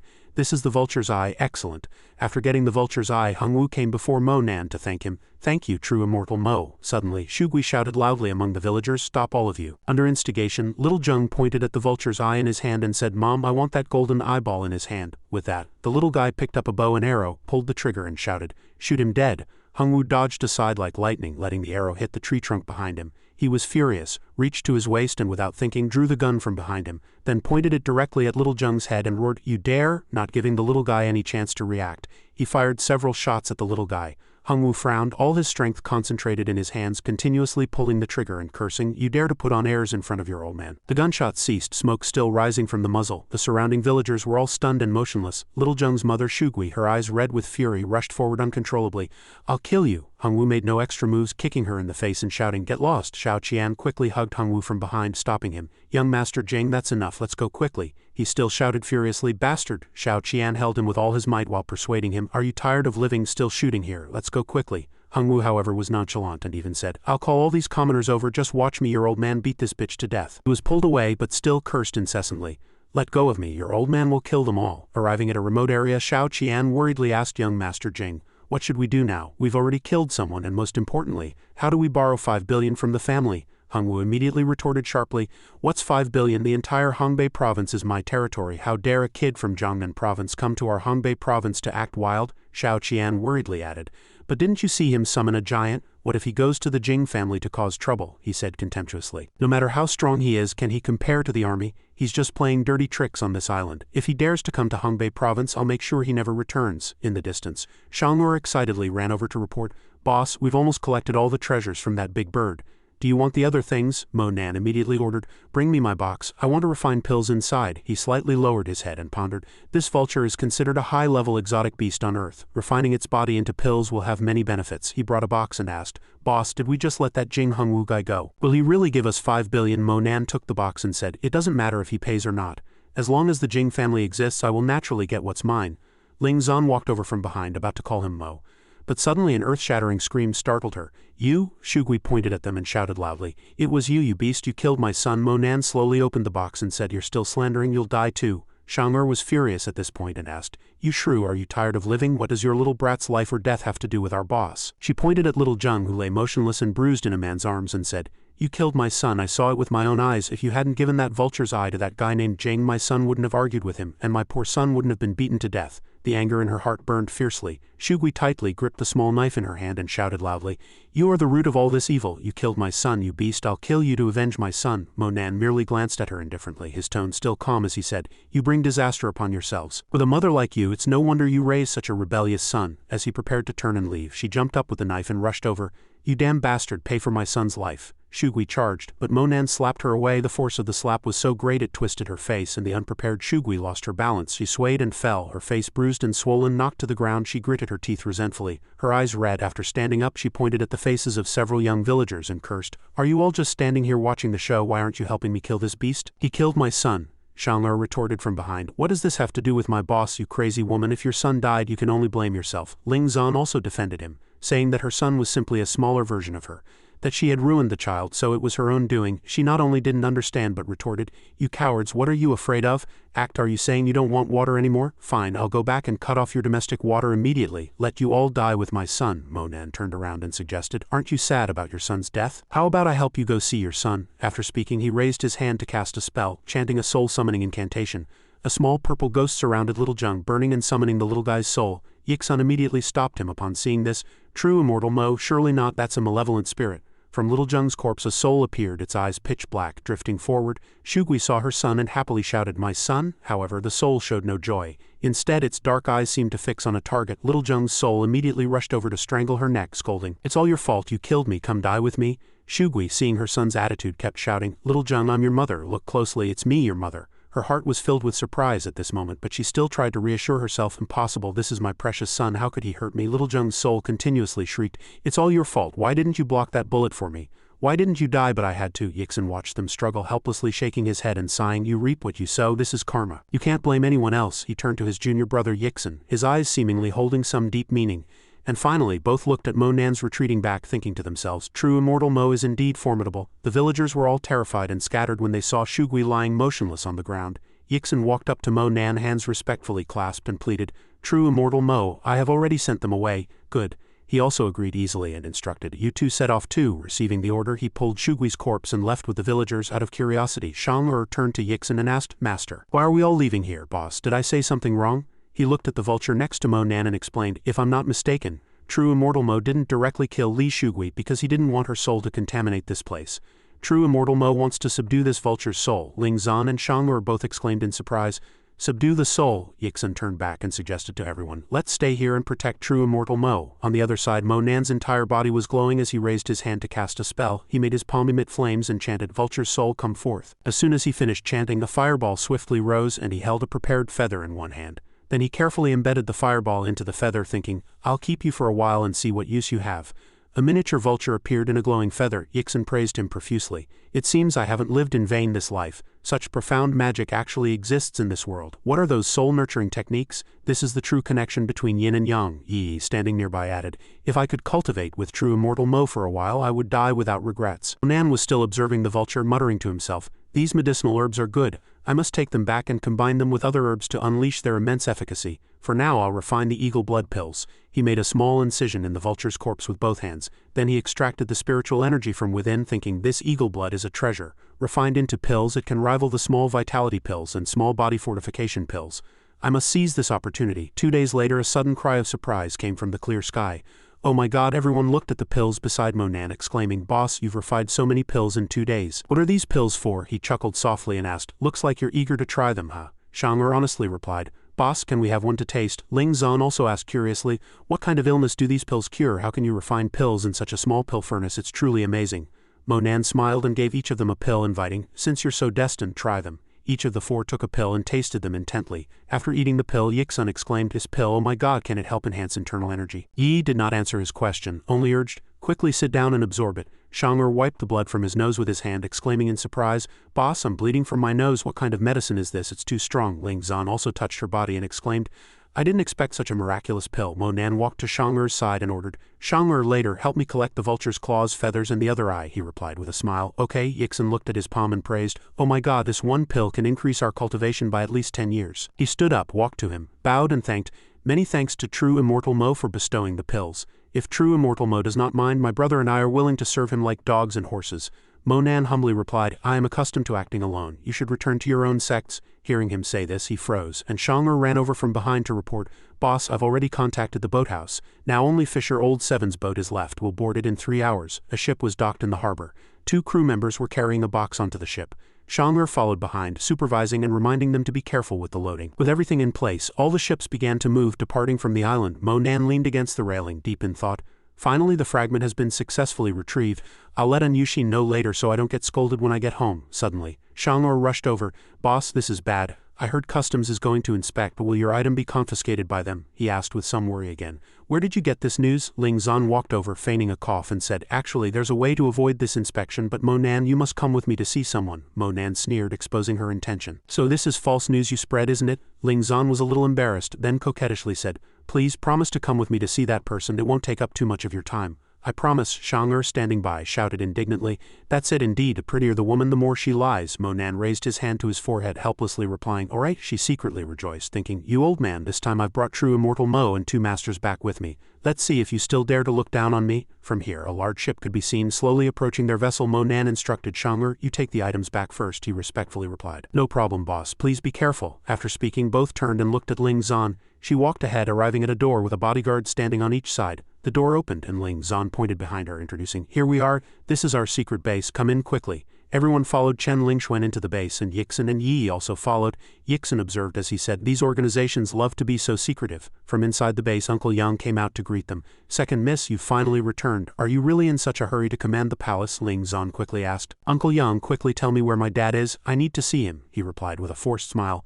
The commanding general is talking with the elder sister, don't disturb him. Suddenly, Uncle Yang waved his hand, pouting and saying, My second miss, how many days has it been since you last showered? What's that smell? She angrily raised her hand and pointed at him, chiding, What smell? Uncle, smell again. What smell? What smell? Smell again. However, Uncle Yang covered his nose, dodging while persuading, All right, second miss, don't go to see anyone else, don't go to see anyone else, it won't be good, you'd better go take a shower first. Xuan, what's all this noise about? It's not proper, Ling Mei called out from inside. The person was Ling Zan, Xiao Ling Mei's older sister. Chastised by her sister, she immediately shrunk back in fear, lowered her head slightly and called out, Sister. She walked over to Ling Zan and berated her. Where have you been these past few days? Even if you're eager and want to make a bet with Dad, running off by yourself, do you know how dangerous that is? She slightly raised her arm to explain, Sister, I won't do it again next time. This time I even brought back a powerful expert. With that, Ling Zan confidently extended her hand and said, Come, let me introduce everyone. She walked over to Yixin and Yi and introduced them. These two are Master Yixin and Master Yi, whom Dad has always wanted to invite back. Then she turned to Mo Nan and continued, "This is true immortal Mo Nan, who is very famous in Jiangnan province recently." Ling Mei still greeted him warmly, "Hello," but in her heart she disdainfully thought, "True immortal Mo is so renowned, how could he be a poor student? My sister must have been tricked by a charlatan." She walked past him without even looking, her gaze fixed forward, completely ignoring Mo Nan's presence. Ling Mei walked over to Yixin and Yi and greeted them warmly. "Welcome, esteemed masters. It is our family's honor to have you come from afar." After greeting them, the two masters both looked at Mo Nan and said, "True immortal Mo, please." He smiled slightly and replied, "It's fine, you go first." Hearing him say that, the two also turned and left with Ling Mei, leaving Ling Zan alone with Mo Nan looking a bit awkward. She forced herself to say, "Mo Nan, I'm sorry, my sister definitely didn't mean to look down on you. Let's go in too." He didn't care about others' attitudes, only asking the main question, "You've brought me all this way and you still haven't told me what exactly is going on." Ling Zan pointed inside and asked, "Do you know about the 4 most mysterious special forces teams in our Huaxia army?" Without waiting for his answer, she explained, "The names of these 4 teams are Azure Dragon, White Tiger, Vermilion Bird and Black Tortoise. They are the special forces teams that protect Huaxia. These 4 special forces teams in terms of both power and strength belong to the highest command of the military, and this place is precisely where we recruit and train talent to support these 4 special forces teams." Mo Nan began to secretly become vigilant, realizing that this girl's identity was not simple. He slightly frowned and retorted, "So you brought me here because you want me to meet your father, who is the commander of the military camp?" As if she had found a treasure, Ling Zan held her head high, her nose slightly tilted, and patted his shoulder, saying proudly, "That's right, my old man definitely didn't expect that I not only brought back 2 masters but also invited true immortal Mo." Mo Nan walked ahead with a hint of distaste, "Then let's go see him quickly, and after I've met him, I can leave, right?" This left her fuming, muttering to herself, "Don't you know how rare this opportunity is? I'm helping you pull strings and then I'll take you to take a bath and change into new clothes." Mo Nan still didn't turn back, walking straight ahead, which made Ling Zan burst out, shouting loudly, "Do you know how many martial families want to join? After all, this represents unparalleled pride and honor. If you join the special forces, your future will definitely be bright." After washing and changing, he slowly opened the dressing room door and walked out. Seeing his tidy appearance, her eyes lit up and she praised, "Mo Nan, you look good in this outfit." Seeing Mo Nan staring at her, she asked somewhat shyly, "Why are you always staring at me?" He casually asked. "You used the pill I gave you before, so now do you feel a lack of vital energy in your body, sometimes hot, sometimes cold?" Ling Zan was startled to hear this question and asked suspiciously, "Why do you know that?" Mo Nan's face darkened as he explained, "My eagle blood pill is very special. You can try taking 2 more when you get back. It might have some unexpected effects even for you."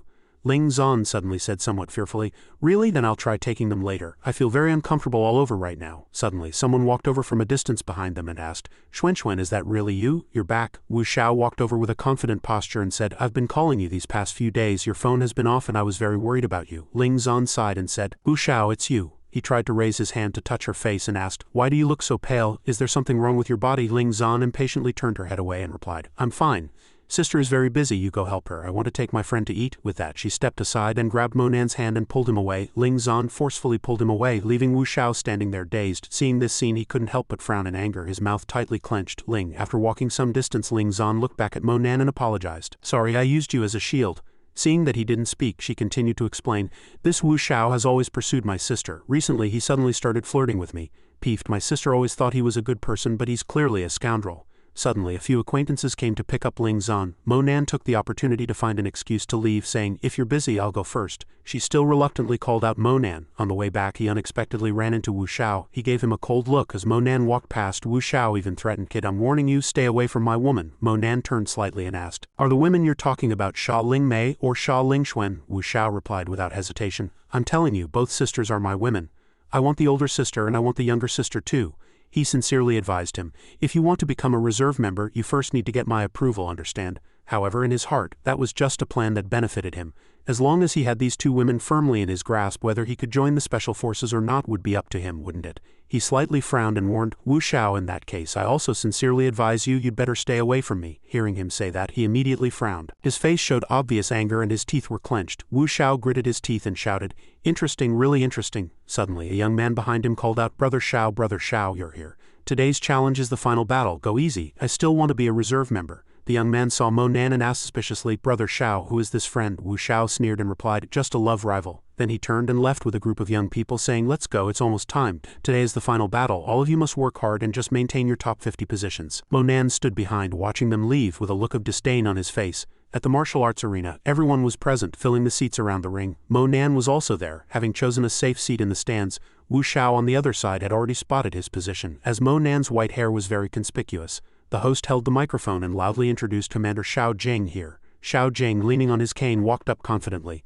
Ling Zan and Ling Mei followed behind him. He walked to the microphone and spoke, "Fellow members, today is the final battle for selecting reserve members." All team members stood at attention, listening to his orders. Everyone already understands the rules. The top 50 have been selected and you must fight with all your might. Xiao Jing raised his hand and loudly introduced, "Today we are also honored to have instructor Dong Rong here to guide us. Everyone please applaud to welcome the instructor." Following the introduction, Dong Rong walked in, his eyes stern as he headed towards the stands.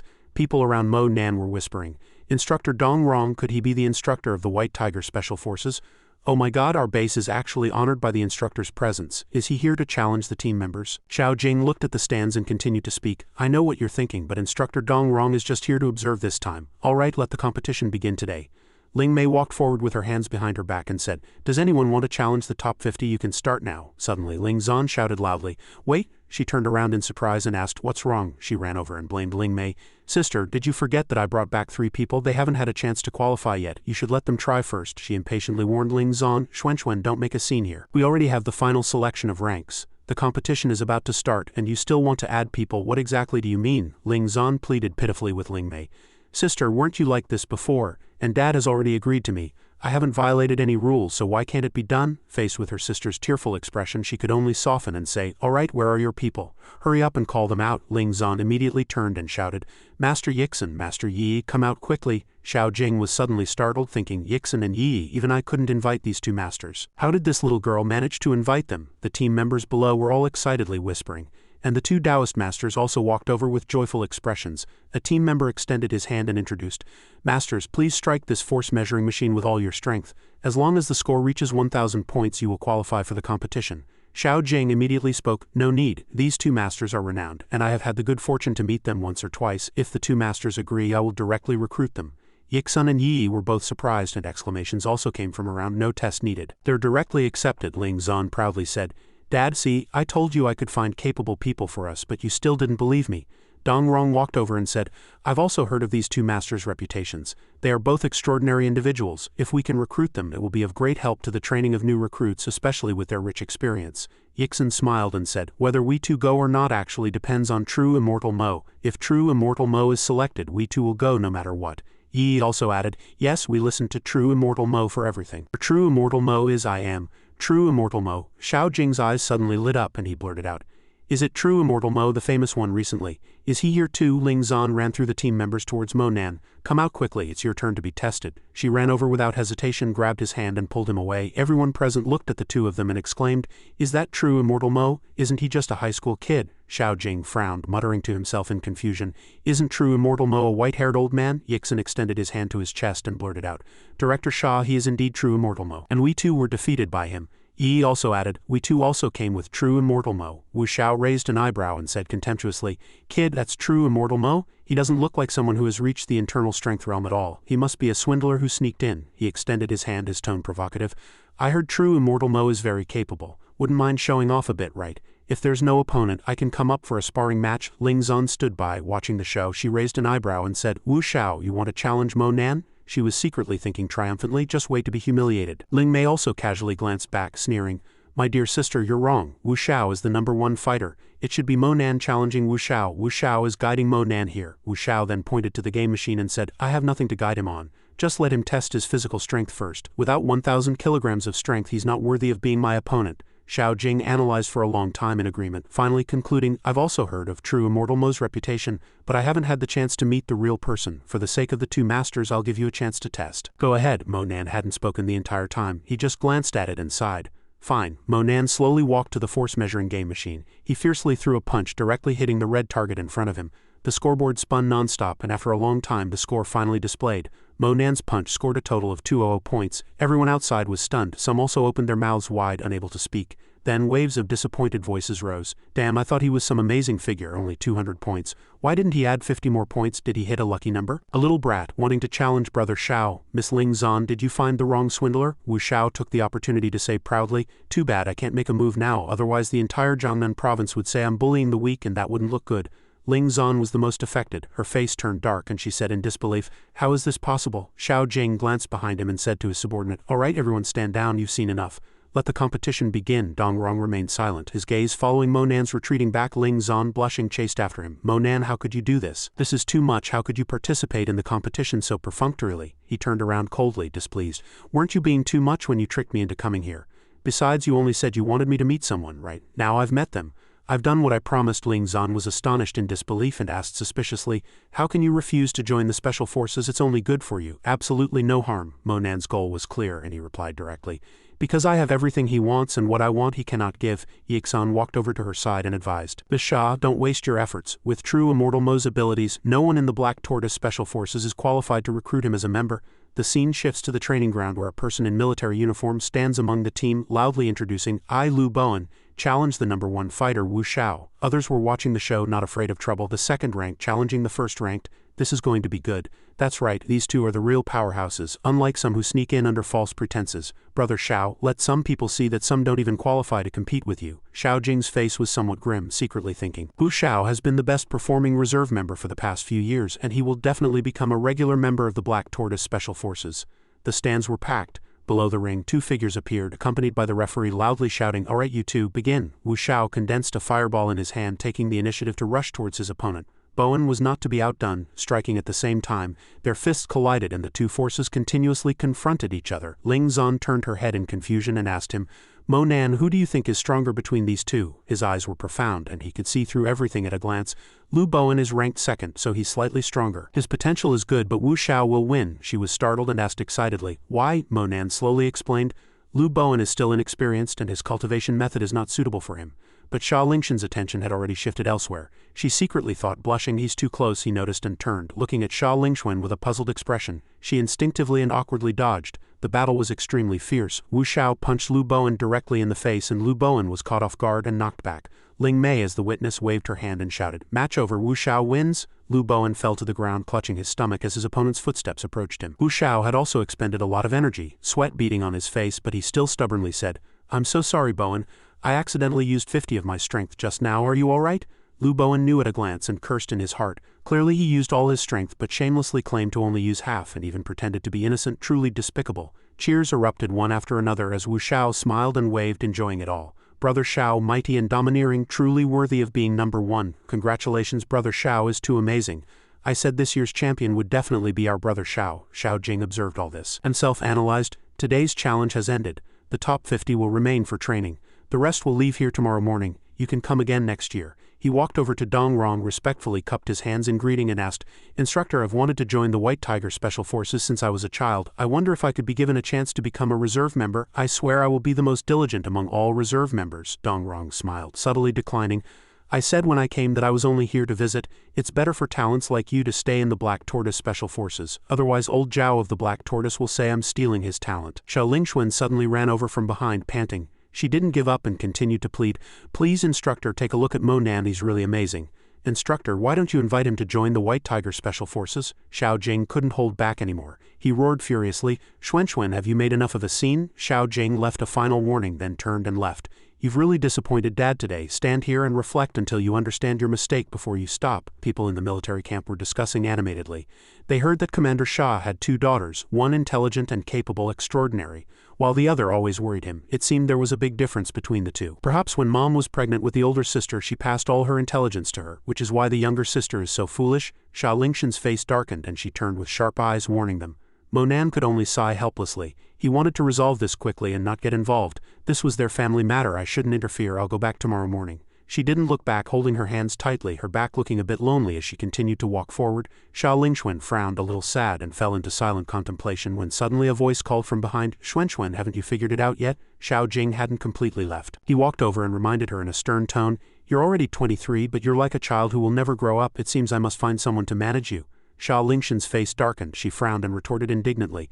Dad, what do you mean? Xiao Jing said directly without beating around the bush. Last night Wu Xiao came to me and he guaranteed that he would treat you well. I want to hold an engagement ceremony for the two of you before he reports to the Black Tortoise Special Forces. Xiao Lingxuan was shocked by this thunderbolt news. She screamed, Dad, what did you say? Xiao Lingxuan firmly patted her chest. Dad, you can't do this. What kind of person is Wu Xiao? He used to pursue my sister, and now he's turning around to propose to me. How can you marry me to such a person, Dad? I disagree. Xiao Jing was adamant and unreasonably urged. When have you ever been in charge? You're my daughter. Your matters are up to me and you'll marry even if you disagree. Xiao Jing still had that unfinished look, only leaving a final sentence before leaving.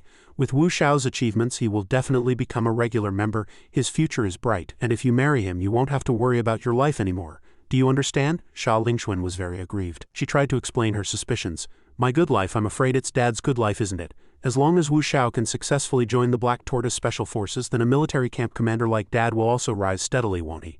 Xiao Jing frowned in anger, his tone unable to remain calm as he roared, "You stubborn girl, if you were capable enough, Dad certainly wouldn't interfere with your matters, but look at you, what can you do? If you don't marry Wu Xiao, who else can you marry? Do you want to marry that brat you brought back?" Xia Lingxuan was on the verge of tears. She tried hard to argue for herself.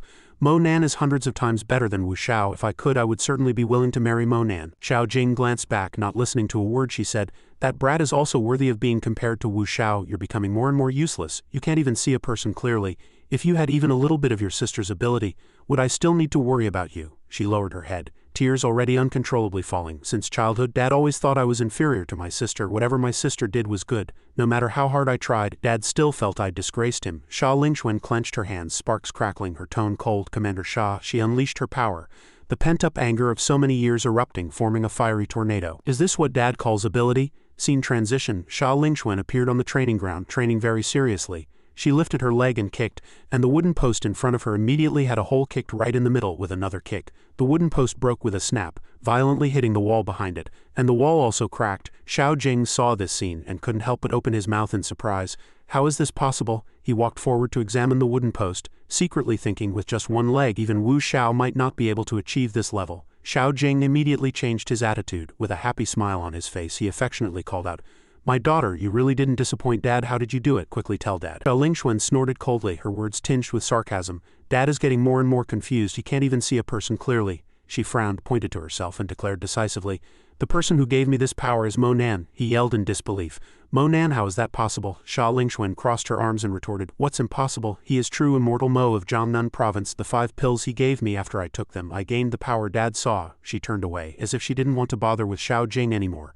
"I brought him back, but Dad didn't even bother to look at him." Xiao Jing was distracted, rubbing his chin, noticing a detail. "Pills?" Xiao Jing frowned and asked, "Where is Mo Nan now?" Xia Lingxuan coldly chastised, "Dad, you're only asking where he is now, isn't it too late?" She frowned and continued dejectedly, "I already feel bad enough for tricking him into coming here. I hope Dad doesn't go looking for him again. If he gets angry, even Dad won't be able to bear the consequences." Xiao Jing, upon hearing this news, was instead even happier and more excited. "What consequences? Our Black Tortoise Special Forces are for the entire Huaxia. Everything is ready to be sacrificed. This is an honor." Time passed, and it was 6:30 the next morning. Mo Nan was sitting in his room, lost in thought. He stared intently at the closed door. Suddenly, Xiao Jing and Xia Lingxuan walked in. Mo Nan asked in confusion, "Is there something wrong?" Xiao Jing's eyes lit up, and he summarized what happened yesterday.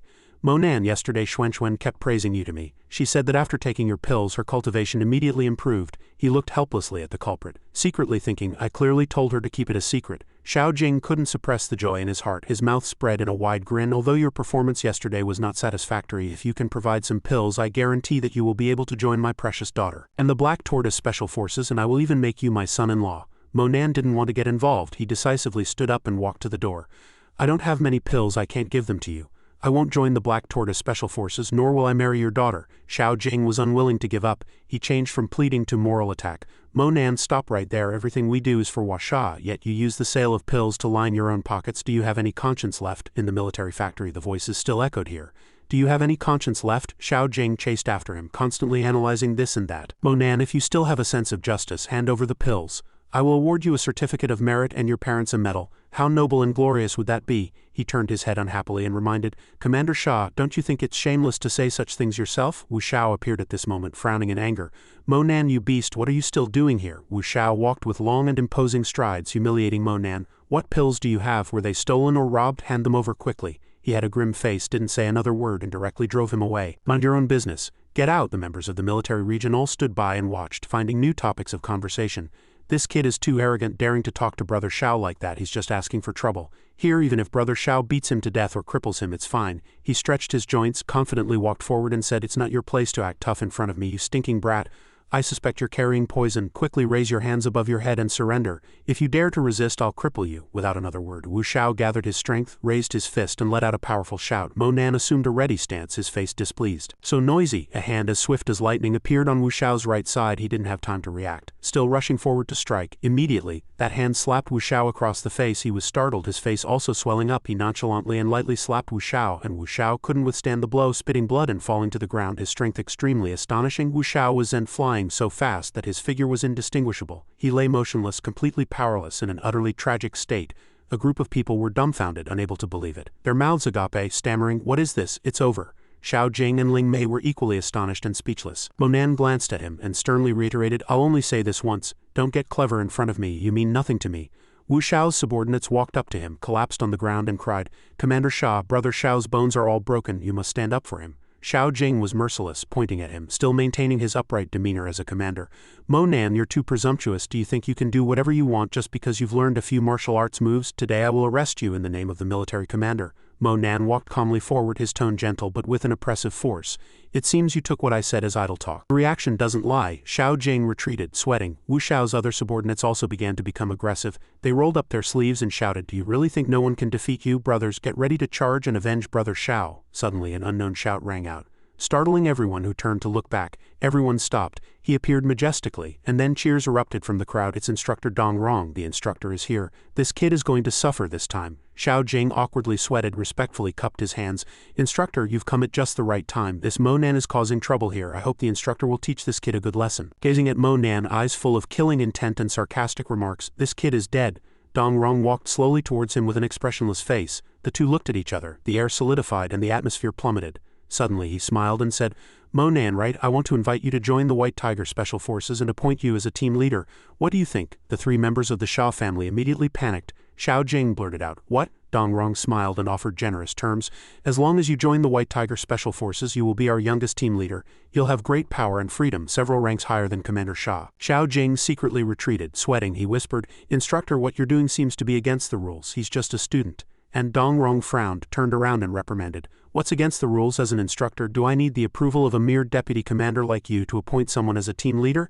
He really didn't dare to refute. His voice lowered. "No, subordinate wouldn't dare." Xiao Jing awkwardly looked at him, forcing a smile. "Mo Nan, I was a bit emotional just now. Please don't mind. Wu Xiao's combat skills are inferior to yours. He doesn't deserve to be number one," Dong Rong also added. "Get ready. We'll return to the army this afternoon." Hearing this good news, Xiao Lingxuan also couldn't help but be happy.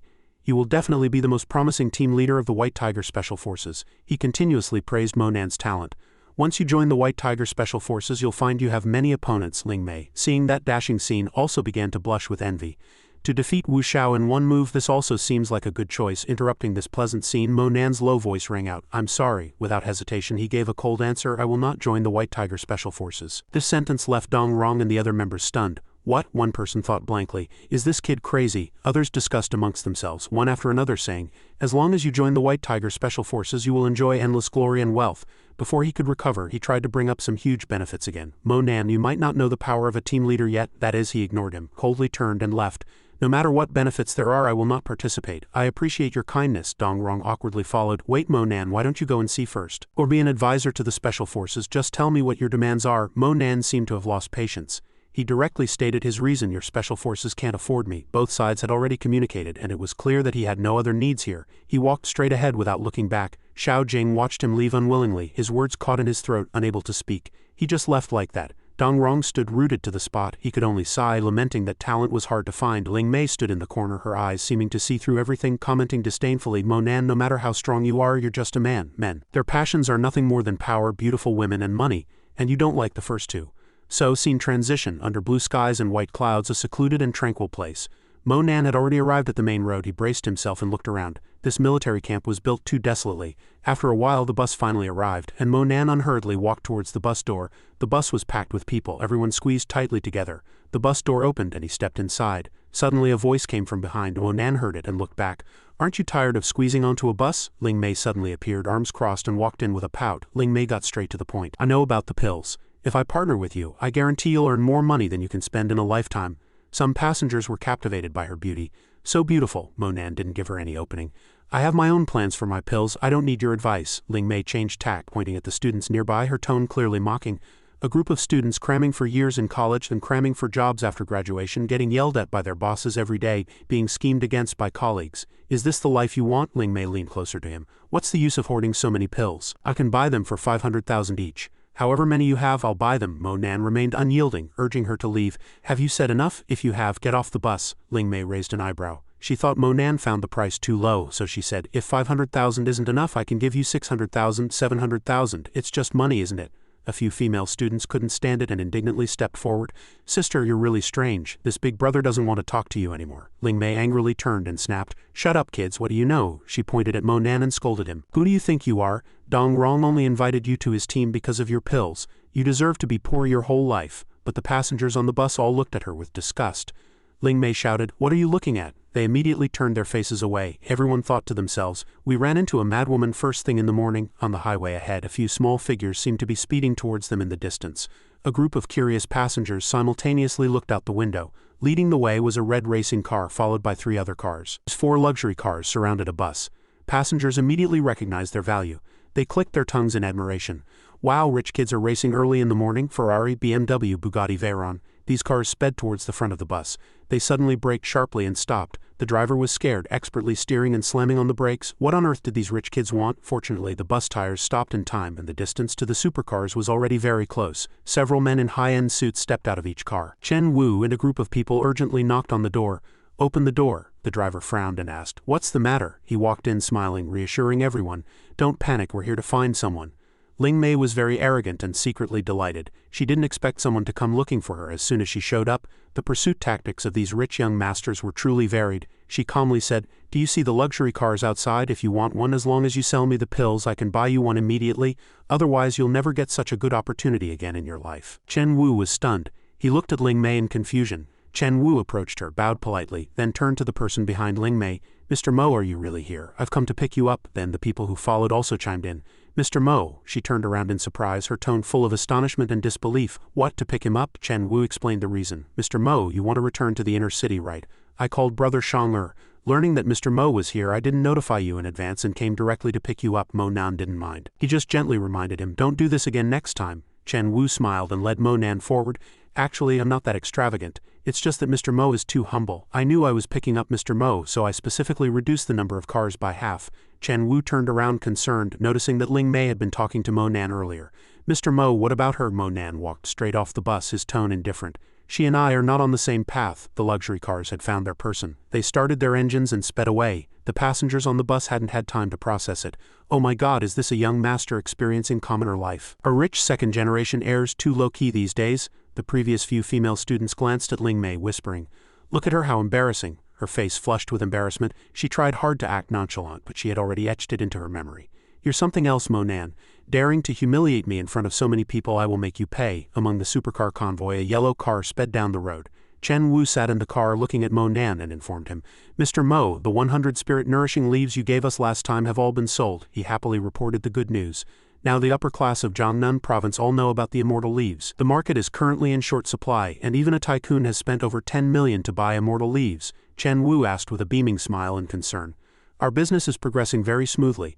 Old Yan is also preparing to gather the provincial tycoons. Everyone means to let Mr. Mo make an appearance at this opportunity. What are your thoughts? He turned his face and replied, I can't keep hiding behind everyone. Let's arrange it for this Thursday. Chen Wu quickly arranged the itinerary after hearing this. All right, once it's arranged, I'll personally pick you up. Mo Nan approved and encouraged him. Then I'll leave it to you. Their conversation was simple and calm. He gently replied, it's no trouble. It's what I should do. It's an honor to work for Mr. Mo. Mo Nan glanced out the window, his mind wandering to other things, wondering what would happen after refining the six-path samsara fragment. Finally, he arrived home. Mo Nan walked step by step to the door where Xianxia was waiting. Boss, you're back. The few things you asked me to bring back, none are missing, don't worry. Mo Nan smiled and praised, well done. Suddenly, both of them noticed something at the same time and turned their heads, a hint of surprise on their faces. A lush tree, its leaves swaying in the wind. He was secretly pleased. It's a rare opportunity to see this great tree absorb and condense the spiritual energy within its body. As soon as he got home, Mo Nan immediately got to work. I need to continue refining pills. Xianxia replied with a smile, suit yourself, I'll go find some fun. Mo Nan walked into the familiar room. The pill furnace was right before him, and the herbs were already prepared. He looked at the few claw fragments next to him, thinking, these sharp claws are good material. They can be refined into defensive magic tools. I'll refine these claws into bracelets. Monan began his work controlling spiritual power to move the claw fragments. This string of bracelets can protect my family's safety, which will be much more reassuring. He was drenched in sweat holding the bracelet made of claw fragments, thinking, this claw bracelet can release immense power, protecting its wearer in danger. Monan analyzed to himself, it took half a day to refine just one. 8 claws can be refined into 8 bracelets. It seems I'll need a few more days to cultivate. He held the bracelet, thinking, one for Grandpa, Mom, and Sister. I'll save one for Mu Kuanyin and one for Liang Zikui. Monan pondered, glancing at the wooden box containing the pills. However, refining the 6-path samsara disc absolutely cannot be interrupted, so I can only take my time. The scene shifted to the bathroom. He stood in front of the mirror looking at himself, thinking, I'm going back to school tomorrow. Should I put on a cool and arrogant facade or try a different style? The sky was nearing dusk. In front of a white villa, Monan, dressed neatly, walked in, and the old men respectfully bowed in surprise. True Immortal Mo, we've come to disturb you again. Miss Ming appeared, somewhat shyly saying, Mr. Mo, I've come uninvited. I hope you don't find it troublesome. He sat down in a chair, quickly shifting into business mode. No need to be polite. Have a seat. Old Yan understood perfectly, and went straight to the point. The immortal leaves are progressing very smoothly. In a few days, True Immortal Mo will have a meeting with the major families, where we will discuss in detail and can officially launch. Miss Ming looked at Mo Nan and suggested, Mr. Mo, I heard you plan to sell them at a fixed price. Regarding the price, I personally think it's inappropriate. He asked for her opinion. Miss Ming, what's your brilliant idea? Please speak freely. She presented her insights. To my knowledge, even if immortal leaves are used to brew tea, the effects are extraordinary. Entering the tea market would generate more profit than selling immortal leaves directly. Miss Ming excitedly thought of creating a black card. Additionally, I suggest establishing a membership point system, linked to many peripheral products. Then combine it with tea sales. Customers' membership cards would only allow them to purchase a large quantity of immortal leaves when their points reach a certain amount. Monan stroked his chin in contemplation. This Miss Ming is truly something. She has a keen grasp of customer psychology. Most importantly, it can solve the problem of the immortal leaves being in short supply. Finally, he made a decision. The two shook hands in cooperation. Miss Ming, your suggestion is excellent. It seems this business will have a share for you. Miss Ming politely stood up. Then I must thank Mr. Mo. She sat down, moving on to another business topic. Mr. Mo, as for the detailed terms, time had moved to the next morning. Mo Nan was already home, and now he walked out with his backpack. Suddenly, a red car appeared on the road, blocking his way. Lu Sha drove the car, batting her eyes alluringly. Handsome, want to experience some excitement? Mo Nan looked at Lu Sha in the car, asking blandly, Aren't you working hard on your cultivation? What are you doing here so early? She leaned out of the driver's seat, eyes closed, tongue sticking out, complaining, You gave me such an ugly nickname. Come here to the passenger seat. He glanced at her, urging, Tell me what's up, otherwise I'm going to school, I'll be late. Lu Sha turned around, licking her lips teasingly. Can't I just drive you to school? What do you think of me today? Did I awaken your male instincts? Mo Nan casually flicked her forehead, reminding her again, Just tell me what's up quickly. Lu Sha puffed out her cheeks, looking displeased, and immediately got to the point. How boring. Someone on the yin board has put a bounty on your head again. 150 million. I'm feeling a bit tempted myself. He frowned, asking anxiously. Can you find out who that person is? She denied. Not yet, but if you can take me to the Jiangnan province tycoon meeting, I can help you investigate. Mo Nan waved his hand, directly refusing. Stop dreaming. You want to kill people at my dinner party? If you have time, cultivate seriously. Don't go running around taking missions just because you have a little cultivation. Lu Sha pursed her lips in protest. How else am I supposed to make money if I don't take missions? Are you going to support me? He squinted, firmly refusing. Remember, you're not allowed to come to the dinner party with me. She suddenly put her finger to her lips, coquettishly saying, You've cut off my source of income, so you're responsible. How about I give you a chance to support me for life? I can do anything except in bed. What she got was a splash of cold water from Mo Nan. Not interested. Drive me to school quickly. Lu Sha said angrily, I will definitely make you take me to that dinner party. Soon after, at school, he was leisurely walking in when he saw An Yushin standing at the door. He gave an awkward smile, a bead of sweat on his face, stammering to his teacher. This time, she gently lowered her head, her eyes a little sad, and reminded him, Are you back? Study hard. Mo Nan looked at An Yushin's retreating back and couldn't help but wonder. What's wrong with her? In a flash, she was standing alone on the school's spacious rooftop.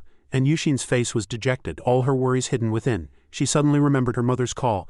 Xianxia, your father's condition has started to worsen. The doctor said he needs surgery in a few days and that your father's life is in danger. At this moment, An Yushin asked anxiously and loudly, Mom, how much more money do I need? Her mother, heartbroken, covered her mouth with her hand and replied, Mom has already borrowed half, we're still short 200 million. Xianxia, what should we do now? This large number left her stunned for a few seconds, her whole body trembling. However, An Yushin still comforted her mother. Mom, don't worry, in a few days I'll definitely be able to raise enough money.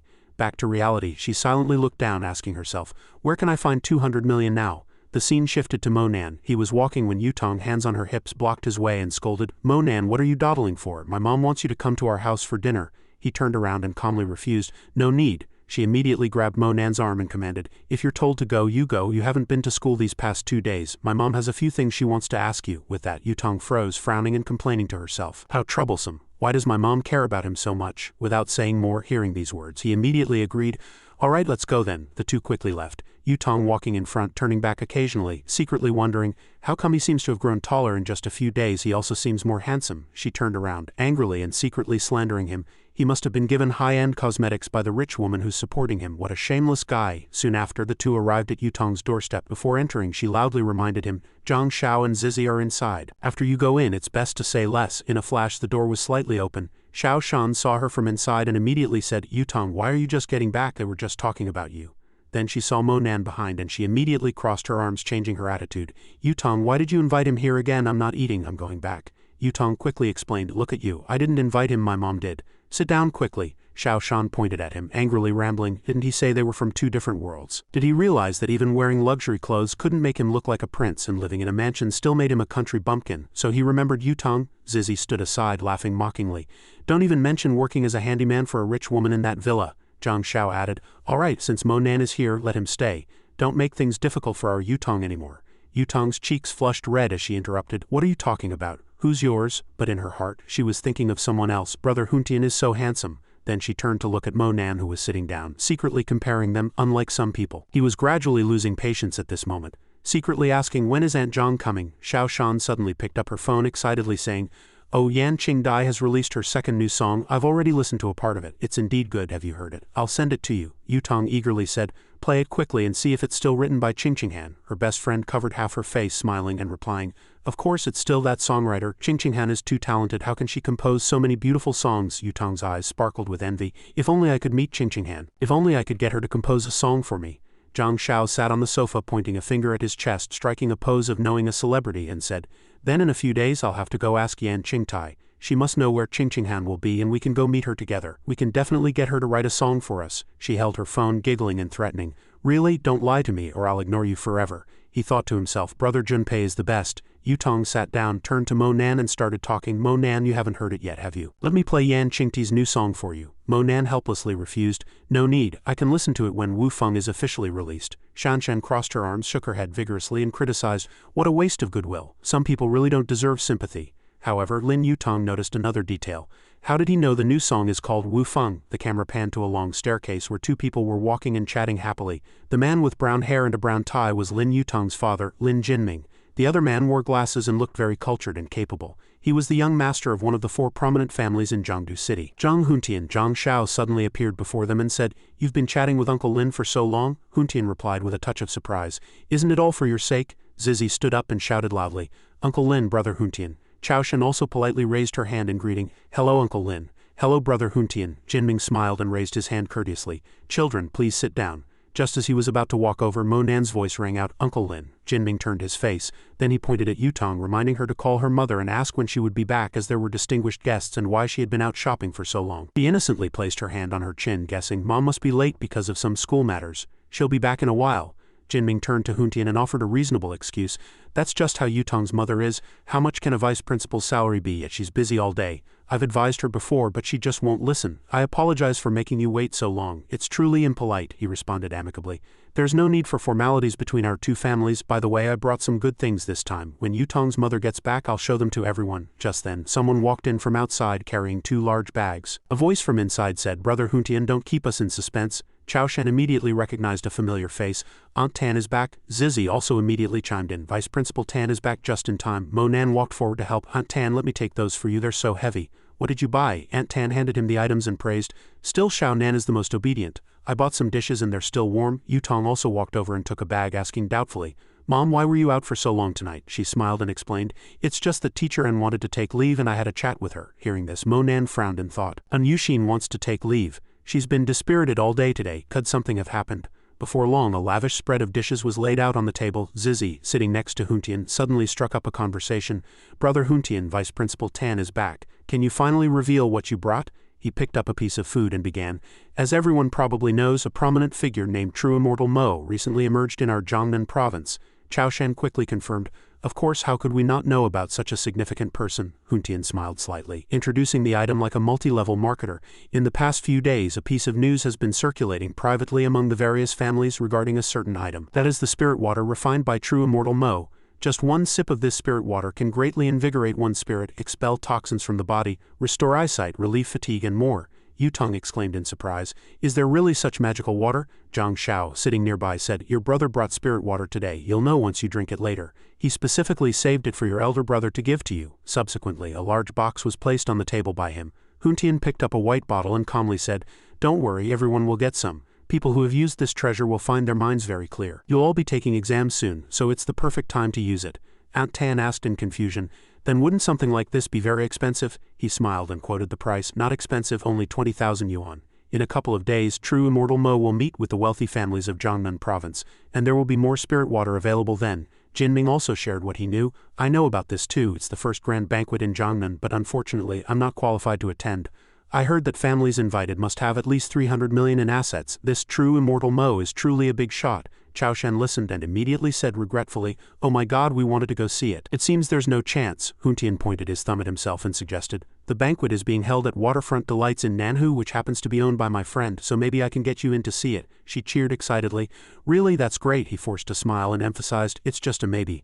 My invitation can only bring one person. We'll see then. At this moment, a few rays of sunlight shone in from outside and the shadows of green trees were imprinted on the ground inside the house. Huntian held the white bottle and said to Zhang Xiao, Junpei, you distribute the spirit water to everyone. He reached out to take the pure white bottle. Zhang Xiao quickly poured it into an empty cup. Mo Nan sat nearby watching every drop of water go into Yutong's cup. The last drop also flowed into the cup. Zhang Xiao then walked behind him, sighed and said teasingly, I'm so sorry it's all gone. Huntian added, When I came I estimated this much, but I didn't expect to have outsiders as guests, so I didn't have time to prepare. You don't mind, do you?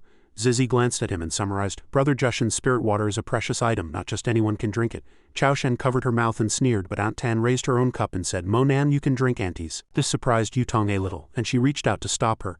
Mom, you're not well to begin with, you should save it for yourself. She hesitated to reply, but Mo Nan didn't want to make others uncomfortable, so he found an excuse to leave. Aunt Tan, you drink it. I've already had some before and I have something to do, so I'll take my leave now. Seeing him like this, Yutong glanced at him thinking, it was supposed to be a very happy occasion, but because of him, everyone feels uncomfortable. Jinming looked at his retreating back, secretly disparaging him. This Mo Nan still fantasizes about pursuing our Yutong. He truly doesn't know his place, with young Master Junpei here. He should know how far apart he and our daughter are. Mo Nan walked outside and heard a few cheers from inside. Since it's spirit water, let's toast together. Cheers. Aunt Tan pursed her lips, looking unhappy. A drop of sweat slid down her cheek. Aunt Tan decided to run out to chase him, then shouted loudly, Xiao Nan, wait! Mo Nan turned around, asking in confusion, Aunt Tan, why did you come out? She raised a finger, signaling for quiet. Aunt Tan handed her cup to him and said, Xiao Nan, you drink this spirit water. He reached out and said again, Aunt Tan, thank you. But I've really had some already. This spirit water will do you more good. She spoke of her worries with a distressed face. Xiao Nan, I truly treat you like my own child. I promised your mother I would take good care of you. Besides getting you into Shude High School, I haven't been able to do anything else for you. Aunt Tan blamed herself. It's a shame Aunt Tan doesn't have 200,000 yuan, otherwise I could buy you a bottle of spirit water. If what they say is true, I hope this spirit water can help you break through and get into a good university. Then Aunt Tan will be at ease. Mo Nan gently held her hand, grateful. Aunt Tan, I will never forget your kindness. Just as they were touched, Yutong walked out, accusing and scolding loudly, interrupting the atmosphere. Mo Nan, what are you doing? Mo Nan took a few steps back while she walked forward aggressively. Yutong hadn't even figured out what was going on, but she took back the cup while simultaneously accusing, Mo Nan, you clearly know my mother isn't well, yet you still want to snatch my mother's spirit water. Aunt Tan quickly explained, Yutong, you misunderstood. This is what Mom wanted to give Mo Nan. Quickly give it back to Mom. She gritted her teeth and replied, Mom, why are you still defending him? Yutong then glanced at him, blaming. Mo Nan, I didn't expect you to be such a person. My mom is so good to you. Are you even human? Mo Nan immediately retorted, demanding her to speak respectfully. I would never snatch anything from Aunt Tan. She couldn't help but get angry, extended her hand and shouted loudly, Enough, this is the spirit water someone gave Mom. Mom can give it to whoever she wants. Give it back to Mom. She immediately burst into tears, insisting, Mom, you're even scolding me. You've been deceived by him. What kind of person is he? I know best. He won't get to drink this spirit water today. Yutong tightly gripped the cup in her hand, her face gloomy, hinting, If Mom is so confused, then she shouldn't even think about drinking this spirit water. Aunt Tan's eyes widened and she asked doubtfully, Yutong, what do you want to do? She immediately threw the cup to the ground, shouting, I'd rather pour this spirit water away than let Mo Nan drink it. The three of them looked at the shattered cup on the ground. The spirit water spilled everywhere. She was dumbfounded, never expecting her daughter to do such a thing. Mo Nan didn't bother to reason and directly gave Yutong a loud slap. She couldn't believe what had just happened, clutching her red and swollen cheek, sobbing as she stared at him. Mo Nan pointed at her face and cursed. "Slap is for Aunt Tan. Aunt Tan is not confused at all, in fact she's more sensible than you." Then he silently took out a box containing green leaves and a bracelet. Mo Nan handed the glowing box to Aunt Tan, instructing, "Aunt Tan, here are 3 immortal spirit leaves which are dozens of times better than spirit water. Please take them." He held up the bracelet and continued, "I'm giving you this bracelet. It can protect your safety. Remember to wear it every day," Mo Nan continued to reassure her. "Aunt Tan, don't worry, I'm doing well, I haven't gone astray, and I will definitely get into a good university." He smiled and instructed, "I will always remember your care for me over the years. In the future, if you need anything, you can always come to me and I will do my best to help you." Mo Nan placed the box in her hand and took his leave. "It's getting late, I'll head back now." Then he turned and left under Aunt Tan's surprised gaze. Mo Nan closed his eyes and continued walking forward amidst her calls to stay. Xiao Nan, Yutong on the other hand, silently held her mother's hand, stopping her. Time flew by and it was Friday in a flash in a luxurious villa. The phone kept ringing. It was Su calling. Mo Nan quickly answered. "Hello, what's wrong?" A sharp scream came from the other end of the phone. "Mo Nan, what kind of brother are you? Don't you know today is your sister's birthday? She woke up early this morning feeling unhappy." Hearing this, he froze, thinking, "Today is Zikui's birthday, why didn't she tell me?" Then Mo Nan happily replied, "I know, tell her I'll pick her up to go out and play." After hanging up, he immediately left the house. Mo Nan smiled, thinking of something. "It's a gathering of tycoons tonight. I'll take her to the banquet for a while." Suddenly, Lu Sha drove up in her luxury car and waved at him. He squinted, looking at her from afar, somewhat vaguely. "This person looks a bit familiar." She rested her arm on the car window, winked playfully and teased, "Handsome, want to have some fun? I'm sure you're missing a beautiful woman by your side." Mo Nan coldly refused. "I've already told you I won't take you." Seeing him walk straight past, Lu Sha stuck her head out and shouted loudly, "Get in the car first, I'll give you a ride. There's new news on the dartboard, want to hear it?" Indeed, this hot news caught Mo Nan's attention. He turned around and grabbed the car door. As soon as he got in, Mo Nan asked about the situation. "How much is the bounty on the dartboard, and how many people have taken this mission?" She turned around and said with certainty, "Take me to the banquet tonight. If I'm not there, those assassins will definitely ruin your plans." He listened and could only let her follow. "Even if I don't agree, you'll definitely find a way to get there. So be it, let's see how you perform." Lu Sha immediately became ecstatic, flattering, "Thank you, master, master is the best." Before long the car drove near a spacious house, and in a blink of an eye it stopped at the door of that house. Mo Nan opened the car door and stepped out firmly. She sat in the driver's seat and reminded him, "Then I'll be going now. Don't forget our scheduled time, see you tonight." Before he could answer, a familiar voice caught his attention. "Brother Mo Nan, you're here." Mo Nan saw Zikui wearing a beautiful pink dress and praised, "You look very pretty today." The little girl's cheeks flushed shyly as she replied, "Not at all." He walked forward and asked, "Didn't Su come with you?" Zikui explained. "She said she needed to review. Am I delaying your study time?" Mo Nan reached out and gently stroked her little head, denying, "No, let's go. I'll take you out to play. Tonight I'll take you to a really fun place." Zikui happily said, Before long they arrived at the amusement park. The Ferris wheel was ahead, each holding an ice cream cone. They enjoyed their time playing together. The little girl turned her head and asked, "Brother Mo Nan, where exactly is that great place you mentioned?" He smiled slightly and said dotingly, "Today is your birthday, how can you not eat longevity noodles? Tonight I'll personally cook noodles for you." Hearing this, Zikui's eyes lit up like stars and she shouted loudly, "Thank you, brother." Mo Nan switched the scene to the Lakeside Delights restaurant where a white car was driving into the spacious courtyard. Sky had already darkened. Yutong and Zhang Xiao as a pair walked in with their good friends. Zizi hadn't said anything yet but started boasting, his nose almost tilting to the sky. The Yan family had specifically sealed off this area to ensure the smooth running of the Jiangnan Grand Banquet. Only those with invitations could enter Manhua. The 4 young masters of Jiangnan were indeed worthy of their reputation. With just one move they managed to get so many invitations. Zhang Xiao crossed his arms, grinning as he added, "Fortunately my brother has some connections with young Master Feng of the Yan family. Otherwise, without 300 million in assets, you definitely wouldn't be allowed to step into this gourmet city." However, Yutong saw Mo Nan leading Zikui into the gourmet city by Nanhu Lake. Chaoshen saw her friend silent, so she turned her head and asked in that direction, "What did you see?" Seeing a familiar face, she immediately complained, "Mo Nan, no way, is it that unlucky guy again?" Zizi's forehead was sweating and he retorted, "The people here are either rich or noble, how could a guy like him sneak in?" Yutong's face was gloomy at this moment. She recalled the scene where Mo Nan slapped her. She tightly gripped her hand, muttering softly as she walked forward, "This matter is too ridiculous, they don't even look at where this place is." Yutong quickly caught up with the two and shouted, "Mo Nan, stop right there." Mo Nan turned around, puzzled, and asked, "What's the matter?" She pointed ahead and reprimanded, "What are you doing here?" "Do you know what kind of place this is?" he replied indifferently. "What's it to you?" She stood with her hands on her hips, her face full of disdain. "This isn't a place for you." Zikui, seeing this, quickly hid behind him. Mo Nan retorted directly, "If I can't come, then no one can." Zhang Xiao sneered, "How shameless. I see you've come to this banquet for the spirit water. I didn't realize you were clinging to a woman's leg now. You even dragged Liang Zikui into this."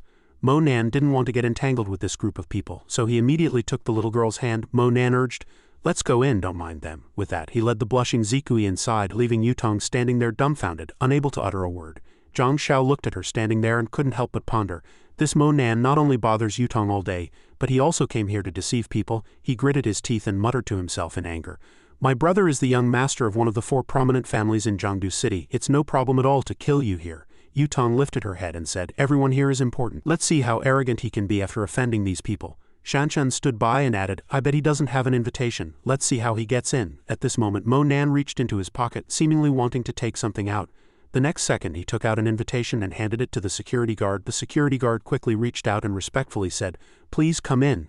Zikui whispered in surprise, this place is so luxurious, is it really okay for you to bring me in? Mo Nan comforted her. With me here, what do you have to be afraid of? Yutong's eyes widened and she asked in disbelief, how is this possible? He has an invitation. Xianxia also opened her mouth wide and whispered, aren't invitations only for people with assets of 300 million yuan?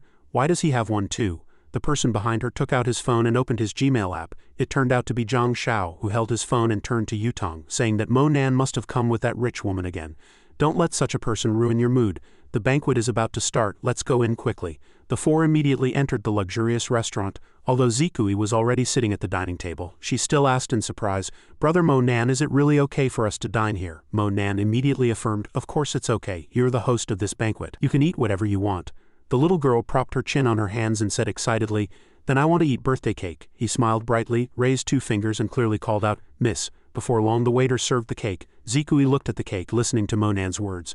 Don't eat too much, you still have my longevity noodles to eat. He pointed in a direction and said, you see the entrance to the kitchen, right? Mo Nan got up and walked to the little girl's side, instructing, I'll go there to cook noodles and bring them to you.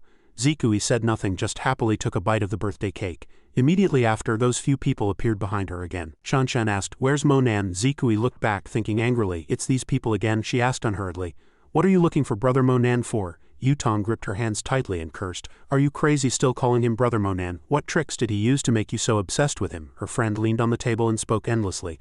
Little sister is so pretty, how can she be with a scoundrel like Mo Nan? Are you blind? Where is he? We want to find him. Zikui, hearing these insults, immediately felt dizzy with anger. I have to figure out a way, I can't let them find Brother Mo Nan, they'll definitely cause him trouble. Zhang couldn't bear it anymore and slammed the table, shouting, are you looking for death? I'm asking you a question, why don't you answer? Yutong then leaned in and slandered Mo Nan. You might not know, Mo Nan is a philanderer. First he desperately pursued me, then he went after Yan Qingtai, and now he's being kept by a rich woman. The little girl immediately retorted, Brother Mo Nan and I are not like that. She then pointed at Zikui and reprimanded, you're not studying hard, but instead you're with a scoundrel like Mo Nan. Don't you feel ashamed towards your deceased grandpa? Hearing about her deceased relative, the little girl gritted her teeth, tears streaming down her face. She mumbled to herself. Although Zikui's eyes were filled with tears, she still struggled to shout, you don't understand my grandpa at all, and you don't understand Brother Mo Nan either.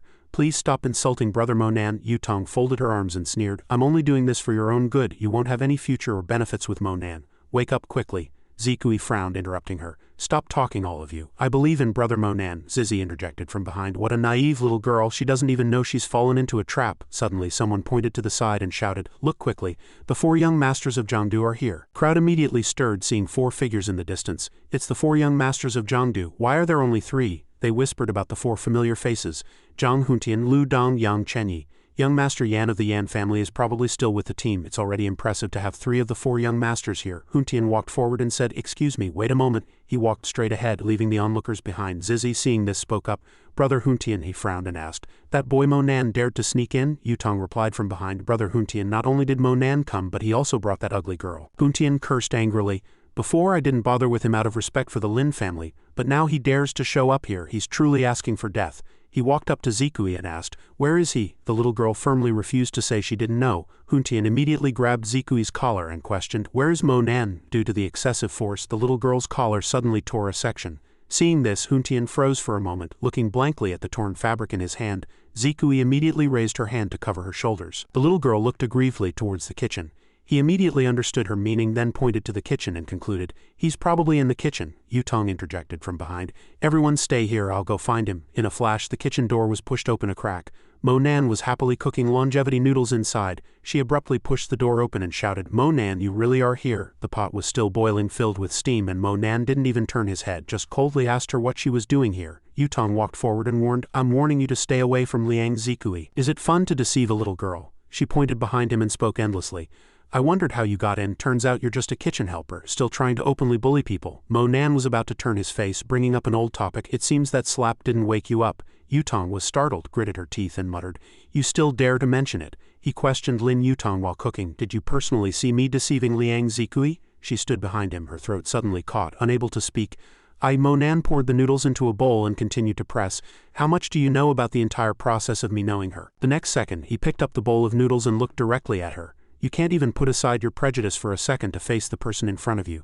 Yutong suddenly retreated a few steps, seeing Monan walking towards her, and shouted loudly, "What do you want to do?" She leaned back, her face pale with fright, screaming, "Don't cause trouble here." He just leaned in and reminded, "You can only judge right and wrong with your narrow-minded eyes. Is it because you've had too easy a life?" With that, Monan walked past Yutong, leaving a warning, "It's time for you to suffer a setback." Then he calmly carried the bowl of noodles out of the kitchen. He hadn't walked a few steps before he ran into her group of close friends. Huntian spoke, "Monan, don't think I can't find you just because you're hiding in the kitchen." He frowned, saying meaningfully, "If you want to survive in this city when you encounter them in the future, you must go the other way, understand?" Monan didn't listen and directly cursed. "Where did this dog come from, barking wildly?" Huntian was immediately furious upon hearing this, cracking his knuckles and threatening, "You're asking for death.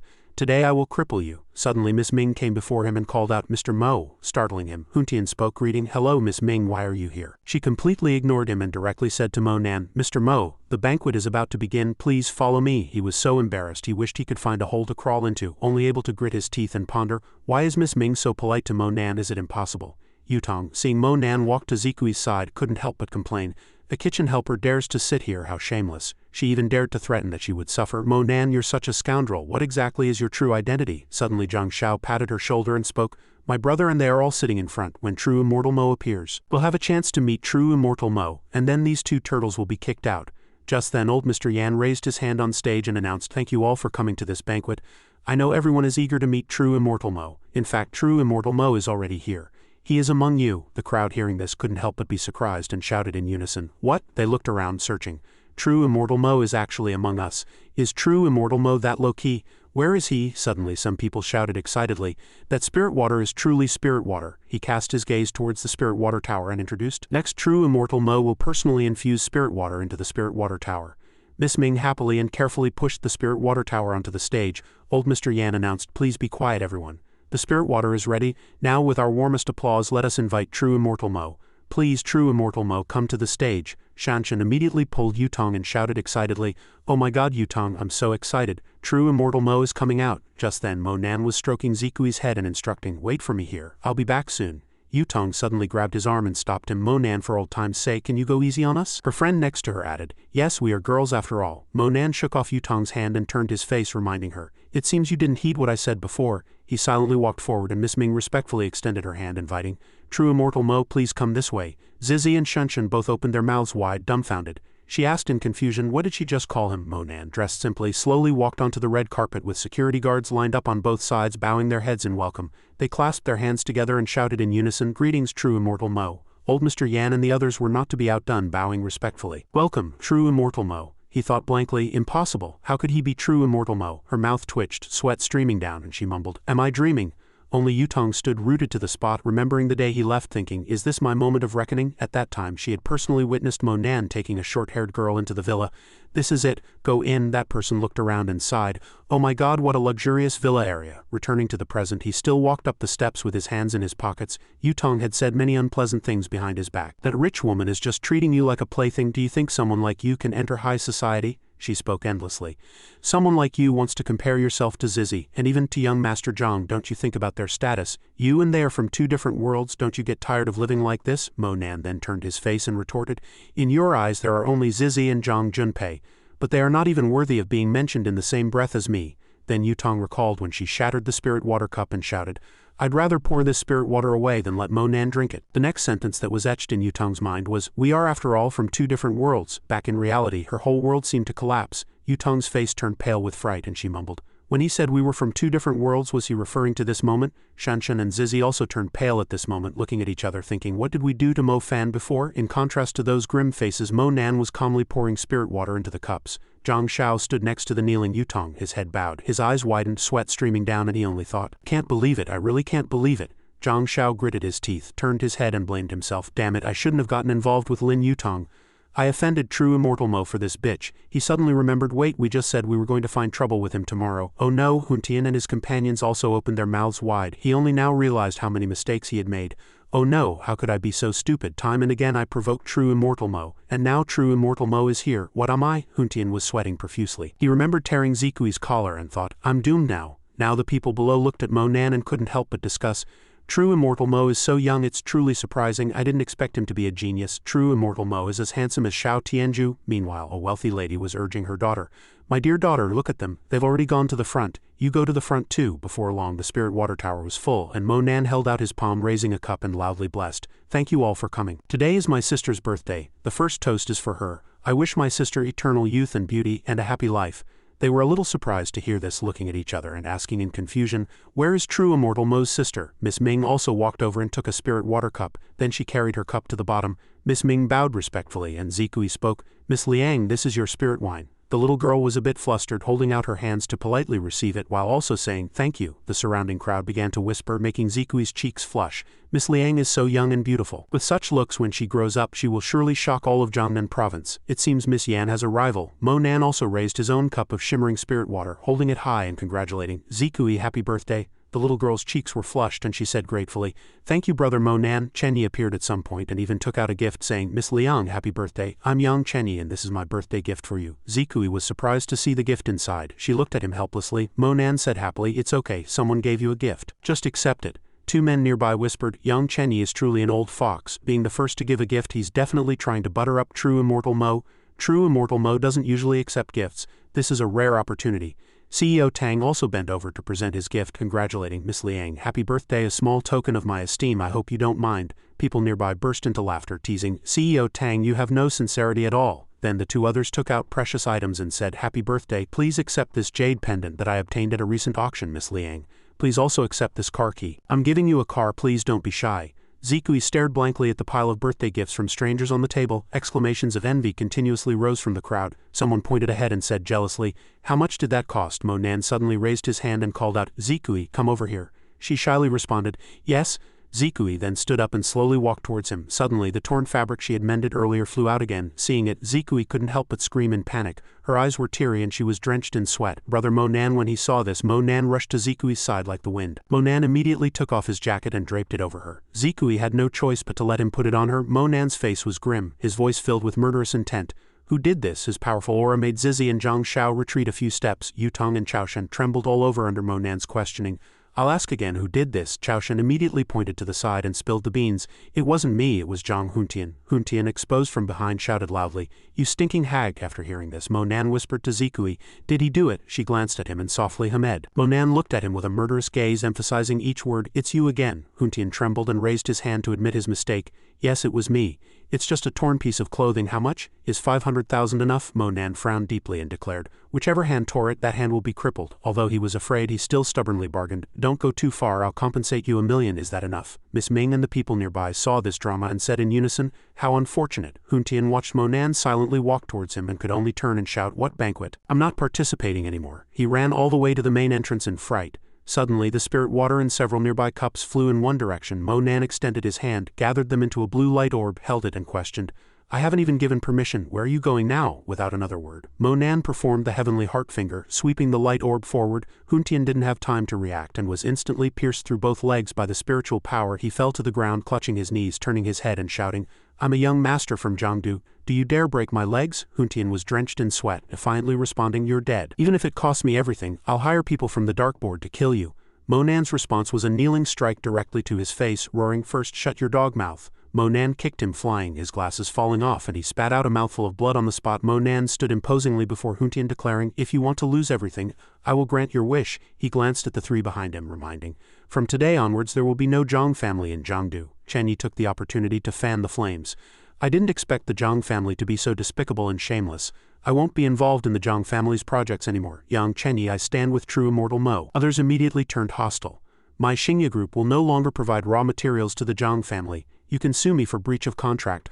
I'll pay the liquidated damages in full. Tomorrow I'm signing with a new landowner. I'm not selling. take your materials that you left there immediately. Old Mr. Yan also spoke from behind today. The Zhang family is facing a storm. There's no need for them to continue in Jiangdu. Our Yan family has always stood unconditionally with true Immortal Mo. Cornered, Huntian had no choice but to pull out the pistol from his person. His blood surged and he raised his gun, shouting, "Mo Nan, I will kill you, go to hell." Nan showed no fear. His hair had inexplicably turned platinum blonde, and he instead summoned spirit water into his hand, gritting his teeth and saying, "You want to die?" He turned and stepped forward forcefully, throwing that spiritual power. Huntian, unprepared, was hit hard in the chest by this strike. The terrifying force sent him flying several meters, slamming him against the main door, and a corner of the door shattered with the impact. Huntian lay sprawled on the ground. Zhang Xiao was scared out of his wits by this scene, even dropping his cup of spirit water. He saw Mo Nan walking towards him and stammered, "Don't come over." Mo Nan's lips curved into a sarcastic smile, taunting, "Aren't you so noble? Come on." One of Mo Nan's eyes suddenly lit up, simultaneously provoking the other party. "Don't you love to talk reason the most? Why are you silent now?" His entire body instantly floated in midair, astonishing everyone. In a flash, Zhang Xiao heavily fell onto a nearby table. After dealing with the two, Mo Nan walked in front of Chao Shen, pointing at her and accusing, "What about you? Weren't you always sharp-tongued? Why aren't you cursing me now?" She was scared, her face contorted, and she quickly admitted her mistake. "Mo Nan, I'm sorry, you saved us at school. I really shouldn't have cursed you at Yutong's birthday dinner. I just said those things unintentionally. Please forgive me, true Immortal Mo." However, Mo Nan mercilessly extended his hand and slapped her, twisting her face. Then he turned and left, and a few bodyguards also came over and grabbed Chao Shen's clothes. Mo Nan frowned, turned his head and cursed, "Get out, don't let me see you again." The two were then led out by two bodyguards. That was truly satisfying. The next person he noticed was Lin Yutong. She was terrified, trembling all over, unable to utter a word. Mo Nan, Miss Ming came over with 2 cups of spirit water. At this moment, Mo Nan looked at Yutong and warned, "Don't worry, I won't touch you. Everything you said to me was wrong, but one thing was right. That is, we are not from the same world. I will spare you this time, but this is the last time." He casually picked up a glass from the tray. Mo Nan then poured it at his feet, severing their connection. "From now on we don't know each other." Then he turned and left, leaving her alone in sorrow. "So from the very beginning we were in 2 different worlds." The camera pans to the top floor of the floating restaurant. Mo Nan, hands in his pockets, looks out at the towering city through the glass window. Behind him, several core figures are sitting together, awaiting Mo Nan's decision. Miss Ming suddenly walked behind him and said, "The Zhang family's matter has been resolved. The hall collapsed because of a problem, but fortunately almost everyone was evacuated." Chen Yi added, "The Zhang family is ambitious. They will definitely come back for revenge. True Immortal Mo, you should be careful as usual." The other two remained silent, thinking, "Young Chen Yi is too eager to show off. Is he afraid True Immortal Mo doesn't know him?" He said something, and Mo Nan then returned to his seat. Miss Ming spoke, "Mr. Mo, this plan needs to be discussed." She leaned her hands on the table, turned around and announced, "By implementing a consumption point system, sales can be increased. Customers who have not been consuming for a year cannot purchase immortal leaves." He rested his chin on his hand and agreed, "Let's do it that way. Purchasing immortal leaves not only requires money but also accumulated time." Miss Ming happily continued, "Points can be divided into different levels. For example, 1,000,000 points can buy immortal leaves, 500,000 can buy spirit seeds, and spirit water costs 200,000. Additionally, we can cooperate with other enterprises. For example, if someone spends 1,000,000 in Yan's mall, they can qualify to buy immortal leaves." Old Mr. Yan stood up and spoke, "Everything has been discussed. There are 3 matters for True Immortal Mo to finalize." He turned to Mo Nan and presented the first matter. "It's the group's name." He looked up and suggested, "Let's call it Qing Chuan."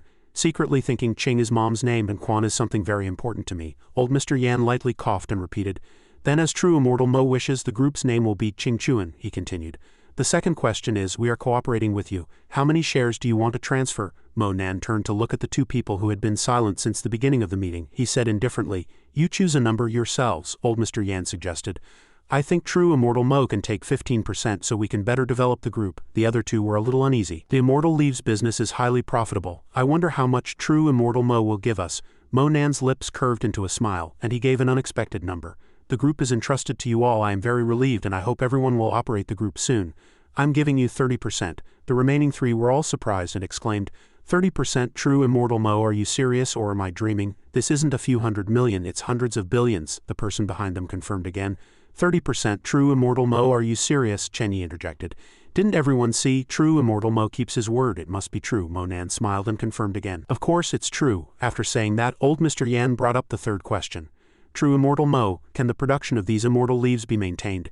If the group has already been established, do we need to send someone to manage the immortal leaves?" Chen Yi quickly stood up, patted his chest and eagerly said, "Leave it to me, True Immortal Mo, I have experience, there will definitely be no problems." The other 2 pursed their lips, thinking, this guy is too impatient. "The production of immortal leaves is of great importance." "What do you mean by suddenly interfering?" Mo Nan closed his eyes and refused. I will assign a dedicated person to be responsible for the immortal leaves. The group only needs to handle transportation. He was a little disappointed after hearing this. He hesitated to say a word, but Miss Ming puffed out her cheeks and glared at him, scaring Chen Yi into immediate silence. Mo Nan suddenly stood up, slammed his hands on the table and set a goal. The group's next step is to enter the north, penetrating the Yanjing market. This must be successful within a year. Everyone stood up solemnly. Old Mr. Yan shouted loudly, "As you command, true immortal Mo." The meeting ended. Mo Nan walked alone into Zikui's room. At this moment she was sitting there, looking at the pile of luxurious gifts on the table. Zikui saw him, stood up, pointed at the table and said, "Brother Mo Nan, you're back. Quickly look at this necklace and the car keys. They're all very valuable. Let's return them to them." Mo Nan casually picked up the blue necklace on the table. He held it, frowned and asked, "Zikui, who gave you these gifts?" She quickly opened her notebook and murmured, "Let me check." After searching for a while, Zikui finally found it. It was Yang Chenyi. Mo Nan's face was serious and he secretly thought, Yang Chenyi, one of the 4 young masters of Jiangdu. He held the necklace pendant out to her, signaling, "Can I have this gift?" Zikui immediately agreed. Brother Mo Nan can have anything he wants. He stroked her little head and softly said, "From now on, come and live with me." Zikui's face flushed crimson. She thought about living together and hesitated to refuse. "I think it's better if I live with Susu." Mo Nan immediately comforted her. "Listen to me. If I say I'll take care of you, I definitely will." The camera pans to the conference room. Miss Ming raises her hand to probe the other party. "Old Yan, you are the closest to true immortal Mo. Do you know why true immortal Mo wants to enter the Yanjing market?" Someone nearby said. "Our connections are all in Jiangnan province. It might not be easy to break into the Yanjing market," Chen Yi guessed wildly. "Could it be that true immortal Mo said that on a whim? Yanjing is a place full of hidden talents. If I'm not mistaken, he wants to make a name for himself directly in Yanjing." Jin Shang snorted and interrupted him. "Shut up," old Mr. Yan also warned. "Yang Chen Yi, be careful what you say. Have you forgotten the Zhang family's fate?" He was startled. He pouted and defended. "I was just joking. Maybe it really was a high school student's whim." He glanced to the side and brought up another matter. "Speaking of which, I came to this unfamiliar Jiangdu city to investigate the cause of my brother's death." Miss Ming immediately wondered, "Does true immortal Mo have enemies in Yanjing?" He heard it like a clap of thunder and wondered. The only one who could make true immortal Mo so serious could only be her. He squinted and named the 4 great families of Yanjing. The Cao family, the Tang family, the Yi family, the Mu family and the Zhang family. The camera pans to Mo Nan holding the necklace Zikui gave him, thinking, "Zikui, in my previous life you had an accident half a month before the middle school entrance exam, and that accident became your nightmare. In this life I won't let that happen again." Susu suddenly walked over, gently poked Mo Nan's head and softly asked, "What did you say to Zikui?" "She said she's moving out." He turned his head and comforted her. "Don't worry, I've already arranged it." She put her hands on her hips and snorted, "I'll have to check it myself to be reassured." Mo Nan stared at the other party, secretly praising, "Susu is truly a kind-hearted girl helping me take care of Zikui, but I haven't been able to help her with anything yet." His gaze made her a little flustered and she questioned, "Why are you suddenly staring at me?" He suddenly changed the subject. "Susu, I remember you once said your dad was jobless, right?" Susu sighed and corrected, "Not exactly jobless. You know my dad is a driver. To avoid a child who ran a red light, he crashed into a luxury car. All his savings went to compensation and he borrowed a lot of money." Mo Nan handed out a card, signaling, "I have a friend who owns a company and they're looking for a transport manager. This is the phone number. Have your dad go for an interview." She looked down at it, mumbling, "Transport manager, I'm afraid my dad can't do it." He stood up and promised, "Don't worry, your dad can definitely do it.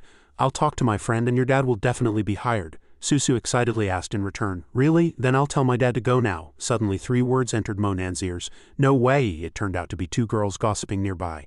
"Teacher N took leave? Didn't she always wait until our class reached 24 hours before leaving? Why did she take leave today? Maybe something happened." Then Mo Nan walked out alone, thinking to himself, "Teacher N seems to be in trouble." Yushin was standing at the school gate at this moment, with students lined up inside. He walked to a balcony in the school and looked out, suddenly recognizing it was Teacher N. She had her back to the noisy crowd. People were shouting Yan Qingtai's name. Mo Nan hurriedly went downstairs, passing through the continuously screaming crowd, Yan Qingtai. However, when he got outside, Yushin was already nowhere to be seen. At this moment she was sitting in a taxi, sighing dejectedly. The driver glanced at the rearview mirror and asked, "Excuse me, where are you going?" Yushin lowered her head and gave the location. "To Xinfahao," he replied indifferently. "Okay," but he had other thoughts. So pretty, she must have been taken care of by some rich man. The driver didn't forget to comment, "So pretty, she must be number 1 on the new rich list." Suddenly her phone vibrated in her pocket. Yushin quickly answered the call. "Mom, I'm still in class, I've already borrowed the money." "Mom, tell Dad not to worry about that. It'll be fine," she continued tearfully. "Mom, I suddenly miss your dumplings." "It's okay, I'm fine, I'll call you back later." The driver sighed, moved yet also feeling pity. Soon after, the taxi stopped in front of the Xinfahao Hotel. Yushin, wearing an off-the-shoulder dress, walked in nervously. The front desk saw her and immediately spoke. "Hello, welcome to Fuhou Hotel. Are you looking for someone or booking a room?" Yushin quietly replied, "I'm here to submit my resume." She tapped a few keys and asked, "What's your last name?" Our manager said there are no vacancies left. She blushed and replied, "My name is Un and I want to be a PR lady." Inside, Manager Chen saw Yuxin and asked in surprise, "A PR lady? Miss Un, you're not joking, are you?" He secretly lamented, "Oh my god, such a beautiful girl actually wants to be a PR lady. She could easily find a rich man to support her and earn more than being a PR lady." She trembled and asked, "I saw your recruitment information said one night can earn over 100,000, is that true?" He grinned, slyly confirming, "Of course it's true, but Miss Un, PR lady isn't just a simple name. You probably understand what I mean, right?" Yuxin's face darkened as she replied, "I understand, I've decided." Manager Chen then took out a contract and said, "Good, let's sign it immediately, as long as you follow my arrangements. Earning 100,000 a night is not a problem." She looked down at the contract on the table and stated her request. "But I'll only be a PR lady for one night," he comforted her.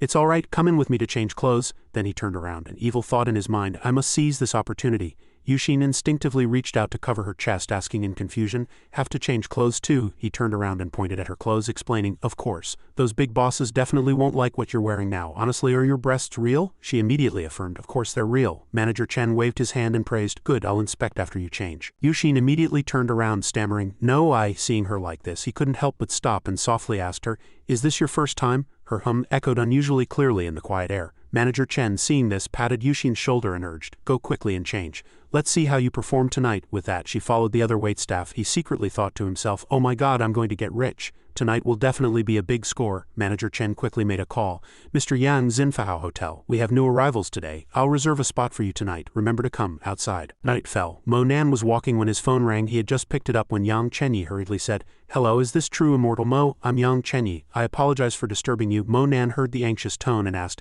"Is something wrong?" He quickly explained, "True, Immortal Mo, I'm truly sorry. I accidentally sent the wrong gift to your sister. I heard that gift has already been taken by you. Does True Immortal Mo also like that kind of thing?" He frowned and asked, "It seems you're well aware of its purpose." Yang Chenyi quickly and respectfully said, "True Immortal Mo, please calm down. I'm at your school gate right now if it's inconvenient. Can we find a place to talk?" A moment later the call ended and it was already late. A luxury car stopped beside Mo Nan. Yang Chenyi got out and quickly walked over to open the car door for him. "Please enter." Then the two sat in the car and he suggested, "I know a great place. Let's go there to talk." In a blink of an eye the two arrived at Xinfahao Hotel and Yang Chenyi's voice rang out, "True Immortal Mo, this is the place." The two walked inside. A waiter saw him and excitedly called out, "Mr. Yang, you're here again." Manager Chen immediately came to greet them. "Hello, Mr. Yang, welcome." Yang Chenyi turned sideways, gesturing to Mo Nan. "True Immortal Mo, please come in." The two waitresses saw this and whispered again, "Who is he? Why is Mr. Yang so polite to him? Strange, when has Mr. Yang ever been so polite to others?" After walking for a while, Manager Chen stopped and pointed the way. "Mr. Yang, the Imperial private room has been prepared for you. Please follow me." The two walked straight in. He stood in front and softly asked, "Mr. Yang, is this young master new to Xinfahao Hotel? I'll immediately retrieve wine from cellar number 1 for Mr. Yang and this young master to taste as a welcome gift." Yang Chenyi immediately praised. "It seems you've developed some discernment in your years as manager. This is Mr. Mo. It's 10 times easier for you to curry favor with him than with me, understand?" Manager Chen swiftly introduced, "Mr. Mo, my name is Chen and I'm the manager here. If Mr. Mo has any questions, please feel free to ask me." Mo Nan calmly replied, "No need to be polite. Mr. Yang and I have business to discuss. You can leave first."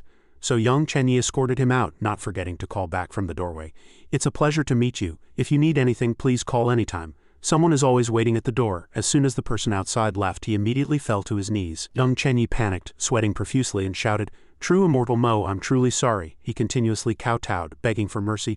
"True Immortal Mo, sending that gift was just an oversight on my part. Please forgive me this once." He held up the necklace in his hand and murmured, "This mother-child jade pendant." Mo Nan listened as Yang Chenyi explained its origin. "This is the child jade. If someone wears it for a long time, they will become more intimate with the person wearing the mother jade. Ultimately, that person will be completely bewitched and follow the instructions of the mother jade." After hearing this, he angrily cursed with a dark expression. "This is a slave jade used by evil cultivators for yin-yang dual cultivation. How dare you send it to my sister?" Yang Chenyi hastily clarified, "True Immortal Mo, please believe me. I have absolutely no disrespect towards you or Miss Liang. I only wanted to please you, which is why I hastily sent the gift. I definitely didn't do it on purpose." He held his own necklace and explained, "I did prepare a gift to give to Miss Liang, but for some reason I sent the wrong one.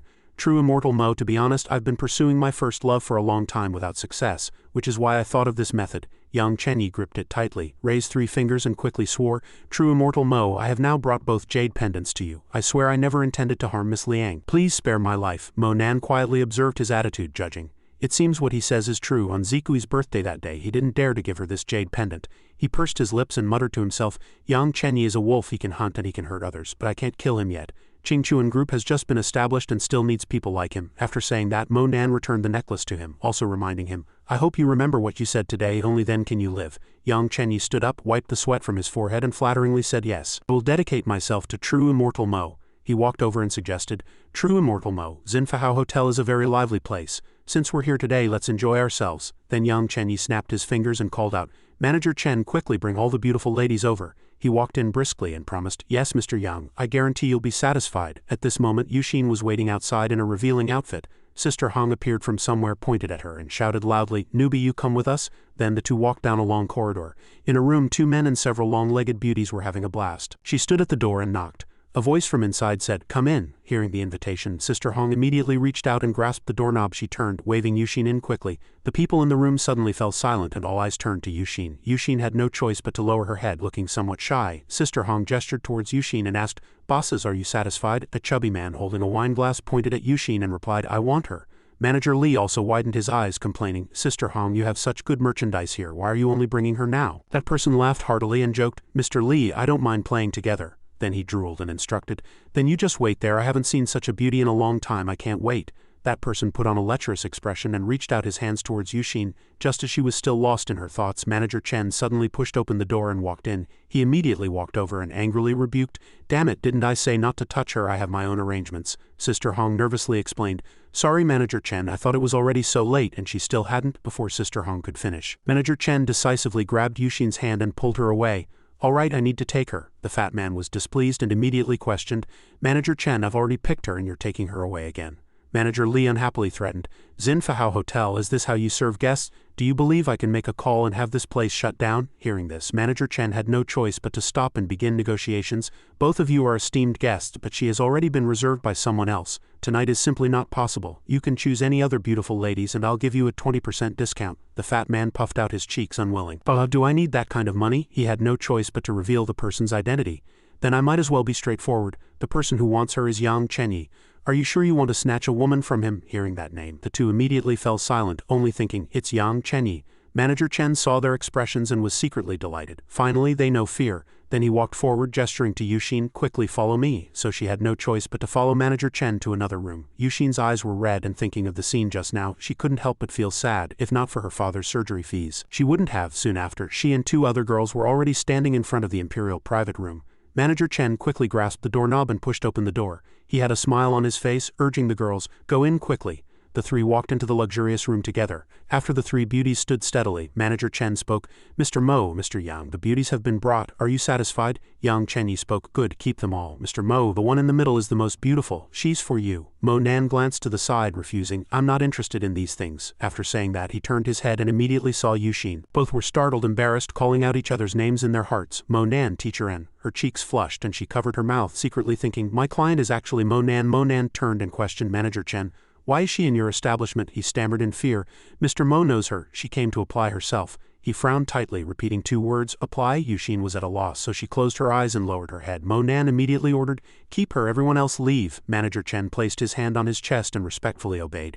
Yes, Yang Chenyi hadn't even reacted fully but was already looking at him differently. Mr. Mo is still a man after all. He pretended to refuse just now, but now that he sees a beauty he can't resist. In the end, the honey trap is still the best strategy. Then he squinted and shooed the other 2 away. Quickly, all of you leave. Yuxin glanced to the side, wondering, Mo Nan's single word can make everyone here leave? Is he really a VIP client here? She was dumbfounded, imagining, Wait, does he really have feelings for me? Yuxin looked at Mo Nan, feeling uneasy and anxious. He's my student. Sweat began to trickle down. She compared him to the people before. But compared to those disgusting and bastardly old men just now, Mo Nan, as soon as Yuxin thought this, she covered her head in self-reproach. What am I even thinking? He casually placed his hand on the nearby seat and called out, Come here. She quickly walked over and sat down, stammering an explanation. Mo Nan, I'm not what you think. I was truly desperate. Mo Nan interrupted her. Do you really need money? Yuxin admitted. I urgently need 100,000, so I had no choice but to, he mercilessly reprimanded. I remember I told you last time that you could tell me if anything happened. Why don't you cherish yourself? After hearing this, she just lowered her head, feeling wronged. Mo Nan suggested, I can help you with that money, but you must promise me one thing. At this moment, Yuxin didn't know what she was thinking. Her entire face turned red like a ripe tomato. She said nothing, but suddenly stood up, turned around, and pushed him onto the bed. Yuxin immediately pressed herself against Mo Nan. He looked at her blankly, not understanding what would happen next. Yushin was equally shy and the atmosphere became even more awkward. Her lips curved slightly upwards and she secretly thought, he suddenly wants to give me money, is this his request, but what should I do next? Yushin shyly guessed. Monan, is it your first time? That's right, he's still young. This is my first time too. Tisk. She stopped, hugged her body and suggested, it shouldn't be here. How about we go to a hotel? Monan immediately sat up and reprimanded. What are you thinking? I'm helping you because you helped me before and you're my teacher, Yushin asked in surprise. Didn't you say you wanted me to promise you one thing? Isn't it right? Not this kind of thing, he replied helplessly.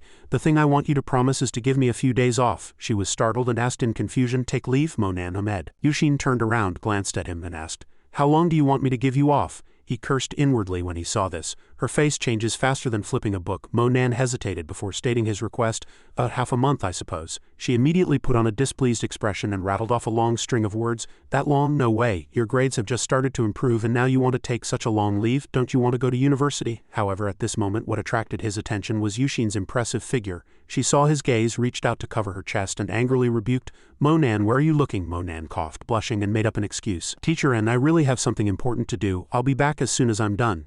Yushin suddenly remembered the money matter and asked, by the way, are you really going to lend me money? Where did you get the money? Why are you here? He held up his phone and said, don't ask so many questions. Give me your bank card number and I'll transfer it immediately. She had no choice but to take out her phone and do as he said. Subsequently, Yushin's eyes widened as she stared at the screen, muttering 500,000. She questioned in panic, oh my god, how do you have so much money? Monan instructed her, take this for now. If it's not enough, tell me and I'll give you more. Don't ask so many questions anymore. Yushin held her phone to her chest, moved, and said her father was saved. He looked at her and again made his request. Then I'll take leave. She suddenly turned around, wrapped her hands around Monan's neck and said gratefully, thank you.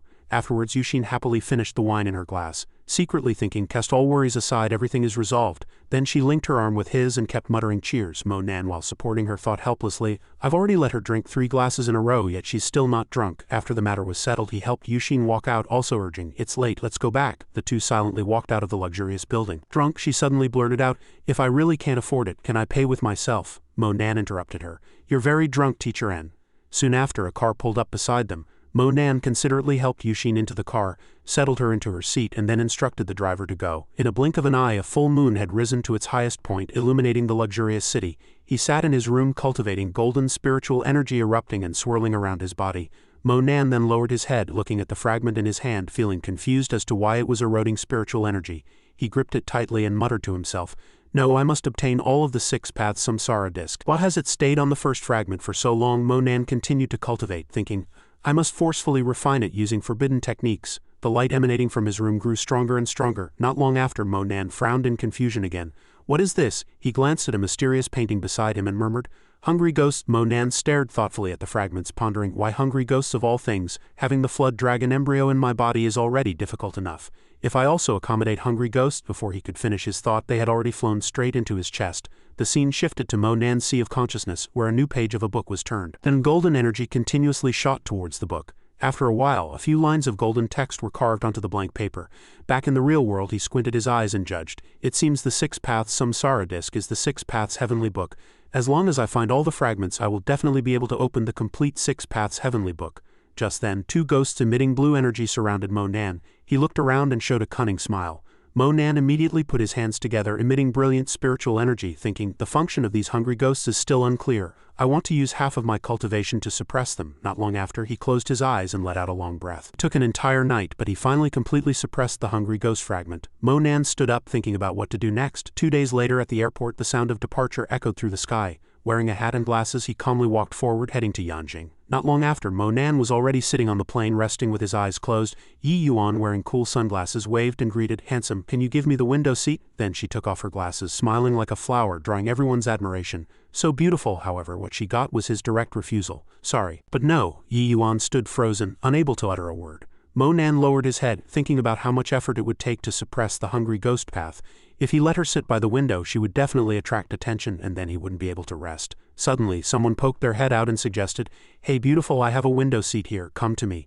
She had no choice but to sit beside him, sighing unhappily. The person sitting next to her saw this, picked up his phone and tried to strike up a conversation. Beautiful, I think you're pretty cute, can I add you? Yi Yuan immediately cut him off. No, she looked at her phone and cursed, you bitch, if I can't get my first-class seat, I'll fire you when I get back. Monan meanwhile had fallen asleep. Yi Yuan's phone suddenly rang. She quickly answered, her tone sweet. Hello darling. The voice on the other end softly asked, Little Yi Yuan, when will you arrive? He was drawn by the voice and glanced over, vaguely feeling like he had heard the voice on the phone somewhere before. Yi Yuan joked, almost there, waiting for you, only arriving when she's hungry, she instructed. I'm flying now, I'm hanging up, that's it. The person on the other end quickly responded. Okay, see you at the airport later. Mo Nan still maintained a thoughtful attitude, staring intently at Yi Yuan. Startled by his gaze, she blurted out in surprise, what are you looking at? He remained silent, admonishing himself that it was probably an illusion or misconception. Mo Nan turned his gaze out the window, somewhat confused, as he was about to see Kuan Yin, and felt a little nervous. One thing had always bothered him, was she really her? Now Yi Yuan sat beside him, looking troubled. She had a very special connection with the sky. Since childhood she loved taking pictures of the sky when flying as a souvenir. She immediately put on a wronged expression, seeing Mo Nan sleeping with his eyes closed. But this guy refused to let her sit by the window from beginning to end. Suddenly the flight attendant pushed a meal cart over and asked, Sir, miss, what would you two like? Seeing this, Yi Yuan's lips curled slightly, and a mischievous idea came to her mind. Since you won't let me have it, I'll teach you a lesson. She happily said, just a bottle of water for me. He's too tired, don't wake him up, he doesn't need anything. The flight attendant softly replied, okay. Yi Yuan smiled and glanced over, excitedly thinking, although 3 hours isn't too long, I'll make him hungry as punishment. Not long after, she went to the restroom. Yi Yuan thoughtfully washed her hands, looking at herself in the mirror. She held the pendant around her neck, wondering what she was thinking. Yi Yuan took it off and asked herself, I wonder if he's thinking about me. Suddenly, Yi Yuan tightly closed her eyes, raised a hand to rub her head, and felt confused. What's going on? My head is so dizzy. Her body swayed and she accidentally dropped the pendant. In an instant, the jade pendant shattered into countless small pieces and black spiritual energy shot out from it, spreading everywhere. She had lost all sensation, falling to the ground unconscious. Mo Nan was suddenly startled at this moment, feeling that something was wrong. Why would hungry ghosts have a reaction? How could there be hungry ghost spirits on this flight? The flight attendant saw that the person inside had been there for too long and anxiously knocked on the door, shouting, Miss, what happened? Miss, can you hear me? Do you need help? Are you okay? Receiving no response, she had to open the door to check the situation. The person behind quickly said, lay her flat. The flight attendant did so, then said, no, she's still not waking up. Why is her face so dark? That person frantically searched for a solution. Is it poisoning? We need to land immediately, or turn around and take her to the hospital. A life is at stake, informed the captain immediately. He seemed to have heard this conversation, frowning in thought, then turned his head. The plan is going to be ruined. Mo Nan rushed to the restroom and said, excuse me, let me see how she is. The flight attendant immediately reached out to stop him. This passenger is already showing symptoms of poisoning. Please do not come closer. That person reminded. They walked together. Quickly go check on your girlfriend. Has she ever been like this before? He immediately walked over, knelt down and looked at the eerie spiritual energy on Yi Yuan, thinking, how can she have two ferocious, vengeful spirits on her? Mo Nan widened his eyes and judged that if this continued, she would become a mental patient within a few days. Then he looked up and ordered, you better not look. Mo Nan extended his spiritual energy-filled palm and placed it on her face. He held it there for a while as if trying to dispel the evil energy. The next second, two small vengeful spirits broke free from Yi Yuan's face, roaring loudly because someone was interfering. Seeing this, the two flight attendants turned pale with fright and shrieked, what is that? Mo Nan quickly reached out to grab them. He immediately held them tightly in his hand. Cursing inwardly, how dare mere yin spirits emit murderous intent at me? Mo Nan suddenly paused, remembering the scene of the Buddha from before when a Zen master gave a green jade pendant to another person. He looked at the fragments on the floor and couldn't help but wonder, is that the fragment? However, his hand remained on Yi Yuan's forehead, treating her. Just then, she gradually opened her eyes. Yi Yuan didn't know what had happened. Her cheeks flushed, and she let out a frightened scream. She sat up abruptly, one hand clutching her chest, the other shaking off Mo Nan's hand while scolding, what are you doing? Help! Pervert! Xianxia agilely walked over to comfort her. Miss, please calm down, calm down. Yi Yuan pointed at his back. Make a big deal out of it. I'm going to call the police. Everyone here saw it. You can't escape. The flight attendant immediately reported, Miss, please calm down. You fainted just now, don't you remember? This gentleman saved you. Hearing this, she asked blankly, did he just save me? Mo Nan was too lazy to argue, only caring about other matters. Now that she's awake, there's no need to turn back, right? Xianxia politely replied, after we check her. If there are no problems, then there's no need to turn back. Then she watched him leave, couldn't help but admire, so handsome. Mo Nan returned to his seat, holding two yin spirits in his hand, thinking that he didn't expect the hungry ghost path to have such a function. His face was gloomy as he guessed, if I refine and merge it and completely use it for myself, can I control thousands of ghosts? Mo Nan suddenly put it in his mouth and muttered to himself, this evil spirit has been completely eroded by yin energy, it's useless to keep it. Then the plane continued its journey, soaring through the blue sky. At this moment, Yi Yuan finally stabilized her mind and slowly walked back to her seat. She sat beside him and spoke, I'm sorry, I was too impulsive just now. Thank you for saving me, he replied faintly with his eyes closed. I wasn't trying to save you, I just didn't want to delay the flight. Hearing this, Yi Yuan tightly closed her eyes, furious in her heart. He's such a bastard, but he saved me anyway, I can't be angry. She lowered her head, looking at the tiny green jade fragments in her hand. Yi Yuan held it up and asked, I heard there was a problem with my jade pendant, can you tell me? Mo Nan glanced at it and immediately explained. The jade pendant you're wearing is an evil object. It contains malevolent spirits. Think carefully. After wearing this jade pendant, have you been different from before? Yuan truthfully confessed. It's true, after wearing it, I have nightmares every night. I don't even dare to sleep. The doctor only said my nerves were too tense. Recently I've often had bad luck. She worriedly placed her hand on his shoulder and softly asked, "Oh my God, have I been framed? What should I do?" Monan comforted her. "Don't worry, now that the jade pendant is destroyed you'll be fine. As for how you deal with the person who gave you this pendant, that's up to you to decide." Yuan pondered this, thinking, this jade pendant was obtained from the temple by Zhou Yuan and then given to me, and we soon became a couple. Could it be him? Then she glanced over and introduced herself. "Thank you very much this time. My name is Yi Yuan. What's your name? When we get to Yandu, I will definitely reward you handsomely." He happily replied, "My name is Monan, no need for rewards." In a blink of an eye the plane was ready to land in Yanjing. Monan quickly disembarked feeling refreshed. Yi Yuan slowly walked out of the cabin door, looking around for him. Where is he? She still wanted to thank him, but he was gone in a flash. Then she smiled and thought to herself, since he's in Yanjing, this is my Yi family's territory. I'll just ask my aunt. I'll definitely find him. At this moment he was looking at the time on his phone, muttering to himself that there was still some time before Kuan Yin finished school. If he hurried over now, he might be able to catch her at the school gate. After a while Monan walked out of the airport and hailed a taxi. He sat inside and stated his destination, Xicheng Normal University. In a blink of an eye Monan stood in front of the main gate of Normal University, sweating profusely, his nervousness evident. The broadcast simultaneously announced, "It's dismissal time now. All students please be careful and go home as soon as possible." Monan stood aside watching the bustling crowd. The bustling crowd passed him by. He suddenly stepped forward and asked two boys, "Excuse me, do you know Mu Kuan Yin?" The two boys excitedly chattered. "Do you want to know Mu Kuan Yin, our school's campus belle?" "Campus belle? Mu hasn't been to school these past few days. Hurry up and leave. If Cao Qilin finds out someone is interested in his fiancée, you won't even know how you died." After speaking the two left, one even reminding his friend not to talk about the Cao family casually. Monan's face darkened at this moment, and he muttered three words, "Fiancé." He clenched his hands and cursed, "Damn it." Monan stomped his foot heavily on the ground, causing the ground to crack instantly. A few seconds later he raised his hand to cover his face, blaming himself. "Why do I become so irrational when it comes to Kuan Yin?" Monan thought to himself. "Forget it, I'll come back tomorrow." Suddenly a voice rang out, attracting his attention. "It's you." It was the flight attendant Tianxin. She recalled their previous encounter on the plane and asked, "How wonderful, I didn't expect to see you here. Are you a student at this school? Do you still remember me?" "I was the flight attendant on your flight today," Monan politely replied. "Hello, it's nice to see you again so soon." She extended her hand and introduced herself. "My name is Han Tianxin." "What's your name?" Monan quickly replied. "My name is Monan." After speaking, Tianxin got straight to the point. "I'm very sorry to bring this up as soon as we meet, but I'm afraid I won't have another chance. There's something I'd like to ask for your help with." She spoke with a troubled face. "My father is also possessed by a devil. Can you help me look at his condition? I'll agree to any price. My brother is a teacher at this school, so if you need any help in the future it would be much more convenient. Can you help me?" After hearing this, he widened his eyes, thinking, "A teacher, if I can get to know a teacher at this school, perhaps I can find out about Mu Kuan Yin's situation." Seeing this, Monan immediately agreed. "I don't need money, but there's something I'd like to ask your brother for help with." Tianxin held her own hand excitedly, saying, "No problem." Just then a car pulled up. She turned and said, "Perfect, he's here." Then it stopped beside them. "You from the car, get in." Tianxin extended her hand to him. "Let me introduce you, this is Monan." Then she respectfully turned to Monan and said, "This is my brother Han Yang." He didn't respond, only coldly ordered, "Get in the car first." Tianxin reached out, gripping the car door, and obediently complied. Yang turned his face, squinting, and asked, "Boyfriend?" Her cheeks immediately flushed and she denied, "No, just a friend. I invited him to help Dad with his illness." Yang immediately frowned and scolded, "Isn't Dad's illness clear enough? You actually found a high school student to treat Dad? Are you treating Dad like a guinea pig?" Tianxin frowned and stopped him. "Brother, don't talk nonsense. Monan is very capable." He glanced at him and murmured, "Doesn't look like it at all." Monan proposed a condition.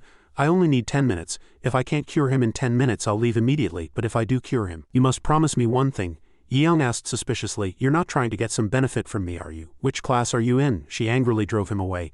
"Brother, I invited him here. If you're going to keep this attitude you can go back by yourself." He immediately agreed to Monan. "All right, 10 minutes it is." At this moment he said nothing, just quietly looked out the window. Monan pondered, "The Cao family, in my previous life you made me stay away from Kuan Yin. In this life you won't have that chance." Not long after, the sky gradually darkened and the tall buildings lit up. Soon the car stopped in front of a house. A voice from inside said, "We're here." The three helped each other into the house and saw Han Tianxin's father lying ill in bed. She turned to Monan and said, "It's here." He opened his eyes wide to check the situation. This person was not possessed by a ghost at all. Monan still observed carefully in silence. Seeing no movement from him, Han Yang reminded him, How's it going? Has the great doctor figured out what's wrong? You still have 9 minutes. Han Tianxin immediately accused. Brother, do you want Dad to get better or not? Can't you be quiet for a while? He retorted. How could I not want Dad to get better? You bring back all sorts of questionable people every day. What's the point? She frowned tightly and started arguing. For a whole week you haven't come back once to take care of Dad. What right do you have to say that the people I invited are questionable? Han Yiang was no pushover and immediately retorted. Then tell me, what good were those famous doctors you invited? Now you've even invited a high school student. After speaking, he looked at Monan's back and directly shooed him away. Didn't you say you only needed 10 minutes? How long has it been? After you're done with the diagnosis, you can leave tomorrow. Only then did Monan glance at him and say, he wasn't possessed by a ghost but was injured by a master. This person not only shattered his bones with true qi, but also attacked his mind with divine power, causing him to fall into a coma. Han Yiang was startled upon hearing this. What? Monan pressed. Did your father offend some master? He frowned, contemplating the various stages of cultivation. Power progresses from low to high: internal energy, true qi, yuan qi, vitality, and divine power. The Huaxia martial artists he had encountered only reached internal energy, which was far inferior in quality to true qi. How could someone cultivating true qi appear in Huaxia? Han Yiang quickly explained, my father used to be a manager at Cao's company. One day he suddenly told us to move immediately and resign from the company. Less than 3 days later someone who didn't know his place came. Monan lowered his head and muttered to himself upon hearing this. Sure enough, one cannot underestimate the Cao family. They actually sent a true qi master to deal with a mere manager. Han Tianxin added dejectedly. After that, Dad kept complaining of headaches, couldn't stand steadily, and fell into a coma a few days later and hasn't woken up since. She reached out and held Monan's arm, asking softly, Monan, you can definitely save my father, right? Monan immediately replied, yes, bring me a basin of water. Han Tianxin said, all right. Then she brought a basin of water and a towel. He held the pill in his hand, thinking of a solution.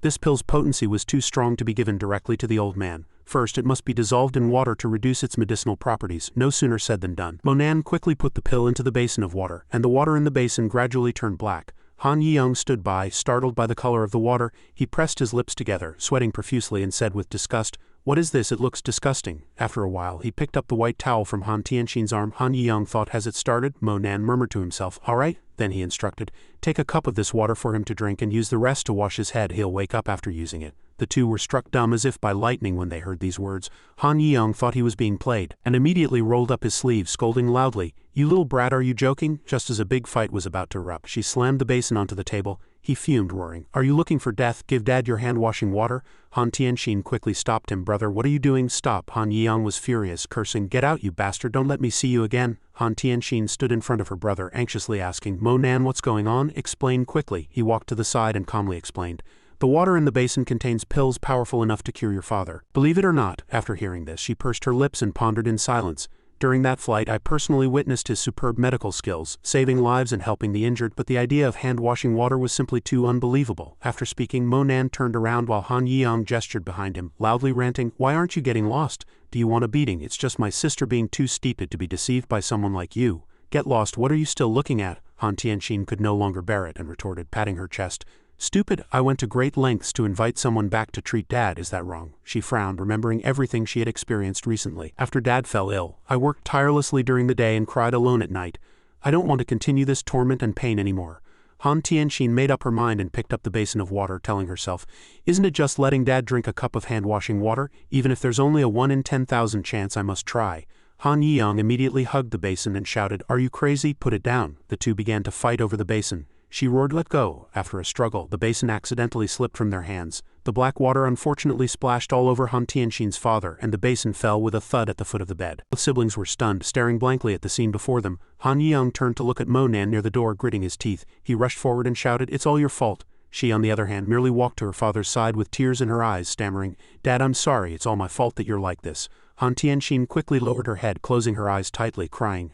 However, a hand reached out to touch her cheek. Han Tianxin suddenly glanced up and saw her father touching her head. She softly called out, Dad? Han Tianxin, like a child, immediately threw herself into her father's arms, shouting, Dad is awake. She quickly held his hand and asked, Dad, how do you feel? Han Tianxin's father replied weakly, my dear daughter, I'm fine. Just then, Monan turned around and Han Yiang, with a large bump on his head, also glanced over. He murmured, it actually worked, he added. He's awake, but his body is still weak and you've wasted too much medicinal water. Han Tianxin saw Monan approaching and asked worriedly, will my father become a vegetable? He took his pulse and replied, I can't guarantee that. If you had let him drink that cup of water just now, he might have recovered faster. Han Yiang was trembling all over now. Pleading with tears, Dr. Mo, you must have more pills, right? Can you give us another one, please? Save my father, please. Mo Nan frowned and questioned, what did you say about me just now? Why are you begging me now? He immediately knelt down and admitted his mistake. Dr. Mo, I was ignorant. Please save my father. He immediately set a condition. We are partners. If I give you a pill, you must first answer one question for me. I want to ask you, Mo Nan directly asked, why isn't Mu Kuanyin going to school? Han Yeong knelt on the ground and quickly replied, Mu Kuanyin, that little girl went to a calligraphy and painting exhibition.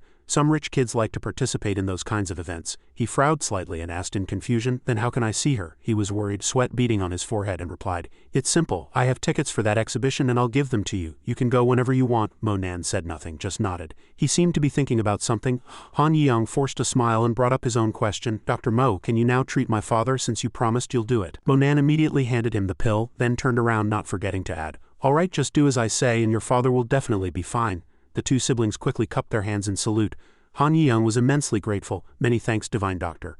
Mo Nan glanced at him and said, however, it's a bit inconvenient for me to get around in Yanjing these days. I lack a mode of transport. He was stunned when he heard Mo Nan's suggestion to borrow his car. Soon after, he had driven and parked in front of a high-rise building. Mo Nan got out of the car, looked at the door in front of him, sighed and murmured, it's still open. He looked up at the words above, specially sponsored by Sao Group. It seemed the Sao family's influence was even greater than he had anticipated. Mo Nan walked inside where the crowd was whispering, Old Chen won first prize in today's calligraphy competition, didn't he? Yes, overall this year's competition level is higher than last year. Truly many talents emerging. He walked past a spot and saw someone praising the painting in front of them. This painting is truly amazing, incredible. Mo Nan suddenly stopped and glanced to the side. A black circle was painted in the middle of this painting which caught his attention. Mo Nan's eyes widened and he wondered, this painting is a map. He walked closer and murmured, this painting is probably the work of a famous ancient master. Even now, it faintly exudes spiritual energy. One can imagine how much spiritual energy it contained when it was first painted, inspiring awe.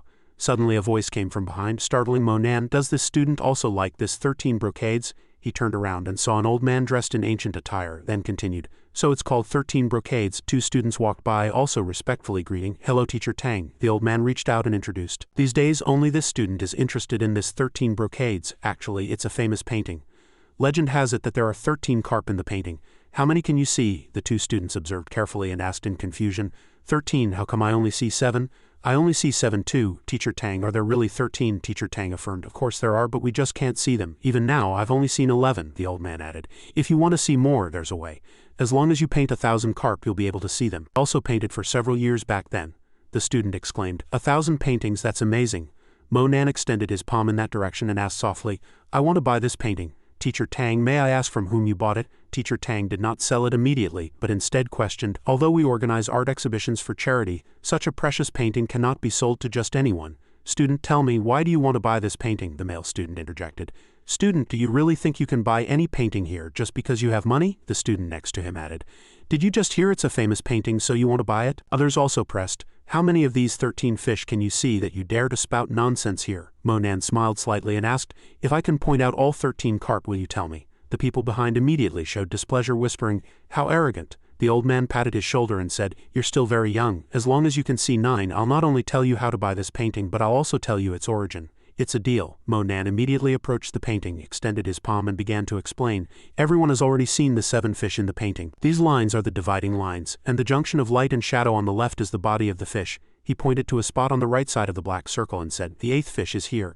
A young man nearby saw it and also pointed and shouted, I see it, that's right, that's the 8th fish, Teacher Tang confirmed happily. Indeed, to be able to see this fish, it seems you have some ability. Then the students all looked on dumbfounded as Mo Nan pointed. This is the 9th, the 10th. He calmly pointed to a spot and continued, this is the 11th. The old man who had been scornful just now was now speechless. Teacher Tang quickly asked, student, what's your name? Which school are you from? Mo Nan calmly replied, my name is Mo Nan and I hope you will keep your promise. The old man reached out and assured him, of course, this painting is a family heirloom of my Tang family.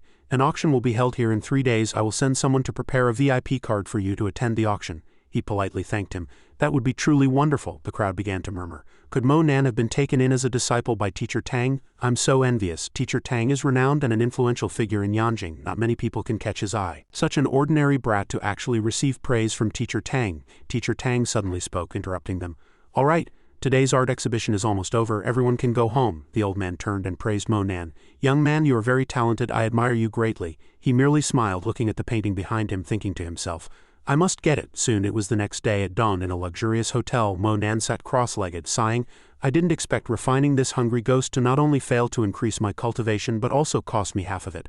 My head aches so much. He suddenly opened his eyes, stammering, but today I can see Kuan Yin. Thinking of this, Monan immediately felt energized, looked at himself in the mirror and murmured, Kuan Yin, I'm coming. The sky was clear at this moment, with white clouds floating. Monan walked in front of a building, suddenly stunned, sweating profusely, thinking, how is this possible? He looked at the crowd in front of him and wondered, so many people have come. Monan quickly walked inside, complaining as he went, with so many people it will be even harder to find Kuan Yin. Time flew by, and in a blink of an eye the sun was setting. He felt something was amiss and muttered, strange, Han Yang clearly said she was here. Suddenly a young man passed by and bumped into Monan. Xianxia quickly turned around, scratched his head and apologized, then he turned around contentedly and left. While Monan remained standing there dazed, Monan suddenly put his hands in his pockets to check and found something missing. His car keys had been stolen. Meanwhile, Xianxia was rushing into the restroom. He hung the cleaning in progress sign outside the door, then slammed the door shut with a bang. Xianxia looked at the things on the table and murmured, it seems the famous Chu Lusheng of Yanjing can finally retire this time.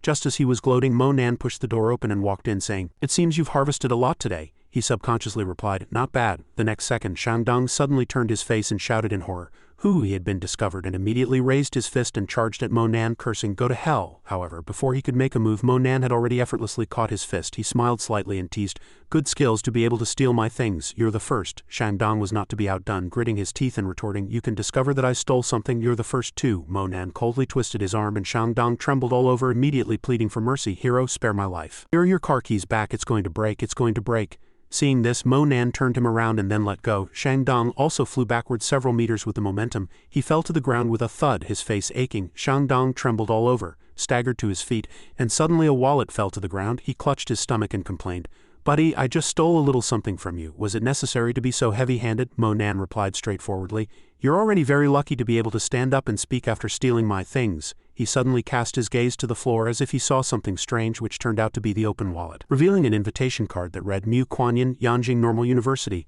Monan quickly reached for the wallet. He held it in his hand, joyfully whispering, finally found you. Monan immediately pinned Xianxia against the wall and questioned him, where did you steal this wallet from? Xianxia confessed in fear, bro, I was wrong. I didn't know it was your friend's. Her wallet didn't have a single cent. I didn't take anything. Monan angrily turned Xianxia around, grabbed him by the collar, lifted him up and shouted, where is she? Xianxia, scared, tightly closed his eyes and stammered, third floor. In another room, everyone was concentrating on preparing their pens and white paper. Elder Mu adjusted his glasses and said, Elder Tang, these past 2 days I've noticed a few very talented budding artists. Elder Tang responded with an oh, saying, I also discovered a young man yesterday who could see all 13 carp in 13 brocades. He's very talented. Those present began to flatter him. No matter how talented, one needs the right teacher. Who doesn't know that all the paintings in our Yanjing Hall are by Elder Tang? Indeed. Elder Tang smiled kindly and expressed regret, but said that there are fewer students who like inkwash painting now, and it's too difficult to choose a satisfactory disciple. 5 people stood on the rostrum quietly discussing, I'm old too and I don't have too many demands. I just want to choose 2 disciples from these children. What do you think of Mu Kuan Yin at the very back? I think this child is excellent at both writing and painting. One person, looking at Kuan Yin who was diligently painting, argued, this child's ability can at least rank in the top 3, and she comes from a prominent family, but unfortunately her personality is too quiet. Beside her were Mu Yanyan and Mu Lingang. They were discussing members of the Mu family. These 2 were always surrounded by people wherever they went and had excellent social connections.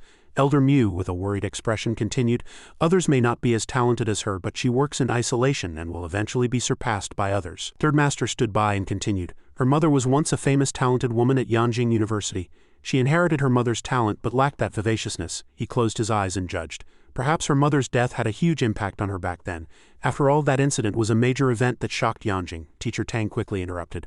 All right, let's not bring up old matters. The camera shifted outside and a large number 3 appeared. Monan slowly walked up the steps facing people in black suits. A male student stood between 2 bodyguards and immediately extended his arm to block. Student, there's an exam going on inside. You can't go in. He looked at the 2 people, a drop of sweat appearing on his forehead.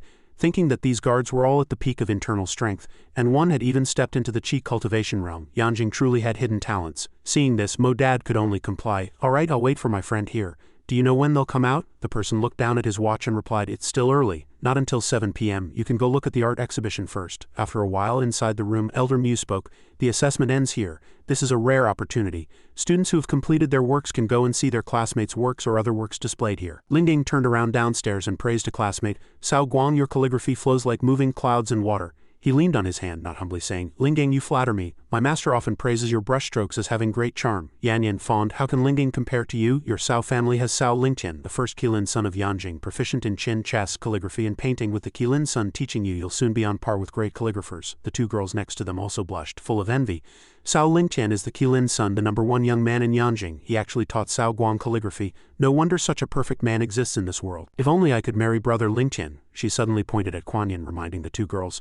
Stop dreaming, brother Lingtian's fiancé is right here. She said nothing, only silently lowered her head, her eyes a little sad. Yan Yan, seething, thought, this annoying vixen always has a straight face. I wonder what she's thinking. She crossed her arms and walked to Kuan Yin's side, arrogantly asking, What are you painting? Kuan Yin frowned, clearly showing a disgusted expression at Yan Yan. Seeing Kuan Yin remain silent, she shouted, Hey, don't you have any manners? I'm talking to you. Suddenly a voice rang out, stopping her. Yan Yan, she's your sister, don't be like that. Yan Yan crossed her arms and denied. I don't have such a sister.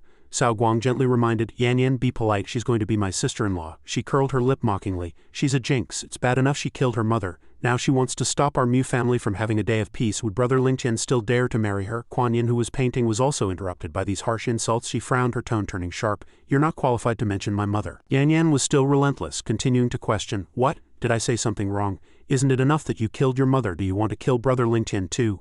Cao Guang, hands on hips, added, She won't have that chance. Brother Lingtian is never short of women. Besides, brother Lingtian has a very good relationship with Miss Zhang of the Tai Chi sect, so who knows who will get married in the end. Several nearby girls also joined in. That's right, Cao Lingtian always has one-night stands with women and never touches them a second time. The Mu family only designated Mu Kuan Yin for marriage for the sake of cooperation. How could she ever catch the Qilin son's eye? Lingang quickly intervened for Kuan Yin. All right, stop talking, it's 7 o'clock. Everyone hurry up and submit your works. I'm treating everyone to a big meal tonight. Only then were they willing to leave, leaving Yan Yan standing happily in front of Kuan Yin. She deliberately knocked over an ink bottle onto Kuan Yin's freshly painted work, and instantly a beautiful painting was ruined by ink stains, destroyed beyond repair. Yan Yan retracted her hand, watching Kuan Yin's distress over her work. Kuan Yin could no longer hold back and roared, Mu Yan Yan? She placed her hand on her chest, pretending to innocently accuse. You knocked over the ink bottle yourself, why are you so fierce with me? The three judges quickly rushed to the scene. Third Master loudly asked, What happened? Yan Yan turned around and quickly explained, Teacher Tang, Third Master. Mu Kuan Yin herself knocked over the ink bottle and ruined the painting. Kuan Yin retorted, You deliberately ruined my painting. Third Master frowned and questioned Yan Yan. Yan Yan, is that true? Yan Yan immediately put on an innocent look and said, Third Master, she's slandering me. If you don't believe me, ask everyone. Cao Guang from behind raised his hand and said, Teachers, I can testify, this really has nothing to do with Mu Yanyan. Others also echoed, That's right, Third Master, you're only listening to one side and are eager to blame her. Kuan Yin, you really disappoint me. You've never done anything satisfactory since childhood. Forget it, let's leave it at that. Meeting adjourned. Kuan Yin was so wronged that tears streamed down her face, softly saying, Mu Yanyan really did ruin my painting, why don't you believe me? The matter was settled.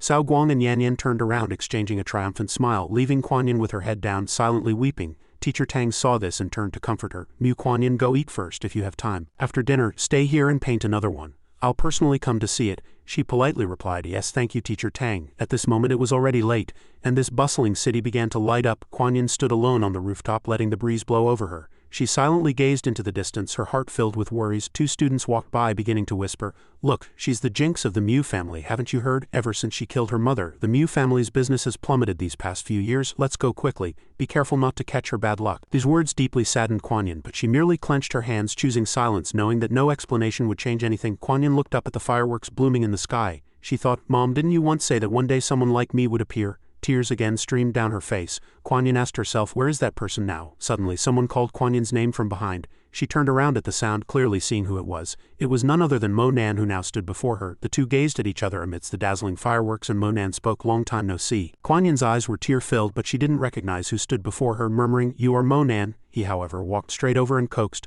Kuan Yin, I'm here, don't worry. I'll take care of everything. She instinctively took a step back, asking in fear, Who are you? Why do you know my name? He couldn't help but pout, softly calling out, Kuan Yin. The other party, however, was so scared that her face turned red like a ripe tomato. Before he could kiss her, Kuan Yin already raised her arm and shouted, Get away, pervert! Mo Nan nimbly grabbed her arm, stammering, I'm sorry, Kuan Yin, I got too excited. He pressed her against the wall again, gently continuing, I'm sorry. Suddenly a scream came from behind. Who's screaming? What happened? Mo Nan instinctively turned around, guessing, Such strong killing intent, there's actually a master here. It turned out to be Teacher Tang and his group with bodyguards who had run breathlessly onto the rooftop. Third Master also appeared, shouting, How could this be? What did you just do? Mu Kuan Yin bodyguards quickly seize him. Several bodyguards quickly aimed their guns at Mo Nan, commanding, Stop or we'll shoot. Suddenly a voice rang out, stopping them. Stop! Teacher Tang immediately recognized a familiar face. Mo Nan, what are you doing here? Cao Guang from behind also asked in confusion. Is it him? Third Master turned around and asked. Elder Tang, do you know this kid? Teacher Tang immediately explained. He's the young man I said could see all 13 carp. Seeing this, Mo Nan cupped his hands in a respectful gesture, admitting his fault. Teacher Tang, I know everyone is taking an exam and I also wanted to do some calligraphy, but the bodyguards outside wouldn't let me in, so I came to the rooftop for some air. And I ended up scaring this student, Teacher Tang softly asked. Mu Kuan-Yin, is that true? Mo Nan was at this moment only praying in his heart. Kuan-Yin, please don't expose me here or I'll have a hard time seeing you again in the future. Kuan-Yin at this moment glanced, thinking, if I expose him it will not only cause a discrepancy between words and facts, but it might even cost him his life. She remembered his tear-filled eyes at that time and asked herself, and why was he crying? Kuan-Yin softly said, it's true. Elder Tang burst out laughing. It seems it was a misunderstanding, Teacher Tang happily suggested. Mo Nan, although your method was wrong, I'll give you another chance. Write some characters for the teachers here to see. Mo Nan immediately agreed. Okay. They quickly entered the room. Elder Tang urged, come write on Mu Kuan-Yin's desk. I want to see how beautiful your calligraphy is. Mo Nan again showed a dejected expression, looking at Kuan-Yin behind him and sighing. He didn't expect to leave a bad impression on her at their first meeting. Then he looked at her soiled painting on the desk, thinking, is this Kuan-Yin's painting? Why was it splashed with black ink? Teacher Tang, however, smiled brightly and said, Mo Nan, begin. Mo Nan stopped thinking and immediately picked up the brush. The two students behind began to whisper again. They've been making noise all night. I thought it was something important. Yeah, I think he's probably just a crazy fan of Mu Kuan-Yin. It's a miracle he can even hold a pen. These unpleasant words again reached Mo Nan's ears, making him frown in displeasure. He coldly raised the brush above his head and quickly wielded it across the paper, causing the surrounding crowd to exclaim in surprise. Look quickly, this is, a nearby judge also exclaimed in admiration. My God, the characters are so vibrant. Teacher Tang walked behind Mo Nan and praised, I can't believe Mo Nan's skill has far surpassed ours. Others also echoed, this level is enough to be our teacher. Elder Mu spoke, saying he didn't expect him to be so young yet able to write such beautiful characters. Other students also happily admired this talent. Only Kuan-Yin remained silent in the crowd. He excitedly walked up to her and said, I apologize for the offense just now. These 2 lines of poetry are for you. Kuan-Yin's cheeks flushed, her mind filled with questions, stammering, for me. With that, Mo Nan cupped his hands in farewell. We will meet again. As soon as he finished speaking, he leapt out of a nearby window. She shouted in panic, Mo Nan! Teacher Tang cried out in alarm. Oh no, he jumped. Third Master glanced, while Elder Tang quickly commanded, bodyguards, quickly go down and see. Kuan-Yin, sweating profusely, thought to herself, will he be okay? Someone leaned out and looked down, asking in confusion, where is he? He's gone. Third Master frowned and opined, I don't think we need to look anymore. If he had the courage to jump, he certainly wouldn't let anything happen to himself. The crowd also agreed. That's right, Teacher Mu makes a lot of sense. Teacher Tang stroked his chin, changing the subject. Did Mo Nan just say he was giving this masterpiece to Mu Kuan-Yin? Elder Tang waved. Kuan-Yin, come here quickly. Seeing this, she walked over amidst everyone's surprise. Kuan-Yin saw the characters on the paper and instantly froze. Her cheeks suddenly flushed and her eyes widened. Kuan-Yin murmured, I seek freedom from the impermanence of existence. The next line read, neither Peaches nor my beloved are seen. She vaguely imagined an ancient scene, these few lines seemed to say. At that time, a man was reaching out. Kuan-Yin guessed its meaning. Even with 1,000 worlds, one person is still missing. The next second, she looked down and asked herself, why would he give me these characters? At this moment, the crescent moon hung high, and outside, Mo Nan was chasing a white-haired old man. Not long after, the old man turned around and cursed. Beast chasing me for so long, do you want to die? He directly questioned. Who are you? Why are you following Mu Kuan-Yin? Xianxia angrily retorted. Is the Cao family's young mistress's name something you can casually utter? Since you're so rude, you're dead today. Mo Nan suddenly realized. So you're from the Cao family. Are you here to monitor Mu Kuan-Yin? The old man, holding a knife behind him, corrected him. How can you call it monitoring? I'm just protecting her on behalf of young Master Lin Tian and chasing away those men who covet her. He listened, clenching his hands, and accused. So you're the one who made Mu Kuan-Yin unable to make friends, making her live alone for so many years. Xianxia immediately drew his knife and charged, shouting, Kid, don't brag if you don't have the skill. Go to hell. He swiftly swung his knife, unleashing a sharp attack, but Mo Nan dodged it by bending down. Xianxia was not to be outdone, continuing to throw punches. You're not weak either. He immediately swung his fist to meet it. Two spiritual energies, one blue and one yellow, quickly collided. The next second, Mo Nan was violently pushed back by the spiritual energy, his feet scuffing the ground as he stabilized himself. Mo Nan frowned, looking at the person in front of him, thinking, this person is much stronger than anyone I've met in Jiangnan province. Xianxia also leapt back a few meters. The man frowned and muttered to himself, Brat, I underestimated you. A whirlwind suddenly kicked up around Xianxia and he provoked, Kid, if I'm not mistaken, you must have something you care about. It's a pity you've met me. He immediately raised his arm, summoning his terrifying vortex. Xianxia flung his dagger forward and at the same time leaves scattered. Mo Nan remained motionless, watching it rush towards him. He was expected to react fiercely, but he merely calmly reached out and deflected it. The man exclaimed in surprise, Kid, you're good. You actually dodged that move in a flash. Xianxia erupted with terrifying energy and turned around. Mo Nan's mouth fell open, and he guessed, this is true chi. Xianxia flew in, swinging his fist fiercely at Monan with a deafening roar. Unexpected, wasn't it? Monan leaned back, raised his hand to block and questioned, "What kind of cultivation method is that?" The man continued to unleash his ultimate moves, coldly replying, "A cultivation method to kill you." Monan gritted his teeth, raised his palm, summoned a golden energy and rebuked. "How conceited!" Xianxia was caught off guard and immediately struck by Monan's move. Monan swiftly created two vortices and with a shout of "Rise!" they flew forward. Those shimmering circles and the leaves in the forest continuously rushed towards him. Xianxia raised his hands to protect his chest, covered in wounds, yet still arrogantly questioned, "I'm from the Cao family, do you dare kill me?" The next second he could no longer resist and fell to the ground. Monan walked forward and asked, "I'll ask you one last time, where did you get the cultivation method you practice?" Xianxia took him by surprise, suddenly jumping up and shouting, "Too much talk." He shot out a black sword, roaring, "Go to hell!" Monan frowned and scoffed disdainfully. "Mere evil magic dares to be arrogant in front of me." He raised his hand, forming a golden circle, and instantly shattered the sword. Xianxia finally cried out in alarm, "Impossible, I've cultivated for decades, how could I lose to a mere brat like you? Where did your cultivation come from? Who exactly are you?" Monan punched him hard, scolding, "You don't know your place." Xianxia frantically shouted, "Stop, you beast, how dare you cripple my cultivation?" It was too late. His true chi gradually dispersed and the inner elixir in his body shattered. Xianxia's legs unconsciously buckled to the ground. He was as arrogant as he was disgraced. Monan kicked Xianxia several meters away and instructed him to deliver a message to Cao Lingtian. Monan stood with his hands in his pockets, his tone icy. "For a Qilin like him, I will definitely make him pay." Xianxia stood up, turned around, hugged his arm and sneered, "You're still too young to kill young Master Lingtian, arrogant brat, you'll regret this later." Monan stood still, thinking to himself, when he crippled his cultivation just now he felt the cultivation method he practiced. Although this method was still very weak in the mortal world, ordinary people could only obtain such a method. He looked down at the fragments at his feet, murmuring, "And this strange true pearl, this treasure has already been classified as a magical artifact." Monan looked up at the waning moon, and silently admonished himself, "Kuan Yin, let me bear the raging storms alone. No matter when, I will stand before you to shield you from the wind and rain." The camera shifted back to the room. Teacher Tang said, "Everyone is fine, go home quickly." He handed Monan's painting to Kuan Yin and instructed, "This calligraphy that Monan gave you is very precious, you must take good care of it." She happily reached out to take it. "Yes, Teacher Tang." However, Yan Yan openly snatched it, saying, "I'm your older sister, I'll keep this calligraphy for you." Kuan Yin exclaimed in surprise. Cao Guang saw this and said, "Yan Yan, you're wrong this time. Since it belongs to my future sister-in-law, it naturally belongs to our Cao family, so of course I should keep it." Ling Gang interjected and argued, "Cao Guang, you're being too much by snatching this. I'm Kuan Yin's older brother, I'll keep it." Kuan Yin reached out to get it back. "This is mine. I don't need you to keep it for me." Yan Yan retracted her hand and warned, "Be careful, don't blame me if you break it." Third Master's face darkened when he saw this, secretly thinking, "It seems everyone wants to contend for this calligraphy with its extraordinary charm. If I take it back and can comprehend it within half a year, my magical artifacts will definitely improve." Third Master's face was grim as he roared, "Enough, stop arguing." He walked forward, picked up the painting and said, "I am the elder of the family, so I will keep this calligraphy." Kuan Yin immediately retorted, "I disagree, this should of course be kept by me." Third Master scolded loudly, "How can this be? Do you still have any respect for Third Master, for the Mu family?" Monan merely used the excuse of giving her calligraphy, but in reality he wanted to give it to the Mu family, Yan Yan added, crossing her arms. "That's right, Monan originally wanted to use calligraphy to curry favor with the Mu family. Do you really think it was given to you?" Ling Gang echoed. Kuan Yin heard him say, "Stop arguing, you can just tell Third Master if you want to see it later." She was helpless at being bullied by this group of people and could only silently accept her fate. Kuan Yin lowered her head, thinking sadly, "Ever since I was little, whenever there was an argument between me and Mu Yan Yan, everyone always said it was my fault." She looked up at the three faces, asking herself, "What is there left for me to care about in this family, even if I get it?" Yan Yan still wanted to continue mocking. "This calligraphy was clearly given to the Mu family by Monan. Don't be so self-important." Teacher Tang interjected from behind. "All right, say no more," she retorted proudly. "Did I say something wrong? If Monan were here, he would definitely say it was given to the Mu family, not to Mu Kuan Yin."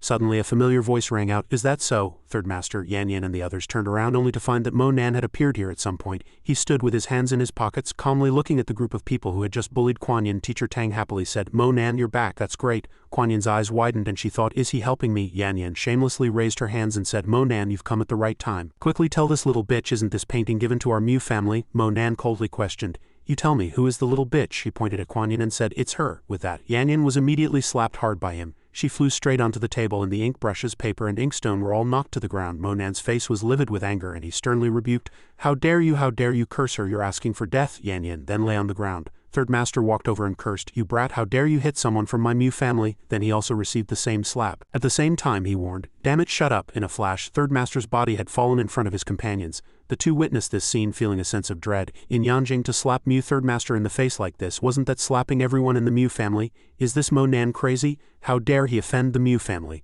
one of the 4 prominent families in Yanjing? Meanwhile, 2 bodyguards ran in through the main door. Mo Nan stood alone, fearlessly facing these 2 strong men. He calmly extended his palm forward, his gaze firm. One bodyguard was immediately sent flying while the other held his ground, striking a defensive pose. The man enveloped in blue spiritual energy roared, "You openly defy our Mu family, you're asking for death." Mo Nan didn't bother to argue. He raised his leg and kicked, shouting, "So much talk." So the bodyguard crashed into the door behind him, shattering it into pieces. After dealing with these 2 minor characters, Mo Nan turned to look at Cao Guang and asked, "Where else do you want to hide?" He abruptly grabbed his collar, and Cao Guang shouted in terror, "What do you want to do?" Mo Nan slapped him hard again. Elder Mu saw the situation was bad and immediately stopped him. "Stop, Mo Nan, how dare you hit people? Do you think you can be reasonable just because you know a little martial arts?" He slapped him, then righteously lectured, "When this group of people was bullying Mu Kuan-Yin here just now, why didn't you spout your bullshit reasoning?"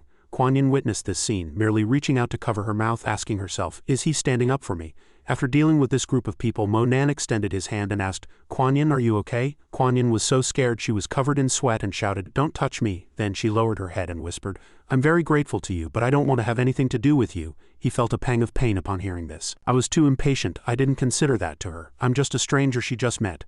Mo Nan frowned, facing Kuan-Yin while the others lay scattered on the ground. He thought to himself, this stranger tried to kiss her at their first meeting, and at their second meeting he beat up so many people. He walked up to Third Master and said, "I'm sorry, you're scared." Seeing this, Third Master quickly turned around, his face red and swollen, and let out a frightened scream. Mo Nan calmly continued, "Don't worry, I'll handle this." But Third Master hadn't even had time to leave before Mo Nan grabbed him by the collar from behind. He turned Third Master around, gripped his collar tightly, and threatened, "Listen carefully. If anyone in the Mu family dares to bully Mu Kuan-Yin again, I'll take your life," Third Master replied in fear. "I understand, the Mu family will never mistreat her." Mo Nan leaned closer to his face, gritting his teeth and emphasizing, "I'll say it again, no matter who, no matter what person dares to bully Mu Kuan-Yin, I will kill you first. Do you understand?" "Understood." He was panicked, sweating profusely as he swore, "I swear I will never mistreat her." The next second he took out a pill and said coldly, "Your oath is worthless." Mo Nan quickly forced the pill into Third Master's mouth, then continued, "This is a poison that acts once a month. Without my antidote, you will surely die." His face immediately turned ashen and he could only swallow it. After he was done, he pushed Third Master away and warned, "As long as you obediently listen to me, you will live." He immediately fell to the ground. Suddenly, police sirens wailed outside. Everyone was startled by the sound. Kuan-Yin's eyes widened and she felt worried. "Oh no, are the police here for Mo Nan?" She quickly turned around and asked loudly, "Mo Nan, I have something to ask you." He immediately turned around and hurriedly chased after Kuan-Yin. Mo Nan chased quickly, shouting at Kuan-Yin, "Don't run so fast." As soon as she got outside, she suddenly stopped, frowning and questioning, "Who exactly are you? What is your purpose in approaching me?" He was out of breath, struggling to explain, "Don't be afraid, I have absolutely no ill intentions, I'm just someone who has been looking for you for a long time."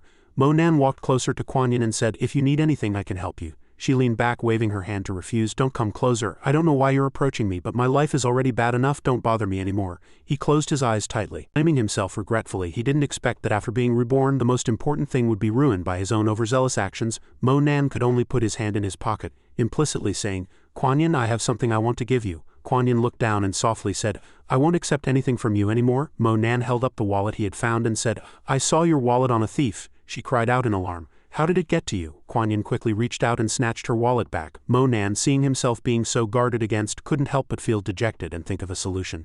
"It seems I'm still being suspected. It will take some time to change her first impression." She closed her eyes and said gratefully, "Thank you very much. No one has ever protected me for so many years, but you probably don't know how much trouble you've caused today." Then Kuan-Yin turned and left, not forgetting to remind him, "No matter what your purpose is in approaching me, I advise you to leave Yanjing immediately. The farther the better." As she walked, she added a few more instructions. "If you really want to help me, don't appear in front of me again." So only Mo Nan was left standing there watching Kuan-Yin leave. He held up the bracelet, regrettably thinking, "I haven't given her the bracelet yet.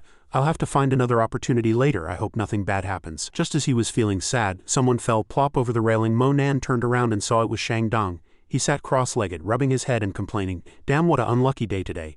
Yanjing's Chu Lusheng almost died here today." Shang Dong suddenly looked up and immediately became happy as he recognized an acquaintance. He waved enthusiastically and greeted, "Hi bro, what a coincidence. Yanjing is really small." Mo Nan stood with his hands in his pockets, suspiciously asking, "Why is it you again?" Shang Dong stood up and smiled, "What a coincidence." Suddenly a bald bodyguard jumped out from behind the railing, shouting, "Thief still trying to run. Hand over the goods." Then he landed coolly, attracting the attention of the two. The bodyguard stood up, scoffed and rebuked, "So you have an accomplice, all of you come and die." Shang Dong quickly pointed at the bodyguard and reported, "Bro, it's him. He scolded me with a grim face and tore my new clothes. You must stand up for me, Mo Nan said lightly. I don't know him. He turned to look at Xiangdong ambiguously, asking, do you want to lose your second arm? Xiangdong was covered in mud and raised his hand to beg for mercy. Bro, help me out. This Sao family guy has been chasing me all night. Didn't I just steal 2 invitation cards from him? The bodyguard opposite began cracking his knuckles and threatening. I don't care if you know him or not. Today you're out of luck, you'll both lose an arm. Mo Nan frowned and questioned. You're from the Sao family, he grinned and retorted. Scared? He then rubbed his neck and replied, I'm in a bad mood, Sao family dog. You're out of luck? The bodyguard immediately swung his fist and shouted, Rat, you're asking for death. The punch came so fast that Xiangdong loudly warned, damn, watch out. Mo Nan didn't bother. He also raised his fist to see who was stronger. As a result, their fists collided and his wrist immediately recoiled. The bodyguard now felt the pain, his palm fell limply, and he let out a scream. Then he fell against the railing. Xiangdong ran over and exclaimed, damn, you're too strong. Mo Nan turned and asked, you stole things from the Sao family? Xiangdong scratched his head and replied, the Sao family is so powerful, the entire Kanglong Lake Mountain belongs to them. Do they still care about these 2 invitation cards? He held up 2 invitation cards as a token of gratitude. You saved my life once. I, Xiangdong, repay kindness. I'll give you half of what I got just now. Mo Nan looked at the interface and immediately recognized it. Isn't that the ticket for the auction at the exhibition center? Didn't it start 2 days ago? Why is this a ticket for 4 days later? Xiangdong corrected. Bro, you might not know, the auctions from the past few days were just small scale. The really good stuff is in 4 days. Mo Nan took it, turned around and said goodbye.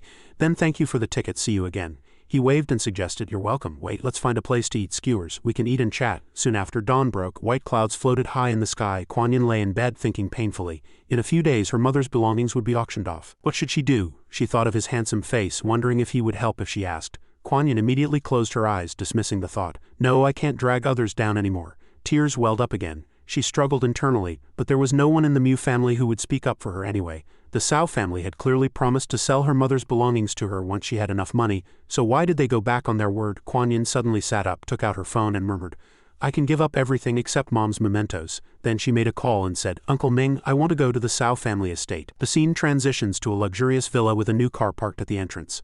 The maid saw Kuan Yin come out and asked in surprise, Miss Mu, why are you here? She frowned, her tone firm.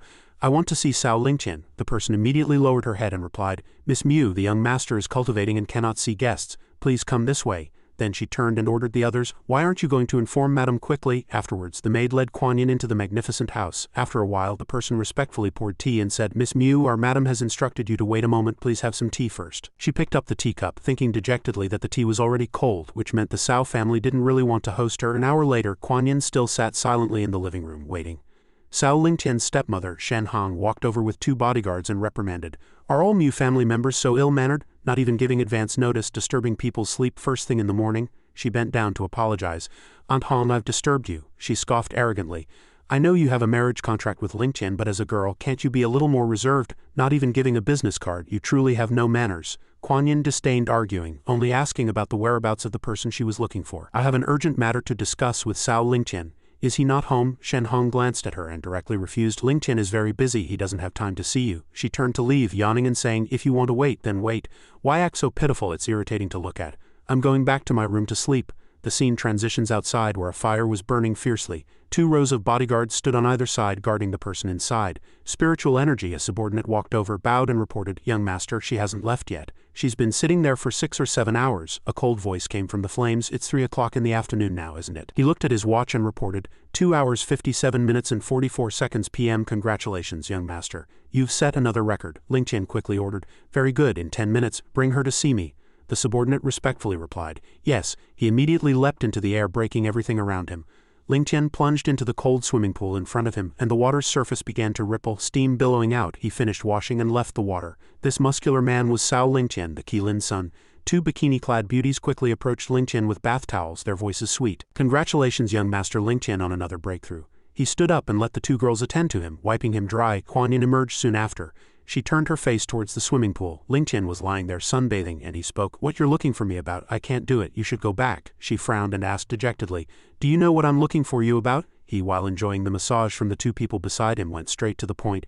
You want your mother's belongings. You agreed to sign the marriage contract because of this, didn't you? Kuan Yin heard this and shouted, But you already promised me. I've been working hard to save money all these years. How can you take it to auction now? Lingqian's lips curved into a mocking smile. Fickle, I've already given you so much time. I don't have the patience to wait any longer. This time, Yi Liuli has taken a liking to this heirloom. How can I not seize this opportunity to establish a connection with the Yi family? She was furious and yelled, You actually lied to me. In that case, let's break off the engagement. Ling Qian suddenly reached out and directly choked Kuan Yin's neck. Ling Qian lifted her whole body up to the surprise of the two beauties and at the same time warned, Kuan Yin, I'm warning you, if you dare to publicly break off the engagement and ruin my reputation, you will never speak again in this life. Kuan Yin gritted her teeth, enduring the pain, and insisted, Ling Qian, you broke your promise first, even if it means going down with you, I will not hesitate. He glanced at her, his voice full of murderous intent. You dare to threaten me. Ling Qian suddenly dropped her and at the same time mocked her. Kuan Yin, look at how they all criticize you with only flaws. He glanced at her, then continued with a cunning smile, you alone dared to come find Ling Qian. I am not useless. Ling Qian raised his voice and demanded, even though you will eventually be mine if you kneel and beg me. We'll give you a chance. Seeing Kuan Yin trembling all over, he closed his eyes and said if she didn't want to, she could leave. Pushed to the brink, her knees immediately gave way and Kuan Yin, feeling deeply wronged, did as told, tears streaming down her face. I beg you. Ling Qian quickly turned around, embracing the two girls, and burst into laughter. After this pleading, he glanced behind him and made a demand. If you can make Yili owe me Ling Qian a favor, then I can give you your heirloom. She heard this, frowned, and murmured, Yili's favor. Kuan Yin's eyes were filled with tears and she secretly made up her mind. I can definitely do it, just you wait. At this moment in the Mu family living room, everyone was present and the atmosphere was unusually tense. A woman angrily pointed at Kuan Yin's face, incessantly questioning, Kuan Yin, are you crazy? How dare you go to the Cao family to break off the engagement? Are you trying to make the Mu family lose face? She was Dai Fanglin, Mu Yanyan's mother. Kuan Yin could no longer hold back and sharply rebuked, as a member of the Mu family you only think of your own self-interest. Have you ever thought of the family? Then why don't you marry off your daughter, Mu Yanyan? I'm sure you're aware that Ling Qian has caused many women to have abortions or even commit suicide for him, aren't you? Hearing this, Yanyan felt guilty, immediately jumped up and loudly retorted, I didn't provoke you. You want to provoke me, don't you? It's you who wanted to marry him. What does that have to do with me? Third grandfather closed his eyes, leaning back in his chair with a helpless expression, and his voice rang out, interrupting the argument. Stop arguing, Mu Kuan Yin. In short, you signed the marriage contract yourself. You can't go back on it. Hearing these words, she felt as if she had fallen into a deep abyss of fate, utterly helpless, and Kuan Yin could only lower her head and leave.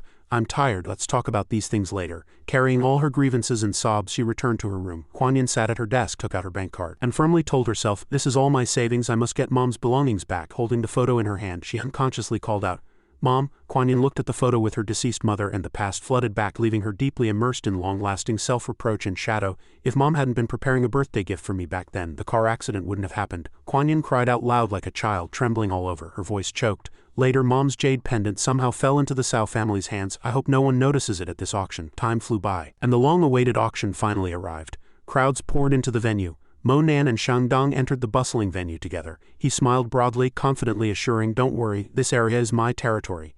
Any movement from sister-in-law won't escape my sight. Walking next to the security guard, he held up the invitation for inspection. At this moment, Shangdong excitedly asked, sister-in-law is ahead. Shall we go say hello? Mo Nan simply coldly refused. Don't disturb her. Upon hearing this, he excitedly pointed at him and eloquently analyzed, you're not secretly in love, are you? According to my analysis, she's a Capricorn, and you're a Libra. If the two of you want to be together, you must create more unexpected situations. Mo Nan remained silent. The two entered the luxurious and spacious auction hall, where the seats were already filled with people as if they were in a bustling sea of humanity. He looked up, scanned the already occupied premium seats and sneered, his heart filled with excitement. The four prominent families have all arrived. It seems tonight's auction will be anything but simple. Just then, the most anticipated moment arrived. The beautiful female host emerged from behind the red curtain and loudly announced, distinguished guests, tonight's auction officially begins. As soon as she finished speaking, the curtain slowly opened. Behind the curtain, the first item was brought to the auction block. Dao Yun enthusiastically introduced, tonight's first treasure at our auction is called 13 brocades. Mo Nan merely glanced at it and was startled, frowning as he judged, so fast these wealthy people won't just casually bid higher to get a good start, will they? This painting, black and white, was both chaotic and harmonious, accompanied by Dao Yun's captivating introduction. Distinguished guests, legend has it that this 13 brocades contains magical powers and there are 14 carp in the painting. Find the 14th one. The people below exchanged glances and began to discuss. I heard even Teacher Tang only saw 11 fish in this painting, didn't he? He didn't waste any time, decisively waved his hand and loudly announced, 13 brocades starting bid is 30 million, each increment no less than 1 million. Let the bidding begin. In just a few seconds, people rose one after another shouting 35 million, 36 million, 37 million, and the price quickly soared to a high of 50 million. And the owner of this price was none other than Mo Nan. Shangdong looked at him in confusion, then asked with a sigh, do you have that much money? The entire venue instantly fell silent. Some people turned around in surprise, sweating, and asked, what's going on? Directly bidding 50 million, Dao Yun loudly shouted, 50 million once, 50 million twice, 50 million thrice. In the end, no one bid again. With a gavel strike, he decisively announced the deal. He turned his head and with interest proposed a deal. Do you want other paintings? Give me 10,000 yuan and I can paint an identical fake for you. He glanced at him and replied seriously, I don't need the painting, I need your help with something now. Shandong understood immediately after hearing this and happily responded, Understood, now the second item has also been presented to all the audience. Dao Wen passionately said, Distinguished guests, the next auction item is an extremely precious blood jade. This was bestowed by Senior Shao Tianju to a talented woman in Yanjing back then. Unfortunately she was ill-fated, and before her death the talented woman made a deal with the Cao family, therefore this jade pendant now belongs to the Cao family. The Cao family has brought it to the auction today, hoping to give it a better home. When this jade pendant was brought to the auction stage, Kuan Yin was worried, thinking that her current savings were not enough to buy this jade pendant. He raised his arm and his voice firmly announced the rules. Starting bid 50 million each increment, no less than 1 million. Let the bidding begin. As soon as his voice fell, one of the four prominent families immediately quadrupled the price to 200 million. She was immersed in unease and fear and shouted in shock. What? Kuan Yin thought despairingly. Am I really unable to get Mom's belongings back? The scene transitions to the Cao family's private room where Ling Tian's two subordinates were excitedly discussing, mostly flattering and fawning. Young master is truly prescient. Yi Liuli indeed made a move. Once she buys this blood jade pendant, the next will be the blood jade bracelet. And then she will definitely come knocking on our door begging us. The price was soaring, showing no signs of stopping. 270 million, 280 million, Mo Nan frowned. His lips tightly pressed, calculating seriously that his currently available cash was about 700 million. Perhaps at this moment the Yi family, without hesitation, doubled the price to 400 million, astounding the entire venue. As expected of Yanjing's #1 female entrepreneur full of ambition, Yi Liuli's bid is too high. In the bustling atmosphere, Mo Nan sat cross-legged, leisurely on a high seat, and he calmly spoke, 500 million. Frightened gazes immediately turned to Mo Nan's private room. Who is this person? To actually dare to compete with Yi Liuli. The Yi family adamantly competed to the end, aggressively shouting 700 million. He smiled bitterly, helplessly facing this intense action. 700 million, is Yi Liuli crazy? Then Mo Nan suddenly stood up and left indifferently. Shandong, puzzled, quickly asked, Where are you going? He stopped, glanced behind him, then calmly replied, To find Yi Liuli. In another scene in the Yi family's private room, Yi Yuan and Liuli were sitting on the sofa watching the auction. She felt strange and softly asked, Auntie, aren't you being too extravagant? Actually, spending 550 million would have been enough to buy that item. She reached out and pinched Yi Yuan's cheek, softly questioning, Don't always call me auntie. Being called that every day by you, I feel like the wrinkles around my eyes are increasing. She cleverly replied, No way, my auntie doesn't have any wrinkles to begin with. The secretary suddenly ran in, flustered, to report, Ms. Yi, someone has come to see you, saying they want to discuss the blood jade pendant with you. Liuli seemed displeased and impatiently said, There's nothing to discuss. If they want the blood jade pendant, they can bid openly. What's the point of looking for me? Yi Yuan curiously looked towards the door, and confusedly recognized him. She joyfully tugged at Liuli's clothes, pointing outside the door, and said with a smile, Auntie, it's him. He's the master I met on the plane. She was a little surprised, which piqued her interest. Isn't this just a young man? Interesting. After saying that, Liuli turned to order her secretary. Let him in. The other party immediately complied. Yes, the secretary quickly walked to the door and politely invited Mo Nan in. Liuli sat sternly waiting, her eyes cold as if she had detached herself from worldly emotions. Mo Nan slowly walked in, squinting, lost in thought. So she is Yi Liuli. Yi Yuan spoke first, her attitude warm and friendly. I didn't expect us to meet again. Why are you here? He replied elegantly. Indeed, what a coincidence. Mo Nan looked at Liuli, who was sitting next to her, and reached out, politely confirming, This must be the famous Miss Yi Liuli? She crossed her arms, exuding an extraordinary aura, and invited, Have a seat. What do you want to see me about? Mo Nan, without hesitation, took a bottle from his pocket. He cut straight to the chase. Your time is precious, so I'll be direct. I have a bottle of pills here, and 2 cards containing 400 million, which I'd like to exchange with you for the blood jade pendant. Hearing this offer, Liuli merely sneered, Do you think you can take 300 million from me for free? Do you think I would exchange the blood jade pendant with you? She was completely unconvinced and skeptically retorted, Are you saying that taking your pills will grant eternal youth? Mo Nan, with a beaming smile, introduced, Like a professional salesperson, this bottle of pills contains a total of 20 pills which can help you maintain youthful beauty for 30 years, and your skin will be even better than your niece's. Hearing this, Yi Yuan's face turned displeased and she angrily retorted, Master Mo Nan, I'm already giving you a lot of face by letting you in. How could you say something like that? He awkwardly scratched his head. It was just an example. Mo Nan enthusiastically stepped forward and invited Liuli. You can try it, you'll see the effect in one night. However, she turned around and flatly refused with a hint of disdain. I've already spent more than 300 million to maintain my current youth. You think one bottle of pills can keep me youthful and beautiful for 30 years? Do you take me for a 3-year-old? Please leave, I won't see you out. Mo Nan heard this and had an idea. He looked up at the secretary and confidently said to Liuli, How about this? I'll prove it. He immediately acted. He calmly walked up to her and politely said, "Miss, if you agree to test this pill for me, I'll give you 5 million. Don't worry, eating one won't kill you." The secretary was a bit surprised and somewhat disbelieving, so she pressed, 5 million just for one pill? Seeing that the other party still looked scared and hesitated to take it, Monan reassured her with a firm tone, "Don't worry, I'll get your boss to reimburse this money. How could I possibly poison you in front of so many people?" Hearing this, she swallowed the pill without hesitation. After giving instructions, he prepared to leave, but before going, he deliberately turned back and reminded, "Miss Yi Liuli, you only get one chance. When you come to find me, remember to bring the blood jade pendant. Goodbye." Yi Yuan stood up and grumbled, "Why are you leaving so fast? I haven't even had a chance to thank you for helping me on the plane last time." "Let's have dinner together." Monan casually waved his hand to refuse. "No need, I have other things to do, I'll be leaving now." The room door closed quickly. After he left, Yi Yuan curiously looked at the secretary and asked, "Will that pill he mentioned really work?" Liuli replied indifferently, her attitude still firm, "Who knows, but I can't let anyone else have this blood jade pendant." Scene shifted to Cao family manor. At this moment, the subordinate stood behind Ling Tian, trembling as he reported, "Young master, old Xie has woken up." He carefully relayed Cao Jia's words. He said that while monitoring Miss Mu he encountered someone pursuing Miss Mu. That person crippled his martial arts and told him to relay a message. Ling Tian's sharp eyes stared at the subordinate. Then he asked in a deep voice, "What did he say?" The subordinate was shaking all over, pale-faced and sweating profusely, stammering, He said, "This Qilin son, I've marked him." Ling Tian sneered, his tone light yet chilling. "A suitor, how interesting. Someone actually dares to touch what belongs to me, Cao Lingtian." He then turned his head and asked if Mu Kuanyin would be attending the auction tonight. The subordinate trembled as he replied, "Yes." But in the end the blood jade pendant still fell into Yi Liuli's hands. Ling Yan revealed a sinister smile, clenched his fists and meticulously plotted, "In that case let her lie low for half a year to a year. She absolutely cannot be allowed to affect Yi Liuli's cooperation with me, nor can she tarnish my reputation at the Panlong banquet." In the quiet night by Wamping Lake, Kuan was being escorted home by 2 bodyguards. She gazed sadly at the sky, her heart heavy, as bitterness and self-reproach resurfaced. Kuan only knew self-reproach. "Mom, I'm sorry, I couldn't protect your mementos." Seeing Kuan Yin's worried expression, the bodyguard gently called out, hoping she might relax a little. "Miss." Just then 2 suspicious dark figures suddenly flashed behind them. He immediately sensed something was wrong and sharply demanded, "Who's there?" The bodyguard had just drawn his gun when he was ambushed, his head flying from his neck. Kuan Yin was stunned by the horrifying sight, tears welling in her eyes, unable to utter a word. Just as she realized someone was following her, the blurry dark figure had already swept past like a gust of wind. Before she could react, the assassin brutally kicked Kuan Yin in the abdomen. The enormous force threw her backward. Kuan Yin frowned in pain as it spread through her entire body, and she spat out a mouthful of blood. She inwardly asked herself, "Am I going to die?" As she fell into the sea in her unconscious state, Kuan Yin saw her mother's blurry figure, her hands gently holding hers tightly. In the depths of her heart, a calm joy blossomed.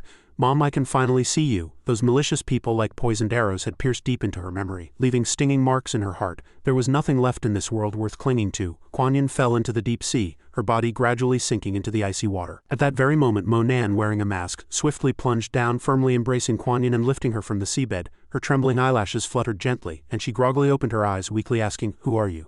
He held Kuan Yin tightly and rushed to shore in one breath. Monan helped her to sit down safely, then knelt before her, his head slightly tilted, gently comforting her. "I'm here, don't be afraid." Monan stood up coldly, radiating a heavy aura. The assassin was scared, breaking out in a cold sweat, and exclaimed, "What powerful pressure!" The person who had just ambushed Kuan Yin stepped forward, looking very nervous, and warned, "Friend, do you know who we are? You'd better not interfere in our affairs." He turned his head, his face terribly grim. Monan decisively declared, "Even if it's the Heavenly Emperor, anyone who dares to harm her shall surely die." No sooner had he spoken than he fiercely swung his hand, and a golden sword chi erupted, tearing through the night sky like lightning. It powerfully cleaved the assassin in half. His body fell, causing panic among the remaining men. "What are you dazed for? Attack!" Monan didn't wait for them to recover, but fiercely charged to attack. As he closed in, the assassin hastily put up a protective aura. Monan did not retreat in the slightest, and punched down with the force of thunder, shattering the aura shield instantly upon impact. His clear roar suppressed the entire scene. "Die?" Monan gripped his neck tightly. The overwhelming force made the assassin's face pale as he struggled to claw at Monan's hand. Monan concentrated all his power, and a dazzling light emanated, forcing the assassin into terror, causing him to commit suicide on the spot. Witnessing this scene, the remaining men were scared out of their wits and scattered, screaming, "Mu family, help!" Shihao stepped out, his hands behind his back, looking aloof. He calmly commanded, "This young man has some skill, you are no match for him, retreat." Seeing them trying to escape, Monan frowned in displeasure and coldly said, "It's not that easy to leave." He circulated his cultivation technique. soaring straight into the sky, his spiritual power erupting. As dazzling as a small sun with an overwhelming aura, he directly charged to attack, cleanly dispatching them one by one, leaving them decapitated. In a blink of an eye, only Shihao remained. Monan stood imposingly before him, giving the other party a deadly look, and coldly declared, "Your turn." At this moment, Shihao took out a strange compass from his clothes, etched with a series of peculiar symbols. He arrogantly warned, "Kid, how dare you be insolent in front of me?" With that, Shihao raised his magical artifact and shot it towards Monan. A fierce burst of fire emanated from the center of the compass. It radiated astonishing heat and terrifying destructive power. The bodyguards quickly fled, cursing, "Damn it, that kid used his compass again." Faced with the raging fire, he easily dodged to the side. When he looked back, Monan was shocked to discover. He exclaimed, "Oh no!" The burst of fire was speeding straight towards Kuan Yin at light speed. Sensing the imminent danger, she trembled all over. Kuan Yin frantically waved her hand to block, instinctively closed her eyes and gasped in despair. "This time I'm really going to die." A few seconds later, she felt something strange and slowly opened her eyes to observe, her face already covered in sweat. It turned out that at the critical moment, Monan, disregarding his own safety, rushed out to shield Kuan Yin. He manifested a Vajra protective aura, protecting both of them from the fire's attack. It was at this fated moment that she suddenly realized the man was Monan. Kuan Yin's heart pounded. "It's Monan. Is he disregarding his own life to save me?" He laughed heartily with delight, shouting, "Before my red flame array disc, all is nothingness." Xiao's pressure grew stronger and stronger, and flames surged, quickly filling the entire space. He gritted his teeth, enduring and strenuously resisting the fire. Seeing this, she was very worried and urgently urged, "You can't go on like this, run." At this moment, Monan calmly took out a bracelet. He carefully placed it on Kuan Yin's hand and gently instructed, "Wear this. I'll come back for you in a moment." Before she could fully comprehend, Monan anxiously reassured her, "Don't be afraid, trust me." Then he unhesitatingly pushed Kuan Yin into the water. Ultimately, Monan alone confronted the terrifying flames, desperately protecting her in the fierce inferno. Kuan Yin choked back tears, her entire heart seeming to shatter, only able to cry out in despair, "No!" She fell into the icy water, her tears mingling with the splashes. The bracelet Monan gave her suddenly shimmered faintly, and a sense of security welled up. Monan, the bracelet, burst forth with dazzling light, dispelling the cold, dark night around Kuan Yin. Meanwhile, he laughed heartily with delight, proudly boasting, "This red flame array disc of mine was bestowed by the Tai Chi family. Even peak cultivators of the Qingkan realm would be buried in these flames." Witnessing this scene, the two remaining assassins stood behind, gloating and saying, "This little beast killed 3 of our brothers, now we finally have our revenge." Just as they were still reveling in their triumph, a thunderous explosion suddenly erupted where Monan stood, and a tremendous light tore through the surrounding darkness. Immediately after, a mighty golden dragon flew out of the flames. Moments later, the smoke gradually dispersed, and he appeared majestically, with the fierce silhouette of a dragon behind him. Witnessing all of this, Shihao was stunned. He exclaimed in shock, "You're not dead." He immediately changed his expression, reverting to his original arrogance, and Shihao injected spiritual power into the red flame array disc, then sternly declared, "Kid, you're asking for death. Dying at the hands of my Mu family you'll be considered." Before he could finish, Monan, with agile footwork, cleanly dodged. He charged forward, his fist striking directly, unleashing the Bushin 14 hands. His palm enlarged, and he swung it out, skillfully performing the transversal cloud hand technique. The palm descended with overwhelming force, striking directly at Shihao's face, sending him flying tens of thousands of feet, his fate unknown. The bodyguards were scared out of their wits, unable to utter a word. Monan merely glanced at them, and they were so terrified they soiled themselves and scattered in all directions. He couldn't help but exclaim, "They run fast." Those few people, fleeing in a panic, raised their hands and shouted mercy. It was at this moment that Monan suddenly remembered something important. Damn it, Kuan Yin. Meanwhile, she was immersed in the icy seawater, her entire body radiating a soft light. Kuan Yin wondered to herself, "Even though I'm in the water, I don't feel uncomfortable at all." She groggily opened her eyes, vaguely discerning, "Is it because of this bracelet?" Then Kuan Yin's gaze slowly turned towards what was before her. Monan's figure was swimming over in a hurry. Kuan Yin vaguely fell into thought. "That's him." He reached out and wrapped his arm around her waist. Warmth spread through her. Monan's voice was cold yet exceptionally warm. "Hold on tight." Kuan Yin's lips curled slightly, and she smiled happily, wrapping her arms around Monan's neck, delighted. "It really is him coming to save me." He stared straight ahead with a serious expression, his face still cold and unfeeling. Monan held Kuan Yin, his arms strong, each stroke steady and powerful, carrying them both upwards. In an instant he carried her out of the icy lake. The sudden change in environment made it difficult for Kuan Yin to adapt quickly. She gasped for air, clinging anxiously to Monan's shoulder as if she had found a safe haven. Seeing this, he gently encouraged, "I'm taking you to heal. Don't be afraid, just hold on to me." The two stepped through the lake, the water parting on either side with their every stride. Before long, Monan safely brought Kuan Yin ashore. The cold made her whole body tremble, and she clung to him like a kitten. Monan's tone remained gentle. "It's safe now." His arms gradually loosened. Kuan Yin shyly looked at him, her cheeks involuntarily flushing. She felt a bit strange, a hint of confusion flashing across her face as if she had just realized something. He cleared his throat, then politely and indirectly said, "You can get down now." Hearing this, Kuan Yin was filled with shame. She exclaimed, "I'm really sorry, I'll get down right away." However, an awkward silence suddenly fell between them, with only their eyes meeting, her face turning crimson. Kuan Yin lowered her head, sweating profusely from nervousness, and stammered, My legs are numb." After a moment, Monan gently helped her lean against a tree trunk to sit down and carefully took out a pill, saying, "Take this pill first." Kuan Yin chuckled and happily accepted. "Thank you." He covered the tip of his nose with his hand, his eyes thoughtful because he was wearing a mask, fearing she might resist. His fingers slowly moved towards the mask. Monan secretly speculated that perhaps now was not the best time to take off his mask. At this moment she had already put the pill into her mouth without hesitation. Silence enveloped them, and he remained lost in confused thoughts. Monan suddenly shivered. Cold sweat trickled down his temples. He recalled with a pale face what would she think if she discovered that the person who saved her was also the one who forcefully kissed her. Forget it. Monan suddenly turned around. His intuition told him something was wrong. As soon as the thought of killing intent flashed, he hastily ran off without a word, leaving Kuan Yin staring at him in shock, quickly asking, "Where are you going?" It turned out that the reason for his sudden haste was the appearance of Kuan Yin's grandfather. She sharply turned around and saw her grandfather standing behind her. Kuan Yin could no longer suppress her emotions, tears welling in her eyes as she murmured, "Grandpa," with a choked voice. She cried uncontrollably, rushing to hug him tightly. Kuan Yin's grandfather smiled kindly, gently stroking her head and softly comforted her. "Mumu, it's all right now, Grandpa is here." He gently soothed her. "No one will bully you anymore." Kuan Yin's grandfather, while comforting her, looked towards the direction where Monan was observing from the rooftop. Meanwhile, he secretly thought with relief, "So it's Kuan Yin's grandfather." Just then a blurry dark figure suddenly appeared behind Monan. Sensing an abnormal aura, he immediately turned around, maintaining high vigilance. Liu Shen's face was stern, and he coldly demanded, "Who are you?" Monan did not answer, but instead forcefully retorted, "Who are you?" He anxiously thought, "You've been hiding here for a while, yet I didn't detect him at all. It seems I must unseal my cultivation as soon as possible." The old man directly condensed spiritual power and decisively punched towards Monan, fiercely shouting, "Sneaking around, who exactly are you? You don't look like a good person at all." Just as the fist struck, Monan timely extended his arm to block. He gritted his teeth, enduring the terrifying pressure. In an instant a huge explosion erupted, accompanied by a thunderous blast. Fireworks blossomed, tearing through the dark night sky. Witnessing this terrifying scene, Kuan Yin screamed in helpless terror. "No," she also explained everything. "Grandpa, he saved me, don't hurt him." As soon as he finished listening, Kuan Yin's grandfather urgently ordered, "Stop, everyone, stop." At this moment, Monan and Mu Shen jumped down from the rooftop. Seeing this, she quickly ran forward and asked, "Are you all right?" Faced with Kuan Yin's worried expression, he merely chuckled and replied, "I'm fine." Monan extended his hand and carefully instructed, "This bracelet, you must wear it at all times. Don't take it off." Seeing him still safe and sound, she looked at the bracelet with relief and nodded. Monan held 2 white bottles in his hand and handed them to Kuan Yin, gravely instructing her, "Take these 2 bottles of pills, eat 1 pill every day. If there are any impurities in your body, they will be discharged through your pores. Don't be afraid, this is normal." She took the 2 bottles, a hint of sadness on her face, and Kuan Yin reluctantly asked, "Are you leaving?" Even though he didn't want to leave, he comforted her, "We will definitely meet again." After the matter was clear, Kuan Yin's grandfather walked over and expressed his gratitude. "Friend, thank you. Our Mu family will never forget this kindness." Monan waved his hand in polite refusal. He humbly said, "No need, I didn't save her for a reward." Hearing this, he turned and left.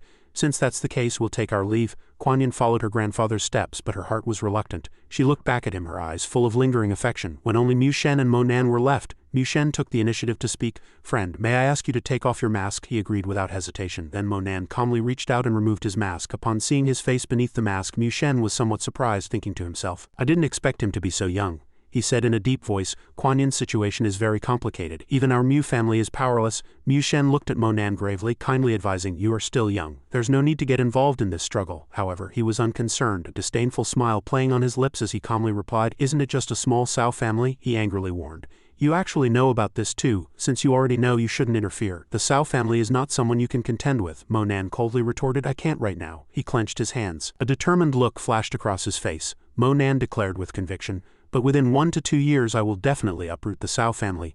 Mu Zhen turned and left, a playful smile on his face, accompanied by a stern reminder, "How arrogant. Don't come looking for Kuan Yin again in the future. I will protect her well." He also specifically cautioned, "You will soon learn the power of the Cao family. I hope we still have a chance to meet again." The scene switched to the next morning at Monan's villa. The doorbell rang ding dong. He went out to open the door and saw Shang Dong standing at the doorstep, cheerfully greeting, "Brother, good morning, let's go for some morning tea." Monan replied sternly, "Get to the point." He quickly explained, "Before, at Dao Yun's auction, I made an appointment to have tea together. Do you want to meet him?" Then Shang Dong took out a document and said, "And this, please take a look, brother." After reading it, he revealed a satisfied smile and readily agreed, "The investment plan is good, very well done. I want to meet him now." At this moment, in a charmingly traditional Chinese restaurant, Dao Yun had already booked a table and was waiting ahead of time. As soon as he saw Monan enter, he enthusiastically raised his hand in greeting. "Mr. Mo," Dao Yun greeted him with a smile, extending his hand for him to sit. He sat down calmly, expressing satisfaction and praising, "Mr. Dao, I have already reviewed your investment plan and I find it very clear and concise." He analyzed with a smile. The actual operation of physical stores is much more complex. As long as it's networked, it can help us sell all the goods in all our stores. Mo Nan pondered and calculated. Although this plan was a bit too risky in his past life's memory, Dao Yun would become the wealthiest man in Huasha a few years later. After a few seconds of thought, he made a direct decision. Dao, I think your plan is perfect and I'm decided to invest. He was overjoyed and cheered upon hearing this. Really, you're going to invest? How much do you plan to invest? Mo Nan held up 5 fingers and Dao Yun asked in confusion. 500,000, however, he calmly replied. 5 billion. Meanwhile, in another scene in the school library, Kuan Yin sat in the spacious and quiet reading room filled with the fragrance of wood and old paper. She looked at the bracelet Mo Nan gave her, her heart filled with joy, a slight smile on her lips. Suddenly, a notification sound came from her phone. Kuan Yin immediately picked up her phone to check, unable to hide her excitement. The phone screen displayed a text message from Mo Nan. It was a kind reminder. Your grandfather has sent people to protect you, so I'm relieved. I'm leaving. I had a small gift I wanted to give you earlier. It's in your drawer.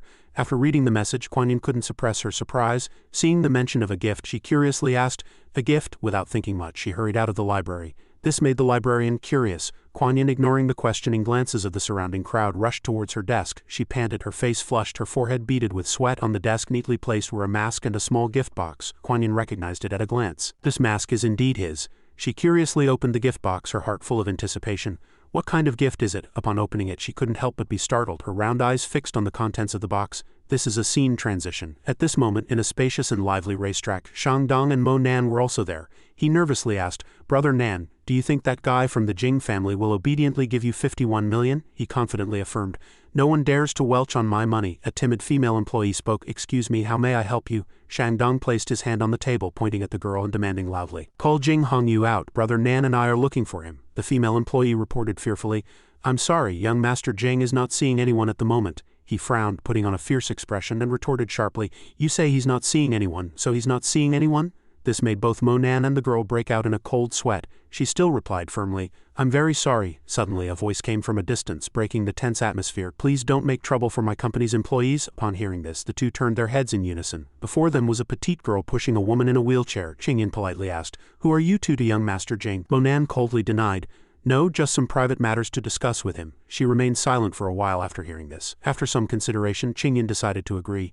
She turned and waved her hand as a signal. "All right then, please follow me." A few minutes later, Qingyan led the two to the racetrack and then said, "I'm not convenient in this wheelchair, so please proceed on your own from here." Xianxia stood leisurely on the grandstand looking around. His actions made everyone uncomfortable. In a blink of an eye, he quickly spotted Hongyu. Xianxia smiled with joy, pointing at Hongyu, who was talking on the phone in the distance, saying, "He's over there." Receiving Xianxia's signal, Mo Nan quietly approached Hongyu. He suddenly put his hand on Hongyu's shoulder and intimately said, "Young Master Jing also has such elegant hobbies. I wonder if you have enough money?" Hongyu, who was on the phone, was startled. He turned his head and saw Mo Nan looking at him. Hongyu stammered in panic, "True Immortal Mo." He proactively brought up an old matter. "Last time, during the eagle hunt abroad, you left a 200 million card to save your life. Do you remember that?" Mo Nan implied. "The money in the card has been frozen. As for why, you know, don't you?" He forced a smile, trying to ease the atmosphere. "True Immortal Mo, you really know how to joke. Since I gave you the card, you can use the money in it however you like." The next second, Hongyu's face immediately changed, turning sullen, and he threatened, "True Immortal Mo, some things shouldn't be pushed too far." As soon as he finished speaking, he was suddenly grabbed by his clothes from behind. Xianxia grinned mockingly, leaning close to Hongyu's face and saying disdainfully, "You're the one pushing it, aren't you? Using an empty check and still acting arrogantly here." Witnessing this scene, a few bodyguards next to him excitedly pulled out their pistols and pointed them at Mo Nan and Xianxia, shouting loudly, "Don't move, put your hands up." Seeing this, he hesitated only to put down Hongyu and raise his hands. He coldly questioned, "Jing Hongyu, what do you mean by this?" While adjusting his tie, he put on a disdainful expression. "True Immortal Mo, it seems you don't understand anything." Hongyu stood tall, spread his arms and proudly mocked, "This is the Jing family's territory. Here I am the master of everyone." Then he walked forward, pointed at Mo Nan and arrogantly affirmed, "If I tell you to die, you must die." Seeing Hongyu's arrogant attitude, his face suddenly changed, his eyes sharp as knives, and he coldly said, "You want to welch on your debt." He was trembling all over, covered in sweat. Hongyu quickly regained his composure, raised his hand to cover his mouth and pretended to cough a few times. Hongyu whispered, "True Immortal Mo, it's not that I'm not giving you a chance," he simultaneously hinted. "Since you've come to my racetrack, you have to follow the racetrack's rules. I'll race you." Hongyu held up one finger and happily continued, "If you win, I'll return all the money to you, including interest. If you lose," before he could finish speaking, he had already nodded, a cold smile playing on his lips. He interrupted, "Then you must keep your word." Seeing that the other party had taken the bait, he couldn't hide his joy and cheered, "Well said, that's refreshing." Dong worriedly reminded. Brother Nan, that kid must be very familiar with this racetrack, but it's your first time. Mo Nan remained calm and composed, turning his head with a faint smile, confidently reassuring, don't worry, I will definitely not lose. At this moment Hong Yu had already chosen his horse. He spread his arms and pointed to a majestic brown horse, boldly saying, I choose this one, you can choose any other. Mo Nan didn't think much and quickly chose his own horse. I choose this one. On the contrary, Hong Yu stood in the distance, gritting his teeth and cursing under his breath. This bastard actually chose the best horse. At this time, two young men happened to pass by and saw him choosing a horse, and they laughed together. Did he choose a pregnant horse? Maybe he just chose whichever horse looked strong. Fortunately, I didn't pay too much attention, otherwise my hard-earned money would be gone. Hong Yu strutted proudly, arrogantly mocking. True Immortal Mo, is your eyesight really that bad? If you kneel before me now and make a few noises, I might let you off the hook. Dong also couldn't bear it any longer, anxiously seeking his opinion. Brother Nan, should we change horses? A girl with folded arms walked over, playfully winked, and immediately gushed with flattery. Young Master Jing, aren't you afraid of losing face by racing with these nobodies? He laughed heartily, happily flattering. Of course I can't compare if I'm with Miss Pan. Just then, one of Hong Yu's subordinates was secretly tampering with a horse. He quietly injected Hong Yu's horse with a stimulant. At this moment Miss Pan and Hong Yu were still chattering away. She kept flattering. I heard your bet is 500 million, truly a gamble between the wealthy. He grinned proudly, pretending to be humble. Small change, just small change. Over here. Mo Nan calmly climbed onto the horse's back. Dong stood below, worriedly reminding Brother Nan they seem to have drugged the horse. He looked determined, confidently encouraging, trust me, if you want to win, listen to me. At this moment both were ready for the race. The female host raised her pistol high and shouted powerfully, ready? As the race began, Hong Yu's brown horse took the lead. It galloped swiftly, quickly gaining the upper hand. Others cheered in surprise. So fast? He watched the race anxiously, a clear look of worry on his face. So fast, Dong excitedly shouted. Brother Nan, he's already far ahead, he should speed up too. He looked back at him, arrogantly mocking. What's so great about being number one in Jiangnan? You'll still lose to me, won't you? At this crucial moment Mo Nan suddenly shouted, stop! Hong Yu's horse, as if receiving an order, suddenly slammed on the brakes. The sound of hooves thundered. Thrown off the horse's back, he flailed his limbs in panic, wildly gesticulating in the air, screaming loudly. Hong Yu fell headfirst to the ground, his legs in the air, face down, the fall hurting terribly. This made the audience confused. Began to discuss, what's going on? That person called for a stop and the horse stopped. He stood up unsteadily, looking around in horror. What on earth happened? Hong Yu desperately tugged at the reins, but the horse remained motionless, making him curse furiously. Isn't it a champion horse? Move it, you bastard! When he saw Mo Nan already close by, Hong Yu cried out in alarm. Damn it, I'm out of options. He had no choice but to take matters into his own hands. If the horse is unusable, I'll run to the finish line myself. Hong Yu turned and ran forward, a triumphant smile on his face, secretly thinking, here I am the rule. As long as I reach the finish line first, it's my victory. Just then he decisively shouted, bring it back to me. His horse actually obediently complied, immediately biting Hong Yu's pants and pulling him back. He flailed his arms, losing strength, and shouted, let go of me, quickly let go of me. Taking this opportunity, Mo Nan pursued the victory and successfully won. The female host announced the winner is Mo Nan. Meanwhile, Hong Yu was screaming at the top of his lungs for help. Help? Miss Pan anxiously ordered. Why aren't you going to save young Master Jing? Two bodyguards rushed over but saw him being tightly bitten by the horse, unconscious on the spot. They retreated a few steps in horror, then hastily reported, this horse is mad, we don't dare to go near it. A bald man fiercely pointed his gun at him, continuously threatening, you're behind this, aren't you? Do you think you can walk out of here safely after offending the Jing family? He even bragged, don't think we're afraid of a mad horse. Mo Nan casually flicked his finger while responding, if that's the case then let's have a whole herd. The next second a herd of mad horses galloped over and the dust raised by their hooves filled the air. The bald man's face turned pale and he opened his mouth in horror. He immediately threw away his pistol, scrambling to escape, shouting run. They charged straight at everyone present, and the entire racetrack immediately fell into chaos. Quick! Someone stop these horses. In the chaos, a white-bearded old Taoist shouted, who dares to be so presumptuous? The bodyguard stood ramrod straight, dumbfounded and astonished. It turned out that the old man was the handsome Taoist. Miss Pan, seeing this, cautiously stepped forward. Handsome Taoist, you've come at just the right time. Hearing this, the old Taoist immediately turned around. She pointed firmly at Mo Nan, accusing, it's that kid who's causing trouble. Dong thought to himself in fear, damn, this is the handsome Taoist famous throughout Zhongbei province. His strength is even greater than Master Yi. After thinking, he quickly shouted, instructing Mo Nan, Brother Nan, be careful of that old man. But he remained unusually calm, instead speaking loudly, deliberately provoking his opponent. Don't worry, this decrepit old man is nothing to fear. The handsome Taoist couldn't bear it any longer and leapt up fiercely, his aura dispersing and shattering the stones on the ground. He swooped down from above, landing steadily, and roared in anger. Prepare to die! Mo Nan vigilantly looked up and decisively waved his hand, his face cold and fearless. Mo Nan unleashed a burst of spiritual energy, directly blocking the handsome Taoist's attack. He flexibly bounced back, easily dodging it. The horse, however, wasn't so lucky and was struck hard by the old man. It fell to the ground unconscious, and as the handsome Taoist landed, Mo Nan had already vanished without a trace. At this moment he pulled out a bagua from his robes and threw it into the air, where it immediately emitted a mysterious magical power. He loudly shouted, "Power of the Bagua, remnant power, remnant soul." Under his command the Bagua immediately sent out countless dazzling red lights. The light grew stronger and stronger, and Monan raised his hand to cover his eyes, gritting his teeth and enduring the immense oppressive force. Seeing this, the handsome Taoist laughed triumphantly.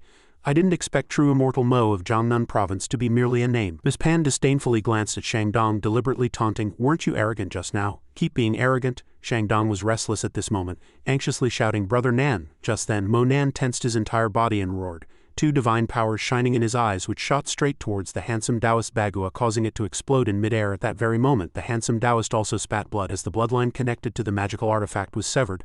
The handsome Taoist fell to the ground in a panic, and Miss Pan was even more dumbfounded, exclaiming, "Handsome Taoist." Monan walked over calmly, a look of arrogance on his face, saying, "I'm done being arrogant. What about you?" At this moment, in the courtyard of the Jing family's ancient castle, an old Taoist priest bowed respectfully, fawning, "Congratulations, old Jing. I didn't expect this ancient Ming and Qing residence to also belong to you."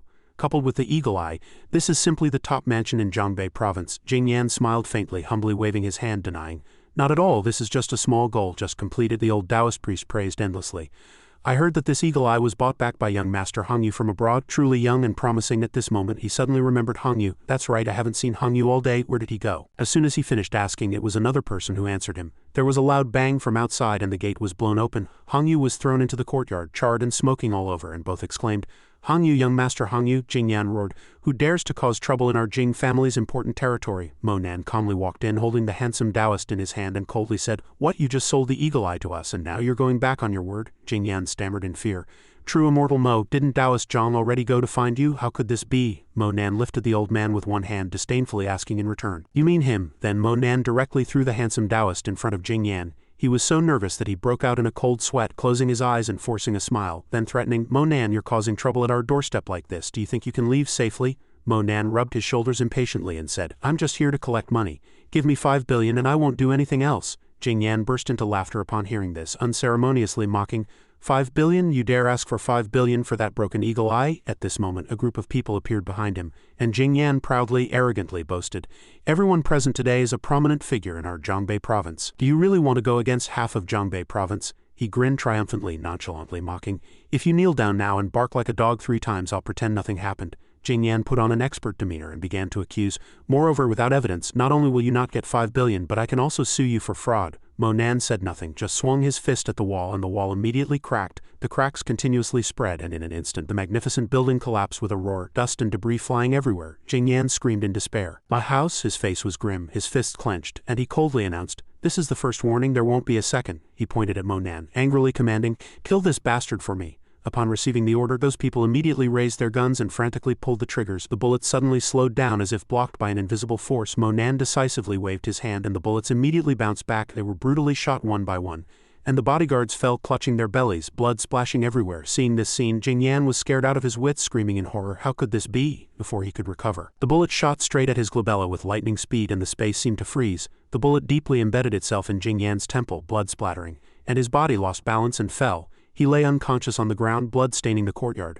After dealing with all this, Monan indifferently pointed at them and asked, "Who is the next family head?" Everyone was scared and knelt on the ground, clasping their hands and pleading, "Mercy, hero." One person trembled all over, handing over a bank card with both hands, stammering, "Here's 10 billion, please don't hurt us." Monan said nothing and took the bank card. Seeing this, that person promised that the remaining 40 billion would be given to him within 24 hours. After collecting the money, he put his hands in his pockets, turned, and left, specifically reminding, "Then I'll give you 1 day. If the money hasn't arrived yet." Monan turned his face, his gaze cold, staring at them, emphasizing each word, "From now on, the Jing family will cease to exist." As soon as he walked out of the Jing family, Shangdong drove a luxury car to pick him up. He waved and shouted, "Brother Nan, over here." Monan got into the car and sat in the back seat. Shangdong curiously asked, "Is the matter settled? There seemed to be a lot of commotion over there. Is everything all right?" He concisely replied, "Everything's fine." He started the car and asked, his tone full of suspicion, "Brother Nan, will the Jing family really hand over 50 billion? That's hard to believe." A contemptuous smile curled his lips and he confidently replied, "They have no choice." At this moment, in the Cao family's office, after receiving the notification, Ling Qian asked in disbelief, "You said the Jing family has already transferred the 400 million funds allocated for investment." His subordinate finally verified worriedly, "Yes, other investors also felt something was wrong. So they withdrew their capital one after another, resulting in a total loss of over 7 billion for us." After hearing this, he angrily slapped the armrest of the chair. Ling Qian gritted his teeth and ordered, "Inform Bai Qi of the Dark Division to investigate this for me. No matter who did it, I will not let them off easily." In the clear blue sky, the plane slowly glided. At this moment, Mo Nan and Shang Dong were discussing with Dao Yun. The other party politely bowed and saluted, welcoming Chairman Mo. Dao Yun also introduced that this was Lawyer Lin and Lawyer Meng, who were responsible for the company's legal affairs. He, however, did not beat around the bush, going straight to the point. No need for pleasantries. "Let's sign the documents." He smiled and leaned sideways, bowing to invite Chairman Mo, "Please come this way." A moment later in the office, Dao Yun handed him a document and explained, "Chairman Mo, after this contract is signed, you will be the legal representative of this group. This is the company's fund list." Mo Nan read it and had no objections, signing directly, then handing it to him and asking, "Is this all right?" Dao Yun happily accepted it, repeatedly thanking Chairman Mo. The two shook hands in cooperation and Mo Nan entrusted him with trust, saying, "The rest is up to you. I believe I haven't misjudged you." He firmly promised, "I will do my best and never disappoint Chairman Mo." After discussing the cooperation, Mo Nan and Shang Dong walked on a secluded street. Took the initiative to speak. "Shang Dong, help me secretly keep an eye on Mu Kuanyin until Yanjing University starts." Shang Dong's face showed reluctance and he eagerly pleaded, "Brother Nan, give me a chance to stay by your side." Mo Nan understood his meaning upon hearing this and he smiled as he turned around, extending 3 fingers, 3 pills, generous remuneration. Shang Dong immediately changed his attitude, happily agreeing and waving his hand to promise, "Brother Nan, take care, I will definitely complete the task you've given me." The sun set and the golden afterglow filled the sky. Mo Nan returned to the villa. He stood in front of the corridor, muttering to himself, "Maybe it's been a long time since I came back." Shang ran out of the house excitedly, happily shouting, "Boss, you're back." As soon as they met, he asked, "How is the immortal leave situation?" He confidently reported, "Excellent, you can rest assured with me." Mo Nan then teased, "Have any beauties visited recently?" Shang waved his hand in denial. "No, now I only focus on cultivation, I don't do those things anymore." After a while, before entering the room, he specifically instructed Shang, "I want to rest in the study for a while. Tell everyone else not to disturb me unless it's urgent." Shang quickly acknowledged. Okay, Mo Nan sat at his desk and took out the 13 brocades painting scroll he had bid for. He calmly picked up a brush and gently dipped it in ink. Mo Nan looked at the painting, a mischievous smile curling his lips. "Let me see what secrets you're hiding." He didn't hesitate to casually draw a few strokes on the painting. After finishing, Mo Nan raised his head, thinking to himself, "That should be it." Then he took the 13 brocades painting scroll to the bathroom, placed it in front of a large basin and thought, "Immerse it in spirit water." Just as Mo Nan placed the painting scroll into the water, a carp leapt out, surprising him. Indeed, he squatted cross-legged by the basin, waiting to see what would happen after the 14 brocaded carp swam out. Not long after, night fell. The next morning, the first ray of sunlight shone on the villa. Mo Nan raised his hand to gently rub his temples, a tired expression on his face, and he said dejectedly, "Nothing has changed since then." Finally, Mo Nan put 2 more immortal leaves into the basin of water and then left. He sighed as he walked, his face haggard from not sleeping all night, and he gave up. "That's enough." Mo Nan opened the study door. Muttering to himself, "Grandpa's birthday is coming soon, it's time to prepare something." His face grew cold and he made up his mind. "I will never let the tragedy of my previous life repeat itself." Time flew by and a few days later, Mo Nan had just gotten off the bus when he heard a familiar voice shout, "Xiao Nan, I thought you were coming back tomorrow." He was startled and seeing him there asked in surprise, "Sixth uncle, why are you here?" He explained, "Waiting for your elder brother, he's also coming back today. Heard he's almost here, so I came first." Sixth uncle asked with concern, "Xiao Nan, how have you been outside? Are you still studying diligently?" Mo Nan smiled and replied, "Sixth uncle, don't worry, everything's fine." Sixth uncle patted his shoulder and happily said, "I'm relieved to hear that, but even if you don't do well on your exams, it's okay. The government is building a road, and the planning bureau has included our family's land in the airport construction area. Our Mo family is going to strike it rich." Mo Nan hastily asked, "Which land?" Sixth uncle casually replied, "The land your grandpa uses for growing vegetables." He frowned, stroking his chin, thoughtfully thinking, no wonder that person remembers to come back, he wants to contend for that land. Just then an impatient voice sounded, "Such a bumpkin." Mo Quan stomped out of the car angrily, patting the dust off his clothes and complained unhappily, "If it weren't for that land, I wouldn't come back to this godforsaken place." Sixth uncle saw him and called out, "Xiao Quan." Mo Quan immediately extended his hand arrogantly upon meeting and ordered, "Sixth uncle, I still have luggage in the car, please help me get it." He didn't complain and happily agreed, "Okay." Mo Quan walked towards Mo Nan with open arms, taunting, "Long time no see, you really haven't changed at all, still as foolish as before." Seeing the other party remain silent, Mo Quan became even more smug. He leaned closer to Mo Nan, mocking, "Am I right, Xiao Nan?" Afterwards, the three drove to the Mo family main residence. Standing at the door, he stood with his hands on his hips, shouting contentedly, "Finally back." As soon as Mo Quan returned, several aunts immediately surrounded him, enthusiastically asking, "Xiao Quan, you're back, your aunts have been talking about you. I heard you're a manager at a company and dating the manager's daughter. Is that true?" His mother saw this and put on airs, saying, "My Xiao Quan just got back, he's tired, let him go in and rest for a while." Mo Nan went to visit his grandpa as soon as he returned. "Ning Ning grandpa." The little girl squinted her eyes happily, trotting over to hug him and shouted excitedly, "Brother Xiao Nan is back." He walked out of the house, hunching over, and said, Nanner, you're back too? Grandpa thought you were coming back tomorrow. Mo Nan rushed forward to help his grandpa. He anxiously asked, Grandpa, why are you still so weak? Didn't you drink the tonic I sent back? He heard this and felt a bit awkward. He pondered and explained, Xiaoru said she liked it, so Grandpa gave it to her. Besides, Grandpa is so old it won't do much good. Just then, Mo Ru also happened to return. Ning Ning excitedly pointed at her, happily shouting, Sister Xiaoru is back. Seeing him say nothing but coldly walk over, Grandpa asked worriedly, Xiao Nan, where are you going? Mo Nan gripped her wrist tightly, angrily questioning, This is the medicine I gave Grandpa, how do you have it? Mo Ru's eyes widened and she blurted out in shock, Mo Nan. After she recovered, she fiercely shook off his hand and loudly retorted, Grandpa gave it to me, what's it to you? Mo Nan angrily grabbed Mo Ru's hand and roughly took off the bracelet. He looked directly at her, disdainfully rebuking, You don't deserve it. Mo Ru's mother saw this and pointed at Mo Nan, questioning, That's your sister. You have no respect for your elders. Mo Sen was furious, cursing crudely, You brat, give it back to me. Seeing the situation growing tense, Sixth Uncle quickly stepped forward to mediate. Stop arguing, it's just 2 bracelets, isn't it? Xiao Quan has made a lot of money, he can buy new ones. Mo Quan lifted his head, proudly boasting, That's right, if my sister wants jewelry of course I'll buy it for her. I'll drive you to pick some out later. Meanwhile, Mo Nan didn't care at all. He put the bracelet back on his grandpa's hand, carefully instructing, Grandpa, promise me don't give it to anyone else again. Then he quietly instructed to firmly bind the bracelet to his grandpa to prevent anyone from taking it. Mo Nan returned to his old room, scanned it and murmured, This place is still the same as before, nothing has changed.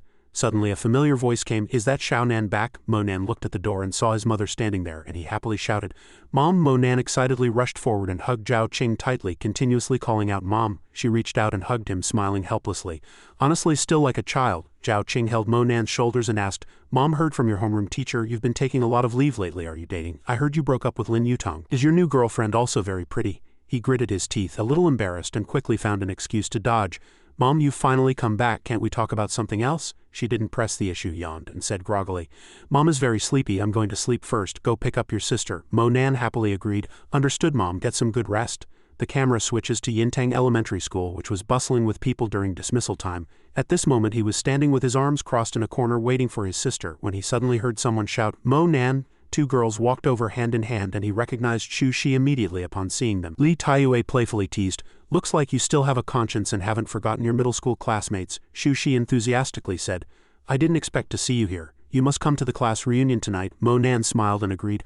I'll definitely be there this time, he thought to himself. It's rare to meet old classmates, so I'll go this time. Taiyue actively took out her phone and offered, Give me your phone number and I'll send you the exact location. After a while his sister finally got out of school. She mischievously shouted, Stinky Big Brother. Mo Yu, wearing a brown apron, smiled and praised Stinky Big Brother. Long time no see, you've gotten much handsomer. She quickly ran over and linked arms with Mo Nan. Seeing her demeanor it wasn't hard to guess, so he deliberately asked, What, using me as a shield again? Caught off guard, Mo Yu quickly gestured. He also gave in. Alright, let's go. Then the 2 siblings happily went home. Behind them a student held a love letter. He silently watched their receding figures and couldn't help but tear up. The love letter, before it could be given, fell to the ground with a thud. Meanwhile, in another place, Mo Nan looked at his phone, a hint of displeasure on his face. The address says it's this place. Mo Nan walked confidently into the banquet hall. His female classmates eagerly ran to greet him. Taiyue spoke, Mo Nan, you're finally here. One girl even boldly linked arms with him, affectionately asking, Mo Nan, have you gotten handsomer? Mo Nan awkwardly replied, Thank you. Xu Shi enthusiastically introduced, Young Master Jin booked this place today. Those are young Master Jin's friends and the rest are old classmates, you should recognize them all, right? Unexpectedly, Mo Quan and Mo Ru were also present. She spotted him immediately and exclaimed in surprise, Mo Nan. The 2 instantly walked over to him. Mo Ru unhappily asked Mo Nan, What are you doing here? He calmly responded, They are my classmates. This is our class reunion. Of course I should be here. He showed a disdainful expression and arrogantly ordered, You, also young Master Jin's classmate, introduce us to young Master Jin later.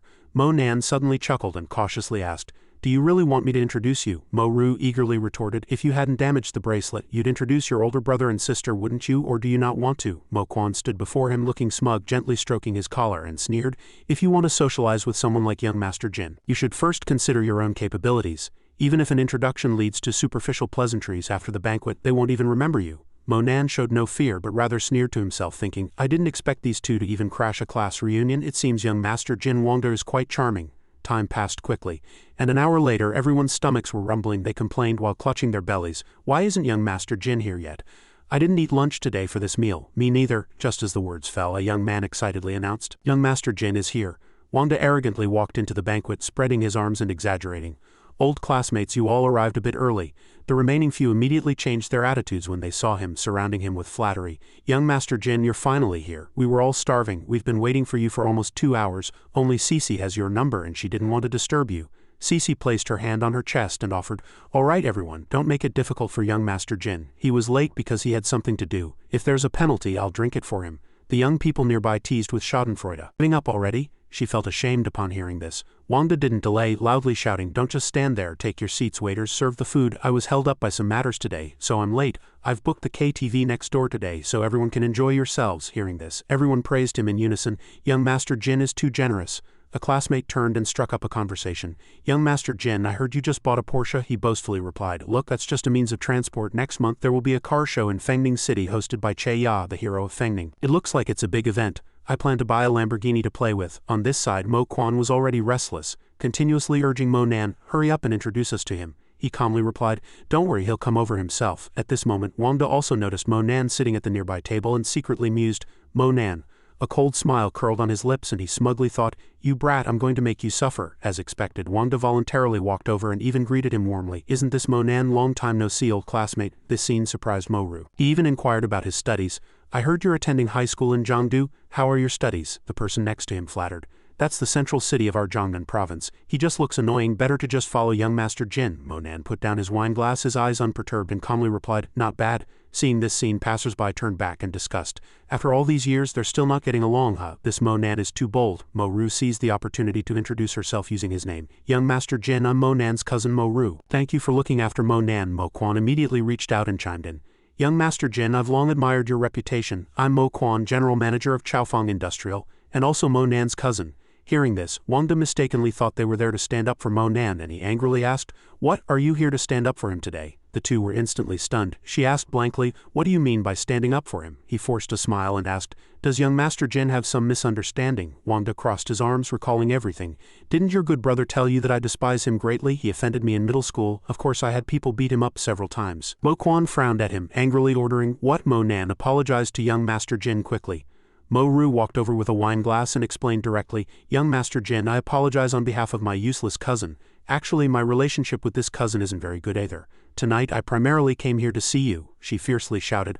"Mo Nan, stop standing there foolishly. Hurry up and offer a toast to apologize." He showed a disgusted expression and coldly said, "He doesn't deserve it." Mo-ru walked straight over and questioned, "Mo Nan, what kind of attitude is this? You offended young Master Jin. Apologizing is only natural." She loudly reprimanded, "Today, whether you want to offer a toast or not, you will." Mo Nan angrily knocked over the wine glass in Mo-ru's hand, roughly cursing, "You're the first one who dared to force me to offer a toast. If you weren't my namesake, you'd be dead by now." The wine glass fell to the ground and shattered. Mo Quan glared, shouting, "Presumptuous Mo Nan, what are you saying?" Seeing the atmosphere grow tense, Tai Yue walked over and gently mediated, all right, everyone's classmates. Young Master Jin, didn't you say you're throwing a party today? I'm hungry." Shu Shi also chimed in. "That's right, young Master Jin, don't just sit here talking. I heard you invited a celebrity, is that true?" Wanda said nothing, just snorted coldly, then turned and left. The scene shifts to the third floor of the Hailong City Hotel, where surprised voices could be heard. "What? Young Master Jin, and Qingtai is your girlfriend?" He calmly sat in his chair with two envious people on either side. "And Qingtai, the popular female celebrity, and Qingtai, you actually managed to win her over. That's amazing." Wanda reached out for his wine glass, humble yet boastful. "Actually, and Qingtai has already visited our Yinting High School. I plan to ask her out tonight. She herself has already agreed." He also explained that it's just a pity her annoying manager insisted that Qingtai wasn't feeling well, otherwise she would have come already. The two also obediently expressed regret. "Oh, what a shame, I really wanted to hear her sing and take pictures with her." That person eagerly requested, "Yeah, young Master Jin, please introduce us sometime." Mo Nan was sitting on the sofa when his phone suddenly rang. He picked up his phone and answered, "Already here? Then come, I'm on the third floor of Hailong City." Meanwhile, Wanda was still bragging. She initially said she would come tonight and I would have her sing for everyone, but it's okay. As long as Qingtai makes an appearance, I'll definitely take everyone to see her, and it'll be VIP seating. Hearing this, everyone bowed and toasted, flattering, "That's wonderful. I'll toast young Master Jin." A toast to young Master Jin. He turned to look at Mo Nan, deliberately mocking him in front of everyone. "Mo Nan, didn't you also stay in Jiangdu? Have you met Qingtai? Do you want me to introduce you? I'm a very generous person. I don't hold grudges." Wanda continued to mock. "Maybe you don't even have a girlfriend. Why not come with me to a brothel later to find some girls?" They all burst into laughter. Suddenly, a girl pointed towards the door, exclaiming in surprise, "Oh, isn't that Qingtai? She's here." She elegantly walked into the banquet hall, attracting everyone's attention the moment she appeared. They immediately stirred, "And Qingtai, it's really Qingtai, she's so cute." Tai Yue put her hand over her mouth, unable to believe her eyes. Young Master Jin actually invited Qingtai. He then confusedly asked himself, didn't she say she was busy and couldn't make it? Why is she here now? Mo Quan, sharp-eyed, leaned in and whispered, young Master Jin, aren't you going out to greet your girlfriend? Wangda stood up, straightening his clothes, not forgetting to put on airs. She's here. I'll have her sing for everyone later. That person cheered triumphantly. Long live young Master Jin. He then proactively walked over to Xianxia, enthusiastically spreading his arms to welcome her. Xianxia, it's so great that you could make it here, welcome. However, she completely ignored Wangda, coldly brushing past him as if he were a stranger, and Xianxia immediately changed her attitude when she saw Mo Nan smiling and shouting, I found you, sitting in the corner. She stood in front of him, pouting and questioning, are you deliberately hiding from me? Mo Nan awkwardly denied, not at all, I didn't know you were coming. Seeing this scene, those who had been flattering Wangda were all startled. She actually went to Mo Nan. Mo Quan awkwardly walked over and tried to strike up a conversation. Hey big star, aren't you here to see young Master Jin? Hearing someone call her, and Xianxia turned around with a bewildered expression, casually asking, who is young Master Jin? Mo Ru happily pointed at Wangda and replied, that's him, Jin. Wangda, young Master Jin. She looked a little surprised. Meanwhile his face was grim, grinding his teeth in anger and indignation. And Xianxia showed an innocent smile and purely said, don't know him, I'm here to see brother Mo Nan. Mo Ru was stunned after hearing this. She was surprised and thought, how does Mo Nan know? And Xianxia, the classmates who had previously flattered him, now turned to mock. Didn't young Master Jin just say Xianxia was his girlfriend? How come she says she doesn't know him? Wangda clenched his fists, his face filled with anger and resentment, grinding his teeth and cursing. A mere celebrity dares to say she doesn't know me and Mo Nan. How does he know? And Xianxia? He stormed off, slamming the door shut as if to vent his anger, shouting, you all wait for me. Cici screamed in panic, young Master Jin. Mo Ru being cunning. This is the best chance to get closer to young Master Jin, I can't miss it. She eagerly chased after him. Meanwhile, under the alternating camera shots, Mo Quan still brazenly tried to strike up a conversation. Hello Miss Yan, I'm Mo Quan, my English name is Ice and I'm Mo Nan's older brother. And Xianxia still coldly ignored him, turning to look at Mo Nan. Seeing his displeased expression, she turned to look at him and casually hummed. Mo Quan was stunned, his face filled with disappointment, and he tried to console himself. My conditions are so good, yet I can't even attract her attention. There aren't many people like me in Yintang County. He was suddenly startled and turned around, seeing the crowd cheering excitedly, and smugly thought, it must be because there are so many people here and she's afraid of gossip. Thinking this, Mo Quan with sharp eyes placed his business card on the table, deliberately leaving a message for Xianxia. Miss Yan, I have something else to do. Here's my business card, I'll leave it on the table. Let's talk later. She scornfully covered her mouth and whispered to Mo Nan, is your brother your real brother? He's also quite something, he said with disgust. No, in the future have less contact with such people. And Xianxia smiled beautifully and happily agreed. I understand. At this moment, Taiyue walked over with her phone. She politely requested, Miss Xianxia, I'm your loyal fan. Can I take a picture with you? She hesitated and looked at Mo Nan. He gave a slight smile and teased, they're all my middle school classmates, are you too embarrassed to take a picture with them? Hearing this, and Xianxia didn't hesitate, happily agreeing, if they're your friends of course I can. Afterwards the two girls raised their phones and posed for a picture. Taiyue said gratefully, thank you for taking a picture with me. She waved her hand modestly, no need to be so polite. Meanwhile, Shu Shi walked over to Mo Nan with a wine glass full of admiration. Mo Nan, you're so cool, how do you know? And Xianxia? He looked up and replied, I'm her classmate. At this moment a beautiful girl walked over and shyly requested, Mo Nan, can we exchange phone numbers? Mo Nan smiled and agreed, sure. So in the blink of an eye a group of girls swarmed him, eagerly asking for his contact information. Me too, Mo Nan quickly said, one at a time, no rush. Much later the banquet ended. In a quiet room Mo Nan and Xianxia were chatting on a sofa. She closed her eyes looking troubled and told him, recently I've been losing focus while playing the guqin and my fingers especially hurt. Mo Nan asked with concern, how many fingers hurt on your hand? And Xianxia extended her hands, disheartened. As soon as I play the zither every finger hurts, and last night's practice was also forced to end halfway. After hearing this he calmly stood up and seriously said, let's go, I'll go back to your hotel room with you to treat you. Hearing this her cheeks flushed with shyness and her heart was filled with joy. Going back to the hotel, isn't that just wanting to be with me? And Xianxia immediately agreed, all right. So the two went back to the hotel together. On the way they were suddenly stopped by a group of hooligans. The leader, confused, confirmed Mo Nan. The fat man pointed at him and aggressively said, Brother G, that's him. Brother G raised his iron bar and fiercely threatened, this brat offended young Master Jin got a death wish. Tell me, which arm or leg do you want broken? A few of his underlings, seeing in Xianxia, drooled and said with lecherous expressions, what a beauty. He angrily reprimanded, what are you looking at? Never seen a woman before, all of you deal with them. The two underlings were scared out of their wits upon hearing this. Brother G swung his iron bar forcefully and sternly demanded, woman, get out of here quickly. I don't hit women, this has nothing to do with you. Mo Nan remained as calm as ever. After hearing that he faintly smiled and said, for that sentence I'll spare your life. Tell me, who is your boss? The man proudly boasted, what's wrong, do you know my boss?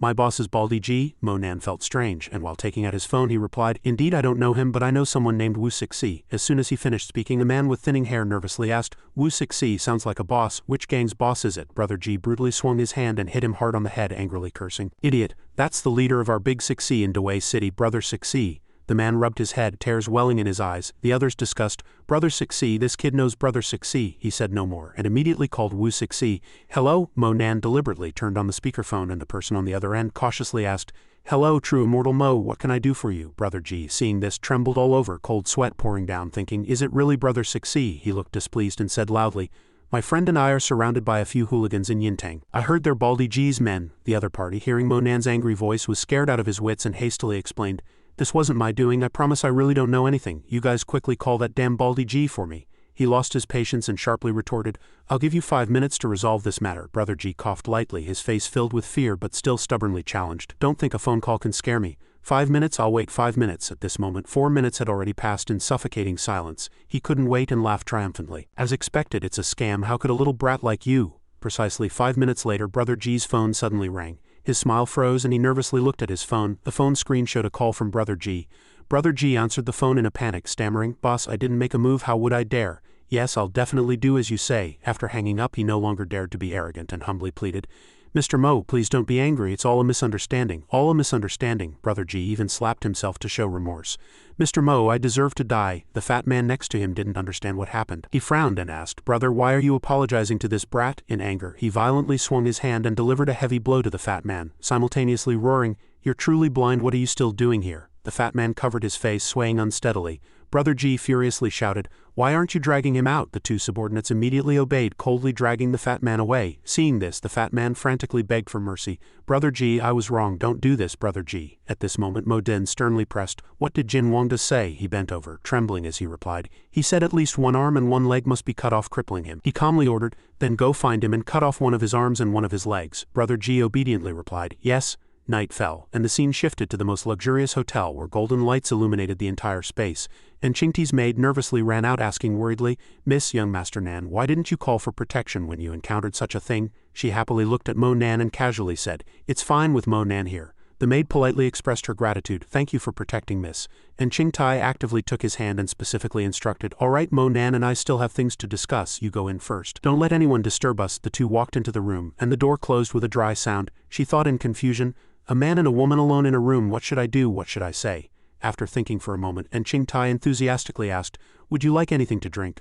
Mo Nan didn't reply, sitting directly on the bed and sternly requested, Come here. Hearing this, she began to overthink, covering her face with both hands, shyly and surprisingly asking herself what he wants to. After a thought, and Qingtai sat beside him blushing, she stammered, Mo Nan, At this moment Mo Nan reached out and suggested, Give me your hand. And Qingtai smiled and agreed. She gently placed her hand in his. The next second, and Qingtai felt as if an electric current was coursing through her body, and she trembled, tightly closing her eyes. It turned out Mo Nan was injecting spiritual energy into Qingti's hand for treatment. He subconsciously looked down, thinking, Her hand is so soft, her cheeks flushed, and she let out a few soft moans, her eyes half closed, and Qingtai angrily punched his chest with her other hand, coquettishly scolding, Naughty, don't you know I'm especially sensitive? Mo Nan looked at her blankly.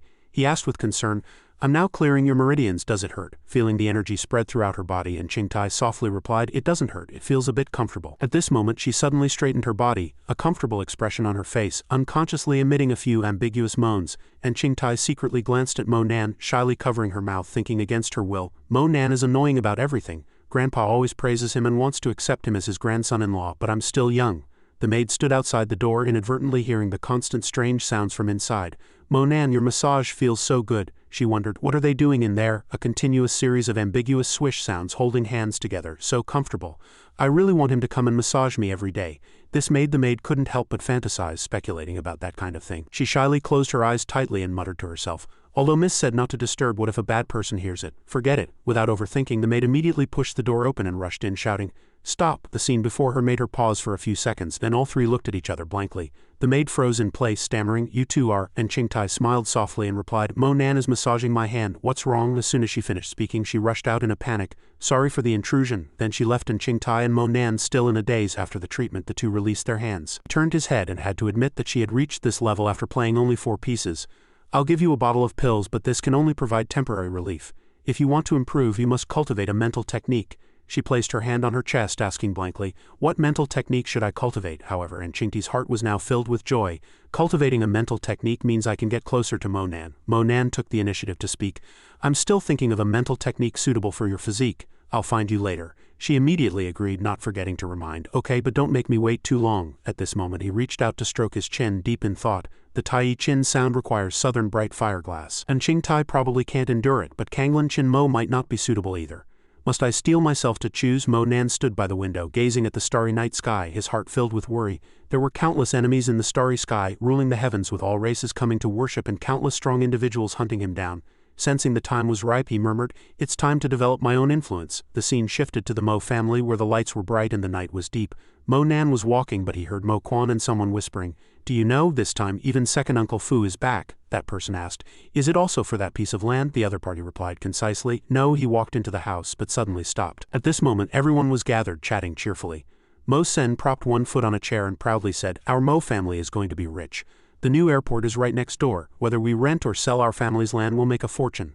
As soon as he finished speaking, someone chimed in, "Prices rise fastest near airports. That land must be worth at least 100 million. An uncle came out and said, "I was short-sighted.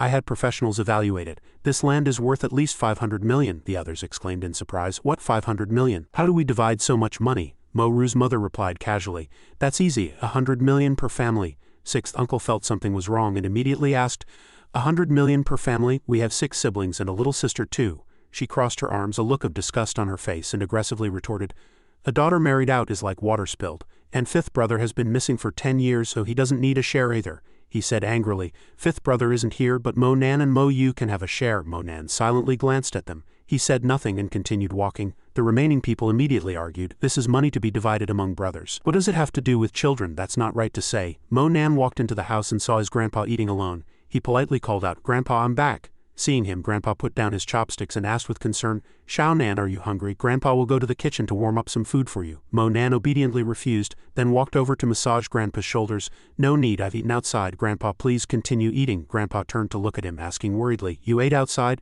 Do you still have enough money?" Mo Nan smiled and reassured him, "Enough, don't worry about me anymore." His attitude and demeanor greatly pleased Grandpa. Xiao Nan is such a good child. Mo Nan thought to himself, tomorrow is Grandpa's big birthday. After everything is settled, I'll bring Grandpa to Jiangdu. The night deepened and the surroundings grew quiet, with only the wind howling through the leaves. He lay in bed, closing his eyes to rest, thinking, "I won't cultivate today. I'll enjoy the air of my hometown." Suddenly, a strange sound came and Mo Nan immediately noticed it and sat up vigilantly. Someone. At this moment Mo Ru and her mother were stealthily sneaking into Grandpa's room, clandestinely messing around. "Didn't they say this old man wouldn't wake up? What are you scared of?" she whispered nervously. "Got it, Mom. Do you know where the property deed is hidden?" "We've got it. Let's go quickly. We'll be dead if we're found." She immediately gestured to keep quiet. "Don't keep saying dead. We're just temporarily holding on to it so those uncles and aunts don't selfishly divide it." At this moment the light in Grandpa's room suddenly turned on. Mo Ru rummaged through the bedside table drawer, pulled out a property deed and then hurriedly said, "Found it in the drawer." Her mother happily turned around, beaming with smiles, praising, "Well done, let's go." Just as they were still immersed in joy, Mo Nan suddenly appeared, leaning against the door, and coldly ordered, "Leave it for me." Mo Ru and her mother were startled. She cried out in panic, "Why are you here?" He slowly walked over and angrily questioned, "That's what I should be asking you. How dare you steal the property deed?" Mo Ru's mother, hearing this, defiantly retorted in a loud voice, "Is this your property? The old man's property will be passed to the eldest son after he dies. It was always ours. What if I take it now?" Mo Nan decisively snatched the property deed from her hand, then rebuked, "Scram!" The powerful force made her sway and fall to the ground. She screamed in panic. "Mom!" Mo Ru's mother struggled to her feet, fiercely cursing, "Mo Nan, how dare you snatch the property deed?" His face suddenly changed, both hands clenched into fists, and he coldly said, "Don't force my hand." Just then his grandpa was also woken up by the noise. Grandpa sat up, rubbing his eyes, and asked, "Who is it?" Seeing this, her mother quickly pulled Mo Ru and fled, not forgetting to turn back and warn, "We'll settle this with you tomorrow." Mo Nan frowned, sighing with dissatisfaction, thinking, what kind of relatives are these? The next morning the sound of crowing roosters heralded the new day. The Mo family's grand birthday celebration was held. Banquet tables filled the courtyard, guests flowed in endlessly, and laughter and chatter filled the air, creating a lively atmosphere. How are Grandpa's birthday arrangements? The family is prospering. If you want to get rich, you have to arrange the room well. Over here Mo Nan and Mo Yu also chose a table. The little girl looked at the sumptuous dishes, cheerfully pulled out a chair and said, "Brother, let's sit." He was about to sit down but was suddenly stopped by Mo Senator. He rudely threatened, "Mo Nan, you're not allowed to sit. Eat standing." Witnessing this scene, the guests immediately discussed what happened. Mo Nan's grandpa angrily slammed the table. He frowned, staring directly at Mo Sen, and sharply questioned, "We're a family eating. Why make my grandson stand? Eldest brother, explain yourself." Feeling dissatisfied, Mo Yu also echoed, "That's right, what did my brother do wrong?" He frowned, his eyes filled with resentment, and he gritted his teeth, growling, "What wrong? He wants to kill the whole family." Mo Ru eagerly snitched, "Young Master Jin, everyone listen to me. Last night my brother and that brat caused trouble repeatedly from school to the banquet. Mo Nan offended young Master Jin, and I apologized on his behalf. Guess what he did behind his back?" Hearing this, everyone's gaze turned to Mo Nan. Everyone couldn't suppress their surprise. Her attitude was furious and she pointed at him. Then she loudly scolded, "He actually snatched young Master Jin's girlfriend in front of him, not only affecting business but also offending the Jin family. Does he still have the nerve to come home?" Her mother immediately turned around, her eyes filled with anger, and venomously retorted, "How dare he snatch a woman from young Master Jin, not even knowing his place? Offending the Jin family and implicating the whole family. Does he still have the nerve to come home?" Other members of the Mo family also angrily stood up, scolding with malicious words, "How could such a thing happen? Go find young Master Jin immediately and make him apologize in person. That's right, Zhao Qing also needs to take a look, see what kind of son she's raised." Zhao Qing could no longer hold back. She violently stood up and loudly retorted, "I believe in my son. The Jin family are originally scoundrels, not good people. You think you can force my son to apologize with a few words? No way." Seeing the atmosphere gradually become tense, sixth uncle quickly waved his hand to mediate. Everyone say less. From then until now, Mo Nan had remained silent, letting the surrounding clamor continue. At this moment, his grandpa slammed the table and shouted, "Enough, stop arguing," he sternly requested. "Xiao Nan, you tell me yourself. Grandpa believes you." Mo Nan still stated aggrievely, "Grandpa, I'm not wrong. The Jin family is not worthy of my apology." Seeing her causing trouble, he angrily threatened, "Mo Ru, if you cause any more trouble here, don't blame me for being ruthless." She crossed her arms, disdainfully mocking, "I'm causing trouble if you don't apologize, and young Master Jin comes for revenge. I'd like to see how you'll die." Just then, the security guard rushed in, panicked, and reported, "The Jin family is here." Mo Ru, seeing this, became even more smug. A cold smile played on her lips, and she arrogantly mocked, "Mo Nan, keep being arrogant. They're already here looking for you." At this moment, everyone was cautious, automatically distanced themselves from Mo Nan's family, fearing that a slight misstep would cause trouble. Mo Ru's mother even openly mocked, spewing venomous words, "I'm telling you, your family's matters have nothing to do with us." Seeing them all reveal their true colors, he sneered and cursed inwardly, "What a bunch of ungrateful people." Zhao Qing placed her hand on Mo Nan's shoulder, her worry evident, and cautiously instructed, "Xiao Nan, let Mom handle it. Don't say anything. Don't worry. With Mom here, no one can bully you." Mo Yu softly called out, "Brother?" He calmly smiled faintly and softly comforted, "Mom, it's okay. Leave this matter to me." Outside the gate, shouts announced, "The Jin family patriarch Wan Song has arrived." He walked in imposingly with 2 bodyguards. Upon seeing Mo Nan, Wan Song was furious and aggressively demanded, "Who is Mo Nan?" Mo Sen and another uncle immediately stepped forward, warmly greeting, "Mr. Jin, welcome, please come in. We didn't expect you to come in person. It's truly an honor." Wan Song impatiently repeated, his face full of anger, "I ask, who is Mo Nan? Step forward quickly." Mo Nan stood forward fearlessly, admitting, "It's me." Wan Song roughly pushed Mo Sen's head aside and angrily questioned, "You still dare to show your face? My son is now lying in the hospital, and it's all you're doing." As soon as he finished speaking, Mo Ru's face couldn't help but show surprise. She asked herself in shock, "What? Young Master Jin is hospitalized?" Seeing this, her mother immediately rushed out to stop him. Disregarding all fear, she firmly demanded, "Mr. Jin, what do you mean by that?" Wan Song rudely waved his hand, knocking Zhao Qing to the ground, incessantly accusing her with disdain in his tone. "What do I mean? You'll know what I mean when my son wakes up. Your son is so audacious. He even ordered someone to beat my son." When Mo Nan's last straw was broken, he roared in anger, his eyes wide as if he wanted to devour the man. "Jin Wan Song, you're asking for death?" Zhao Qing and Mo Yu anxiously held him, fearing something terrible would happen. The little girl cried out in fear. "Brother?" she thought, "how can Mo Nan be so powerful?" Mo Nan's grandpa stood up and shouted, "Xiao Nan, stop right there." He immediately turned around, gritting his teeth. "Grandpa," he asked sternly, "are you not even listening to Grandpa's words?" Mo Nan had no choice but to obey, trying to remain calm, thinking, "All right, Jin family, I'll let you live one more day." Seeing this, Wan Song sneered triumphantly. He stood before Mo Nan's grandpa and the group of people, and stated directly, "Today I am here for 3 matters. As soon as he finished speaking, Wan Song unceremoniously sat down in a chair. The first matter, that action astonished Mo Nan's grandpa. Wan Song leisurely continued, was to celebrate the old patriarch's birthday. Wan Song confidently affirmed one thing: the second matter, regarding the land next to the airport. "If you cooperate with me, you will earn even more." The uncle rubbed his hands and walked over, smiling obsequiously. "We've long wanted to cooperate with Mr. Jin. Who doesn't know that throughout Yintang you're the best at doing business?" Then he pointed at Mo Nan's face and rudely shouted, "The third matter is you, Mo Nan." Mo Ru's mother quickly interjected, "Mr. Jin, regarding the technicalities, we've long since separated our households. Although we live in the same house, we are already 2 separate families." Wan Song suppressed his anger, but his attitude remained arrogant and dismissive. "Today, out of respect for the old patriarch's birthday, I will settle scores with you later." Let the birthday banquet begin. Mo Sen obediently complied, buttering him up with sweet words. Yes, since Mr. Jin has said so, let the birthday banquet begin and let's present the gifts. Zhao Qing worriedly held Mo Nan's shoulder and reminded him, Mo Nan, today is Grandpa's birthday, you must remain calm. At this moment when Mo Ru's mother presented the first gift, she immediately put on an air of importance. Dad, this is ginseng that Quaner brought back from abroad. He then introduced, Grandpa, this is genuine 100-year-old ginseng, please accept it. Subsequently, the uncles and aunts of the family took turns offering birthday gifts. Everyone eagerly introduced, Dad, I bought you bird's nest, and someone else chimed in, Dad, look at this, I bought you an antique. Now Mo Nan respectfully presented his gift and called out, Grandpa, look at this. As soon as he saw the gift in Mo Nan's hand, he couldn't hide his surprise, immediately stood up and happily said, the family tree, with the family tree I can face my ancestors. Mo Quan's family stood nearby indignant and unconvinced, continuously belittling, it's just a few messy names. Mo Sen stubbornly refused to believe it, arrogantly saying, it must be fake. Why would I need Quaner to find something fake? You need connections to get things done. Just then, the security guard loudly announced, Mr. Wu from Manhua Hotel has arrived. Manager Chen from Ruigao Trading has arrived. Mo Quan thought proudly, his own company's people have arrived too. I told them not to come, but they insisted. He walked forward enthusiastically, shaking hands and greeting. Mr. Wu, your hotel is almost upgraded to 5-star, right? The other party smiled and confirmed. Yes, and the others also entered the banquet hall, receiving warm hospitality from Mo Quan's family. Everyone please come in and be seated. Several people, seeing Wan Song there, exclaimed, Mr. Jin. He happily invited everyone to sit. Please all sit.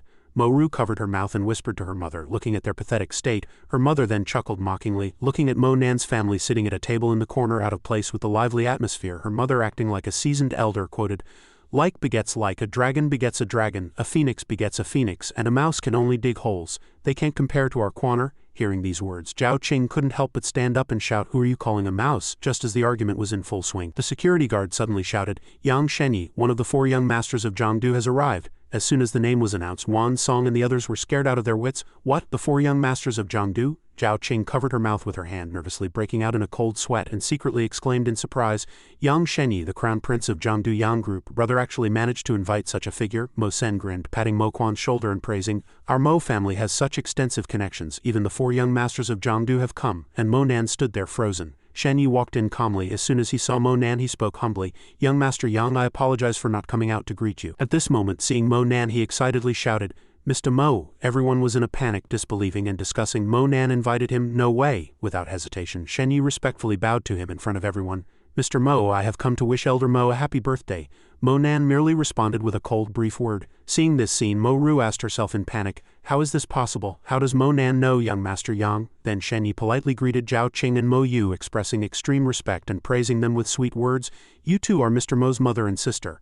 I didn't expect Mr. Mo's family to be so distinguished in appearance and possess such imposing presence. He pointed to the gift boxes he brought and stated that these high-end skincare products were for them to accept. Mo Yu and her mother hadn't even had time to recover and accept the gifts when they were already in a panic. Then Shen Yi turned around and walked towards Mo Nan's grandpa. Standing before him, he respectfully bowed and politely said, Elder Mo, this is a small token of appreciation from our Yang family. After speaking, Shen Yi pointed to the 6 ladies holding gifts, humbly saying, A small gift, a token of Shen Yi's sincerity. Please accept it. Seeing this scene, the people below stirred, looking at each other in panic and then whispering, Could it be fake? Young Shen Yi. Haven't you seen who it is? Who dares to impersonate the 4 young masters? Mo Sen stepped forward at this moment respectfully and with a kind smile inviting him, Young Master Yang, please have a seat. However, Shen Yi politely waved his hand in refusal, a clear look of caution on his face. You're too kind. In front of Mr. Mo, I wouldn't dare to sit casually. Outside, the security guard announced the god of cars from Fengning City has arrived to wish a happy birthday, and Baldi Ji from Dashang City has arrived. As soon as the young people heard these names, they all gasped in surprise and unanimously shouted, Oh my god, the underground bosses from Dashang City and Fengning City. They immediately changed their stance and all turned towards Mo Nan. Hurry, we can't stand with Mr. Jin this time. The Mo family is the real leader. At this moment, Wan Song was drenched in sweat, his face pale, trembling in his heart, thinking, How could this be? Lao Ji and the god of cars bowed respectfully. Happy birthday, Elder Mo. He slid off his chair in shock, his previous arrogant demeanor vanishing instantly. How does Mo Nan know these important figures? Walking up to Mo Nan, Lao Ji carefully explained, Mr. Mo, I'm late, please forgive me. The god of cars, seeing this, quickly followed up, Mr. Mo, I'm here to wish Elder Mo a happy birthday. He sternly dismissed the two. Mo Ru frantically covered her face, her eyes wide, wondering why these powerful figures were bowing to Mo Nan. After receiving Mo Nan's permission, Lao Ji and the god of cars respectfully wished Elder Mo a happy birthday. Meanwhile, Wan Song was sweating profusely, his mind in a state of confusion. Does Mo Nan know these people too? Now Mo Sen enthusiastically pulled out a chair, smiling and calling out, Brother Ji, please sit. He awkwardly waved his hand in thanks, explaining with an embarrassed smile, "Thank you, no need to worry about us, in front of Mr. Monan I wouldn't dare to sit." Hearing this, Zhao Qing was stunned, her face full of surprise, and she blurted out, "This is..." Monan's grandpa now beckoned and asked, "Xiao Nan, this is..." He merely smiled without answering. Immediately after, the security guard hurriedly announced, "Zhang Duyan has arrived to wish a happy birthday." Mo Sen's face turned pale and he almost stumbled and fell. Mo Quan, seeing this, cried out in panic, "Dad!" Monan's entire family was stunned, everyone's face turning white at this moment. Long Sheng, Jin Shang and Dian Hu, representing Zhang Duyan, walked in imposingly along with Miss Qingtai. She ran in skipping, happily shouting, "Big brother Monan!" As soon as Qingtai appeared, she made everyone in the Mo family stand up, their faces flushed, and a single thought spontaneously arose in their minds. So beautiful. Mo Ru and her mother could only bow their heads in greeting. Qingti's appearance made her feel even more inferior. She shyly thought to herself, "She's as radiant as the sun, I'm nothing compared to her." And such a goddess actually came looking for Mo Nan. The four walked to Mo Nan's family's dining table and bowed. "Mr. Mo, we are here to wish Elder Mo a happy birthday," Long Sheng sternly reminded. "Mr. Mo's mother is so young, Qingtai, why don't you greet her?" She quickly grasped the intention and obediently greeted, "Hello Aunt Zhao, I am Yan Qingtai, and I'm also here to wish Grandpa Mo a happy birthday today." Zhao Qing praised contentedly, "Good child, thank you, you're a truly beautiful girl." She inadvertently saw Qingtai looking shyly at Mo Nan. Zhao Qing was overjoyed in her heart. "Could this be my daughter-in-law?" Mo Yu shouted excitedly, startling the two. "Sister Qingtai, are you the Yan Qingtai from TV?" The little girl took the opportunity to introduce. "I am Big Brother Monan's younger sister Mo Yu." Qingtai was surprised and exclaimed, "Oh my, is my little sister really this cute? Big Brother Monan never introduced us." Monan just coughed in displeasure and she stopped upon hearing it. Long Sheng awkwardly reminded, "Qingtai, why don't you go wish Grandpa Mo a happy birthday first?" They solemnly wished Elder Mo a happy birthday. "May Elder Mo's fortune be as vast as the East Sea and his life as enduring as the southern mountains. May his days be as bright as the sun, moon and stars, and his longevity like the pine and crane." Monan's grandpa was very satisfied. His eyes narrowed into slits from smiling, continuously responding, "You're too kind, thank you." Mo Sen couldn't believe his eyes, sweating profusely, and asked in panic, "What's going on? How does this brat Monan know so many important people?" His wife gritted her teeth in disbelief. "How should I know?" Monan's uncle quickly chimed in. "I think he must have gotten involved with Yan Qingtai." Mo Quan tightly clenched his fists, angrily retorted, "Who cares? As long as he knows any big shot, I'll strike it rich." Mo Ru, while reapplying her makeup, mockingly interjected, "This kid really got lucky. He hooked up with a top wealthy family." Sixth uncle, seeing this, couldn't help but be surprised, and was also secretly happy for him. Could it be that Xiao Nan has achieved something great in Jiangdu City? At this moment, the security guard outside announced again, "Oh my god, the mayor has arrived." Everyone gasped in shock. Major General Hua Sha Dongrong and the city's mayor have arrived. Monan's grandpa struggled to stand up. Stuttering this, he quickly stepped forward to support his grandpa, happily saying, "Grandpa, please go back and sit down." A thought flashed through Monan's mind.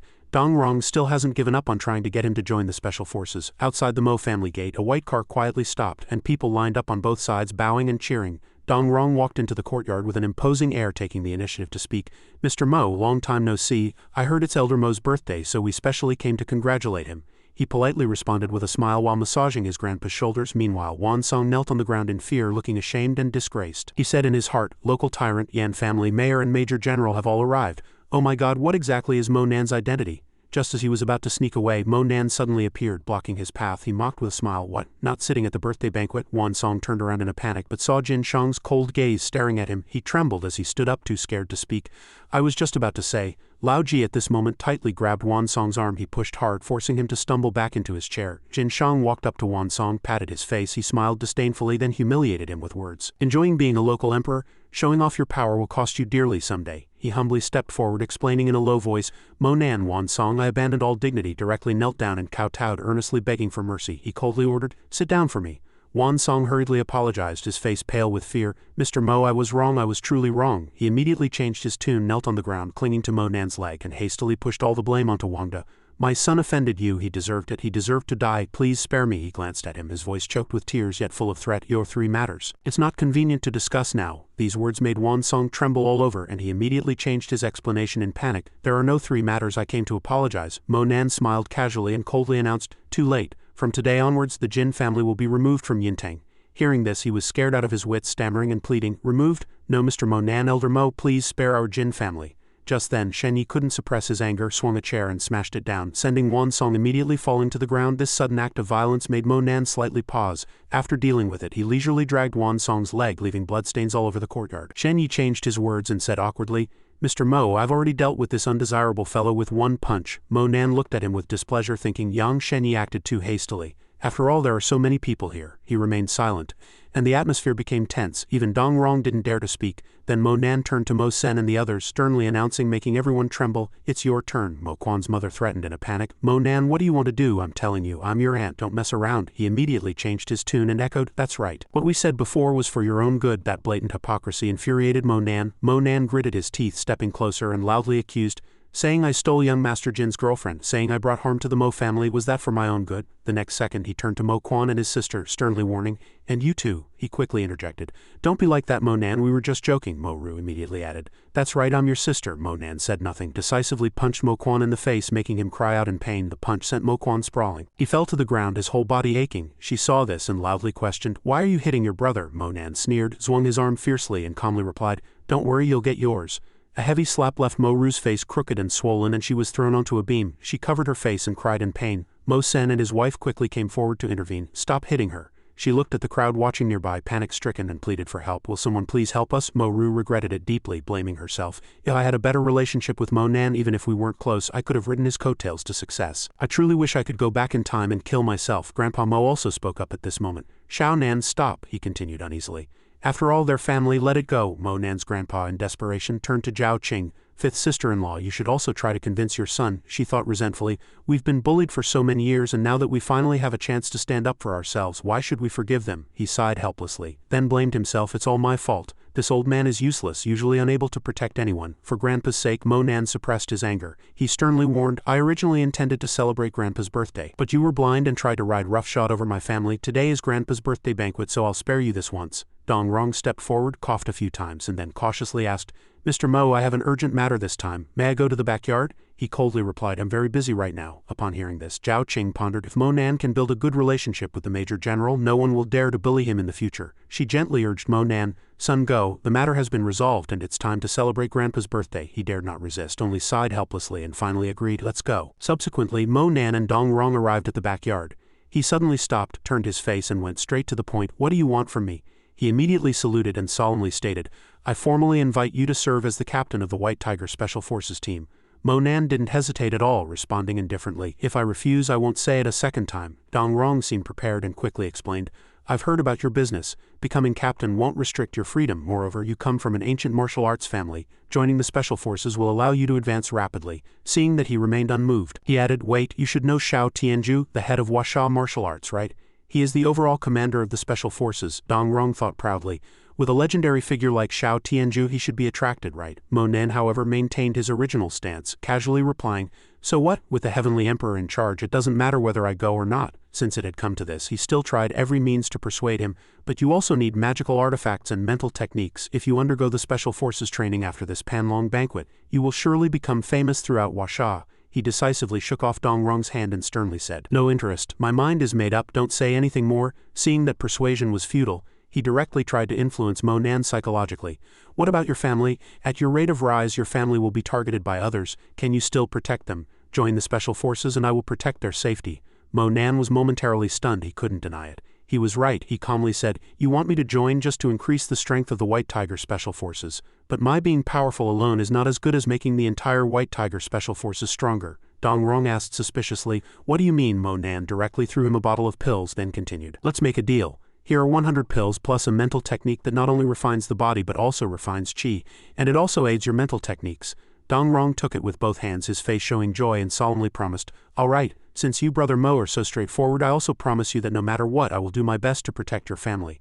The next second, Mo Yu ran over in a panic to report, "Brother, it's bad. Grandpa has fainted." Both were startled to hear this. Mo Nan calmly walked forward and comforted, "Don't cry, quickly take me to see him." At this moment, the Mo family courtyard was filled with a tense atmosphere. Everyone anxiously gathered around Grandpa Mo. Seeing Mo Nan run over, Jin Shang immediately loudly calmed everyone. "Don't panic, Mo Nan is here." He loudly ordered everyone to disperse and let Mr. Mo examine him. He immediately knelt down, reached out and took his pulse on his neck. After checking, Mo Nan was horrified to discover that someone had poisoned him. Everyone was very worried to hear this. Zhao Qing repeated in shock, "Poisoned?" Sixth uncle cried out in confusion. Who would dare to poison him at a birthday banquet? He tried to keep calm, turned around and said, "First take Grandpa back to his bedroom." Mo Nan's grandpa had now been moved back to his room. Mo Nan gently placed his hand on his forehead to check. His mother anxiously asked, "How is your grandpa?" He sighed with relief and replied, "Fortunately, Grandpa just drank this poison. If it had been any later, he wouldn't have been saved." Zhao Qing reached out and stroked her chin, deep in thought. Many people toasted father just now. Could it have happened then? Monan's face darkened, anger secretly rising, saying to himself, how dare they lay a hand on my grandpa? I will grind his bones to dust. When Monan's family of 3 returned to the main hall, they heard arguing. Auntie is too much. Grandpa has passed away. The property must be divided equally. Auntie can only have 1 share. That land must be divided equally. Arguments continued to come from inside the house. That's right, and father's antique jade pieces can't all go to auntie alone. Everyone was currently arguing endlessly. The key was that piece of land. I want to open a hotel, and so does big brother. What should we do now? Mo Sen held the jade pendant aggressively, saying, your family has the most promising future, so everyone should give this land to your family and we'll all make money together. 6th uncle felt something was wrong and couldn't help but immediately retort, if we give it to you, you'll definitely cheat all of us. Then why not give it to Xiaonan? He can cooperate with the richest people with just a word. No one can compare. He said no more and directly put the jade pendant into his pants pocket. The eldest aunt stepped forward to analyze her words, sharp and clearly unfair. How can grandsons be involved in the division of family property among adults? As for Xiaonan, let him guard Grandpa's memorial tablet, and as for other things, while she was still yelling arrogantly, Monan suddenly appeared, coldly questioning, what about the others? They saw him and all backed away in fright. Moru's mother asked in a panic, when did you get here? And uncle stammered, Xiaonan, did Grandpa leave a will? Mo Sen and his wife trembled, pointing at Monan, then defended themselves. You can't just talk nonsense. When father was alive, he favored our first branch the most, and since we're the eldest son, we naturally receive the most attention. He clenched his fists, walked over furiously, and angrily roared, when he was alive, a will? Grandpa was poisoned at his birthday banquet, his life hanging in the balance, and you're here fighting over property. Monan roared in anger, scaring the 2 out of their wits. All right, that land right? His face was taut with extreme anger. Monan loudly asked Yanzong, what's the lowest price for this piece of land of the Mo family right now? Long Sheng was startled and quickly replied, for civilian land it's at least 500 million. As for government requisition, it's probably 500,000, but the owner's consent is required. Without hesitation, he angrily roared, I agree to government requisition. The mayor, hearing this, danced with joy. He repeatedly thanked, that's wonderful. Thank you, Mo family, for supporting us. We are in urgent need of a backup airport. I will immediately contact the planning bureau. The eldest aunt felt as if struck by lightning, collapsing to the ground. She was unwilling, rolling on the ground and throwing a tantrum. This is land worth 500 or 600 million, now it's only selling for 500,000. How much will we get when it's divided? Mo Sen roared in defiance. Why is our land being requisitioned? I don't agree. Another uncle pulled his hand and advised, Monan, what we said to you before was just a joke. Don't be like this. There are even more despicable people than this. To play tricks for personal gain, but now it has been ruined by him. He thought to himself, to monopolize that money, I've already divorced. Now I've lost both my wife and children. Then he anxiously advised, Xiaonan, that's our Mo family's land, it can't be requisitioned by the government. Moru's mother pounced on him excitedly, fiercely grabbing Monan's clothes and cursing, you bastard, you won't get any benefits from making such a decision either. He violently shook her off, loudly scolding, get lost. Monan looked at them, his eyes cold, staring, and he gritted his teeth, roaring, I don't need that money. He angrily cursed inwardly.